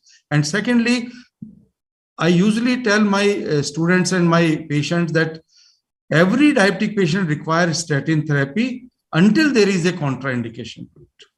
Thank you. And sir, one more thing, when we are seeing isolated elevation of triglyceride, then we should try to find out the cause of hypertriglyceridemia. That can be because of three causes broadly. First is combined hypertriglyceridemia, which is a very high risk factor for development of CVD subsequently. Second is familial hypo-alpha-lipoproteinemia. Again, that is a risk factor for development of CVD, high risk factor for development of CVD. And third common cause is this isolated familial hypertriglyceridemia, which is not a risk factor for CVD, but is a risk factor for pancreatitis. So in those patients, in all the patients, we need to bring down the triglyceride level less than 500, at least to prevent the triglyceride. Sorry, pancreatitis. And again, some other parameters are also there. If you can measure the TG by ApoB level, and that is less than 10.6, then we should not bother about this development of pancreatitis, because the chances of developing pancreatitis in those patients, those who have TG by ApoB less than 10.64 is hardly 1.5%. Better we are doing, because to classify these causes, causes of hypertriglyceridemia, we need to measure ApoB and ApoA1. Yeah, very rightly pointed out. And if you look at the recent ADA, maybe Sarma sir, Panda sir, everyone is there. The man Dhanil is also there. So if you look at this recent ADA guideline, there is no role of any mild, moderate and intense lipid lowering therapy, and mild and lipid lowering therapy is probably off the radar now. Okay. So now, but one more thing they have emphasized, and again, those in few patients, even milder therapy can do wonder for them patient. Even if 10 milligram or 5 milligram atorvastatin may work. Okay. So now we would like to request Dr. Ritesh Agrawal. We would like to learn from you what is the monitoring pattern of ophthalmopathy. So diabetic ophthalmopathy or the diabetic retinopathy, Jain Panda sir also discussed a little about it, the mild, moderate, severe, and the visually threatening or the PDR variety. So we all know from the academic studies that at the time of diagnosis of diabetes, especially if the patient is type 1 diabetes, we need to monitor the diabetic retinopathy at least at the time of diagnosis and after 5 years. In type 2 diabetes, they must have been at the time of diagnosis, we have to look for the diabetic retinopathy, and yearly follow-up is required to see if the patient is have mild or moderate retinopathy. They have to be screened every 3 to 6 monthly. And those group of patients who have PDR or severity of the NPDR, they need to follow up as advised by the ophthalmologist. So this is the pattern what we are applying in our day-to-day practice to see for the diabetic retinopathy in the form of mild, moderate, severe, and PDR variety. Thank you, Ritesh, for that crisp answer. So we will move on to again Join Panda, sir. Sir, actually, with regards to your last answer, there is a question which says, what would be the ideal structure for SMBG? 6 times a day or 2 paired sugar tests every day for multiple days? What would you prefer? Actually, I think Dr. Sharma has made it very clear. In our setup, 6 times a day becomes really difficult because the people's literary level and the awareness, and if we'll ask them more times, they'll be more confused. If some medical team is assisting, this 6 reading structured analysis is very good, or else we can stick to the alternate day part to get a impression, because something is better than nothing what we feel, because once we go as per the book recommendation, our people may fly off and they may not just be able to follow that in their practical life. But sir, there is good evidence that the frequency of SMBG is correlated with better control of HbA1c. So we should advise all the patients if they can follow, then number of SMBG should be increased to get a good result. I understand from your discussion, it always is individualized. Sitting at a place like Barampur, if I ask someone to do SMBG 6 times, he may not come second time. He'll come directly to Dr. Meher. Barampur to Bhubaneswar. Yeah. Barampur छोड़ के आ जाएगा. In type 1 diabetes, it is very important actually. So, we recommend that at least 2 values of blood sugar every day. But in type 2 diabetes, if the sugars are well controlled, weekly measurement of 2 values are, I think, is very practical. Thank you. And sir, those patients, those who are doing well on this OADs, the benefit of doing SMBG is not still questionable. Yeah, exactly. Yeah. And this is very important. I always tell my patients, you are on OHS, please, whenever at least you are coming to the doctor, do get it done from venous blood as well. Live, yeah. Excellent. Join Panda, sir. So what about monitoring of renal parameters, and if you do any imaging procedures? Yeah. So they're very important in monitoring. As you know, the diabetic kidney disease has taken the center stage. We are not much aware, and the nephrology specialty was not much involved. Now from cardio, it is moving more towards nephro, and tests like urinary albumin creatinine ratio and estimated GFR is mandatory for the early detection of diabetic kidney disease. So what I'll suggest, because they're not very sophisticated tests and done in even small centers, anybody who presents with diabetes for the first time or has a very clear indication of diabetic kidney disease suspected, so you should be able to screen the patient history wise and the routine test wise for the diabetic kidney disease. And most important thing is fluid intake and the diet, as we discussed today in the nutrition session. All depends on your impression of the renal status. So at the diagnosis, and at least once in a year, if there is no renal involvement, is mandatory.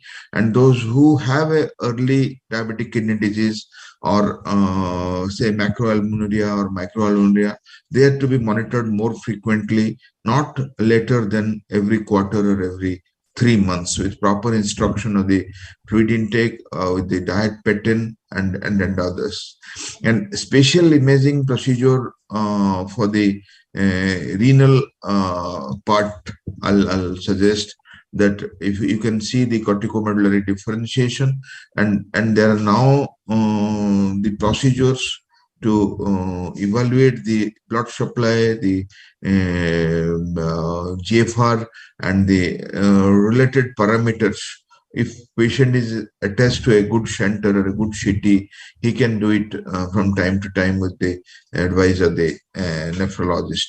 But screening for the early nephropathy and monitoring in those who are having renal involvement every quarter is very important. And those who have a fair control of the blood glucose, at least in a year, we have to screen the renal parameters. Thank you, sir. And what about what is your practice as far as monitoring the patients who are on ARBs? Do you give any special time frame for them to come to you and again do the tests for ARBs? Yeah, suppose a patient with a renal risk on ARBs and there is a borderline raise of the creatinine, we want to monitor the sodium and potassium, the electrolytes, and especially in the hyperkalemia, we want to prevent, because till certain stage, maybe 2.53 potassium, the ARB themselves are the renoprotective, and then when it crosses this level, they can be toxic in view of the hyperkalemia. So in those borderline group, we become very meticulous in monitoring the potassium and the ARB treatment, and then those who tolerate them well, and there is a reversal of the kidney disease and a good output increase of the GFR, there very balanced way we can continue with the ARB. Thank you, sir. Now we would move on to Dr. S.K. Sharma, sir. One of the very important parameter. How do you monitor the cardiac function? How and when? Well, this is a very important question, I should say, because more than 60-70% of our diabetic patients die because of cardiovascular disease. So cardiac functions are very, very important. Routine cardiac evaluation is not recommended. But when you have a clear-cut indicators, like you have some patients who are coming with cardiac symptoms like angina, or atypical symptoms of angina or ischemic heart disease, like severe weakness or breathlessness or nausea, vomiting, rather than simple chest pain, because many times these patients do not have appreciation of chest pain because of cardiac autonomic neuropathy. So in this scenario, we every time we say that patient should go for a simple ECG is required every year or so per patient. But now ADA recommends that since diabetes is an independent risk factor for heart failure, and diabetes presence is indicated as a stage A of heart failure, because stage A says that you have risk factor for the heart failure, then you are having stage A. So in that way, they say that brain natriuretic peptide or NT-proBNP to be measured every year for these patients.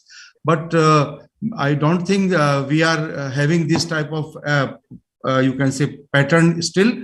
But whenever you are having some suspicion of you can say patient coming with breathlessness or edema, etc., edema fit, and you think that probably he is having some baseline cardiac abnormality, it is a good test to rule out development of heart failure, because heart failure is now coming in a good way in our diabetic patient. They say that you are taking care of hyperglycemia, hypertension, and lipid.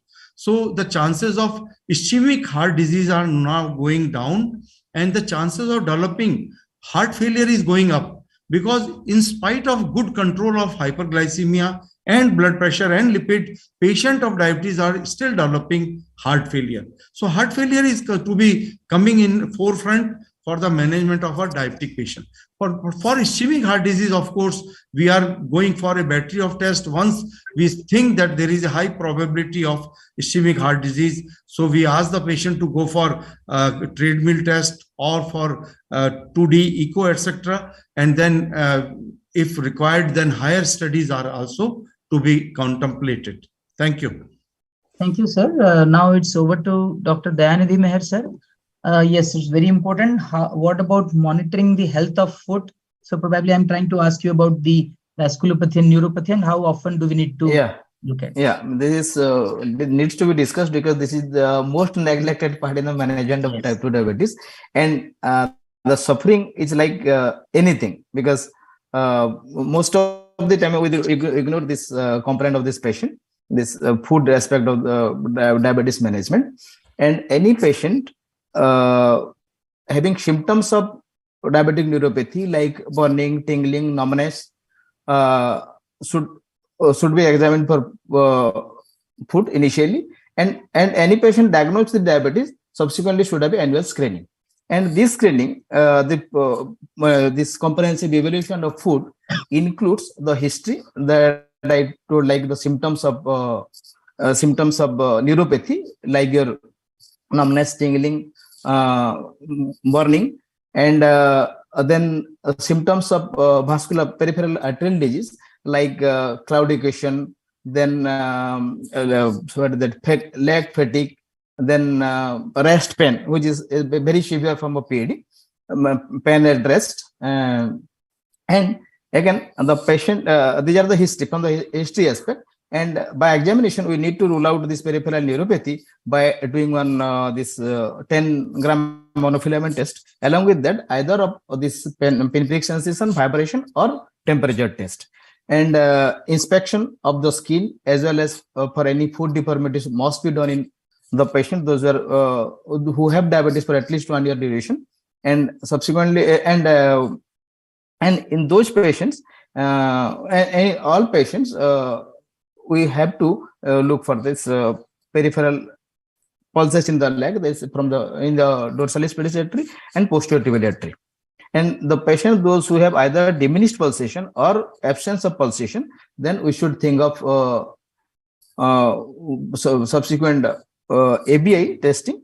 And in patients, those who are have positive ABI for this PAD, then we can do this vascular Doppler.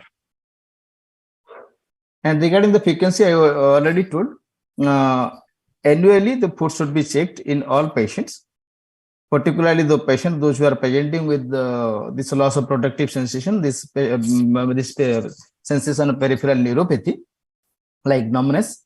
And because many and all the patients, we have to take the history of prior amputation or prior ulcer, because they are the patients who are likely to develop subsequent ulcers, as well as the risk of amputation is high in those patients.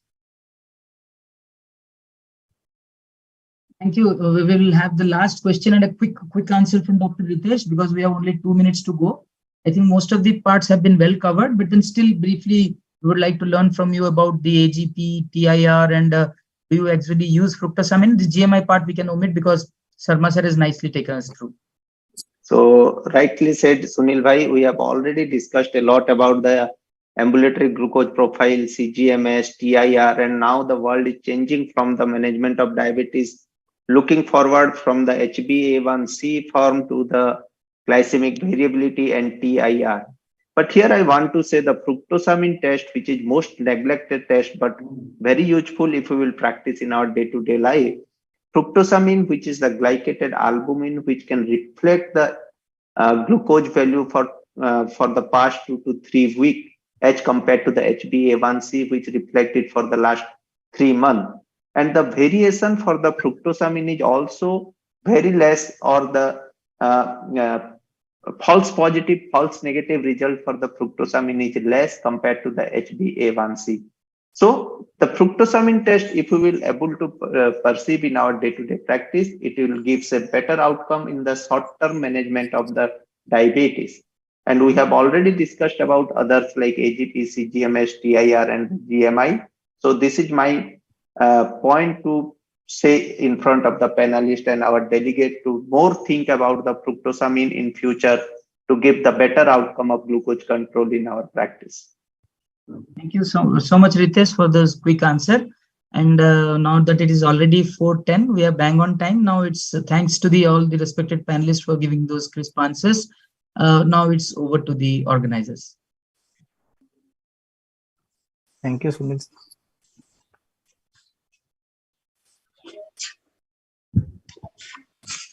So, thank you everybody for conducting and discussing one of the most important factors in diabetes, TIR, and everything. and Sunil has put some questions which are vital to diabetes management. Thank you, Sunil. Thank you, Dayanidhi We had and little Dr. more Dalai. time.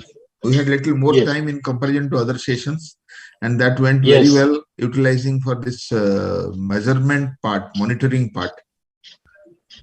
That was great. So I think we will go for the next session, and the session is very important on our day-to-day practice. Jayant, can you introduce the session, then we will take it over? Sure. We have the theme of current oral drugs. You see, whatever the pathogenesis, whatever the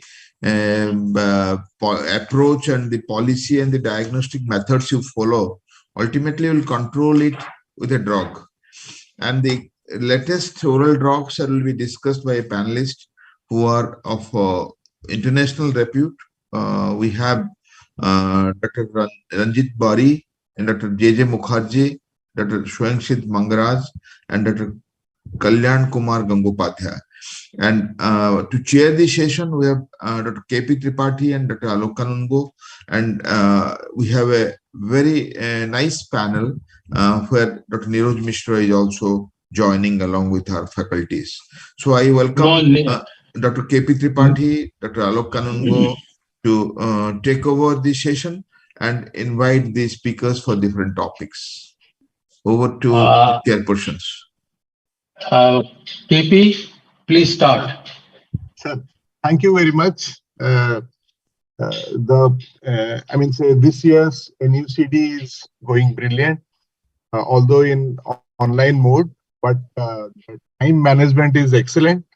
And at the outset, this session, as Sir has told, this is regarding the current oral drugs. We know that in type 2 diabetes mellitus management, after the lifestyle management, which we always have to stress upon, with dietary modification, exercise, and weight management, we have a lot of drugs. The understanding regarding the pathophysiology of type 2 diabetes mellitus has changed, and from glucocentric approach now, the pathophysiology, we know the ominous octet, and accordingly, in the guidelines also, we are seeing that now this is the era of, personalized sort of medicine. We focus on certain aspects depending the patient profile, and there are many drugs in our armamentarium, starting from metformin, sulfonylureas, and other group of drugs, including the recent one like DP4 inhibitors, GLP-1 agonists, oral GLP, as well as SGLT2 inhibitors. So in this, we have, as Sir has told, we have 4 brilliant speakers in this, which will gradually proceed. And at the end, there will be a panel discussion. So, Alok sir, can we go for the first talk now? Yes, yes. Let us discuss. And our first talk is by Dr. Ranajit Bari. So he's the DM endocrinologist and assistant professor of medicine, MSD Medical College, currently attached to Amrolipto Government Medical College Awards. He has got first prize for best case presentation in the East Zone Pediatric Endocrine Update in 2017 and first prize for best paper presentation in East Zone IRA Annual Conference in 2010. And publications, he has 5 international journal publications and 5 national journal publications. And he will be talking on whether we can use the role of vildagliptin in the management of diabetes. How effectively we can talk on that. Dr. Bari, please. Yeah. Thank you, sir. Thank you, Dr. Kanungo, for your kind words. Thank you, Dr. Tripathi, for kind introduction. and setting the platform for today's discussion with therapeutic perspective of diabetes. We have already came across the diagnostic part, the monitoring part, and after that, definitely it's left that the therapy of diabetes mellitus. And I have given the responsibility with DPP4 inhibitor therapy. And among the DPP4 inhibitor therapy, obviously vildagliptin is the one of the important choice whenever we consider a DPP4 inhibitor therapy to our patient with diabetes mellitus. So this is the roadmap of my presentations. What are the roadblocks? Definitely today's topic is, can vildagliptin addresses the roadblock of type 2 diabetes management? So definitely what are the roadblocks? We'll try to find out, and we'll try to find out the rationality of gliptin therapy. So for the current consideration of pathophysiology of diabetes mellitus is concerned, that is the ominous octet. The incretin mimetics are more effective in Asian Indian patient compared to Western counterpart, and we'll try to find out role of vildagliptin in addressing the different roadblocks in management of diabetes. We'll try to find out the supporting evidences. What are the supporting evidences are available in favor of vildagliptin in different spectrum of diabetes patients, starting from newly diagnosed younger patient to elderly patients with comorbidities, hepatic function, renal function particularly. And we'll highlight on once daily vildagliptin which are currently available in market for the patient adherence, because adherence and compliance is one of the important issue for vildagliptin, because traditional dose is twice daily dose, and ultimately we'll sum up. So what are the roadblocks in diabetes management, particularly OAD concerns are there? So in management of type 2 diabetes, definitely OAD comes first. And apart from metformin, whenever we try to choose the second line of therapy, the different perspective actually come. This perspective are definitely patient's perspective. What is the patient comorbidities, patient's affordability, weight, patients' weight gain and hypoglycemia concern. But whenever we choose any therapy for diabetes, particularly, we need to think of the safety of this drug, safety in respect to cardiovascular safety, hepatic safety, renal safety, and as well as safety in respect to your hypoglycemia concern and weight gain concern. So this is, and apart from this, we need to think of the efficacy, whether the drug will be efficacious or not. So far, it will be able to achieve the target glycemic parameters, that is the HbA1c, will be able to address or not.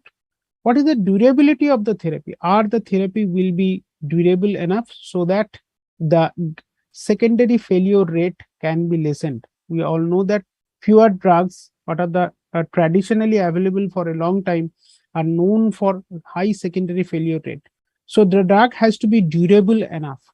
And compliance is the one of the important concern. Multiple doses actually hampers this compliance, as well as the few important side effects related to the drug, particularly genital tract infection, hypoglycemia.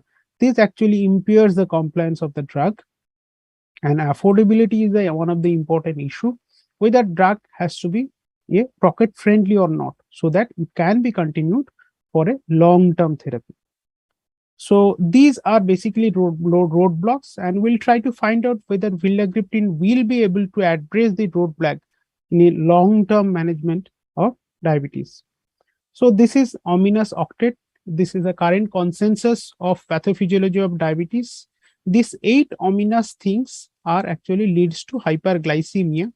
And if we think of incretinomimetics, starting from GLP-1 analog to DPP4 inhibitor, these are basically addresses the various aspect of this ominous octet. You see the tick mark actually, the secretory defect of pancreas in the form of insulin secretory defect, the hyperglucagonemia, the incretin defect, increased lipolysis, and along with, to some extent, the neurotransmitter dysfunction of brain, that is the satiety center abnormality, can be addressed whenever a patient being treated with incretin as like DP4 inhibitor like vildagliptin.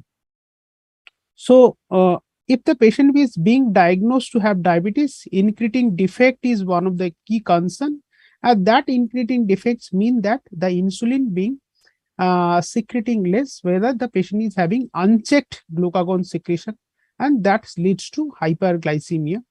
But whenever this patient being treated with DPP4 inhibitor, it actually restores the incretin defect in the form of the prolonging the action of insulin that leads to increased insulin secretion and obviously suppressing the glucagon. So improved glycemic control is the ultimate key thing. So it's a rational therapy. DPP4 inhibitor therapy is a rational therapy, and its therapy is actually targeting the key pathophysiological defect of diabetes mellitus. So our incretin are more suitable for Indian type 2 diabetes patient. The famous article by Dr. Misra et al., it has shown that non-obese type 2 diabetes patient, Asian Indians, they have shown the higher DPP4 level, and that DPP4 level actually correlates with different anthropometric as well as metabolic parameters of the body, as like waist hip ratio, intra-abdominal adipose tissue, liver span, high fasting insulin, low LDL, low density lipoprotein, and triceps skin fold thickness. So that indicates that even in a non-obese patient, they are having high DPP4 activity in compared to non-obese, non-diabetic counterpart. And this meta-analysis by Dr. A.K. Singh et al., they have shown that the different studies, including the DPP4 inhibitor, the Asian patients do better. So for the HbA1c control is concerned compared to non-Asian counterparts. We have quoted the two trials by Park et al. And Kim Wai et al. It has shown that the DPP4 inhibitor do good compared to in Asian patient compared to non-Asian counterparts.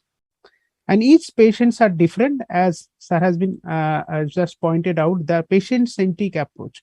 Whenever we are treating a patient, we need to think of that, what is the patient concern, what is the key factors related to that particular patient. So for the age, BMI, glycemic, current glycemic status, hypoglycemia concern, the affordability of the patient, duration of diabetes, and established cardiovascular disease. So considering all these things, we need to formulate the proper therapy for proper glycemic management. Let's see the evidences of vildagliptin across the different spectrum of diabetes patients, starting from newly diagnosed patient to patient with established diabetes along with the comorbidity, along with long-standing diabetes patient with different organ damages. So initial study is a study with the patient with newly diagnosed diabetes patient with a early combination therapy with metformin and vildagliptin. Optima control study.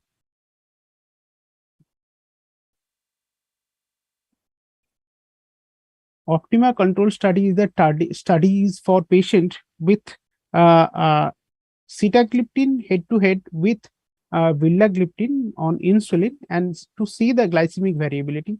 Age study, the patient with NFLD along with patient with cardiovascular risk, particularly many studies are there to show the cardiovascular safety, though these studies are not so-called the cardiovascular outcome trial.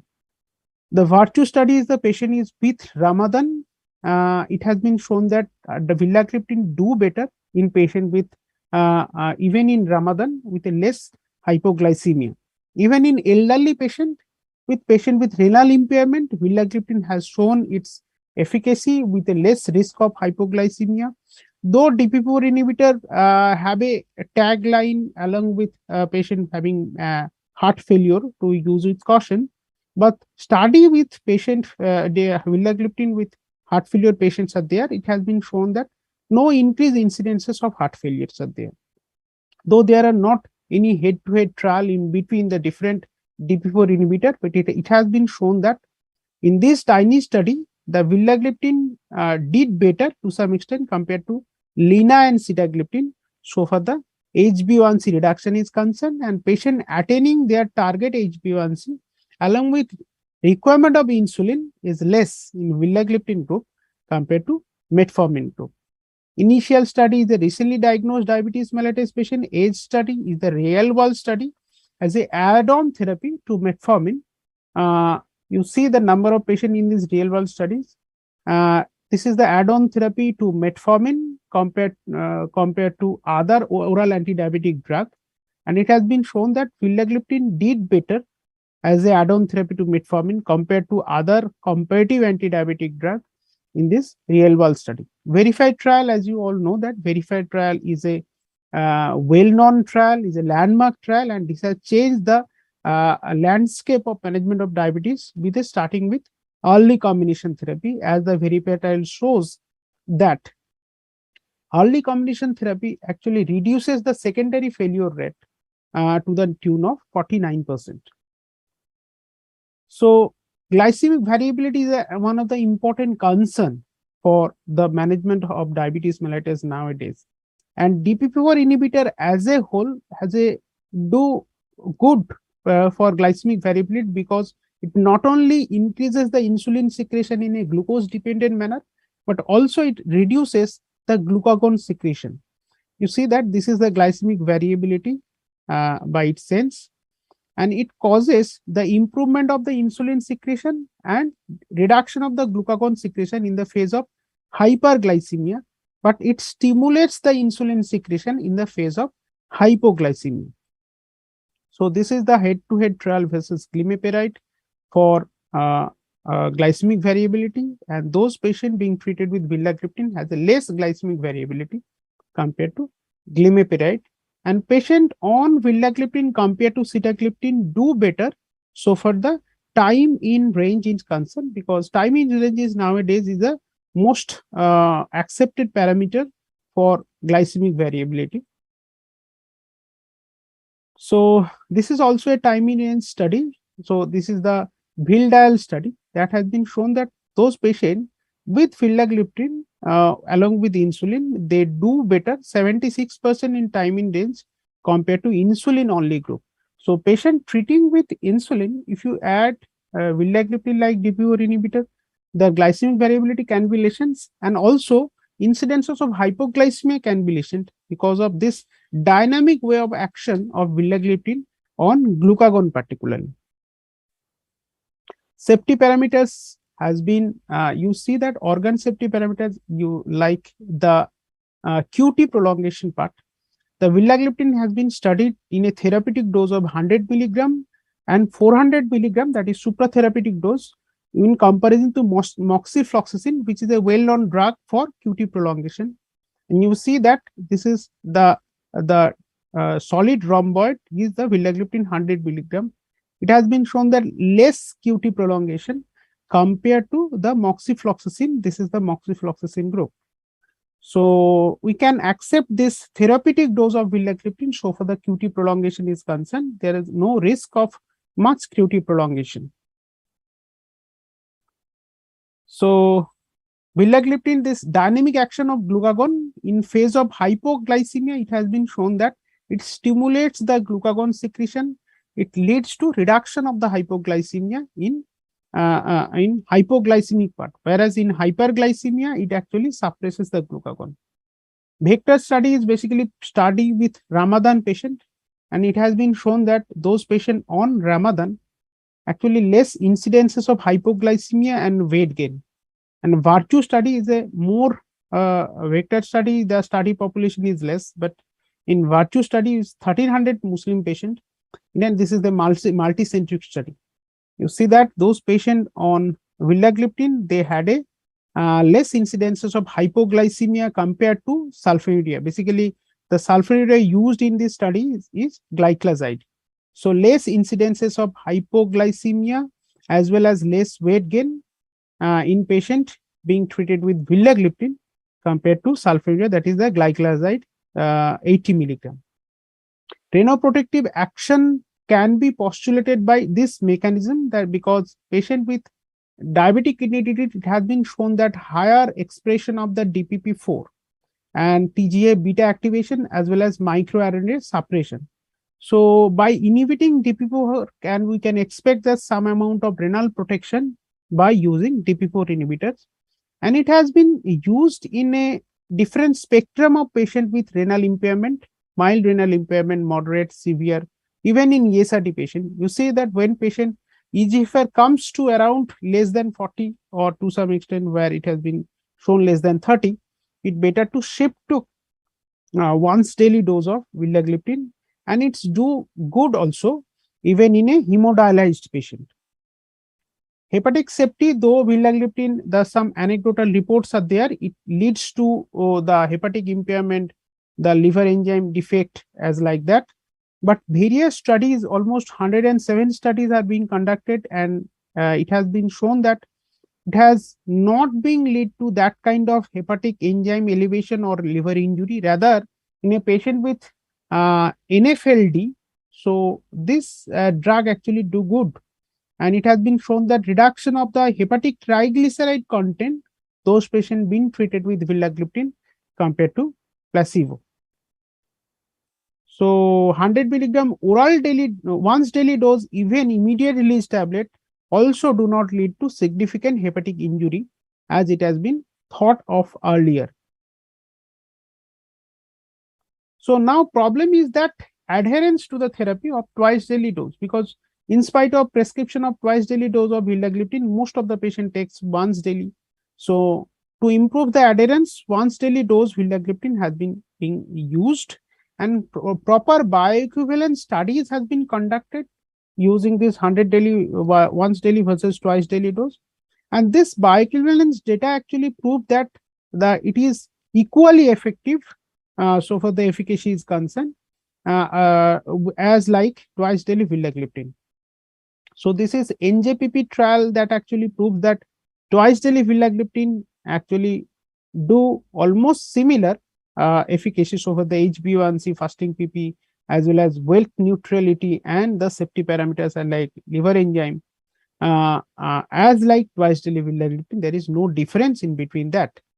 So to summarize that present day diabetes is a management is a therapeutic challenge because of many drugs are being available, but obviously there are some pros cons between these drugs. Incretin mimetics are the pathophysiological oriented drugs addressing the mania defect in ominous octet. It's a selective, vildagliptin is a potent, selective and reversible DPP4 inhibitor. It's an effective option in management of glycemic variability.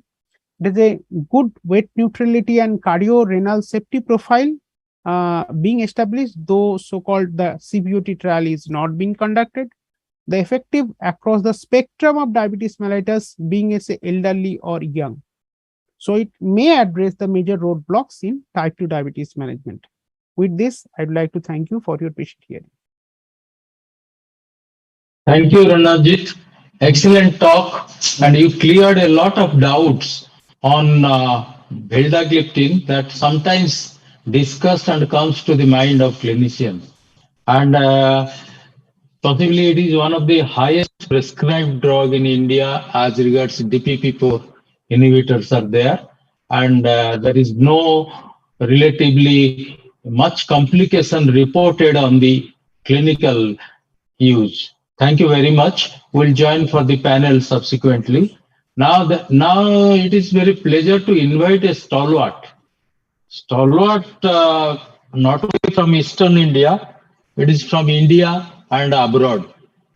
Professor J.J. Mukherjee, my dear friend, and whenever he speaks from his brain and from his heart. He is DNB, MD, MRCP, FRCP, great speaker, senior consultant in the Department of Medicine, Diabetes and Endocrinology, Apollo Multi-Speciality Hospital, Calcutta, endocrine training, and there are so much. JJ doesn't require so much of introduction. He is JJ Mukherjee. So his talk is very important thing. We have 70-80 million people with diabetes in India, and around same number of people are waiting to be diabetic in India. So in this case, when pre-diabetes is taking a major role, and conversion from pre-diabetes to diabetes is rather more faster than previous situation. Role of metformin or use of metformin in pre-diabetes is a very important topic to be discussed. I invite JJ for your brilliant talk. Thank you, sir, for that very kind introduction. Thank you, Professor Das, my teacher, my mentor. I can see him there. Very interesting that you have got on to prevention and given me a talk on prevention. Let me just share my screen.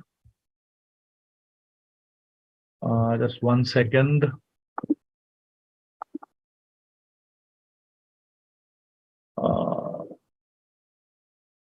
Little bit challenged now suddenly. Why, I don't know. Just 1 second. Give me 5 minutes. I'm getting a little bit confused here. Take your time, JJ. Right, it's come now. It's come now? Yes. Right. And are the slides moving? Yeah, it's moving very much. Okay, thank you very much. So, as I said, thank you very much. It's always an honor. I would have loved to come to Bhubaneswar, Dr. Kanungo, but it's an online meeting, so have to make do sitting in my room here. So the topic given to me is diabetes is not inevitable, a new role of metformin in pre-diabetes. So first of all, what is pre-diabetes? Unfortunately, we do not know how to define pre-diabetes. There's a big confusion. If you take the ADA criteria, fasting 100 to 125, so that's definition number 1.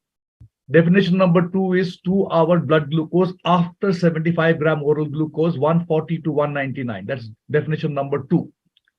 Definition number 3 is ADA HbA1c, which is 5.7 to 6.4. Definition number 4 is fasting between 110 to 125, unlike 110 to 125 as ADA says.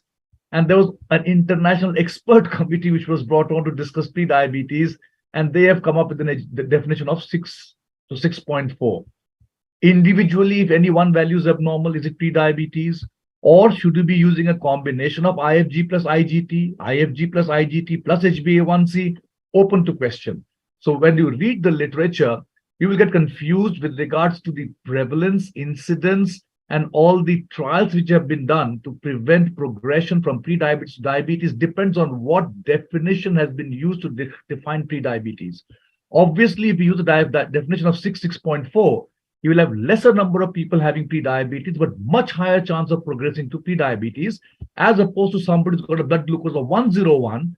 If you define that as pre-diabetes, much larger number of people will be diagnosed with pre-diabetes, but the chances of progression to overt diabetes is much less.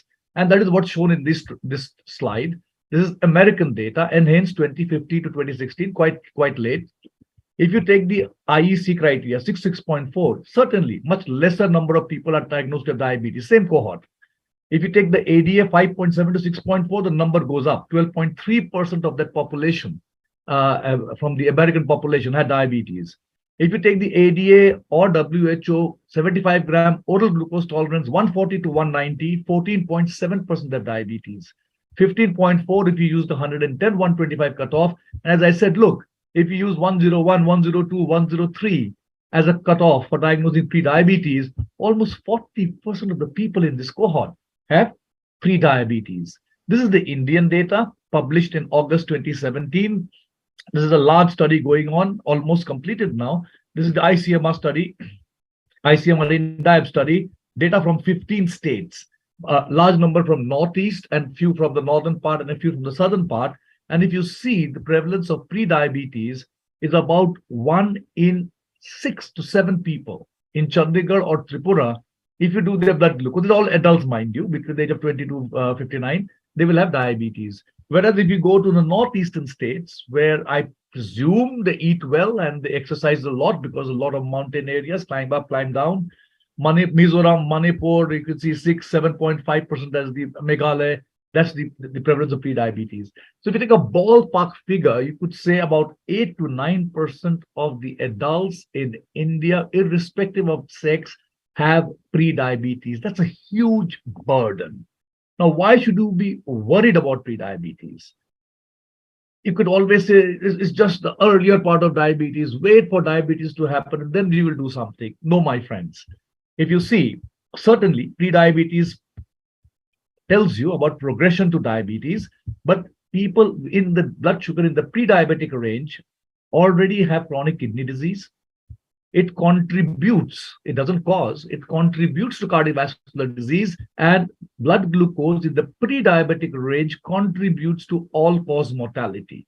Now, as I told you, again, depends on what definition. If you use higher the HbA1c, 6.4, mind you, 6.5 and above is diabetes, higher the chance that it relates to all-cause mortality, almost 1.5 times higher the risk of dying. If you take cardiovascular disease, almost 1.8 times. If HbA1c is 6.1, 6.2, 6.0. And if you're taking the ADA-HbA1c criteria, again, so these two are linking highest with cardiovascular disease, all-cause mortality, chronic kidney disease. Interestingly, the 2-hour glucose value of 141.99, which diagnoses pre-diabetes, if you use the PP criteria, that also predicts progression to diabetes, chronic kidney disease, and all-cause mortality. So no matter whichever definition you use, higher the dysglycemia. So it's a continuous variable, mind you. There's no cutoff, like we diagnose diabetes as 6.5, fasting 126, PP 200. That's all a little bit not right. It's a continuous variable.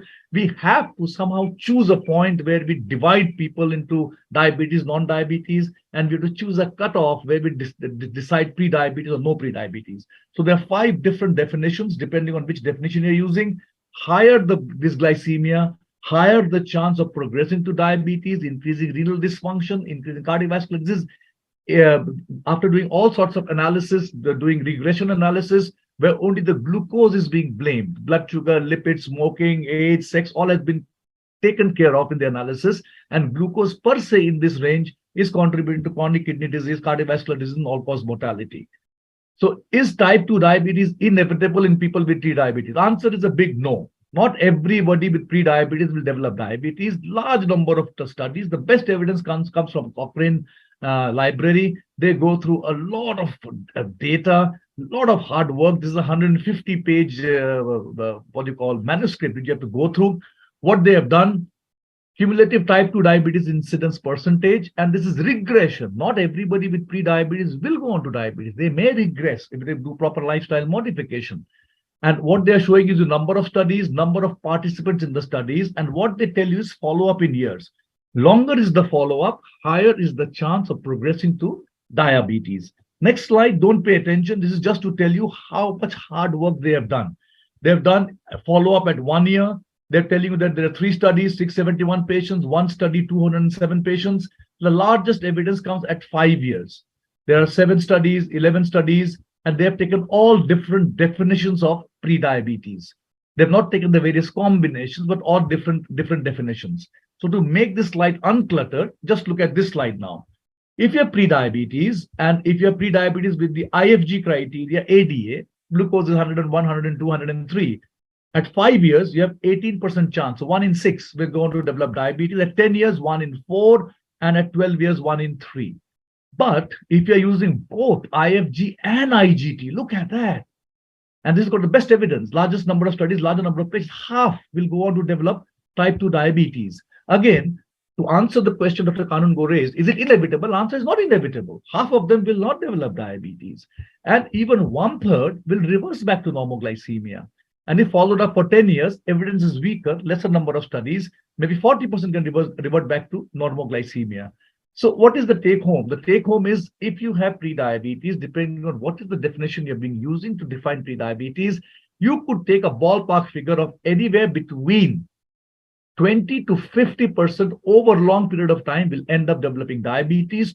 20 to 30% will go back to normoglycemia. So if you have not got a person with pre-diabetes in your clinic sitting in front of you, what is your goal? Your goal is to, number 1, prevent progression to type 2 diabetes. There's large association of non-alcoholic steatohepatitis. Focus on that. Many of them will have hyperlipidemia, dyslipidemia, elevated blood pressure. Please focus on that. Treat obesity, ask them to exercise, improve their functionality and quality of life. So pre-diabetes just don't focus on the sugar part. high raised sugar comes with uncles and aunts. That's what I tell my patients. Blood pressure, lipids, smoking, obesity, non-alcoholic steatohepatitis, they all move together, inverted commas, metabolic syndrome. Any prevention trials have been done. Yes, you know all this. This is not new. The 4 main lifestyle modification trials, the one from China. Look at the time there, almost about 30 years ago. Finnish diabetes study almost 20 years ago, the American Diabetes Prevention Program 20 years ago, and our own Dr. Ramachandran's Indian DPP, which was almost about 15 to 17 years ago now. What did they show? They included the diet arm, exercise arm, and the pharmacotherapeutical arm, which was only metformin. Only American DPP and Indian DPP had the metformin arm. Don't read this table. I will come to it more when I continue. Are pharmacological agents being tried in prevention of type 2 diabetes developing in people with pre-diabetes? Yes. Name any drug and it's there. Proglitazone now banned, acarbose, metformin, which we're going to discuss in more detail, orlistat, rosiglitazone, ramipril, voglibose, natiglinide, which miserably failed, valsartan, pioglitazone, liraglutide. They've all been studied. Any of you is interested, take a picture of this slide so that you can read it later. This slide alone is a 20-minute talk. But I'll just focus on these 2 values, 72% and 79% reduction with GLP-1 liraglutide and with pioglitazone. If you come to metformin, the Indian DPP 26% reduction, and we've got the American DPP 31% reduction, which we're going to discuss in more detail because my brief is metformin. And why? Because metformin is the only one which has been approved in India and approved by some other bodies, which I'll discuss. So this is the landmark study. 20 years ago, it was published in NEJM. Reduction in the incidence of type 2 diabetes with lifestyle intervention or metformin. This is the key slide. I mean, this study alone warrants much detailed discussion, but I won't go on to that. Things to note, large number of patients, 1,000 patients in each arm. Dose used is much more than what we use, 850 milligrams twice daily. Follow-up was for about 3 years. There was a large weight loss in the lifestyle group. The lifestyle group was very intensive. There were 16 different components in the lifestyle group. They came to the clinic, they got phone, they got exercise machines given. So this kind of lifestyle we cannot maintain in day-to-day life. This is a randomized controlled trial, so they could do it. And if you see the highest weight losses in that group, in the metformin group, with ordinary lifestyle modification, there was also a weight loss of 2.1 kilogram. Reduction in incidence of progressing to diabetes, 31% reduction with metformin, 58 with lifestyle, which was statistically both were statistically significant as opposed to placebo. And between lifestyle and metformin, lifestyle was better than metformin, but to maintain this kind of lifestyle is very difficult. Number needed to treat 14 people for 3 years to prevent 1 case of diabetes, and 7, half, if you're doing lifestyle modification. They have followed up. This is how good they are, the Western colleagues of ours. They follow up their patients for a longer period of time. Take the UK PDS follow-up. Now take the DPP, it's called DPP OS outcome study. They followed up at 10 years. They were followed up at 50. Almost 88% were followed up. Can you imagine? And the reduction in progression is 34% lifestyle versus 18% metformin, 27% lifestyle. Lifestyle is not going down, you see. So as they get older, maintaining on that strict lifestyle becomes difficult. The cakes, the pastries, the chocolates, the difficulty in exercise. So, and metformin holds on because it's a pharmacological agent. It's about 18%, 1 in 6 reduction. And they found that there were particular subgroups who benefited more with metformin as opposed to placebo. And these subgroups were people in the age of 25 to 59, people with a BMI of more than 35, people with a blood glucose in the range of WHO pre-diabetes range 110 to 125, and people with a HbA1c of 6 to 6.4%. So higher the dysglycemia, the better is the benefit when you're using metformin. Do we have Indian data? Yes, it's proud for us that Dr. Ramachandran, this study is quoted everywhere. It's there in the ADA-ESD guideline. What they show is in Indians, the follow-up was about, 2.5 years. Controls, look at the number of people who are going to develop diabetes. 55% in 3 years. That's 18%, 1 in 5 Indians. And they were not obese. Average BMI was 24, 25. They go on to develop diabetes. Why? Because we are much more insulin resistant and our beta cells fail early. And there was a metformin group. There was a metformin plus lifestyle modification, which DPP did not have, and a lifestyle modification group. And this is the number of people who progress. And the next slide will tell you what is the reduction. If you see reduction in incidence with lifestyle, 28.5, lesser than what was in the DPP American study. Metformin and lifestyle, there was not much difference. as opposed to what was the DPP American study. Why? Because the lifestyle intervention here was not that intense lifetime intervention, which is not possible to maintain that DPP trial, US DPP trial used. The lifestyle modification in the Indian trial was what you and I normally tell our patients: exercise, cycle, walk 30 minutes, etc. Not that 16-point step. They were not given exercise machines, etc. Interestingly, when you combine metformin and lifestyle, there's not much increase in the reduction of progression to type 2 diabetes. And look at the number needed to treat here now, much lesser than what they were with the DPP-4 trial. And use of metformin in the Cochrane database, this included 12 studies, but if you see, the most of them came from DPP and the Indian DPP, and that also tells you about a 50% reduction in progression to type 2 diabetes. So should you use metformin or not? It's always a debate, and this debate I didn't do. This debate happened in 2020. You just take this reference down, read it in detail. Very fascinating reading. Dr. Mayer describes why it should not be used, and Dr. Herman and Dr. Ratner describe why it should be used. The argument from Dr. Mayer is only 2/3 with pre-diabetes do not develop diabetes. So why use it for everybody? Whereas they say that pre-diabetes is not only progression to diabetes, but there are other issues: renal dysfunction, cardiovascular dysfunction, increased all-cause mortality. So you should be using it. Dr. Kanungo, I will take another 3 to 4 minutes. I'll just discuss the various guidelines. What do they say? This is what I think we should follow. This is the latest standards of medical in type 2 diabetes. Metformin therapy should be considered for prevention of type 2 diabetes in individuals at high risk. And who are at high risk? Individuals 25 to 59 with BMI 35. We'll discuss this, because in India to get more than 35 is difficult. We have the Indian guidelines. I'll come to that. Fasting blood glucose equal to more than 110, of course, less than 126. HbA1c more than 6%. And women with prior GDM who have pre-diabetes, certainly, they should be on metformin. And this is the publication by Dr. Das is also an author in this. Thank you for doing it for us. All the various guidelines have been described here. ICMR, RSSDI, the ADA, which I've discussed, so I've picked it out. Latin America, Canada, Global, Malaysia. They all say lifestyle, and lifestyle. So lifestyle is number one. Please do not prescribe metformin and think that you're going to prevent diabetes. No. But then everybody says if lifestyle fails or if they're at higher risk. Now, each body has described higher risk in a different way. I describe the higher risk as described by the American ADA to you. I'll tell you what the Indians tell us. So everywhere, if you see metformin to be considered, where lifestyle change is not sufficient. Dose also is variable. They used 850 BT in the American DPP. The Indian DPP, sorry, I forgot to stress, the dose used was only 250 milligrams twice daily, 500 milligrams of metformin per day, which did that trick of 26% reduction in progression from pre-diabetes to diabetes. So this is what our expert group from India, you can see the names, all the names that you can see are there. Dr. Ramachandran, who did the Indian DPP study, Professor Das, you can see there. Lifestyle intervention is the key to the management of pre-diabetes. Metformin is the only pharmacological agent. If you see the AAC guideline, they add voglibose, but metformin is the only pharmacological agent recommended.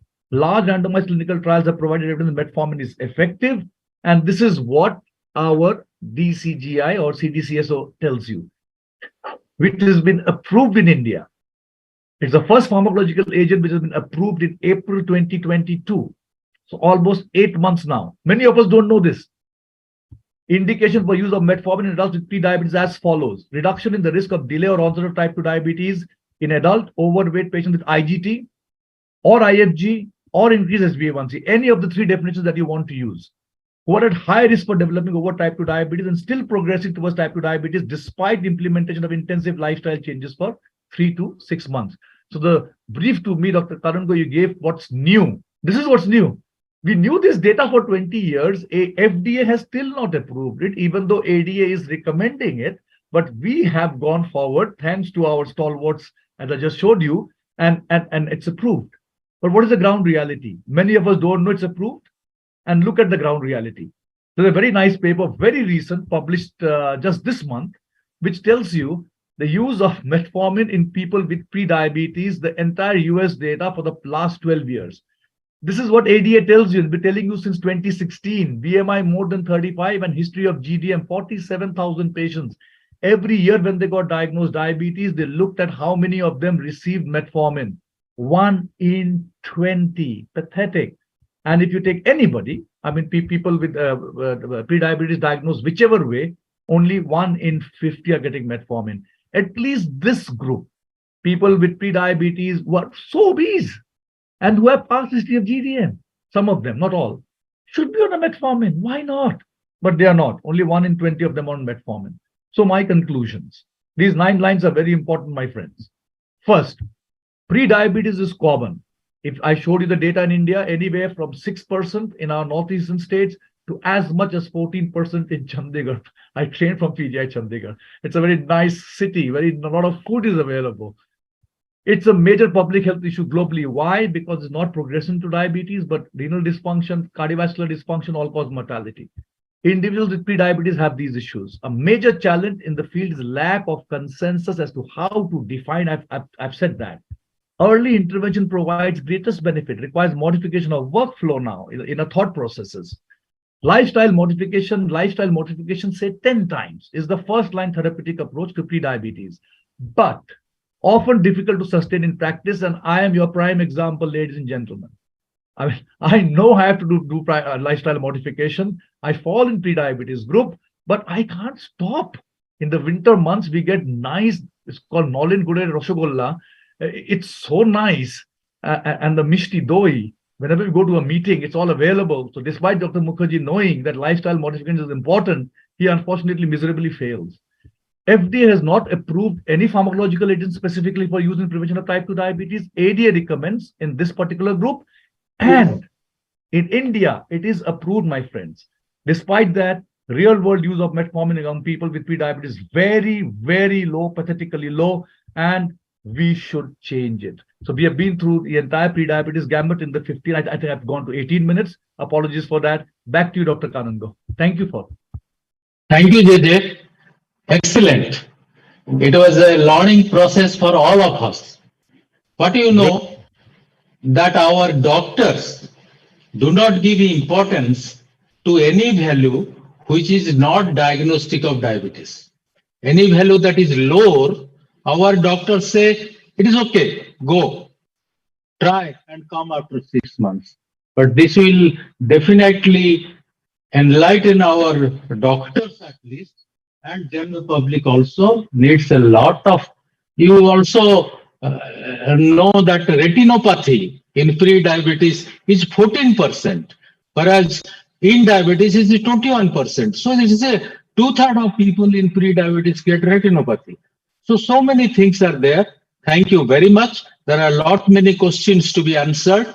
And I request Dr. K.P. Tripathi to introduce our next speaker, Swayam Siddha Mangaraj, and his topic.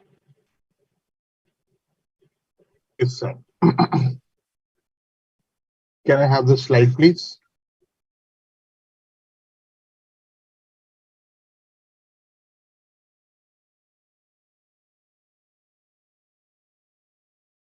It is there. Yes, yes. Dr. Swayam Siddha Mangaraj is the son of the soil. He's a very good friend of ours. Okay.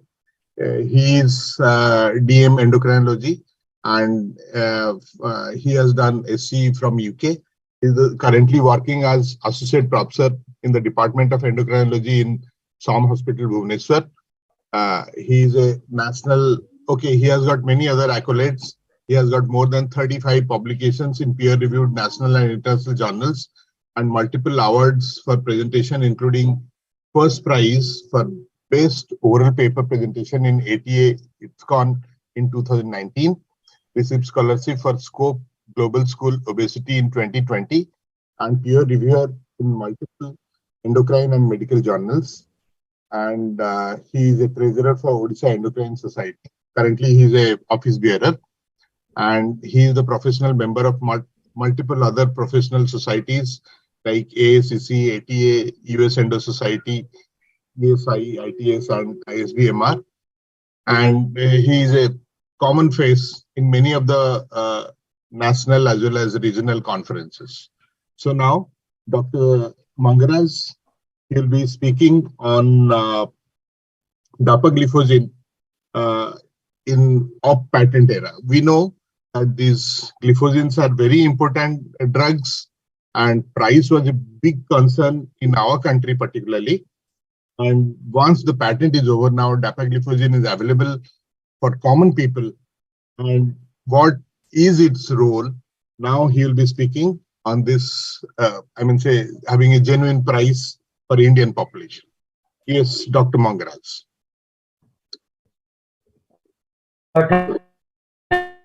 Thank you, sir, for that kind introduction. And at the outset, I would like to thank the entire organizing team, NUCD, for the invite, especially Alok sir, for giving me this opportunity. And as usual, it has been a fantastic day with the scientific sessions, crisp and lucid. And we have just had a magnificent talk by JJ sir. So I think my job is am I visible in full screen mode? Can someone confirm me? Is it visible in full screen mode? Yeah, it's visible full screen. Okay, thank you.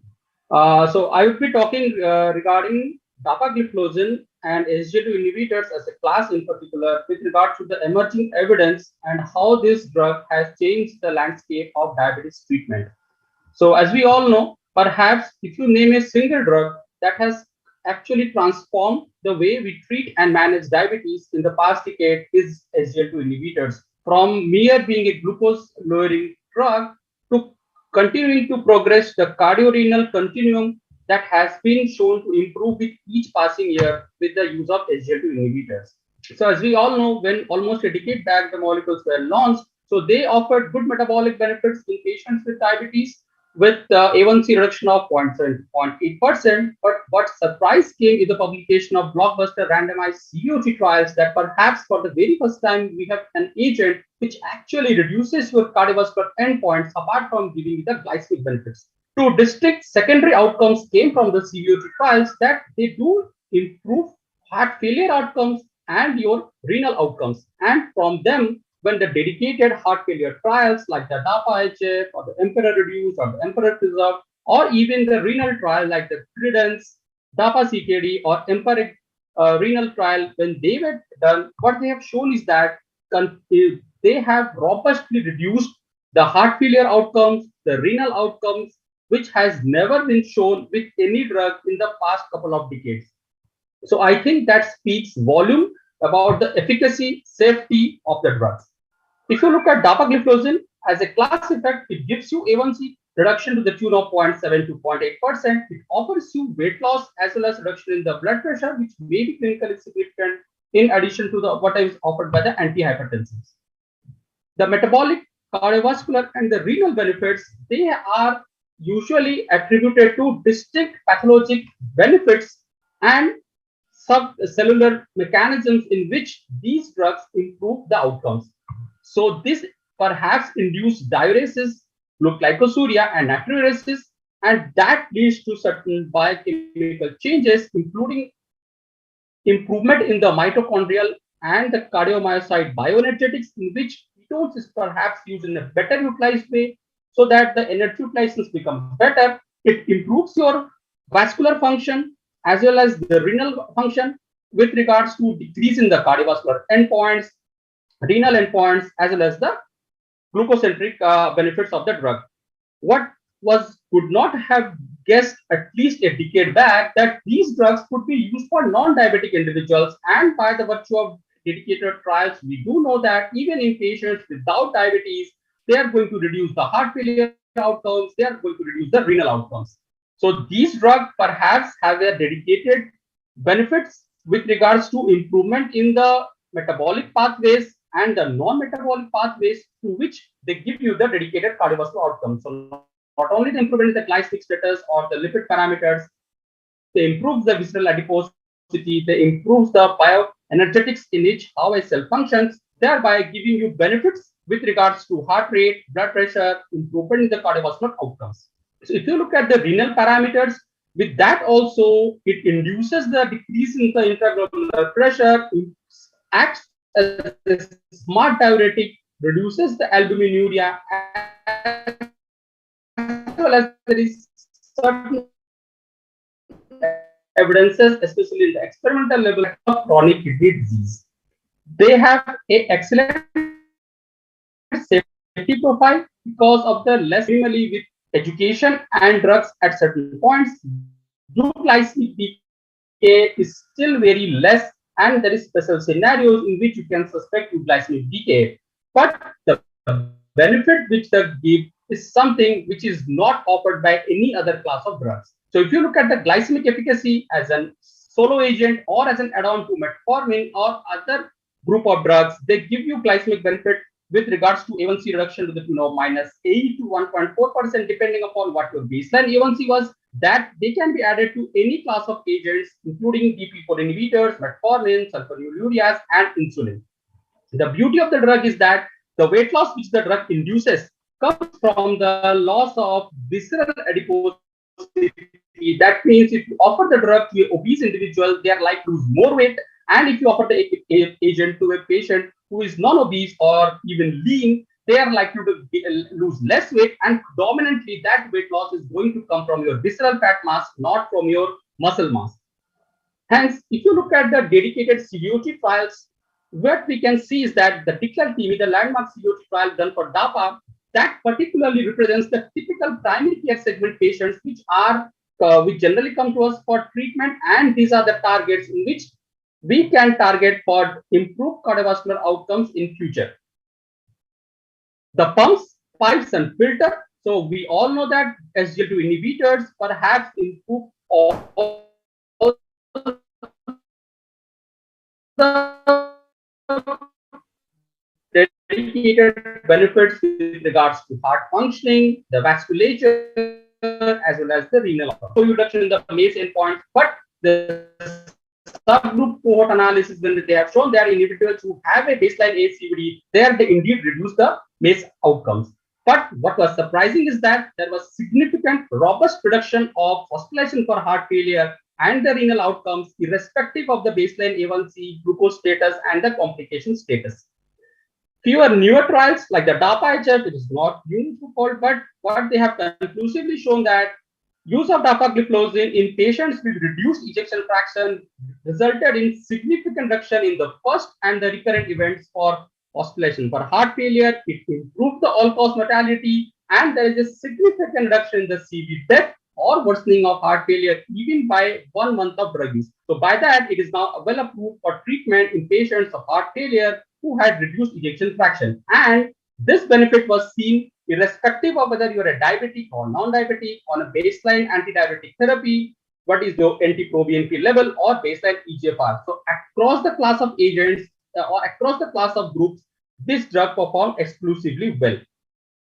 Now, if you look at, so this drug is now advocated to be utilized as a foundational therapy for management of heart failure. It is included in the guideline management treatment protocol for managing patients with reduced ejection fraction. And it is as good as ARNIs or other standard of care of therapy. And it definitely adds years to a patient life when they are initiated right at the proper time. Now came the surprise with the publication of DELIVER trial a couple of months back in 2022, in which they have seen whether the patients who have mildly reduced ejection fraction or even preserved ejection fraction heart failure, whether these candidates are likely to benefit with the use of dapagliflozin, because evidence for that was lacking. So what we have with DAPA-HF is reduced ejection fraction, but one thing became crystal clear with the publication of DELIVER trial, that it was perhaps the largest and broadest clinical trial of this population, enrolling high-risk patients with heart failure with mildly reduced or preserved ejection fraction. So in NEJM 2022, when the trial was published, it showed that dapagliflozin not only reduced the heart failure outcomes, but also it reduced the composite endpoint of worsening of heart failure and cardiovascular death in patients who had either a mildly reduced or preserved ejection fraction.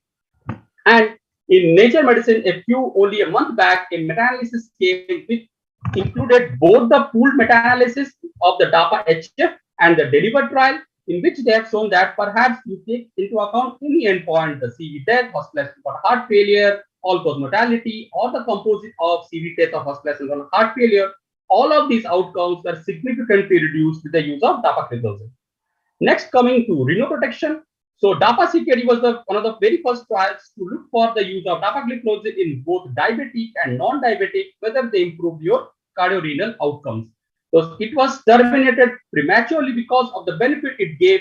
So use of dapagliflozin in this particular arm in diabetic as well as non-diabetic improved 39% reduction in the composite endpoints of renal outcomes, especially more than 50% decline in the EGFR or ESRD, renal or CV death. And this also resulted in 31% reduction in the all-cause mortality. With this, it became that the drug is safe, efficacious to use, and the threshold of using the SGLT2 inhibitors, which was at around 45, 60, then 45, then 30, now became 25 with DAPA-CKD, and it was further lowered down by the publication of empiric renal trial in which it has reduced to even less than 20.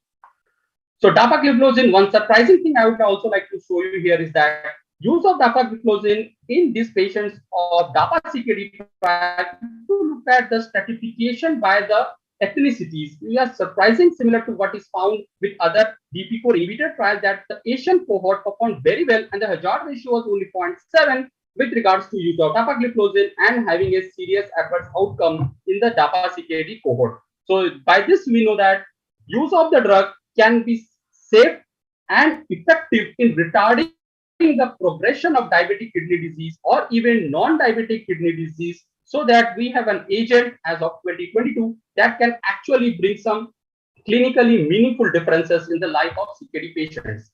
I have not shown some subgroup cohort analysis. The two beautiful subgroup analyses have been published in which they have shown that patients who had FSGS and patients who had IgA nephropathy, which are distinct from diabetic kidney disease, in those patients also dapagliflozin resulted in lesser number of renal outcomes in patients who took dapagliflozin versus placebo. So not only the diabetic kidney disease, but per se other forms of chronic kidney disease, including IgA nephropathy and FSGS, these drugs work pretty well and can be safely prescribed. So one thought would arise that perhaps initial use of SGLT2 inhibitors in particular may give rise to sudden decline in the EGFR, but that is something which is very, very less in number, and usually once it can be monitored safely, majority of them do not necessitate reduction or omission of the drug.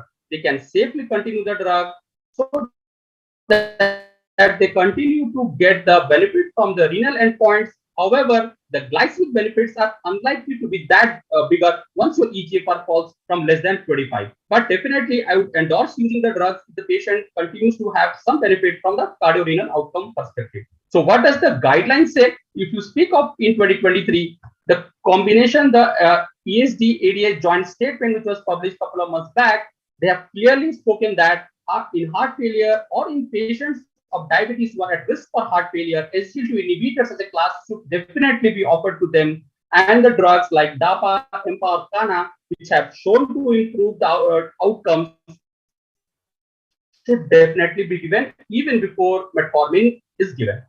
If you look at from the renal endpoints, the change which I am talking about, that earlier the EGFR threshold is now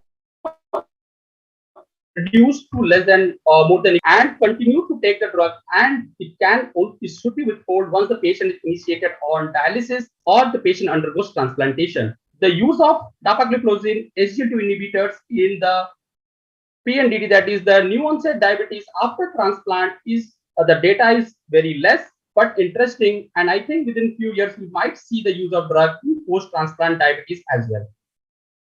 If you look at the heart failure guidelines, it is recommended in patients who are at risk for heart failure, like a diabetic patients, or who have a pre-heart failure stage A, stage B stage. What is surprising to see is that if you look at the stage C and stage D, the robustness of data and the level of evidence for SGLT2 inhibitors is superior, even with regards to or in contrast to ARNIs and ARBs, which have been the cornerstone or foundational therapy for heart failure. So I think majority of the heart failure patients would definitely benefit from the use of the drugs.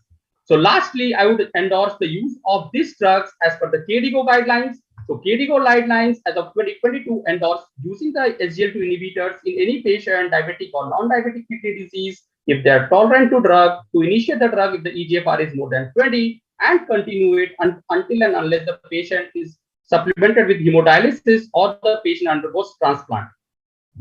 So I would like to summarize here that perhaps SGLT inhibitors as a class of drugs, they improve the glycemic control by with glycosuria, but the benefit which they give to the extra glycemic benefit with regards to cardiovascular and renal outcomes is something which is far superior, and no patient should be perhaps deprived from the use of SGLT inhibitors, especially in the off-patent era when the drug is available at much cheaper rate. So many patients who were deprived from the drug because of the cost issue can now reap the benefit of the drug.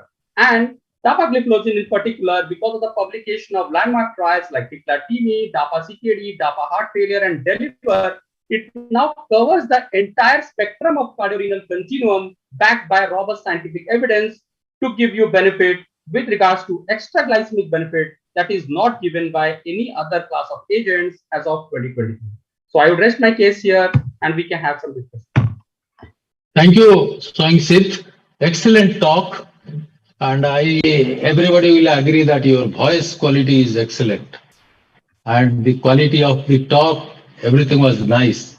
I still remember October 21st, 2021, the patent was over. And on 22nd October, dapagliflozin was launched by one of our very prominent companies. And from that day onwards, many Indians have started using dapagliflozin because it became affordable and quality was at par. And in few years' time, a lot more Indian data will definitely come up to prove the efficacy of dapagliflozin in not only glycemic control, but in renal and cardiogenic complications. Thank you so much. I request now our dear friend, Dr. Kalyan Kumar Gangopadhyay, very important figure, excellent speaker, and known for his fluent talks, any topic that he speaks. Dr. Kalyan Kumar Gangopadhyay, MD, MRCP, CCST, Endocrinology, MD 1996, consultant in Diabetes University Hospital, Birmingham, investigator in several clinical trials. Prizes won in UK are Stephen Whitaker Prize, Wayne Wade Prize, Endocrine Society Prize, and NOCD Prize, and so many other publications. Publication in national journals are 18, international 22, abstract publication in 15, book chapters 4, current post consultant in endocrinology, C.K. Birla Hospital, Peerless Hospital, Calcutta. I welcome you to 9th edition of NUCD, Dr. Kalyan. You'll be talking on position of sulfonylureas in present era. There has been a continuous conspiracy to remove a drug from the armamentarium of diabetes therapy, which helps almost 70 to 80% of Southeast Asian population. It is now time to protect its integrity scientifically. Thank you. Thank you, Kalyan. Okay, good evening, everybody. So my talk today is of positioning of sulfonylurea in the current era. Now, sulfonylurea has been there for a long period of time, but I'm sure, ladies and gentlemen, when I attend and you attend various programs, whenever a new molecule comes up, the pet bashing boy becomes a sulfonylurea, and everybody tries to bash it.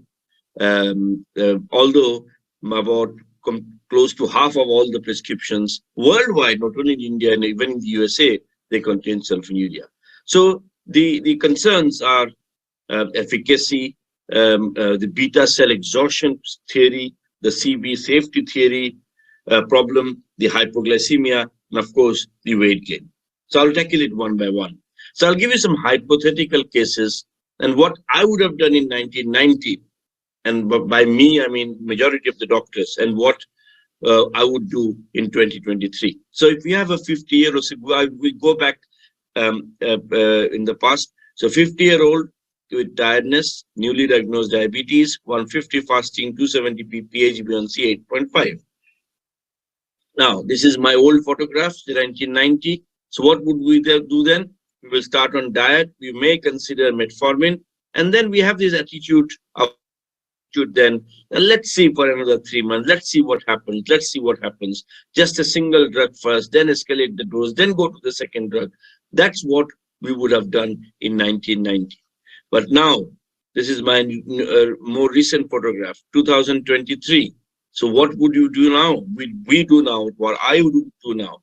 So I would not only start this patient on metformin, but I will give a cocktail of other drugs as well. So multi-pronged approach. So DPP4, consider DPP4, and as the situation demands, SGLT2 inhibitor or pioglitazone or both.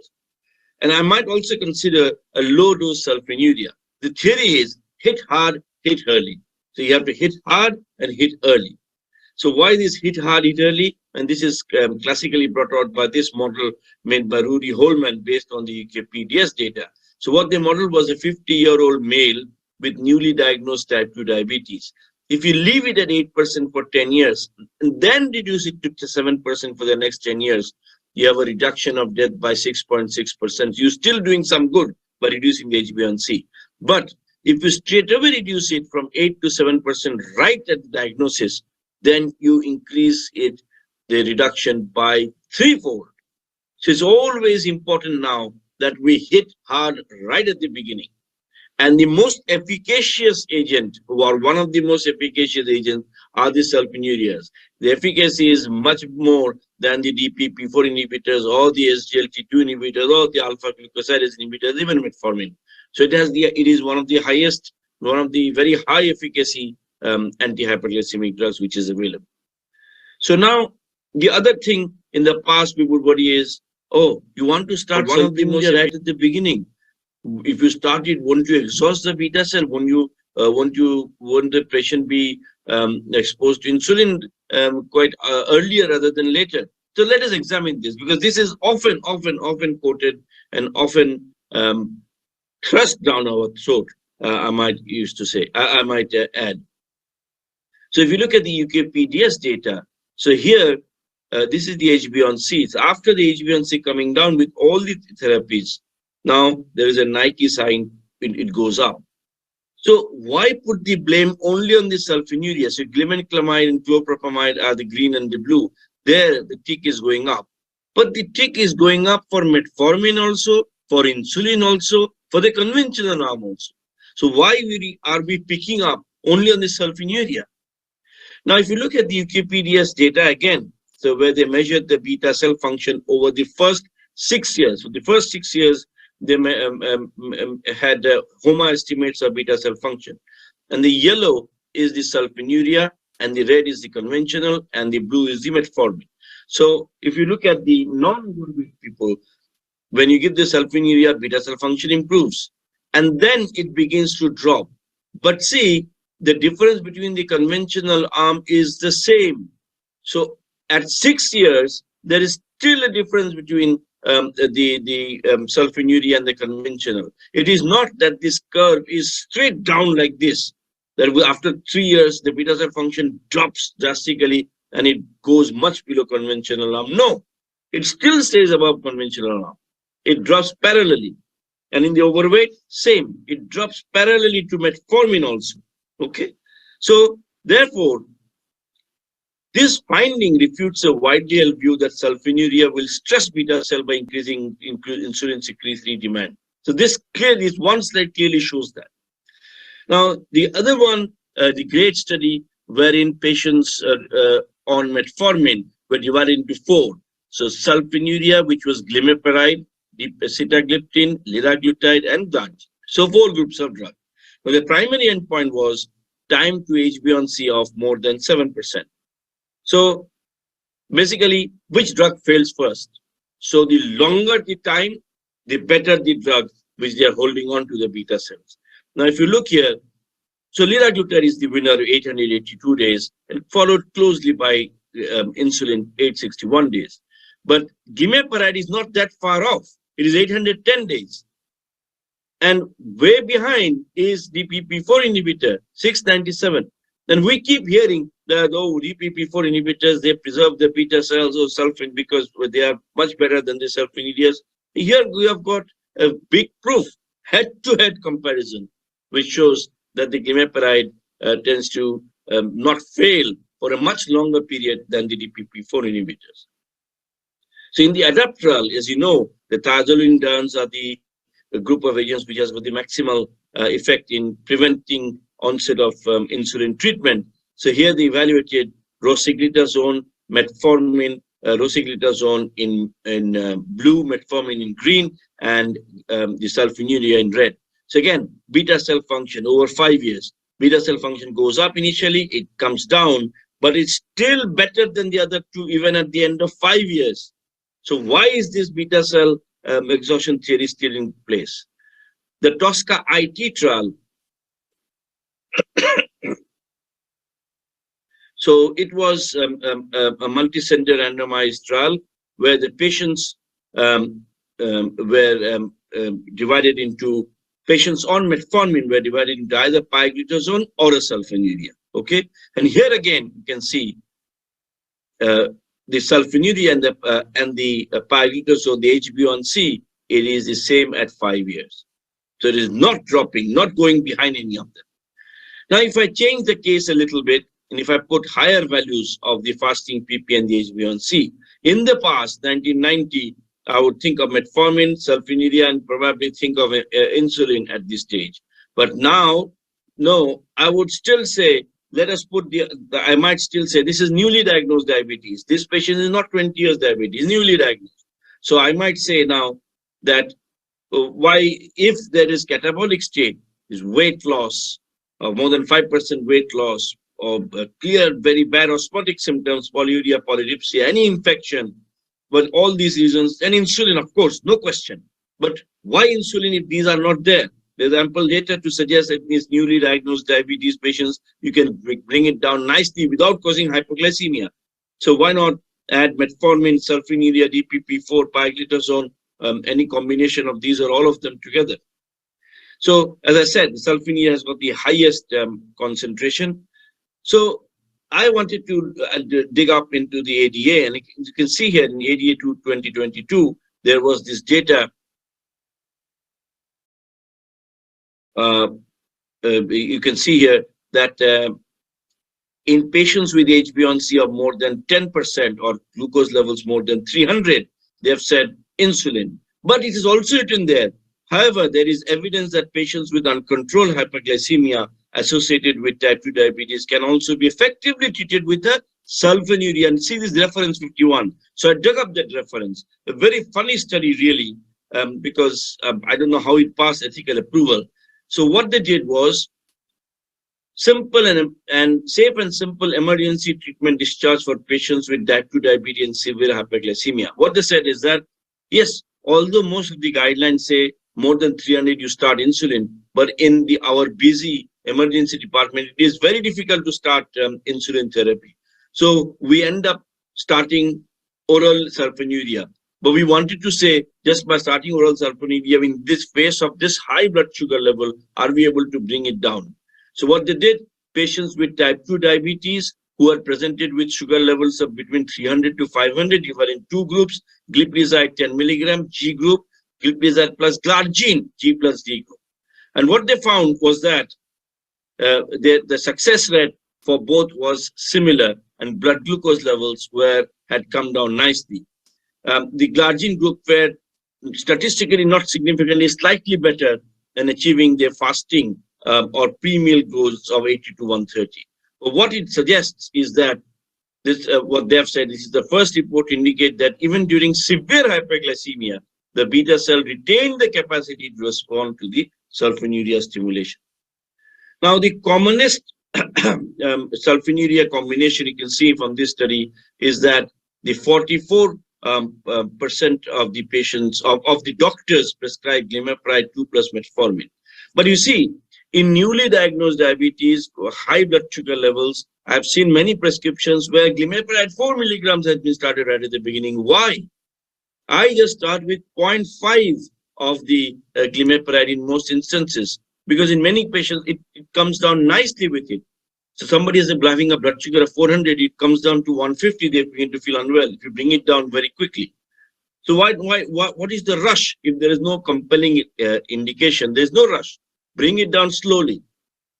So I normally start with 0.5 of sulfonylurea right at the of glimepiride. Say, for example, if I start with sulfonylurea right at the beginning, along with the other medications which are also there, which is metformin, DPP4, pioglitazone, or SGLT2 as the situation demands. I start with 0.5 of glimepiride, see the patient in 10 to 14 days, then slowly begins to come down nicely, and slowly the patients don't feel that unwell. And at the end of 1 month, it settles down nicely. If there's no response, of course, I will escalate at the end of 1 week. Now, I change the slide and make that patient has had an MI 3 months ago. So type 2 diabetes, now it's no longer newly diagnosed. Type 2 for 2 years on metformin plus DPP4, MI 3 months ago. So this is the fasting bean HbA1c. So in the past, we would say sulfonylurea, no, CV risk problem. We'll always give insulin. But now SGLT2 must. Why not sulfonylurea? So in the UKPDS 44-year-old data, you can see with the sulfonylurea in red, you have 15% reduction at the end of 44 years. And of course, microvascular disease is even better, and with 11% reduction in mortality, all statistically significant. In the GREAT study, which I mentioned here, this is the 3-point MACE, and you can see that the glimepiride is better than glargine insulin and sitagliptin as far as 3-point MACE is concerned. And even for the hospitalization due to heart failure, it is at par with the DPP4 inhibitors as well. In the advanced trial, where reduction of blood sugar was achieved with gliclazide over a period of 5 years, there also you see reduction if you combine macro and microvascular events, although the reduction was mainly due to the microvascular. Carolina, where you compared glimepiride with linagliptin, it's all in the center, 3-point and 4-point. And in fact, if you look at the patients with history of CVD, without history of CVD, elderly less than 70 years or elderly more than 70 years, everywhere it is right in the middle. And in fact, the heart failure was numerically better than even linagliptin. So I think the summary of key points that I would like to make is that the arguments previously was do not use sulfonylurea second line because of hypoglycemia. That remains. That problem remains, and I'm not shying away from it. It is there. So we have to be judicious, choosing the patients correctly, starting with a very low dose to begin with in newly diagnosed. That mistake is made, the hypoglycemia occurs initially because you start with a very high dose, start with a low dose. And sulfonylurea causing weight gain. It is a problem in the Western world, but having practiced in both hemispheres, I can tell you that the sulfonylurea weight gain in India is not that much, is not that big of a problem really as compared to the Western bit. So pioglitazone, there was mentioned better durability of neoregens versus sulfonylurea, but no proof now. We have got the GREAT study, which doesn't suggest that. You have got, I've showed you the trials with the comparing with thiazolidine, where it didn't show better durability. So the points in favor are the randomization did not worsen long-term CV outcomes in the UKPDS. Metformin and sulfonylurea did not impair long-term CV outcomes in the UKPDS. Risk of hypo is well understood, should not preclude their use. Weight gain is modest, and newer agents have incompletely understood safety profiles. With that, I end. Thank you.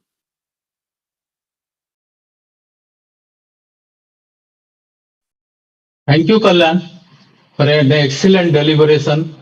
So now we'll go for the panel discussion, and I will invite Ranajit, Dr. JJ, Dr. Soengsid, Dr. Kalyan Gangopadhyay, and special panelist is Professor A.K. Das. So welcome, sir. My first question to Ranajit. Yes, sir. How do you see the gliptins in India in this off-patent era? It's a very nice question, sir. Very relevant question it is. Whenever gliptins were first available, because of affordability issue, cost issue, it has been less used. But after competency of vildagliptin particularly, and followed by sitagliptin. The widespread use of this particular gliptins actually has been increased a lot, and as most commonly as a second line of therapy or add-on therapy with metformin, which has been shown by verified trial. So even it has been recommended, even ADA after that, ADA have recommended that early combination therapy in a newly diagnosed diabetes mellitus patient. So the use of this gliptins, particularly so-called, apart from teneligliptin, because teneligliptin was available from India with a relatively less price. So all the gliptins are very commonly used. I may say that it is almost as common as sulfonylurea. Gliptins are being using now, and probably people are also being afraid of hypoglycemia, undue hypoglycemia, as it has been it's a consensus statement that sulfonylurea associated hypoglycemia is very common, and it can be well avoided by use of newer drugs, particularly DP4 inhibitors or like SGLT2 inhibitors along with metformin. So it has been. Ranajit, yes, sir. No, please complete. Yeah. So the newer gliptins or the off-patent gliptins are being used very commonly, and we are probably in our own experience of this newer gliptins, particularly after it is being used in a cheaper price.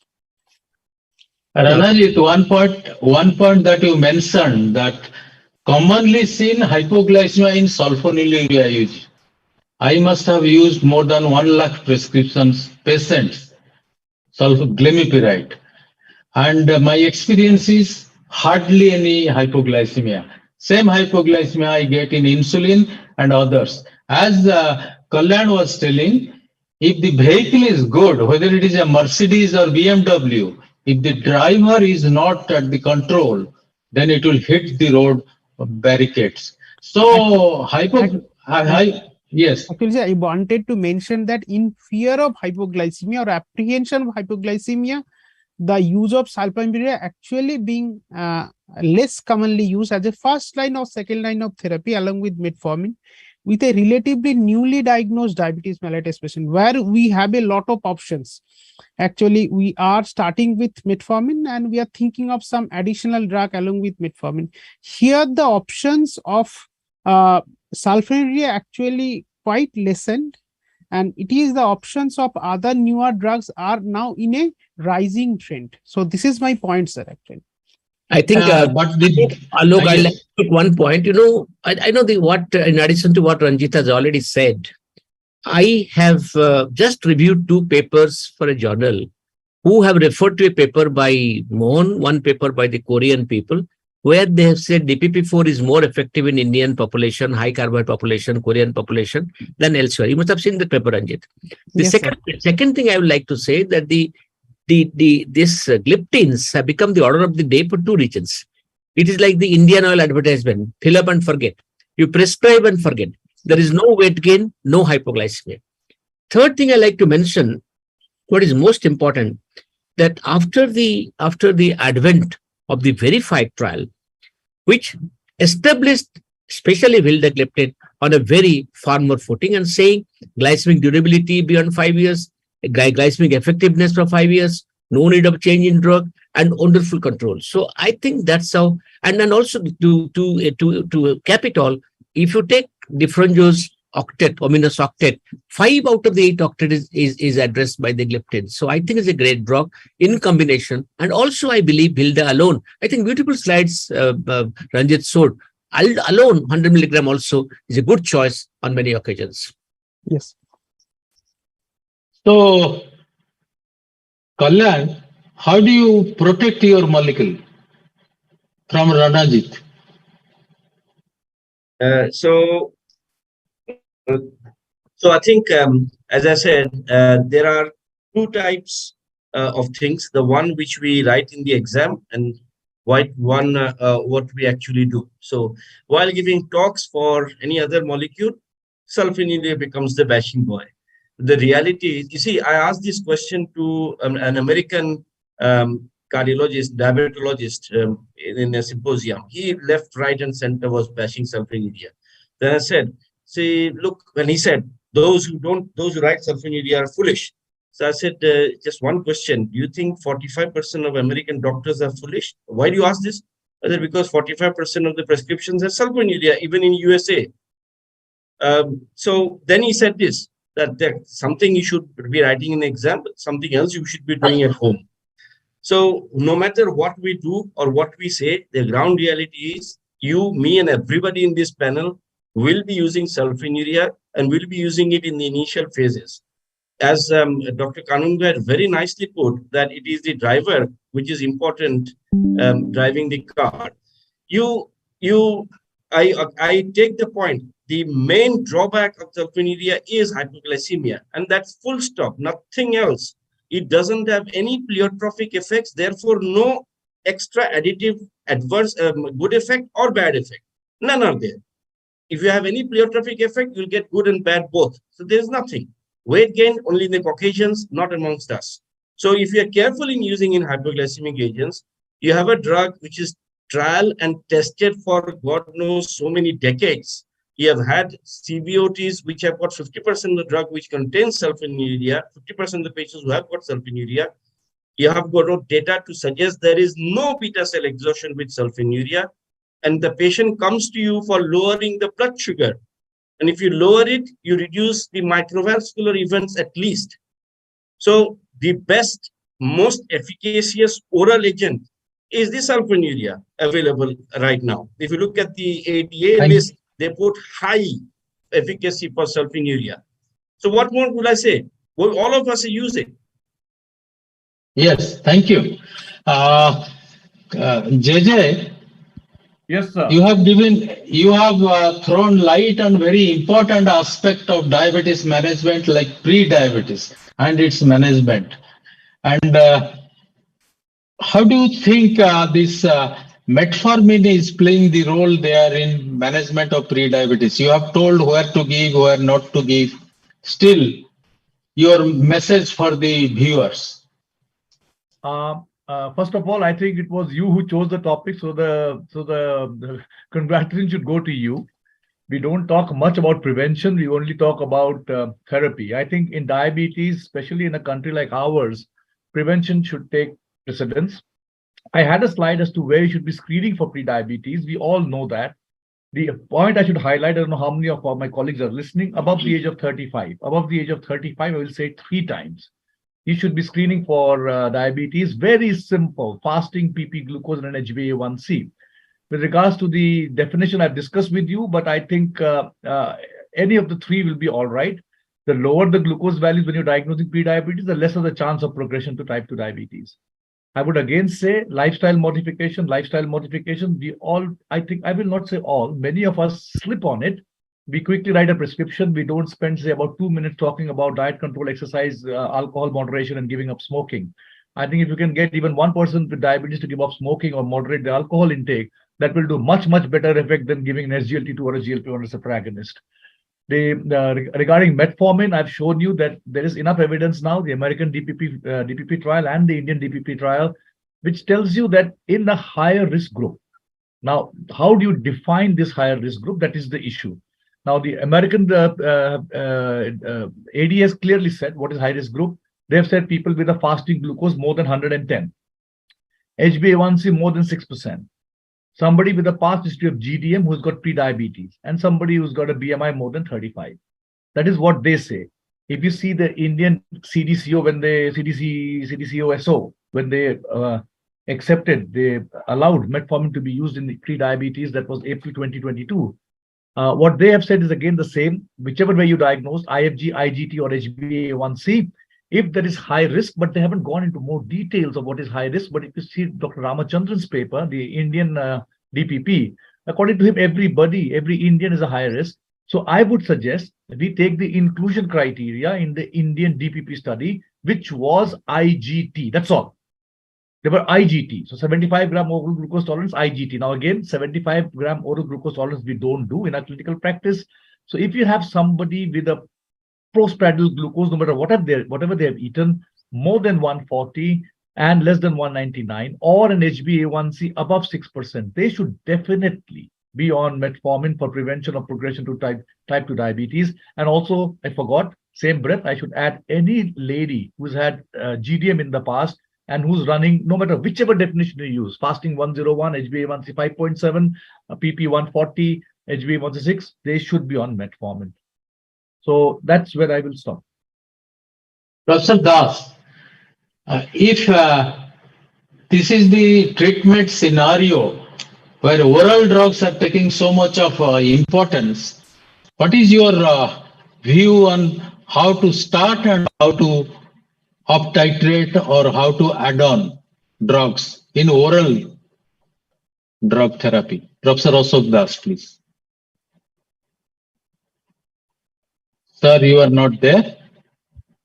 No, he's there. I think I must tell you that I'll answer a question. I must tell you that the prevalence of pre-diabetes today, the recent paper of myself India, which we have submitted to Lancet, accepted in 22nd December, will be coming now. The prevalence in Goa is 30%. Wow. In Kerala and part of Pondicherry is 20 and 18%. And as you have seen the previous paper you showed, Tripura is 14%. So the prevalence of GDM of the pre-diabetes is very high. Number one point I wanted to make. Second point I wanted to make is that your title was given by us whether the pre-diabetes is inevitable. It is not inevitable. No, my and Alok's take on this was this, that the prescription of metformin in pre-diabetes is probably becoming imperative. We don't want to medicalize a condition, but you oftentimes, JJ, in your inevitable style, you said, what are the conditions? You even said the exact quotation from the DCGI, 3 months of lifestyle not working. So there is indication, compelling evidence that one must use it. The third thing I will say that in the meeting with the DCGI, the question was asked, there are so many other drugs, acarbose, liraglutide, everything has been used. Why not use them? We showed them David Nathan's paper. You like David Nathan. I also like David Nathan very much. His paper says that metformin is only the inexpensive drug which has not only glycemic efficacy, but also cardiac efficacy, lipid efficacy, what you highlighted beautifully, obesity efficacy. So that's why they went for that. And therefore, the only drug approved is that. And therefore, it is possibly an imperative choice. I will not press on anybody. India is a free country. Imperative choice on the criteria that you showed that to describe it. Now, Alok's question is very pertinent. I'll be very brief. Alok, I reviewed for this morning the landmark study. What is the highest, the trend of glycemic therapeutic trends? The highest drug used in type 2 diabetes in India today is sulfonylurea and metformin. So, and we showed that the DPP4 has gone from, I think, 6% to 10%, and SGLT2 inhibitors has doubled. That is from 10% to 20%. So, how do we start and how do we increase the drug is a beautiful article we have written, how to initiate and escalate. Now, we initiate on the lowest possible dose and gradually take it forward.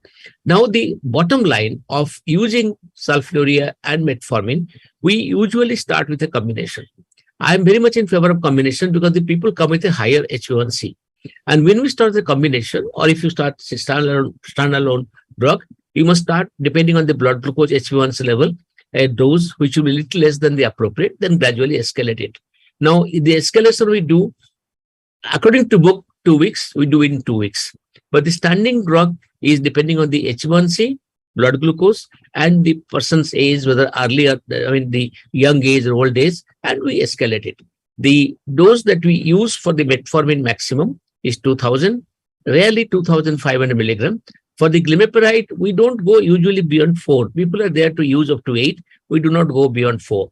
Now, that is the way we do it. And we are careful about, as beautifully you pointed out, JJ, that the weight gain is not as much a problem here as problem in the West, but it does occur. One has to be careful about it. And that's how we do it, Alok. Can I be a devil's advocate here? Yeah, please. Because so much of sulfonylurea praise is happening. I mean, Kolan I also use sulfonylureas because I think probably because of habit. In 2022, I think, see, I'm a very, very firm believer of combination therapy. Professor Das knows that. And my combination drug would be a metformin, DPP4, and SGLT2 inhibitor when I'm seeing a newly diagnosed diabetic, maybe plus minus pioglitazone for a short period of time. Why should I choose sulfonylurea now in 2022? I mean, this is probably because of habit, because we did not have these drugs, because as Dr. Das just now mentioned, if you see, DPP4 has gone up from 6 to 12%, SGLT2 has gone from 10 to 20%. So in 30 years' time, maybe SUs will disappear, Kalyan? I think there are three reasons has been given for the not people adopting new therapy. One is people, it is not about JJ Mukherjee in City of Joy. It is regarding the Akoland Day sitting in a remote village in the West Bengal. The traditional drug use has been sulfonylurea metformin. So it will take time, as you rightly said, to break it. Now, there is a little bit of apprehension of using new drug. You know that even we, I mean, today for a, diabetes with hepatitis B, my gastroenterologist told me, start Antakavir. I said, Roy, you come with me, then I'll start. Because no, there's a little bit of inhibition of new drug prescription.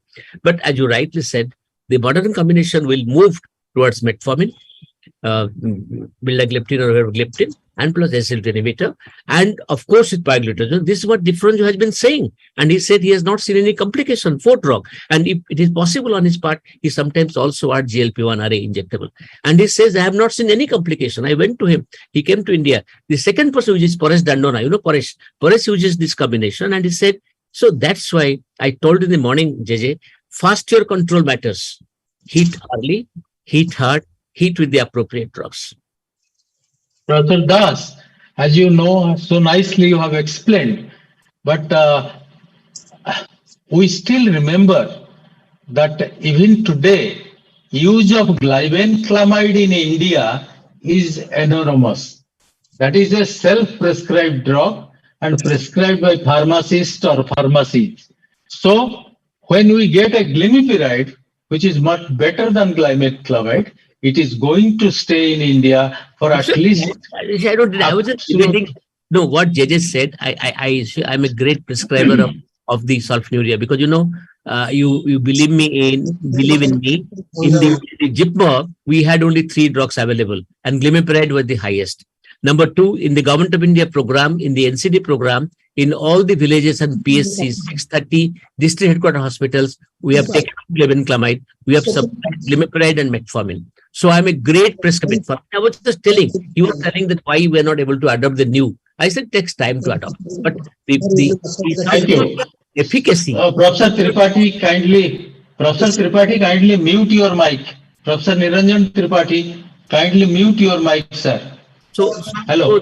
The reduction of H1C up to 2.5, even 3, except insulin, only sulfonylurea can give. Number 2, with the new trial with beautifully Kalenda described, it has become one of the issues, JJ, whatever we say, today we know you see how much in DPP4, these 3 combination, we have got the price list from the DCI yesterday. The minimum price is about 16 rupees and the maximum price is about 24 rupees. How much is sulfonylurea, metformin, there's a combination of metformin, sulfonylurea and gliptin. How much it will cost? It will cost much less. So Indian market is brand conscious, but more than brand, price conscious.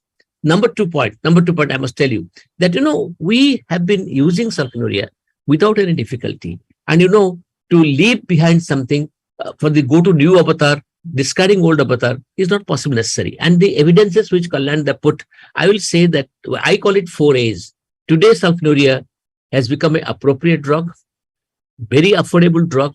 After the Carolina trial and all that trial, Carolina trial, it is possibly appropriate. Number 2, available and accessible in each part of the globe. There are places in India where DPP4 with metformin combination is not easily available. I'll give an example. I have given prescription, they have come back, sir, milta nahi hai. So it is. Therefore, I will still consider that sulfonylurea, metformin and gliptin combination, this triple combination will be used in, it will be used, and sulfonylurea metformin combination will be used very heavily for a long time to come. Thank you. My last question to Swayam Sith. this how do you find the future of dapagliflozin when other SGLT2 inhibitors will be off patent? And presently, definitely it has a scope. And how do you compare? People say original versus newer generics. So how do you compare that? That So I will be think my that's a first question. okay, sir. So that's a very pertinent clinical question. So I think with oppetency, I think all of us who could not prescribe a drug due to its cost to any patients who are virtually requiring the drug. So perhaps all of them can get the benefit of the SGLT2 inhibitor, that is dapagliflozin. And I have already said it once and again that perhaps this class of agent is the only class which has reduced cardiorenal outcomes irrespective of the glycemic status and the glycemic benefits. So I think majority of, if you do a clinical audit of prescriptions across specialties like medicine, general medicine, diabetology, endocrinology, or even nephrology and cardiology, I think the prescriptions of generic dapagliflozin are shot up exponentially because they do indeed improve your cardiorenal outcomes and give you glycemic benefits.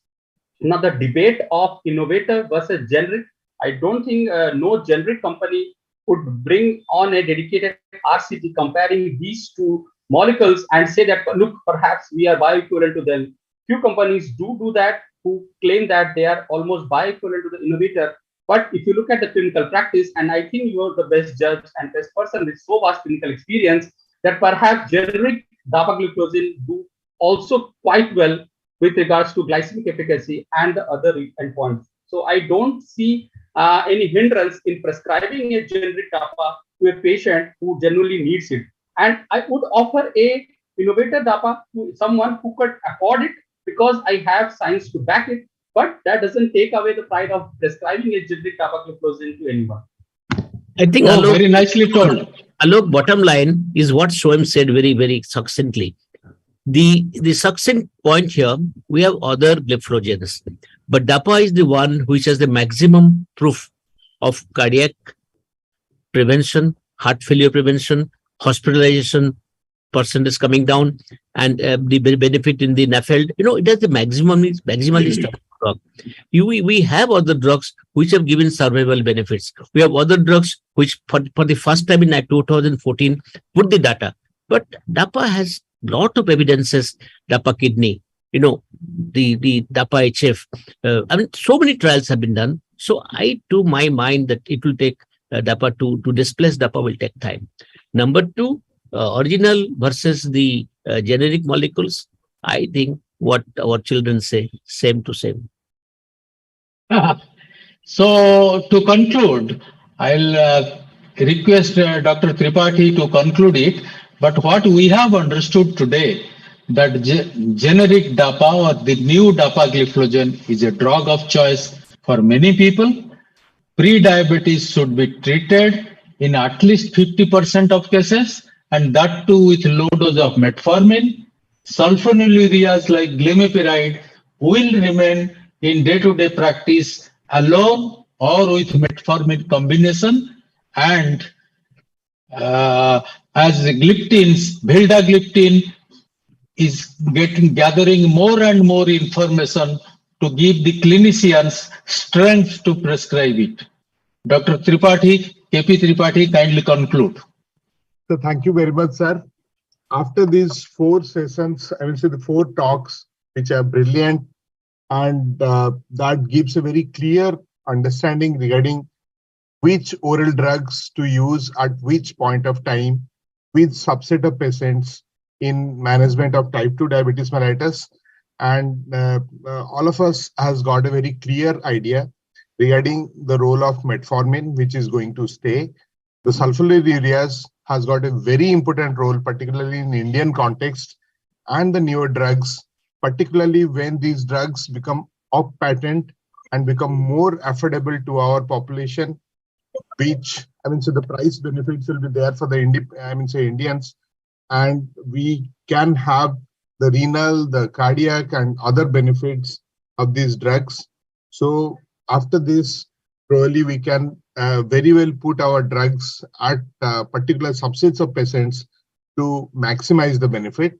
And all these drugs or the combination of drugs are going to stay with us. And we doctors have to intelligently put our prescriptions for particular subsets of patients. Thank you, sir. Thank you. Yes, Yes, thank you all the speakers like JJ, Soingsid, Kalyan, and our Dr. Bari and Professor Ashok Das. So thank you very much for this wonderful session. Soingsid. Soingsid. Jayant, please take over the next session. Thank you, sir. Thank you. We had a very informative session on the current oral drugs. I congratulate Professor Ashok Das and Dr. Alok Kanungo for conducting it so very well, and chairpersons and the speakers and the panelists all have done very good, giving an insight to a practicing doctor how to go for and the gliptins, the SGL2 inhibitors, the sulfonylurea and metformin and its current position. So we'll pass on to the next session immediately without a tea break, expecting you had tea in between the session. And this theme of the session 6 is insulin, what's new?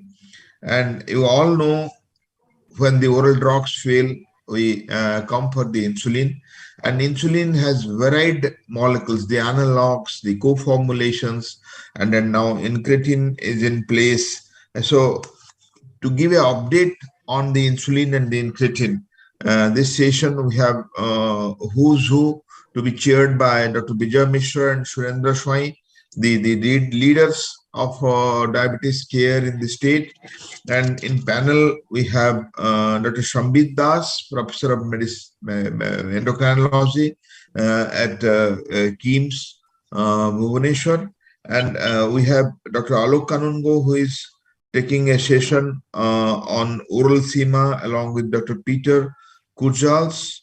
And we have Shomik Goswami, who is there to take the in-hospital hyperglycemia management with the long-acting basal insulins, because we have an impression that we take only short-acting drugs or rapid-acting drugs or regular insulin for either by insulin infusion or the multiple bolus doses in the hospital. But the ultra long-acting basal insulins are equally useful in the in-hospital setup. Will be discussed today, and not only these faculties will be there for the presentation, they will be in the panel to be moderated by me. So I welcome all, and I request Dr. Bijay Mishra and Dr. Surendra Swai to take over, introduce our speakers, and start the session. Thank you. Thank you, Dr. Professor Panda, and welcome our co-chair, Dr. Swai. Actually, this is the last session, and thereafter we'll be briefing the entire proceedings of the day. So the friends, the insulin has completed 100 years, and with these 100 years, this is the only drug which has stood the test of the time in the treatment of diabetes, both type 1 and type 2. And there has been a lot of modification, and the entire effort is to mimic the physiological insulin. And almost we are proceeding in that direction. And the latest being the insulin degludec and the insulin degludec co-formulation with insulin aspart. And of course, the Lantus 300, this is the ultra short acting, ultra long acting basal insulin is another. And of course, the fast acting aspart is also a newer addition. So the entire idea is to try to mimic the physiological insulin. And with this, actually, the insulin co-formulation, that is insulin degludec and insulin aspart, this will be a discussion by none other than Dr. Shambit Das, who has joined as the professor of at KIMS, and He is one of our brilliant academician, and everybody knows him. And in every symposium, he is the speaker. And he is MD in medicine, DM in endocrinology from PGI Chandigarh. He has publications in international and national journals, almost 48 abstracts, 28 book chapter like that. And he is author in API textbook of medicine and RSACTI textbook of diabetes and ESI textbook of endocrinology. So he has many laurels, and without wasting time, I will request Dr. Sambit to go ahead with his talk. Thank you, sir, for the kind words. Let me first share my slides. Yes, hope my slides are visible and I'm audible and visible. Yeah. It is full screen, audible, and you are audible. Right, sir. So a very good evening, one and all. And at the outset, I must thank Professor A.K. Das sir, Dr. Alok Kanungo sir, and Jayan sir for giving this opportunity. And as our chairperson sir has told, I'll be discussing on insulin co-formulation, the clinical advantages and value proposition in the Indian setting. So this is the financial disclosure. So basically the agenda, there would be 3 points which I'll be covering. First, understanding the insulin formulation, what are currently available and how they are going to mimic the physiological insulin secretion. The second agenda is to determine the choice of insulin therapy or the insulin regimen. And third, I'll be telling about improving the adherence and addressing the issue of complex, convenient insulin regimens. Because whatever said and done, if the person is not taking the insulin, then our all effort has come into halt. So that I'll be discussing in the part 3. So coming to the part 1, that is discussing about the insulin secretion and what insulins we have in the basket. So let us first see the first, the upper diagram, where we can see that insulin is secreted throughout to the circulation from beta cell in small pulsatile manner, and that form the basal insulin coverage throughout the day. But once we take meal, there would be surges in the insulin secretion, and that we call it as the prandial insulin secretions. So in type 1 or type 2 diabetes, we want some insulin that has to mimic this physiological insulin secretion. So we want a basal insulin and we want a bolus insulin. So for that, what we have in our basket is that we have rapid acting insulin analogs like Lispro, Aspart and Glulysin, which has got an onset of action which is very rapid or within 15 minutes, which is its peak within 1 hour, comes down within 2 to 3 hours. We have the regular insulin, which may not mimic the physiological bolus insulins, but we have them, that regular human insulin. Then we have intermediate acting insulin like NPH, which we use many times as basal insulin, but it's not an ideal basal insulin. So we have some recent longer acting insulin formulation, the first generation basal and the second generation basal. For example, the Glargine and the Detemer, which are the first generation basal. But we have also have the newer generation basal, that's the second generation basal, that is Degludec and Glargine U300. So they have almost like a flat profile. So the insulin behaves exactly like a physiological basal insulin. So these are the different types of insulin we have got. So what are the problems with the conventional insulin? What is the problem with NPH insulin? What's the problem with the biphasic human insulin? Because they were the conventional insulin. NPH insulin, insufficient basal insulin coverage. As I have told, the half-life or the duration of action is lesser. So you need to give twice a day for giving a proper basal insulin. That too, it has got a peak effect. And need for resuspension is there for NPH insulin. You need to resuspend the solution. Significant day-to-day variability has also been observed. What is the problem with conventional premix insulin? It has to be injected 30 minutes before a meal, better risk of hypoglycemia, opportunity for a better PPG control is not there, poor fit to patient's lifestyle. So it may not fit exactly to the patient lifestyle because you need to give at a proper time before the meal, 30 minutes before the meal. So may not be very physiological for the patient. Now, if we compare the conventional basal insulin with the newer analog basal insulin, then definitely the Newer basal insulin are of longer duration of action, more predictability of action, lesser hypoglycemia. They don't peak, so there is no chances of, or very minimal chances of nocturnal hypoglycemia. Favorable effect on weight, low risk of emergency department visits because of hypoglycemia. So that's what we want from our insulin. Lesser variability with the basal analog. So the glycemic variability is also quite low. So if we keep them in order of merit, then probably the insulin degludec, glargine U300 would be the most ideal basal. They are absolutely peakless. Then we have detemir or glargine U100, followed by the NPH insulin. So these are about the conventional basal versus the newer basal. Now, what is the difference between the analog premix versus the conventional premix insulin?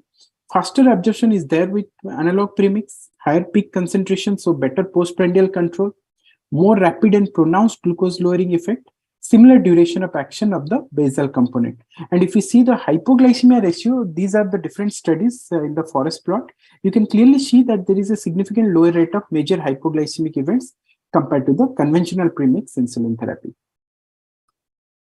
So that finishes the first part of my talk, where I have discussed about the different insulins, their time action profile, and how the newer insulins are better. Now let us go to the second point, that is determining the choice of therapy for insulin initiation. So what we should initiate, especially in our Indian setup.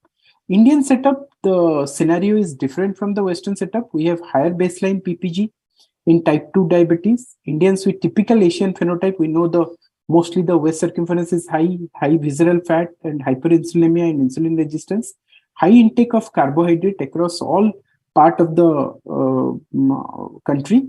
Delayed initiation of insulin therapy has also been observed, and need for simple and convenient insulin regimen. Our patients are not that affluent to adapt to a very complex regimen. We need to simplify the insulin regimen. We need to explain in a very simplified version.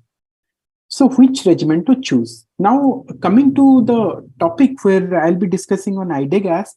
So this is exactly the profile of IDEGASP. What is IDEGASP? It's basically a mixture of insulin degludec and insulin aspart. Insulin degludec, you can see the green line, which is absolutely flat. And if I remember one of the talk by Professor Ekedas during the launch of degludec, sir has clearly told that it's like a Rolls Royce. It doesn't fluctuate. In any road, it goes very smoothly. So that's the smoothness of insulin degludec. And then there is the insulin aspart, which is a newer bolus insulin, which covers the postprandial in a much better way. So it's basically a mixture of two insulins in a given solution. Now, there are many studies. I'm not going into details of that, but for initiating insulin, IDEGASP has been compared with basal insulin. IDEGASP has been compared with basal plus insulin. IDEGASP has also been compared with the BiAsp or the biphasic aspart 30 twice a day. So the initiation with basal insulin versus IDEGASP, the HbA1c was superior. The PPG control was much better. Plus, there was reduction in the hypoglycemic incidence. If we are comparing with basal plus, then the HbA1c reduction is almost similar, but hypoglycemia is definitely lower, especially the nocturnal, and insulin dose was also lower. If we compare BiAsp versus IDEGASP twice a day, then the reduction of fasting is better with IDEGASP twice a day. Hypoglycemia is definitely lower compared to BiAsp, and insulin dose reduction was also there. So this is just a snapshot of all the trials in the initiation of IDEGASP versus other regimen.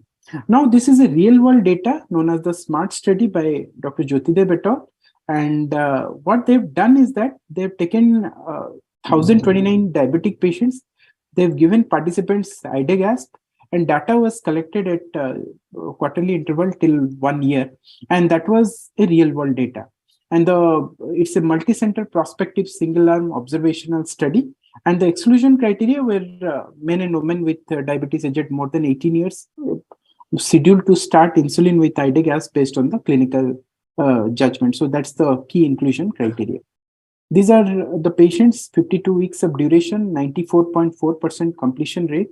And these are the baseline characteristic. You can see the HbA1c was 9.5 at the baseline. And with the use of IDEGASP in this group of population, they found that IDEGASP lowered the effective HbA1c with almost 1.8%. in compared to baseline. The fasting plasma glucose was reduced significantly to 50 milligram per deciliter, and the post-breakfast and the post-lunch blood glucose were also quite significantly lower with the use of ide-gas. Now, the thing which we are more concerned is about seeing the hypoglycemia. Even in this real-world data, they've shown that with ide-gas, the hypoglycemia risk has clearly come down, and the severe hypoglycemia is almost negligible. So these are the conclusion of this SMART study. And so the HbA1c reduction is to the tune of 1.8%, effective PPG control, fasting control, and improved safety profile. So for that reason, RSSDI ESI clinical practice recommendation 2020 and also the newer 2022 recommendation have clearly shown that we can initiate insulin by different regimen, maybe a basal premix, or even with ide-gasp also we can initiate. Ide-gasp is very well equipped because you are giving with single device. Once you can start, you can go up to twice with intensification. Cost is a factor. So that was the economic consideration must be taken into account that was written in RSSDI ESI guidelines. Now that was the second part. Coming to the third part, how we are improving the adherence and address the issue of complex insulin regimen. Now adherence to insulin therapy is a major challenge, and mean adherence level is only 70.6%. And this is the Western data, and I'm sure the Indian data would be still lower, the adherence to insulin. And because of poor adherence, the all-cause hospitalization, all-cause mortality is definitely a patient take for some time, then they leave it, and then land up with hospitalization or mortality. And when we dissect the components why the patient is non-adherent, some of the important point is that patient is too busy traveling, skipping the meal, stress or emotional factors. But challenges to take at the same time every day is one of the major challenges they have found. Too many injections complicate the thing, and regimen is too complicated. And these are the responses by the patients why the compliance was poor or the adherence was poor with a insulin regimen. So the basic philosophy of insulin is that do not match the lifestyle to the insulin regimen. Rather, you match the insulin to the lifestyle of the person. Then only you are going to win in the race. So if we say about the most ideal insulin regimen, then probably we can start with a basal. We go for basal plus with one therapy. We can go up to basal plus 2 therapy and basal plus full blown as basal bolus at 3 or 4 shots. But if we are going with ide-gas with 1 dose, then we are intensifying with 2 doses, and then we are with only 2 doses, we are getting the advantages of almost 3 to 4 pricks of insulin. So that's the beauty of this molecule in initiation and intensification. So the flexibility with insulin ide-gasp is very good. So compared to biphasic human insulin, which has to be given twice a day, fixed meals, ide-gasp can be given twice a day, and according to the larger meal, you can actually change your insulin timing. And it can be given immediately before or even 5 minutes after the meal. The effect will be similar. Perceived burden of infusion is very low compared to the biphasic human insulin. So these are some of the things which I wanted to highlight. We have discussed about the different types of insulin regimen, what is ide-gasp, how ide-gasp is important in comparison to the other insulin, and how it is going to help our patients in terms of reducing the number of injections and complexity of the regimen. So this is the summary slide. So replacement of insulin therapy should mimic the body's own insulin response. The maintenance of glycemic target and avoidance of hypoglycemia that has been associated with insulin analogs represent a significant value consideration. Ide-gasp is a simple and convenient solution which offers total control of fasting, PP, and HbA1c in people with type 2 diabetes, uncontrolled on multiple OATs. So with that, I'll end. Thank you for the patient hearing.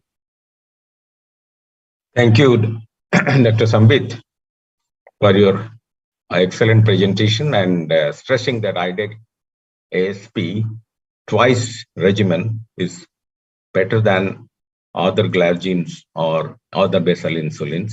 And it is giving a very convenient and good control. And according to the main principal meal, this thing can be given. And this is the excellent control, what we have observed also. So thank you, Dr. Sambit, And we can now go to the next session, and that is oral semaglutide, and that is a session by an important person like Dr. Peter Kurj Falls and with Dr. Alok Kanungo. There is probably an interview, and Dr. Kanungo is a good friend of mine and a noted physician and the chairman of Kids Hospital, and did his PhD in Carolina Institute of Sweden, more than 100 publications, and principal investigator in type 1 diabetes, and a scientific member of European Association of the Study of Diabetes Society, RSSDI, India, and committed for diabetes and being started the first diabetic hospital in the state, Dr. Kanungo.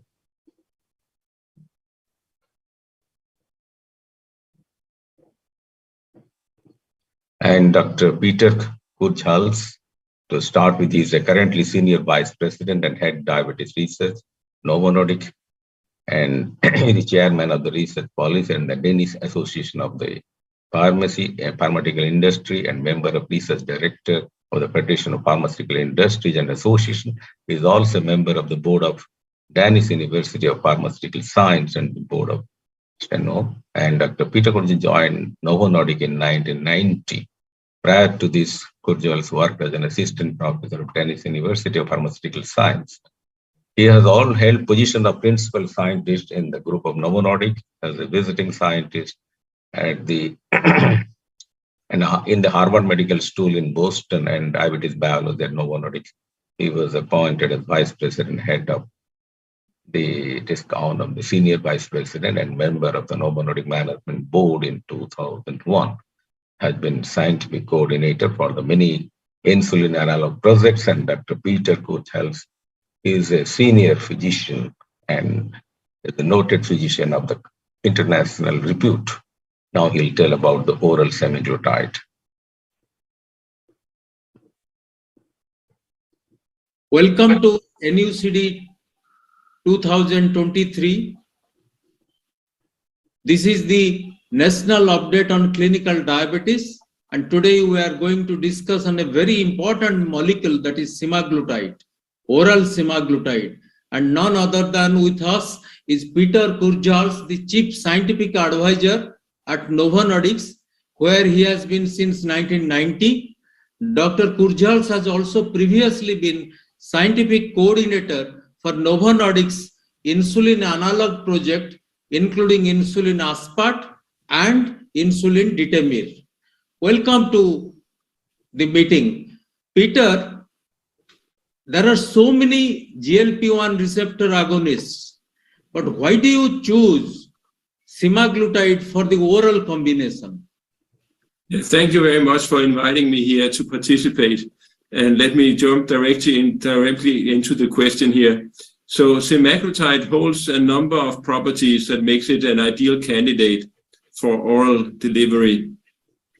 It has a relatively small molecular size, so very similar to the native GLP-1 hormone, which is useful for passage of bowel membranes.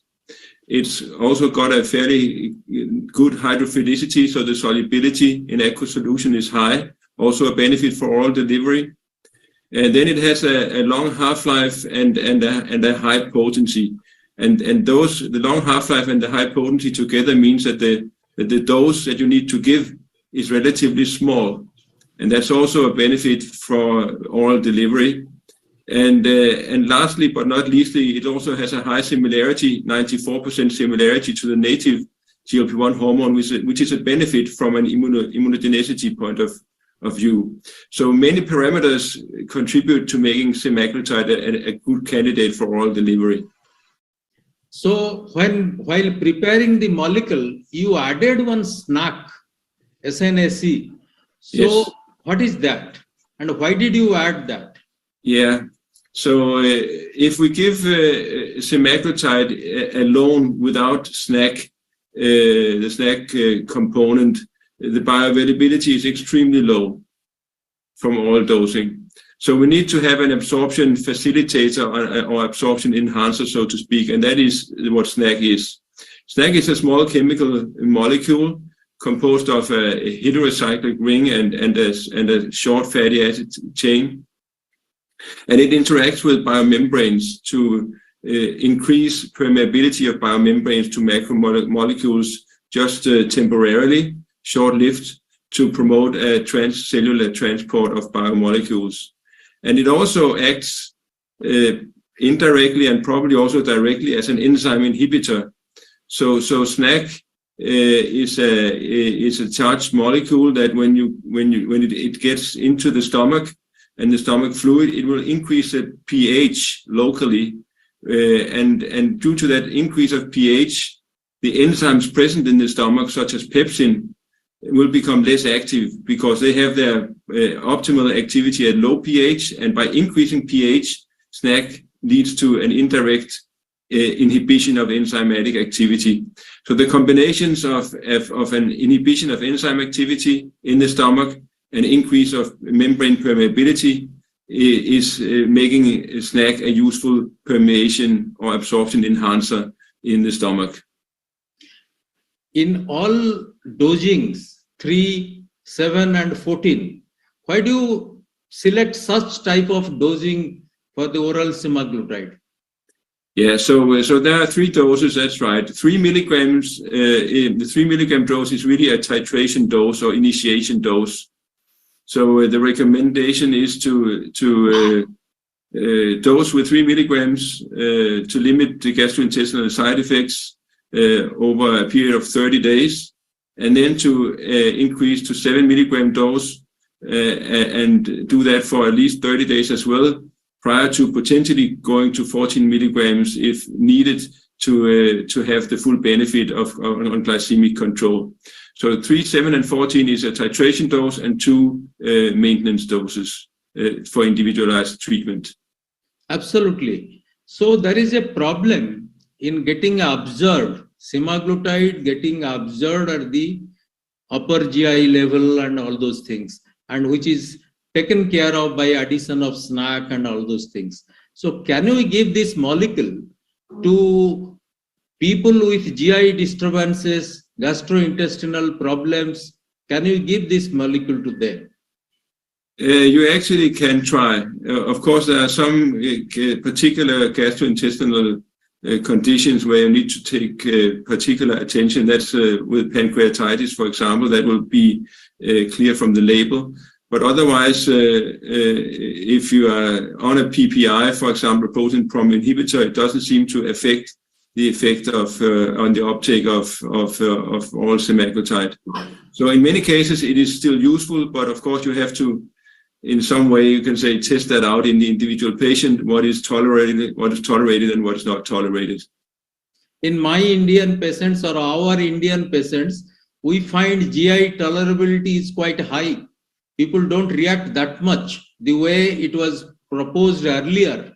But in my clinical practice, I don't find many people reacting to the molecule. So it is quite well accepted.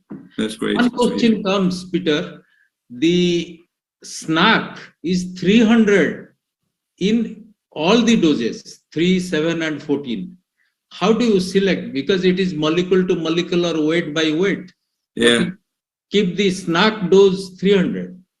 Yeah, so we did experiment with that in the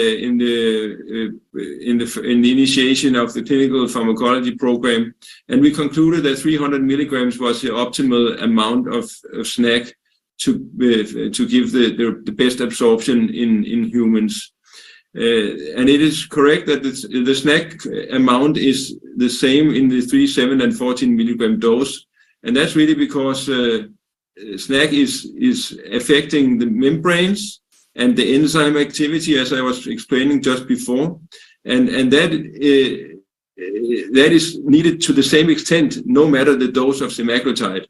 So basically, you need to have the optimal amount of SNAC to do what it is supposed to do to facilitate transport, and then it doesn't matter how large the dose of the active component is. You need still 300 milligrams of SNAC. We know that semaglutide has a very long half-life. But why do we recommend semaglutide daily, every 24 hours? Yeah, so the reason to go for daily administration of oral semaglutide is to limit variability from day to day. So it will take a couple of weeks to get to steady state with semaglutide due to its very long half-life. But that means that each individual dose given on a daily basis has little impact on the steady state concentration, so to speak. And that means that by giving the product daily, you will be in some way more forgiving or buffer any variability that may occur from day to day in absorption in the individual patient. So one day the absorption may be a little bit higher, another day it may be a little bit lower, but because of the very long half-life and the daily administration, it levels out to the same mean steady state concentration over time. So it's really to limit the variability from day-to-day administration that we give the semaglutide orally as a daily tablet rather than as a weekly tablet. Right. When 1 year back, it was 1.5 years back, it was introduced in India, and with the hope that semaglutide is the wonder molecule, which will prevent many pathogenetic processes and give a complication-free life. But in the meantime, what we have experienced, that many people, in addition to glycemic control, are also losing weight. And that has become a real attraction for people to accept semaglutide and clinicians to prescribe semaglutide. So what our physicians or doctors, diabetologists should know about the drug interaction of semaglutide, because it will become very commonplace to prescribe it, where they should not, and all those things, drug interaction. Yeah, and that is a good point to raise. So semaglutide may have a minor impact on gastric emptying, for example, and that could impact to a minor degree the absorption of some other medications also taken orally. So that is to be taken into account. Then there have been reported a few examples, for example, levothyroxine exposure that was increased by 33% with the concomitant dosing with oral semaglutide. But in general, the interactions that we've seen are minor. But as I said, because of the impact on gastric emptying, there may be some interactions that you need to take into account. Some patients, due to financial effect or any other reason, want to discontinue the medicine after 2-3 months. What is your view on this? So the view is that when you are prescribed oral semaglutide, it's because you have an important condition that needs to be taken care of. And as with any other molecule or approach to treating people with diabetes, we are talking about lifelong treatment. And that will also be the case with oral semaglutide. So they have to take it lifelong? Yeah, or as long as it can, remain effective in controlling blood glucose and potentially giving the weight upside as well. There may, of course, be a situation where progression is going further and insulin is needed. But until that point, semaglutide should be taken in a chronic way, so maintained as long as needed. Many cases do require insulin along with, and that is being prescribed also. We find in India and other places, 30% of our population with type 2 diabetes are going into renal failure, kidney failure. In that case, a drug with such a long half-life, how do you recommend it? Yeah, so we did studies with various degrees of kidney failure or of chronic kidney disease, and actually, semaglutide can be given even to people who have quite progressed kidney disease. So that has been demonstrated in clinical pharmacology trials. So that means patients with advanced kidney problem can also safely take semaglutide. They can, yes. That is a clinical message that we want you to give to the audience. Yeah. What are the other dosage forms in which semaglutide is tried in different trials? So semaglutide is tried in a variety of conditions, actually. In other dosage forms, that means for obesity, for example, at 25 milligrams and at 50 milligrams oral dosing. It's also being tested as an injectable. In obesity, it's approved at a 2.4 milligram weekly dose. And then there's a variety of other indications where semaglutide or the GLP-1 class of compounds appear to hold potential. And we are, of course, very excited about that. I can mention chronic kidney disease, where we have an ongoing study called the FLOW trial, in a phase 3 trial for semaglutide in chronic kidney disease. We have an ongoing trial in non-alcoholic steatohepatitis in NASH called the EVOLVE trial. We've got a trial in Alzheimer's disease where there was also indications that GLP-1 and semaglutide in particular may be beneficial. It's called the EVOKE trial. So as you can hear, there are a lot of other indications, sometimes coexisting with the diabetes diseases, or at least being diseases of the elderly, where semaglutide may hold potential, and we are looking into those opportunities for the future. Excellent. Beyond pancreas, how do you place semaglutide, other actions of semaglutide beyond pancreas? So the most prominent one is the effect in the central nervous system that relates to appetite control, and potentially also to mediating effects such as those that we are exploring in Alzheimer's disease. So the GLP-1 receptors, both in the hypothalamus and in the hindbrain, and possibly also in the central part of the central nervous system that we know less about, can be quite important for some of the pharmacological actions of GLP-1.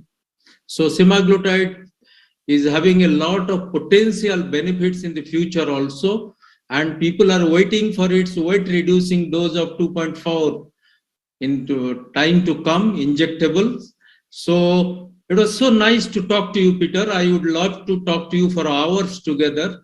It is always good to hear from the horse's mouth, but you have really thrown so much of light into the problem. I hope our clinicians and diabetologists will be very much benefited. Thank you. Thank you very much. Thank you very much for inviting me. Thank you for having me. And I look forward to meeting in real person in India and sometime in the future. Thank you very much. Thank you. Thank you very much. Namaskar.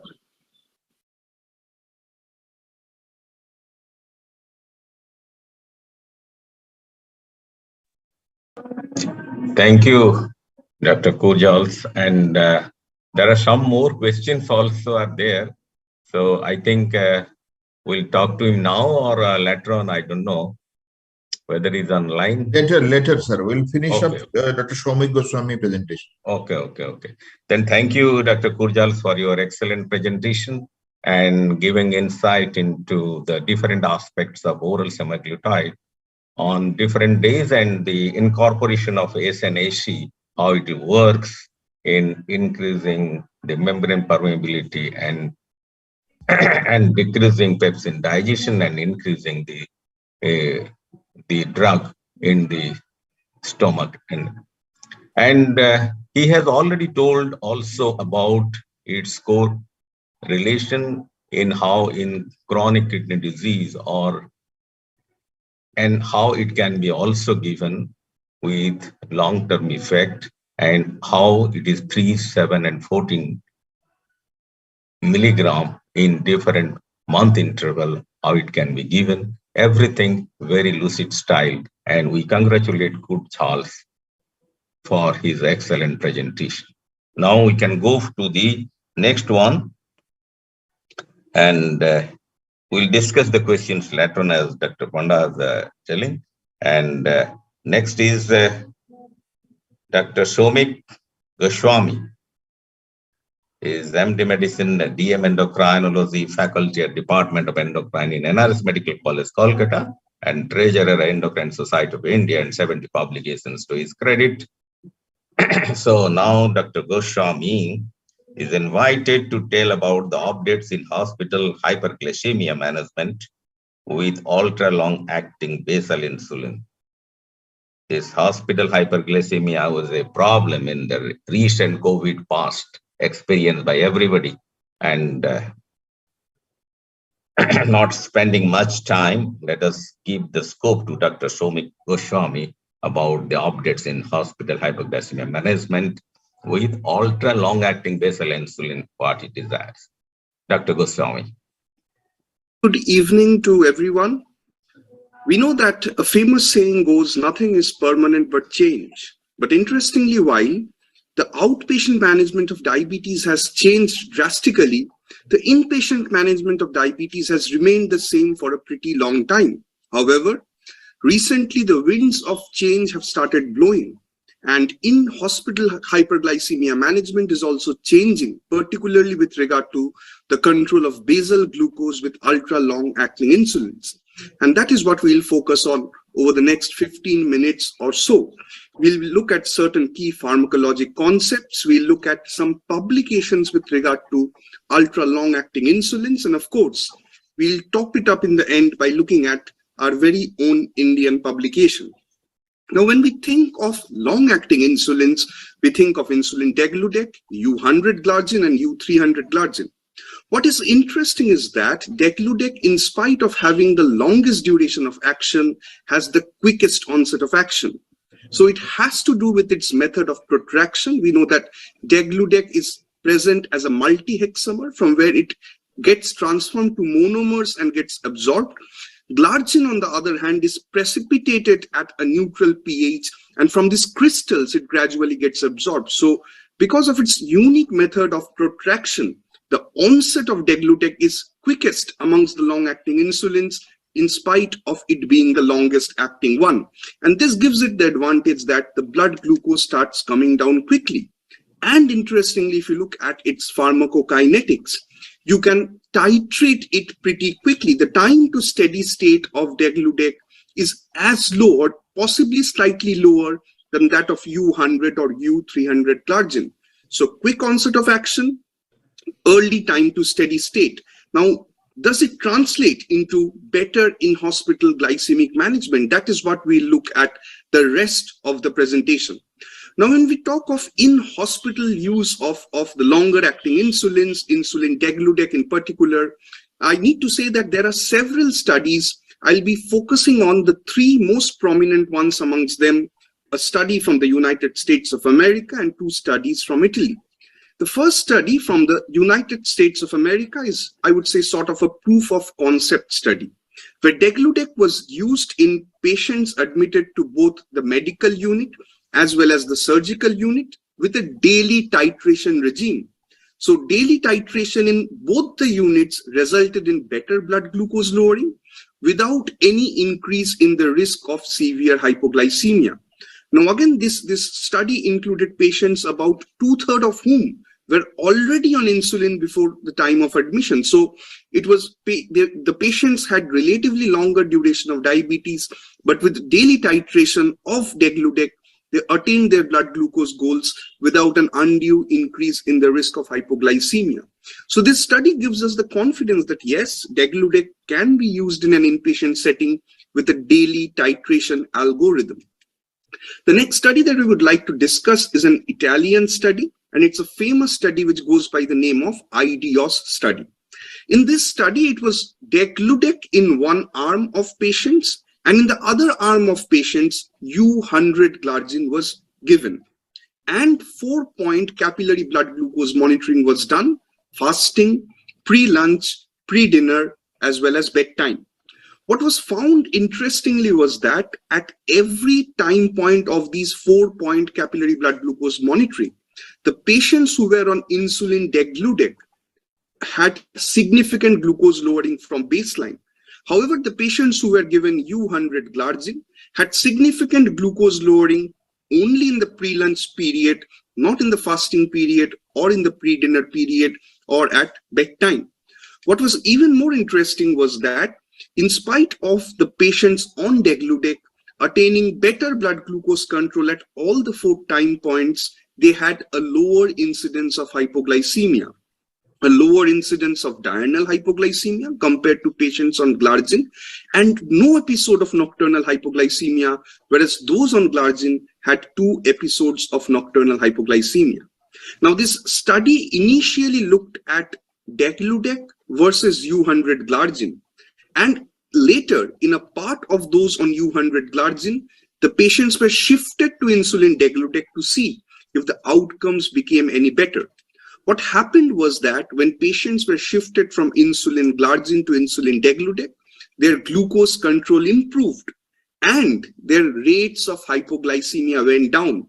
Now, this was something interesting because we know that as we go closer to our glucose control targets, as we lower blood glucose level, the risk of hypoglycemia usually goes up.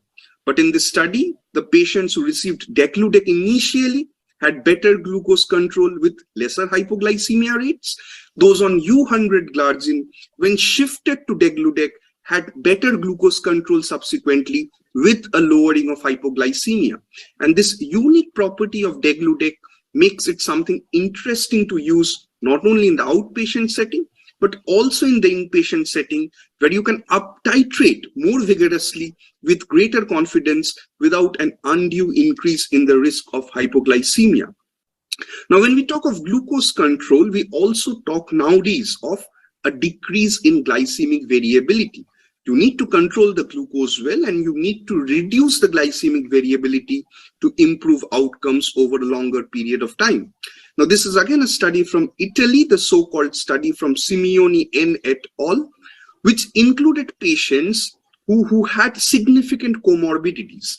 This study included about 52 patients, 75% of whom had 3 or more comorbidities.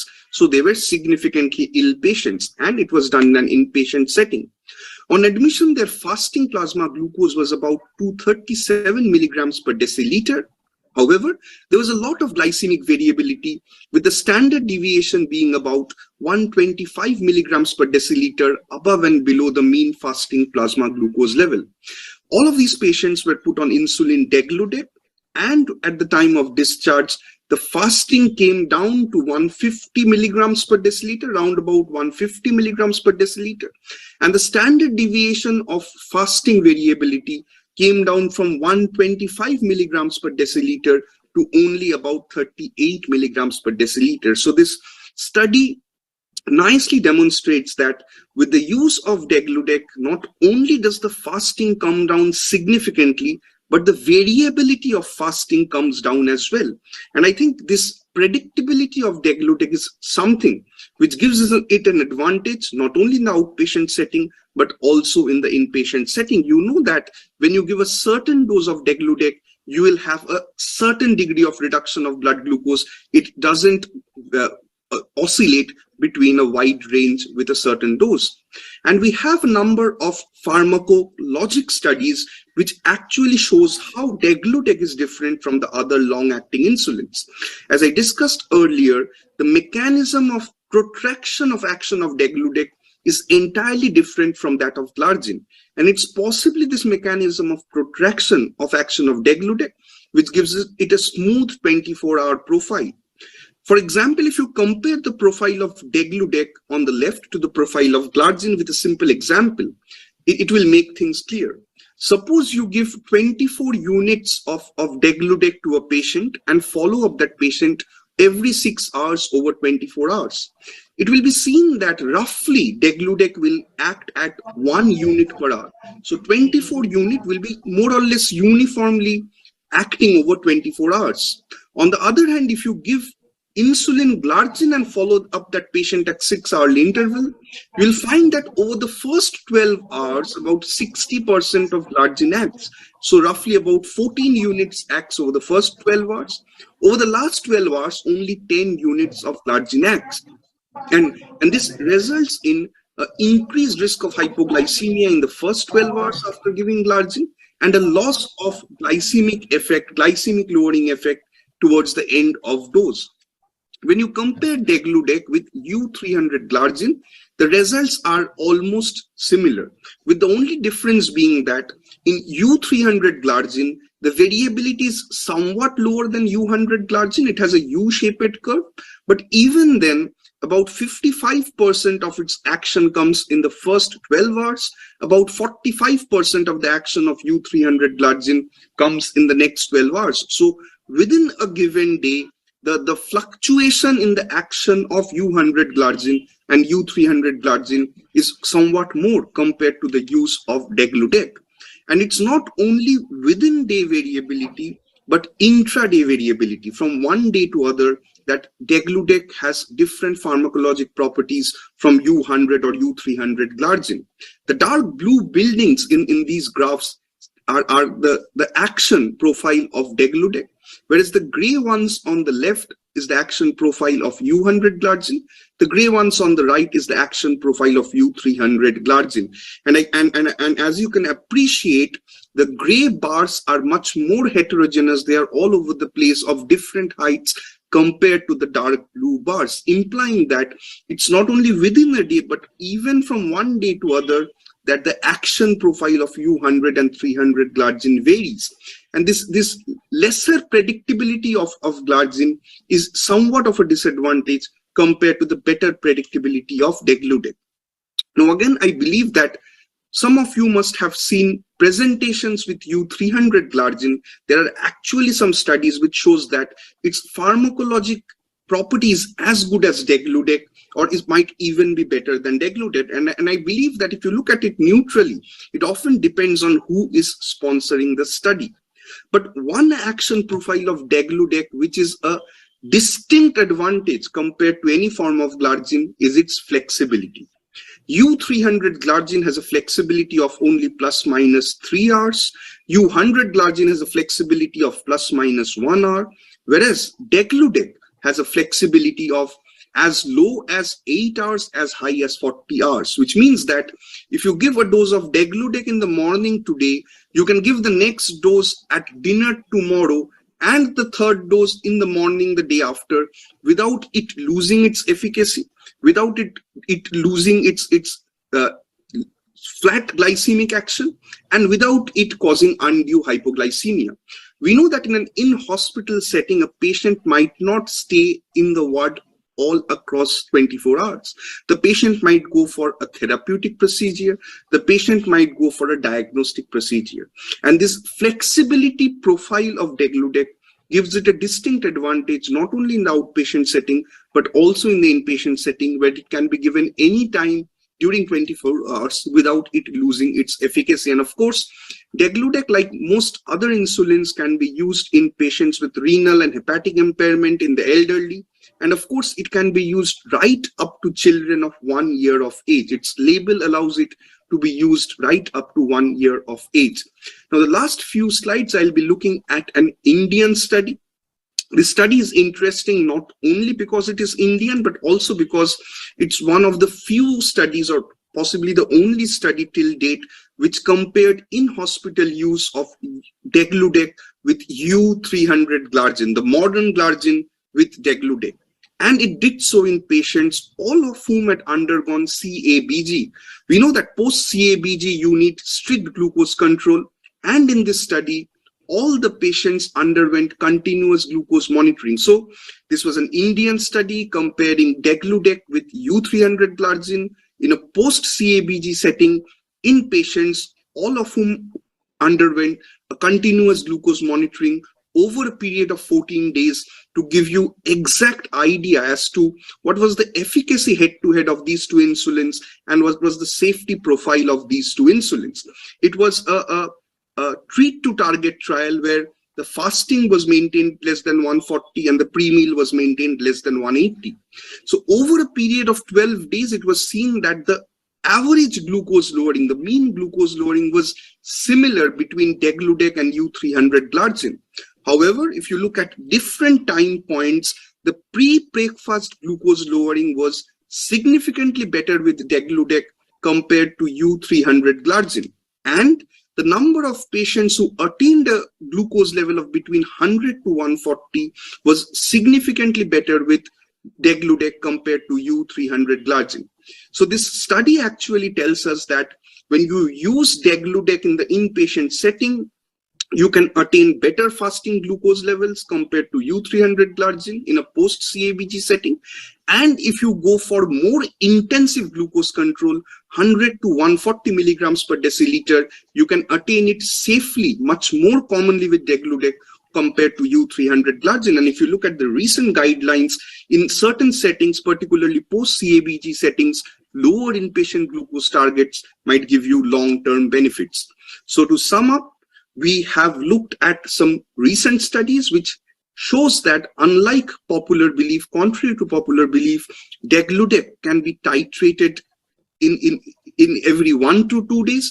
Degludec can be used in an inpatient setting, and when you use degludec in an inpatient setting, you get better glucose control at different time points compared to U100 glargine. You have a lower risk of hypoglycemia compared to U100 glargine. You have more flexibility compared to both U100 and U300 glargine. And importantly, in a post-CABG setting or in settings where you want to attain more intensive glucose control, it helps you attain more intensive glucose control safely compared to U300 glargine. So there's a saying which goes that when the winds of change are blowing, some build walls, other build windmills. I think with the winds of change that is blowing with regard to the use of basal insulin in hospital setting, the onus is on us to take the research from the bench to the bedside to give our patients the benefit of better glucose control. Thank you for your hearing. Thank you, Dr. Goswami, for your excellent presentation and also giving insight to the how degludec is standing over and making a mark more, giving less hypoglycemia, better flexibility, better convenience, and good glucose control around 100 to 140 in the hospital setting of hyperglycemia. So he is proposing more of degludec use rather than U-glargine 300 by different comparisons he has observed, and he has given an insight to that. So let us follow that, and for the different difficult hospital hyperglycemia, using more of degludec than the glargine, which is a more flexible, more convenient, better glycemic control, and less hypoglycemia. Thank you, Dr. Bhowmick. Thank you, Professor Swai. And it was a very excellent session on the insulins, what's new. And we know many things are new in the insulin analogs, in the incretin, and as well as in the in-hospital guidelines, as Dr. Soumik Goswami told us. Soumik, are you there, connected? Yeah, great. Yes, I'm there. Yeah. Welcome, Soumik. And thank you. The NRS boss is here. And we welcome Professor A.J. Ashirvadam. Namaskar, sir. And we have the full panelist. Professor Sambit Das is there with us. And we have Professor Das, Ashok Das also, and Professor Alok Kanungo also, and the Arthur sir has joined, and Soumik is there. And we have our chairpersons, Bija Mishra sir and Surendra Swai sir. So it's a full panel. With this, we'll move on to the panel discussion. And all speakers have done very good in their presentation regarding the co-formulations, the semaglutide interview by Dr. Kanungo with Dr. Peter Kujals, and also Soumik in hospital, which is a beginning of new chapter that ultra long acting basal insulins in hospital state. And I have a very good panel questions, and will be brief. We'll save some time because we're running around 15 minutes late. And so we'll finish up the panel in 15 minutes time, covering all parts what I thought. And we'll start from Dr. Arthur Ashirvadam. Sure, you have heard the whole discussion, and I'll take your opinion that are we able to start right insulin in right time for our patients? Well, that's the most difficult question, which we are not able to achieve in day-to-day practice. The problems are availability as far as the cost is concerned for some of them, and for some of them, it is a lack of knowledge that they don't use the proper insulin. Though we use the proper insulin analogs, which have come much more closer to the real need of insulin, we have got miles to go before we achieve the good glycemic control. Probably when you are using the ultra short-acting, ultra rapid-acting insulin analogs, along with ultra long-acting analog, as already pointed out by our previous speaker, then probably we would achieve a basal bolus therapy, which is almost near normal physiological equivalent to insulin therapy. However, we still have a lot of defects. Maybe these are the insulins which are in the pipeline, like the smart insulin, the long-acting insulin, which has the different once-a-week insulin regimen, about which probably if there's some other question, we will discuss about that. But still, we are continuing with some of the patients on human insulin, and that is where we sometimes get into problems. Very rightly said, sir. With this opinion, I'll request Professor Ashok Das to take up the next question, which is the question in many diabetologists' mind. Which insulin should be preferred most, the newer analogs or the conventional human insulins with a reason? Why should we change, or why should we stick to that? Sir, unmute yourself, sir. Two distinct advantages of the newer analog insulins. The best advantage is its flexibility of timing over the ordinary human insulin, and that also gives the less hypoglycemia and less weight gain. So to my mind, the advantage of the newer analog insulins are its flexibility and its proneness to less hypoglycemia and less weight gain. Having said that, there are few distinct advantages which are most clinical and practical. One such thing is what Somik pointed out. He in the beginning he said that a patient goes for a lot of investigations from the hospital to diagnostic departments. Morning degludec, morning injection, he has not got it in the hospital. When he comes back later in the evening or later in the afternoon, a flexible insulin, a flexible analog, we can easily give. But a analog which doesn't have that much of flexibility will think twice to give. And for the human insulin, we have to think thrice. Very right, sir. But that too with a cost. We know that our Indian patients pay from their pocket for their whole treatment. I must tell you something, Jan, very important. The important is the fact that, there are situations where you should use it and situations where you should not use it. I'll just give an example of a health minister of a state. And he takes in the meetings alcohol, and he goes to the bathroom and takes the injection. He went to the bathroom, took the injection, came back, and because of the inebriation, he could not take any dinner. And while back home, Surendra is here. Surendraji, when he back home, he had severe hypoglycemia. If he had a flexible, he could have taken it after knowing whether after alcohol he will be able to take food or not. So I'm just giving simple example. So there are distinct advantages which are much more than the money that we spend for the injection. And getting my point, if you would have taken, and we can give this even after the food. Say small children. I'm just taking for example's sake. We can give knowing how much he's taking the diet. We can design how much insulin to give. That advantage is not there in the ordinary human insulin. Very right, sir. And if the blood glucose is well controlled, as in the earlier session you were telling, the legacy effect and metabolic memory stays, and the person is benefited lifelong. Maybe by spending more, the complications are not there, and then the diabetic is protected throughout. So it's worth. And I must tell you one from my experience of large number of patients. The control is very smooth. The control that matters. That matters. I mean, it is a really pickless insulin. Are you getting my point? That pickless insulin control being smooth is important. Very right, sir. And for that advantage, those all who afford should be given the advantage of the analogs and the newer insulins. There is no doubt in that. I'll move on to Professor Shambit Das. Very nicely told about the IDEG-ASP and the combination, how wonder it does.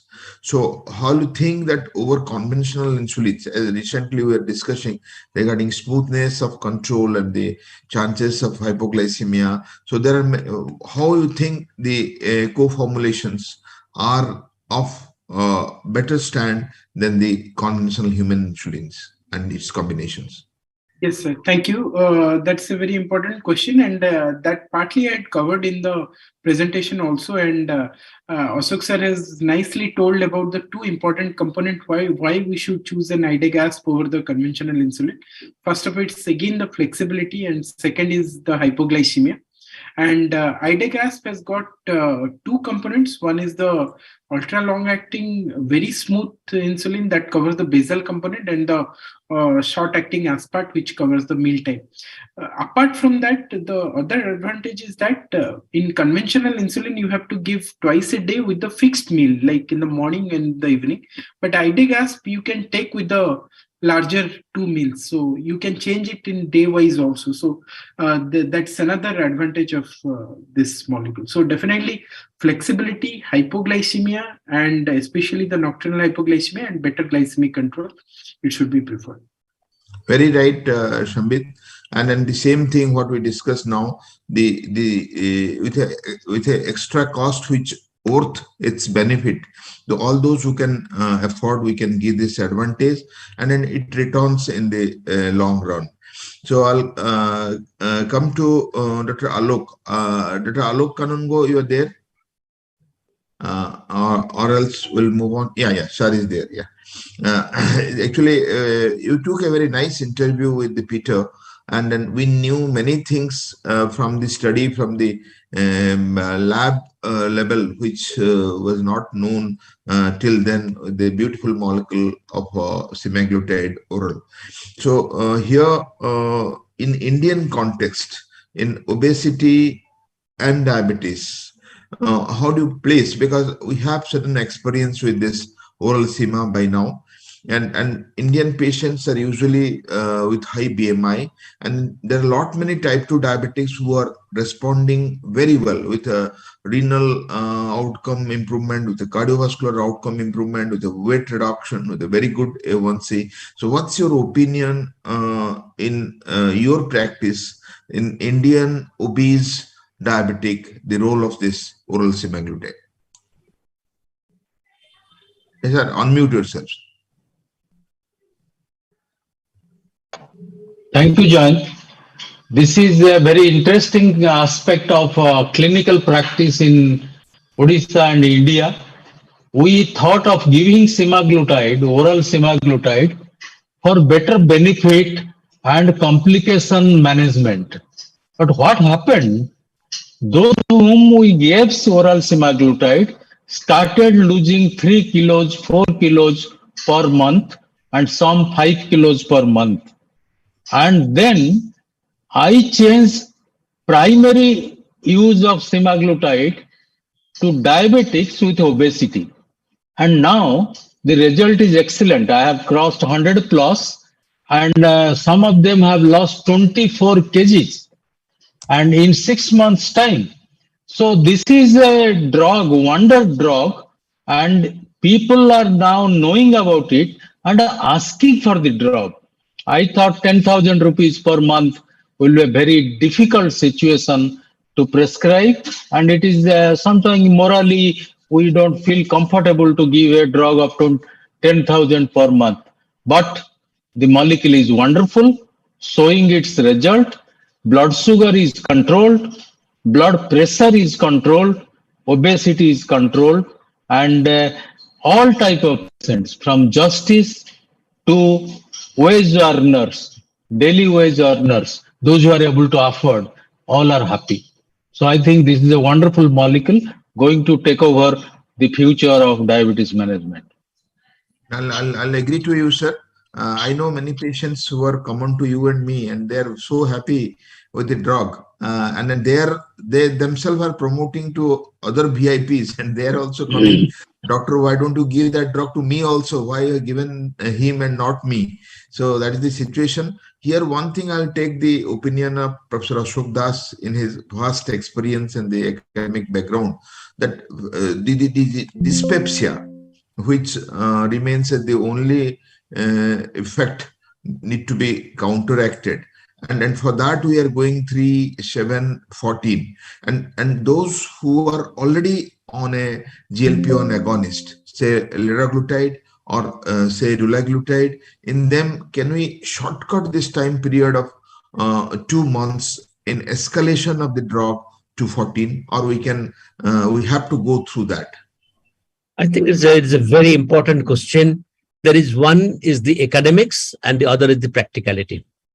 Academic medicine or academic diabetology says that you should give for 1 month 3 milligram, then change over to 7 milligram, then change over to 14 milligram, or give more than even 1 month, 2 months to 3 months, then change over. But I must tell you that many of my patients, they have started with few days of 3 milligram, they have changed over to 7 milligram, and the tolerance has not been a problem, and the effect has been great. You know that the drug 3, 7, 14 cost the same, and you know that the cost of there is no issue of making the drug half, because we do not know whether snack will be similar in both the components. So the absorption for which there is a protein in a pill will be lost. So the question of having the tablet or making the tablet half does not arise. So you have to give it as a whole.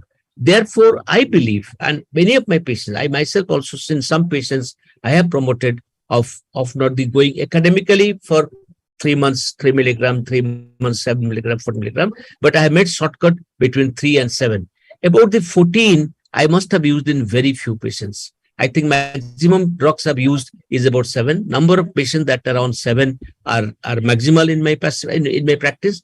I must tell you one thing, that even though we said that semaglutide, oral semaglutide, it for its glycemic efficacy, I have found that it is great. Its anti-obesity effect was believed to be less, but in my practice, it is quite sizable. I did talk to Nitin Kapoor fame, who does the trial of this drug, and he said, sir, with the 8 milligram, I mean, with a very high dose, 25 milligram oral semaglutide, he has weight loss up to 25 kgs. So I have not gone to that pretty much to get that much of weight loss, but the average weight loss of between 5 and 7 has given me excellent result. You know, we don't have in our country the Ozempic. Ozempic is the 1 milligram dose injectable, which is available elsewhere. Since it's not available, I think in my practice, escalating from 3 to 7, not in everybody, but in few of them where it can be done, has given wonderful results. Very rightly told, sir. That's what we also have experienced, and quickly I'll take Dr. Shambit's opinion before I go to Dr. Shomik regarding his experience about this under molecule oral sema. And escalating earlier than the scheduled, insert prescription. Before Sambit comes, there is only one clinical situation where many physicians are insisting to Revels's patients that take L-troxin fast and forget about semaglutide. So I want the panel to discuss this. I change it over to the evening. I change over this to the evening. I say you take it in the evening, L-troxin, and I give morning oral semaglutide. Yeah, actually, in the thyroxine guideline, it's there. It can be taken in empty stomach. In the late night also, suppose somebody takes the dinner at 9 or 10, suppose goes to the bed at 12, he can take a tablet of thyroxine and go to bed. So that is scientifically included in its dosage schedule. So the same thing what Professor Das has told, I have also in my co-patients with hypothyroid and diabetes who are on oral SEMA, I changed the thyroxine schedule to the late night rather, that is after dinner, 2 hours after dinner while going to the sleep. Sambit, what do you think? Sir, in fact, semaglutide increases the bioavailability of levothyroxine. So, actually, one of the thing what other panelists have rightly told is that we can shift the thyroxine to night. But even if we are giving in the morning, so the first thing to be semaglutide, maybe after 30 minutes later, the other things, and then we can start with the levothyroxine is also okay. And we need to check the thyroxine TSS status definitely after 6 weeks to 8 weeks, and then adjust the doses. So either perfect. So the both can be done. You can tell semaglutide, and after 30 minutes you can have thyroxine, or the earlier night he can have. Yes, sir. And then your experience on SEMA, Shambit. Dr. Panna. Yes, sir. Yes. Professor Dr. Bijay Mishra, sir. And that is what the semaglutide guideline tells, that you give SEMA and then after 30 minutes you give thyroxine. Yes. That is given, and actually, and you have to very quickly monitor whether the TSH level is better, because it enhances the action. Yes. In fact, sir, exactly to that, my experience is that whenever thyroxine is given and after 2 months I check the TSH, in fact, the TSH is lowered in the same dose. So we need to actually reduce the dose a little bit. So that's the thing. And regarding experience with semaglutide, it's a wonderful molecule, controls the sugar and weight also. And definitely the weight reduction, whatever the clinical trials have shown, has been much more in the real world setup than in the clinical setup. And as there is always a confusion about 3, 7, 14, as it has been mentioned every monthly. But if someone is on dulaglutide 1.5 milligram or liraglutide of 1.2 milligram, then I directly start with 7 milligram, and then within very short time I hike up to 14 milligram, and they usually tolerate that this thing. But starting new, we can go for 3, 7, 14, maybe at a slower pace. Thank you, Shambit. I see Dr. Peter has joined, and thank you, Dr. Peter Kujals, for that nice interview with Dr. Kanungo. We had many aspects clear, and you have the first-hand experience of working with that molecule, the oral semaglutide.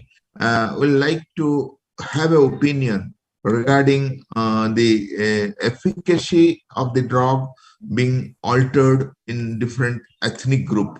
How have you seen in the Danish people? How about the Indian, about the other ethnic groups of the world? Because we are getting a very good response and very good organ protection, the renal, the cardiovascular, the A1C, and also good weight reduction. Is it same over other countries of the world, or different countries are behaving differently with the oral SEMA? Dr. Peter. So thank you for the question and for inviting me here as well. I think it's a very good question, but the answer is really based at this point on more on case reports, because in the studies we have conducted, we have not seen any significant differences between ethnic groups. So I think the difference that we can discuss is what's kind of based on case reports at this time. So I'm very pleased to hear that you have good experience in India. It may relate to improvements of beta cell function, of course, with GLP-1 in general. That also makes the response very, very, very good in the Indian population. But in general, we see, and what we hear back from case reports is, of course, very favorable for SEMA in general, but also for oral SEMA specifically. And as the previous panelist here was mentioning, sometimes it is our impression that the real-world experience actually is even better than what we've seen in the clinical setup, in the clinical trials. Thank you, Peter. We had a good exposure of Jayant, one question I have to ask. Please stay back. I have a couple of questions for you on insulin also. I'm going to Shomik directly. Shomik told and opened a new chapter. Like and every molecule creates a new beginning at some point of time. The long-acting basal insulins and the in-hospital management. Usual impression goes, we give short-acting, rapid-acting, and then neutralizing bolus doses, and immediately we sit over before discharge to the other preparations. So in giving this, aren't we exposing our patient to hypoglycemia at any point of time? Number one. Number two, what's your experience in NRS Medical College on in-hospital management with the ultra long-acting insulins? Dr. Shomik. Okay, so thank you for that very relevant question. I would first like to put out the caveat that as a part of standard guidelines, degludec is still not an in-hospital insulin, but we know that guidelines take time to change. They will change in due course of time. But we have data that one, it can be titrated on a daily basis without increasing the risk of hypoglycemia. Two, we have data that compared to U100 glargine, it gives us better in-hospital control with a lower risk of hypoglycemia. And three, we have Indian data that in a post-CABG setting, you can attain a glucose level of say 100 to 140 milligram per deciliter with degludec more efficiently compared to U300 glargine. So it has data versus U100 versus U300 glargine and has data on a daily titration basis. So I have been using it after these studies have come out, not at NRS Medical College where we have U100 glargine available free of cost, but in some corporate hospitals where I practice as well. And I can say that one, the number of phone calls have come down. The phone calls from the sister, the phone calls from the registrars have definitely come down in patients where I've used it. And two, in my opinion, better glucose control. Got better glucose control without any hypoglycemia till date with in-hospital degludec. Very, very good. And that tells that this is a future modality. Now I'll come back to Peter, asking him that this ultra long-acting basal insulins in hospital setting, those who are critically sick in the intensive care or in the medical wards or surgical wards in need of insulin therapy, there, how do you place this? Because at present we don't have it in the guidelines or the recommendations. How do we place the ultra long-acting basal insulins in hospital use of insulin? Dr. Peter. Yeah, I think what we heard is that the experience that is being reported back from case reports is very favorable for the ultra long acting basals, and I think that over time they should also get on the guidelines for that purpose, because they are more reproducible in their action profile from day to day, and also provide the ultra long basal insulin supply. So a better insulin in general is also a better insulin for in-hospital use, I would think. But that will have to come over time. I just wanted to ask, we knew from the Pioneer 6, Peter, about the cardiovascular benefit of the oral semaglutide, in the 21 months. But I mean, I don't want you to let the cat out of the bag. But what has been the impression from the SOUL trial so far? Any interim analysis, anything? No, I cannot say anything about that. No. But when it likely results to come from the SOUL trial? I think we will have to conclude the study. We cannot report anything on interim for the SOUL report. So now, thank you, Peter. Thank you, Professor Das. I'm back to Dr. Arthur. Sir, you have rightly told about the right insulin in the right time. What we feel, and you have also agreed that there is a lot of inertia in the insulin therapy, and then we physicians are more responsible than the patients for the inertia. The inertia is more in physicians' mind than with the patients, or then with the paramedicals or the system. So how do you suggest to overcome the insulin inertia in India? Well, inertia is a part and parcel of every patient, every paramedics, as well as medical personnel. So that has to be derooted properly by education, education, and education. And once you see the benefit, for example, from a non-insulin regimen to an insulin regimen, you definitely see the quality of life getting better. If 10 patients you see that they are all right attending to their work, which they were not able to do with an OHA, 6 OHAs, then probably you get this conviction that insulin has really done the job. The second point is that now upgrading from ordinary insulin to an analog, same way, it might think that, oh, what is there between these two? You have to spend a lot. But still, as was already pointed out by many of us, many of our colleagues, when you use an ultra rapid acting, short acting insulin, you are able to achieve a better control and less of hypoglycemia. That is something very wonderful. With a regular insulin, whenever you have a hyperglycemia in the postprandial state, we are tempted to increase the dose of insulin. Once you increase the dose of insulin, you end up with hypoglycemia. So the patient never ever increases the insulin. So ultimately, you have spoiled the motivation, what all you have created so far, and that patient would never be able to come to good glycemic control hereafter.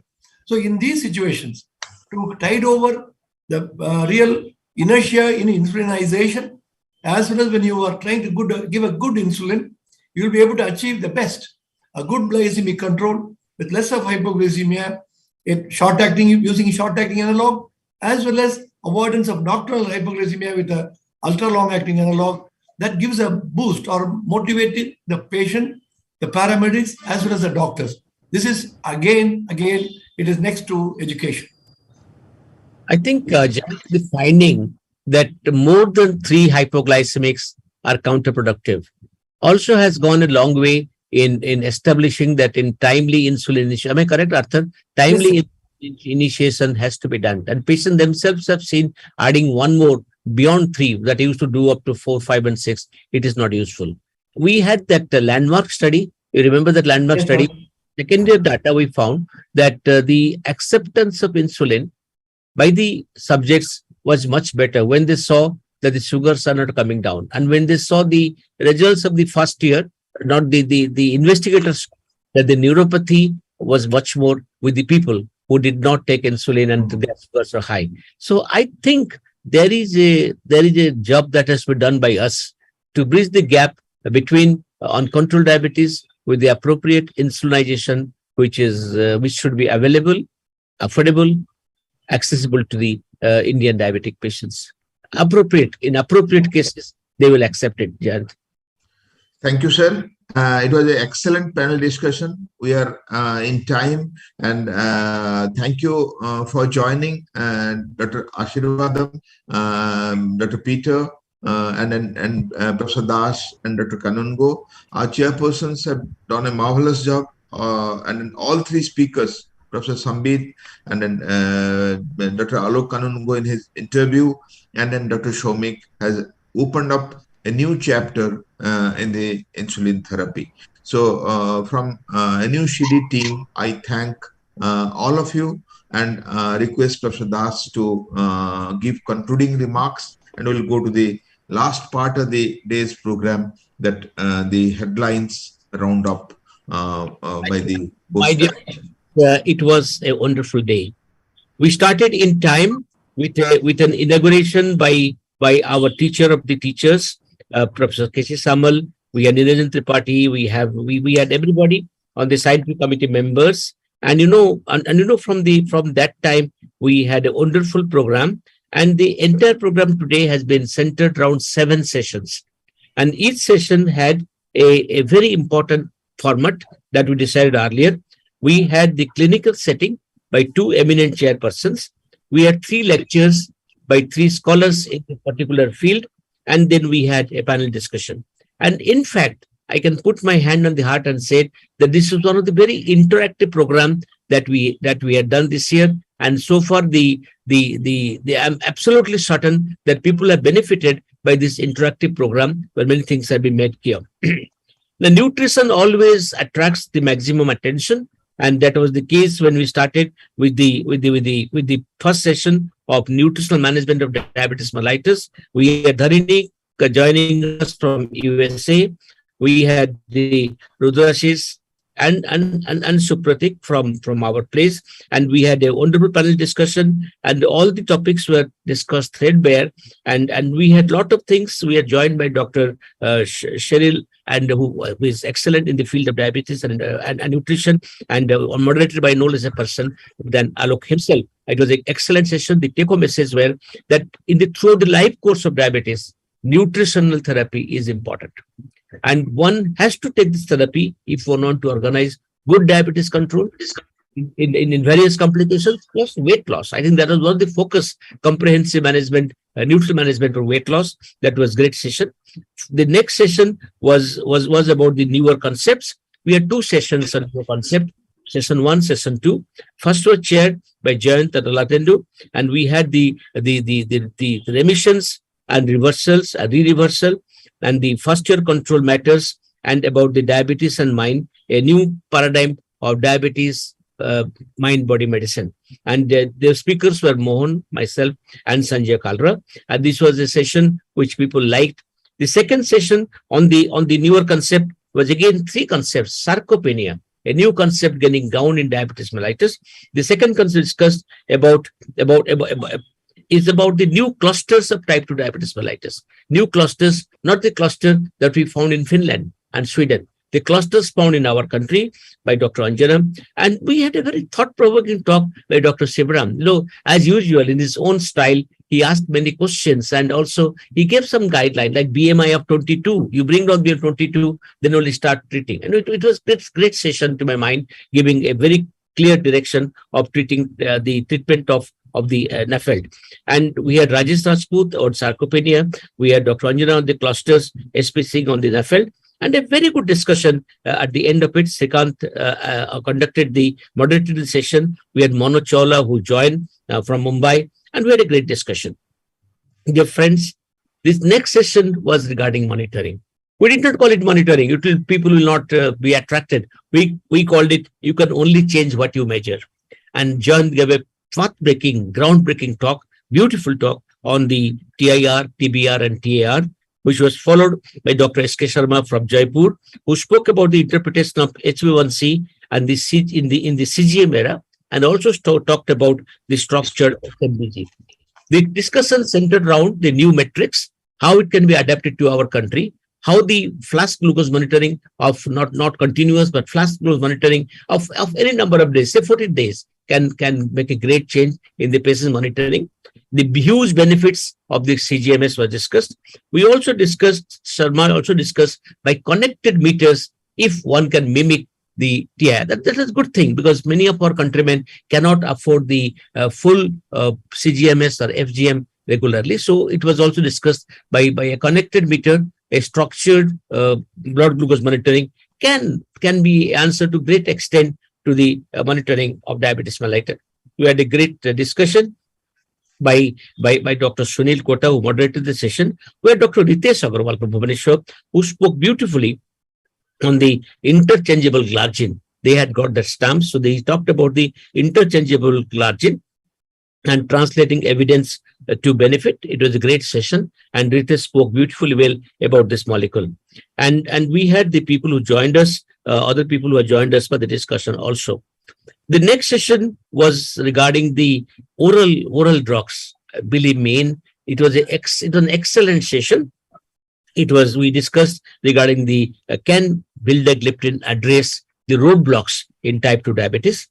We discussed that diabetes is not inevitable, and we can have metformin to prevent pre-diabetes going into diabetes. And ultimately, it was shown that we have no choice. It is important.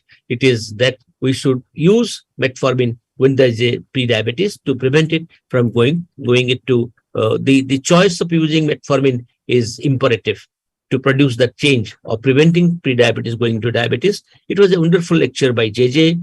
Ranjit also did a wonderful job when he spoke about the vildagliptin. Dr. Mangaras spoke about the dapagliflozin, the emerging evidences, and talked beautifully about it. And we had Kalyanda at the end, who spoke about the positions of sulfonylureas in the current era. I mean, I was really surprised that there were takers for all the oral drugs. And it meant that what a great degree of clinical experience reside in our country. I must tell you that I was amazed that in every drug, for the SU plus metformin plus gliptins plus dapagliflozin plus the metformin for the pre-diabetes and for the vildagliptin and other gliptins, a great deal of evidence and clinical practical knowledge were presented. I'm sure the questions have been recorded by Hardik, and we would like to make a small booklet about it. Alok, please organize that. And following that, the panel discussion was excellent, and we discussed everything threadbare. Dear friends, the penultimate session for today was the session on the incretins and the insulins. It was titled "What is New?" We had Dr. Vijay Mishra, one of our senior colleagues, and Surendra Swain. Surendra's voice is really absolutely fabulous, and they both conducted the session. We discussed about the insulin co-formulation, the Ryzodec, the advantages and the value proposition in the setting. It is a great molecule for our context because of our food style, because of our dietary habits, and because we want control with this dietary. It was a great session, told by no less a person than my dear Sambit. He did beautifully well, and the interview with Peter Krull was superb. And Peter Krull was one of the greatest architect of the modern insulin and the incretins, and Alok in his own style had a wonderful interaction with him.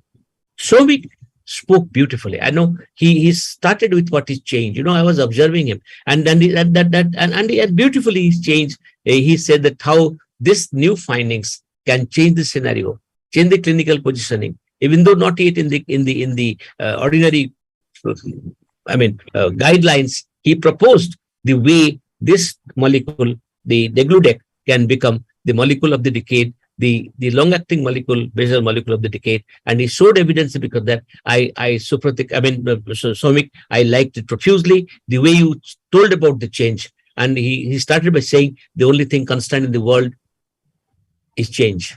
And he justified at the end how this change can enhance the insulin use. And at the end of it, Jayant conducted a very great panel discussion.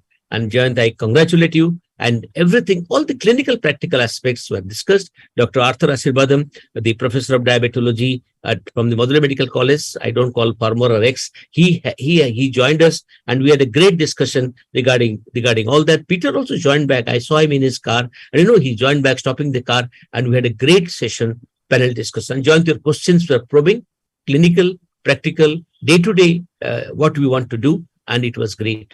Dear friends, the beginning has been good. I'm absolutely certain all the people in the country, in thousands, they have logged in. They have liked today's program. So the beginning has been good. I'm sure there'll be well continuation tomorrow.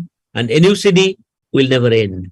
It will have an endless progression to 10th, to any nth, towards eternity. With these prayers and this, it is my job to thank and offer the NUCD team's gratitude to all of you who have made this program today. It is because of you the program is made. The faculty make the program. The topics make the program. Your question answer make the program. And of course, we are here because of you, the thousands who have logged in spite of your lot of opportunities. Because you are, we are here. Thank you very much, everybody. And let us close the day today. And I'll hand over to Jayant. Thank you. Thank you, Professor Das, Professor Ponda, and everybody. This meeting today was a very successful day, as you have so nicely briefed everything. Any program needs some back support and support from the right people to continue. Absolutely. I would like to thank RX Events, Hardik and his team for doing the technical job, Saurabh Tripathi for planning, designing, and executing the NUCD in a new format.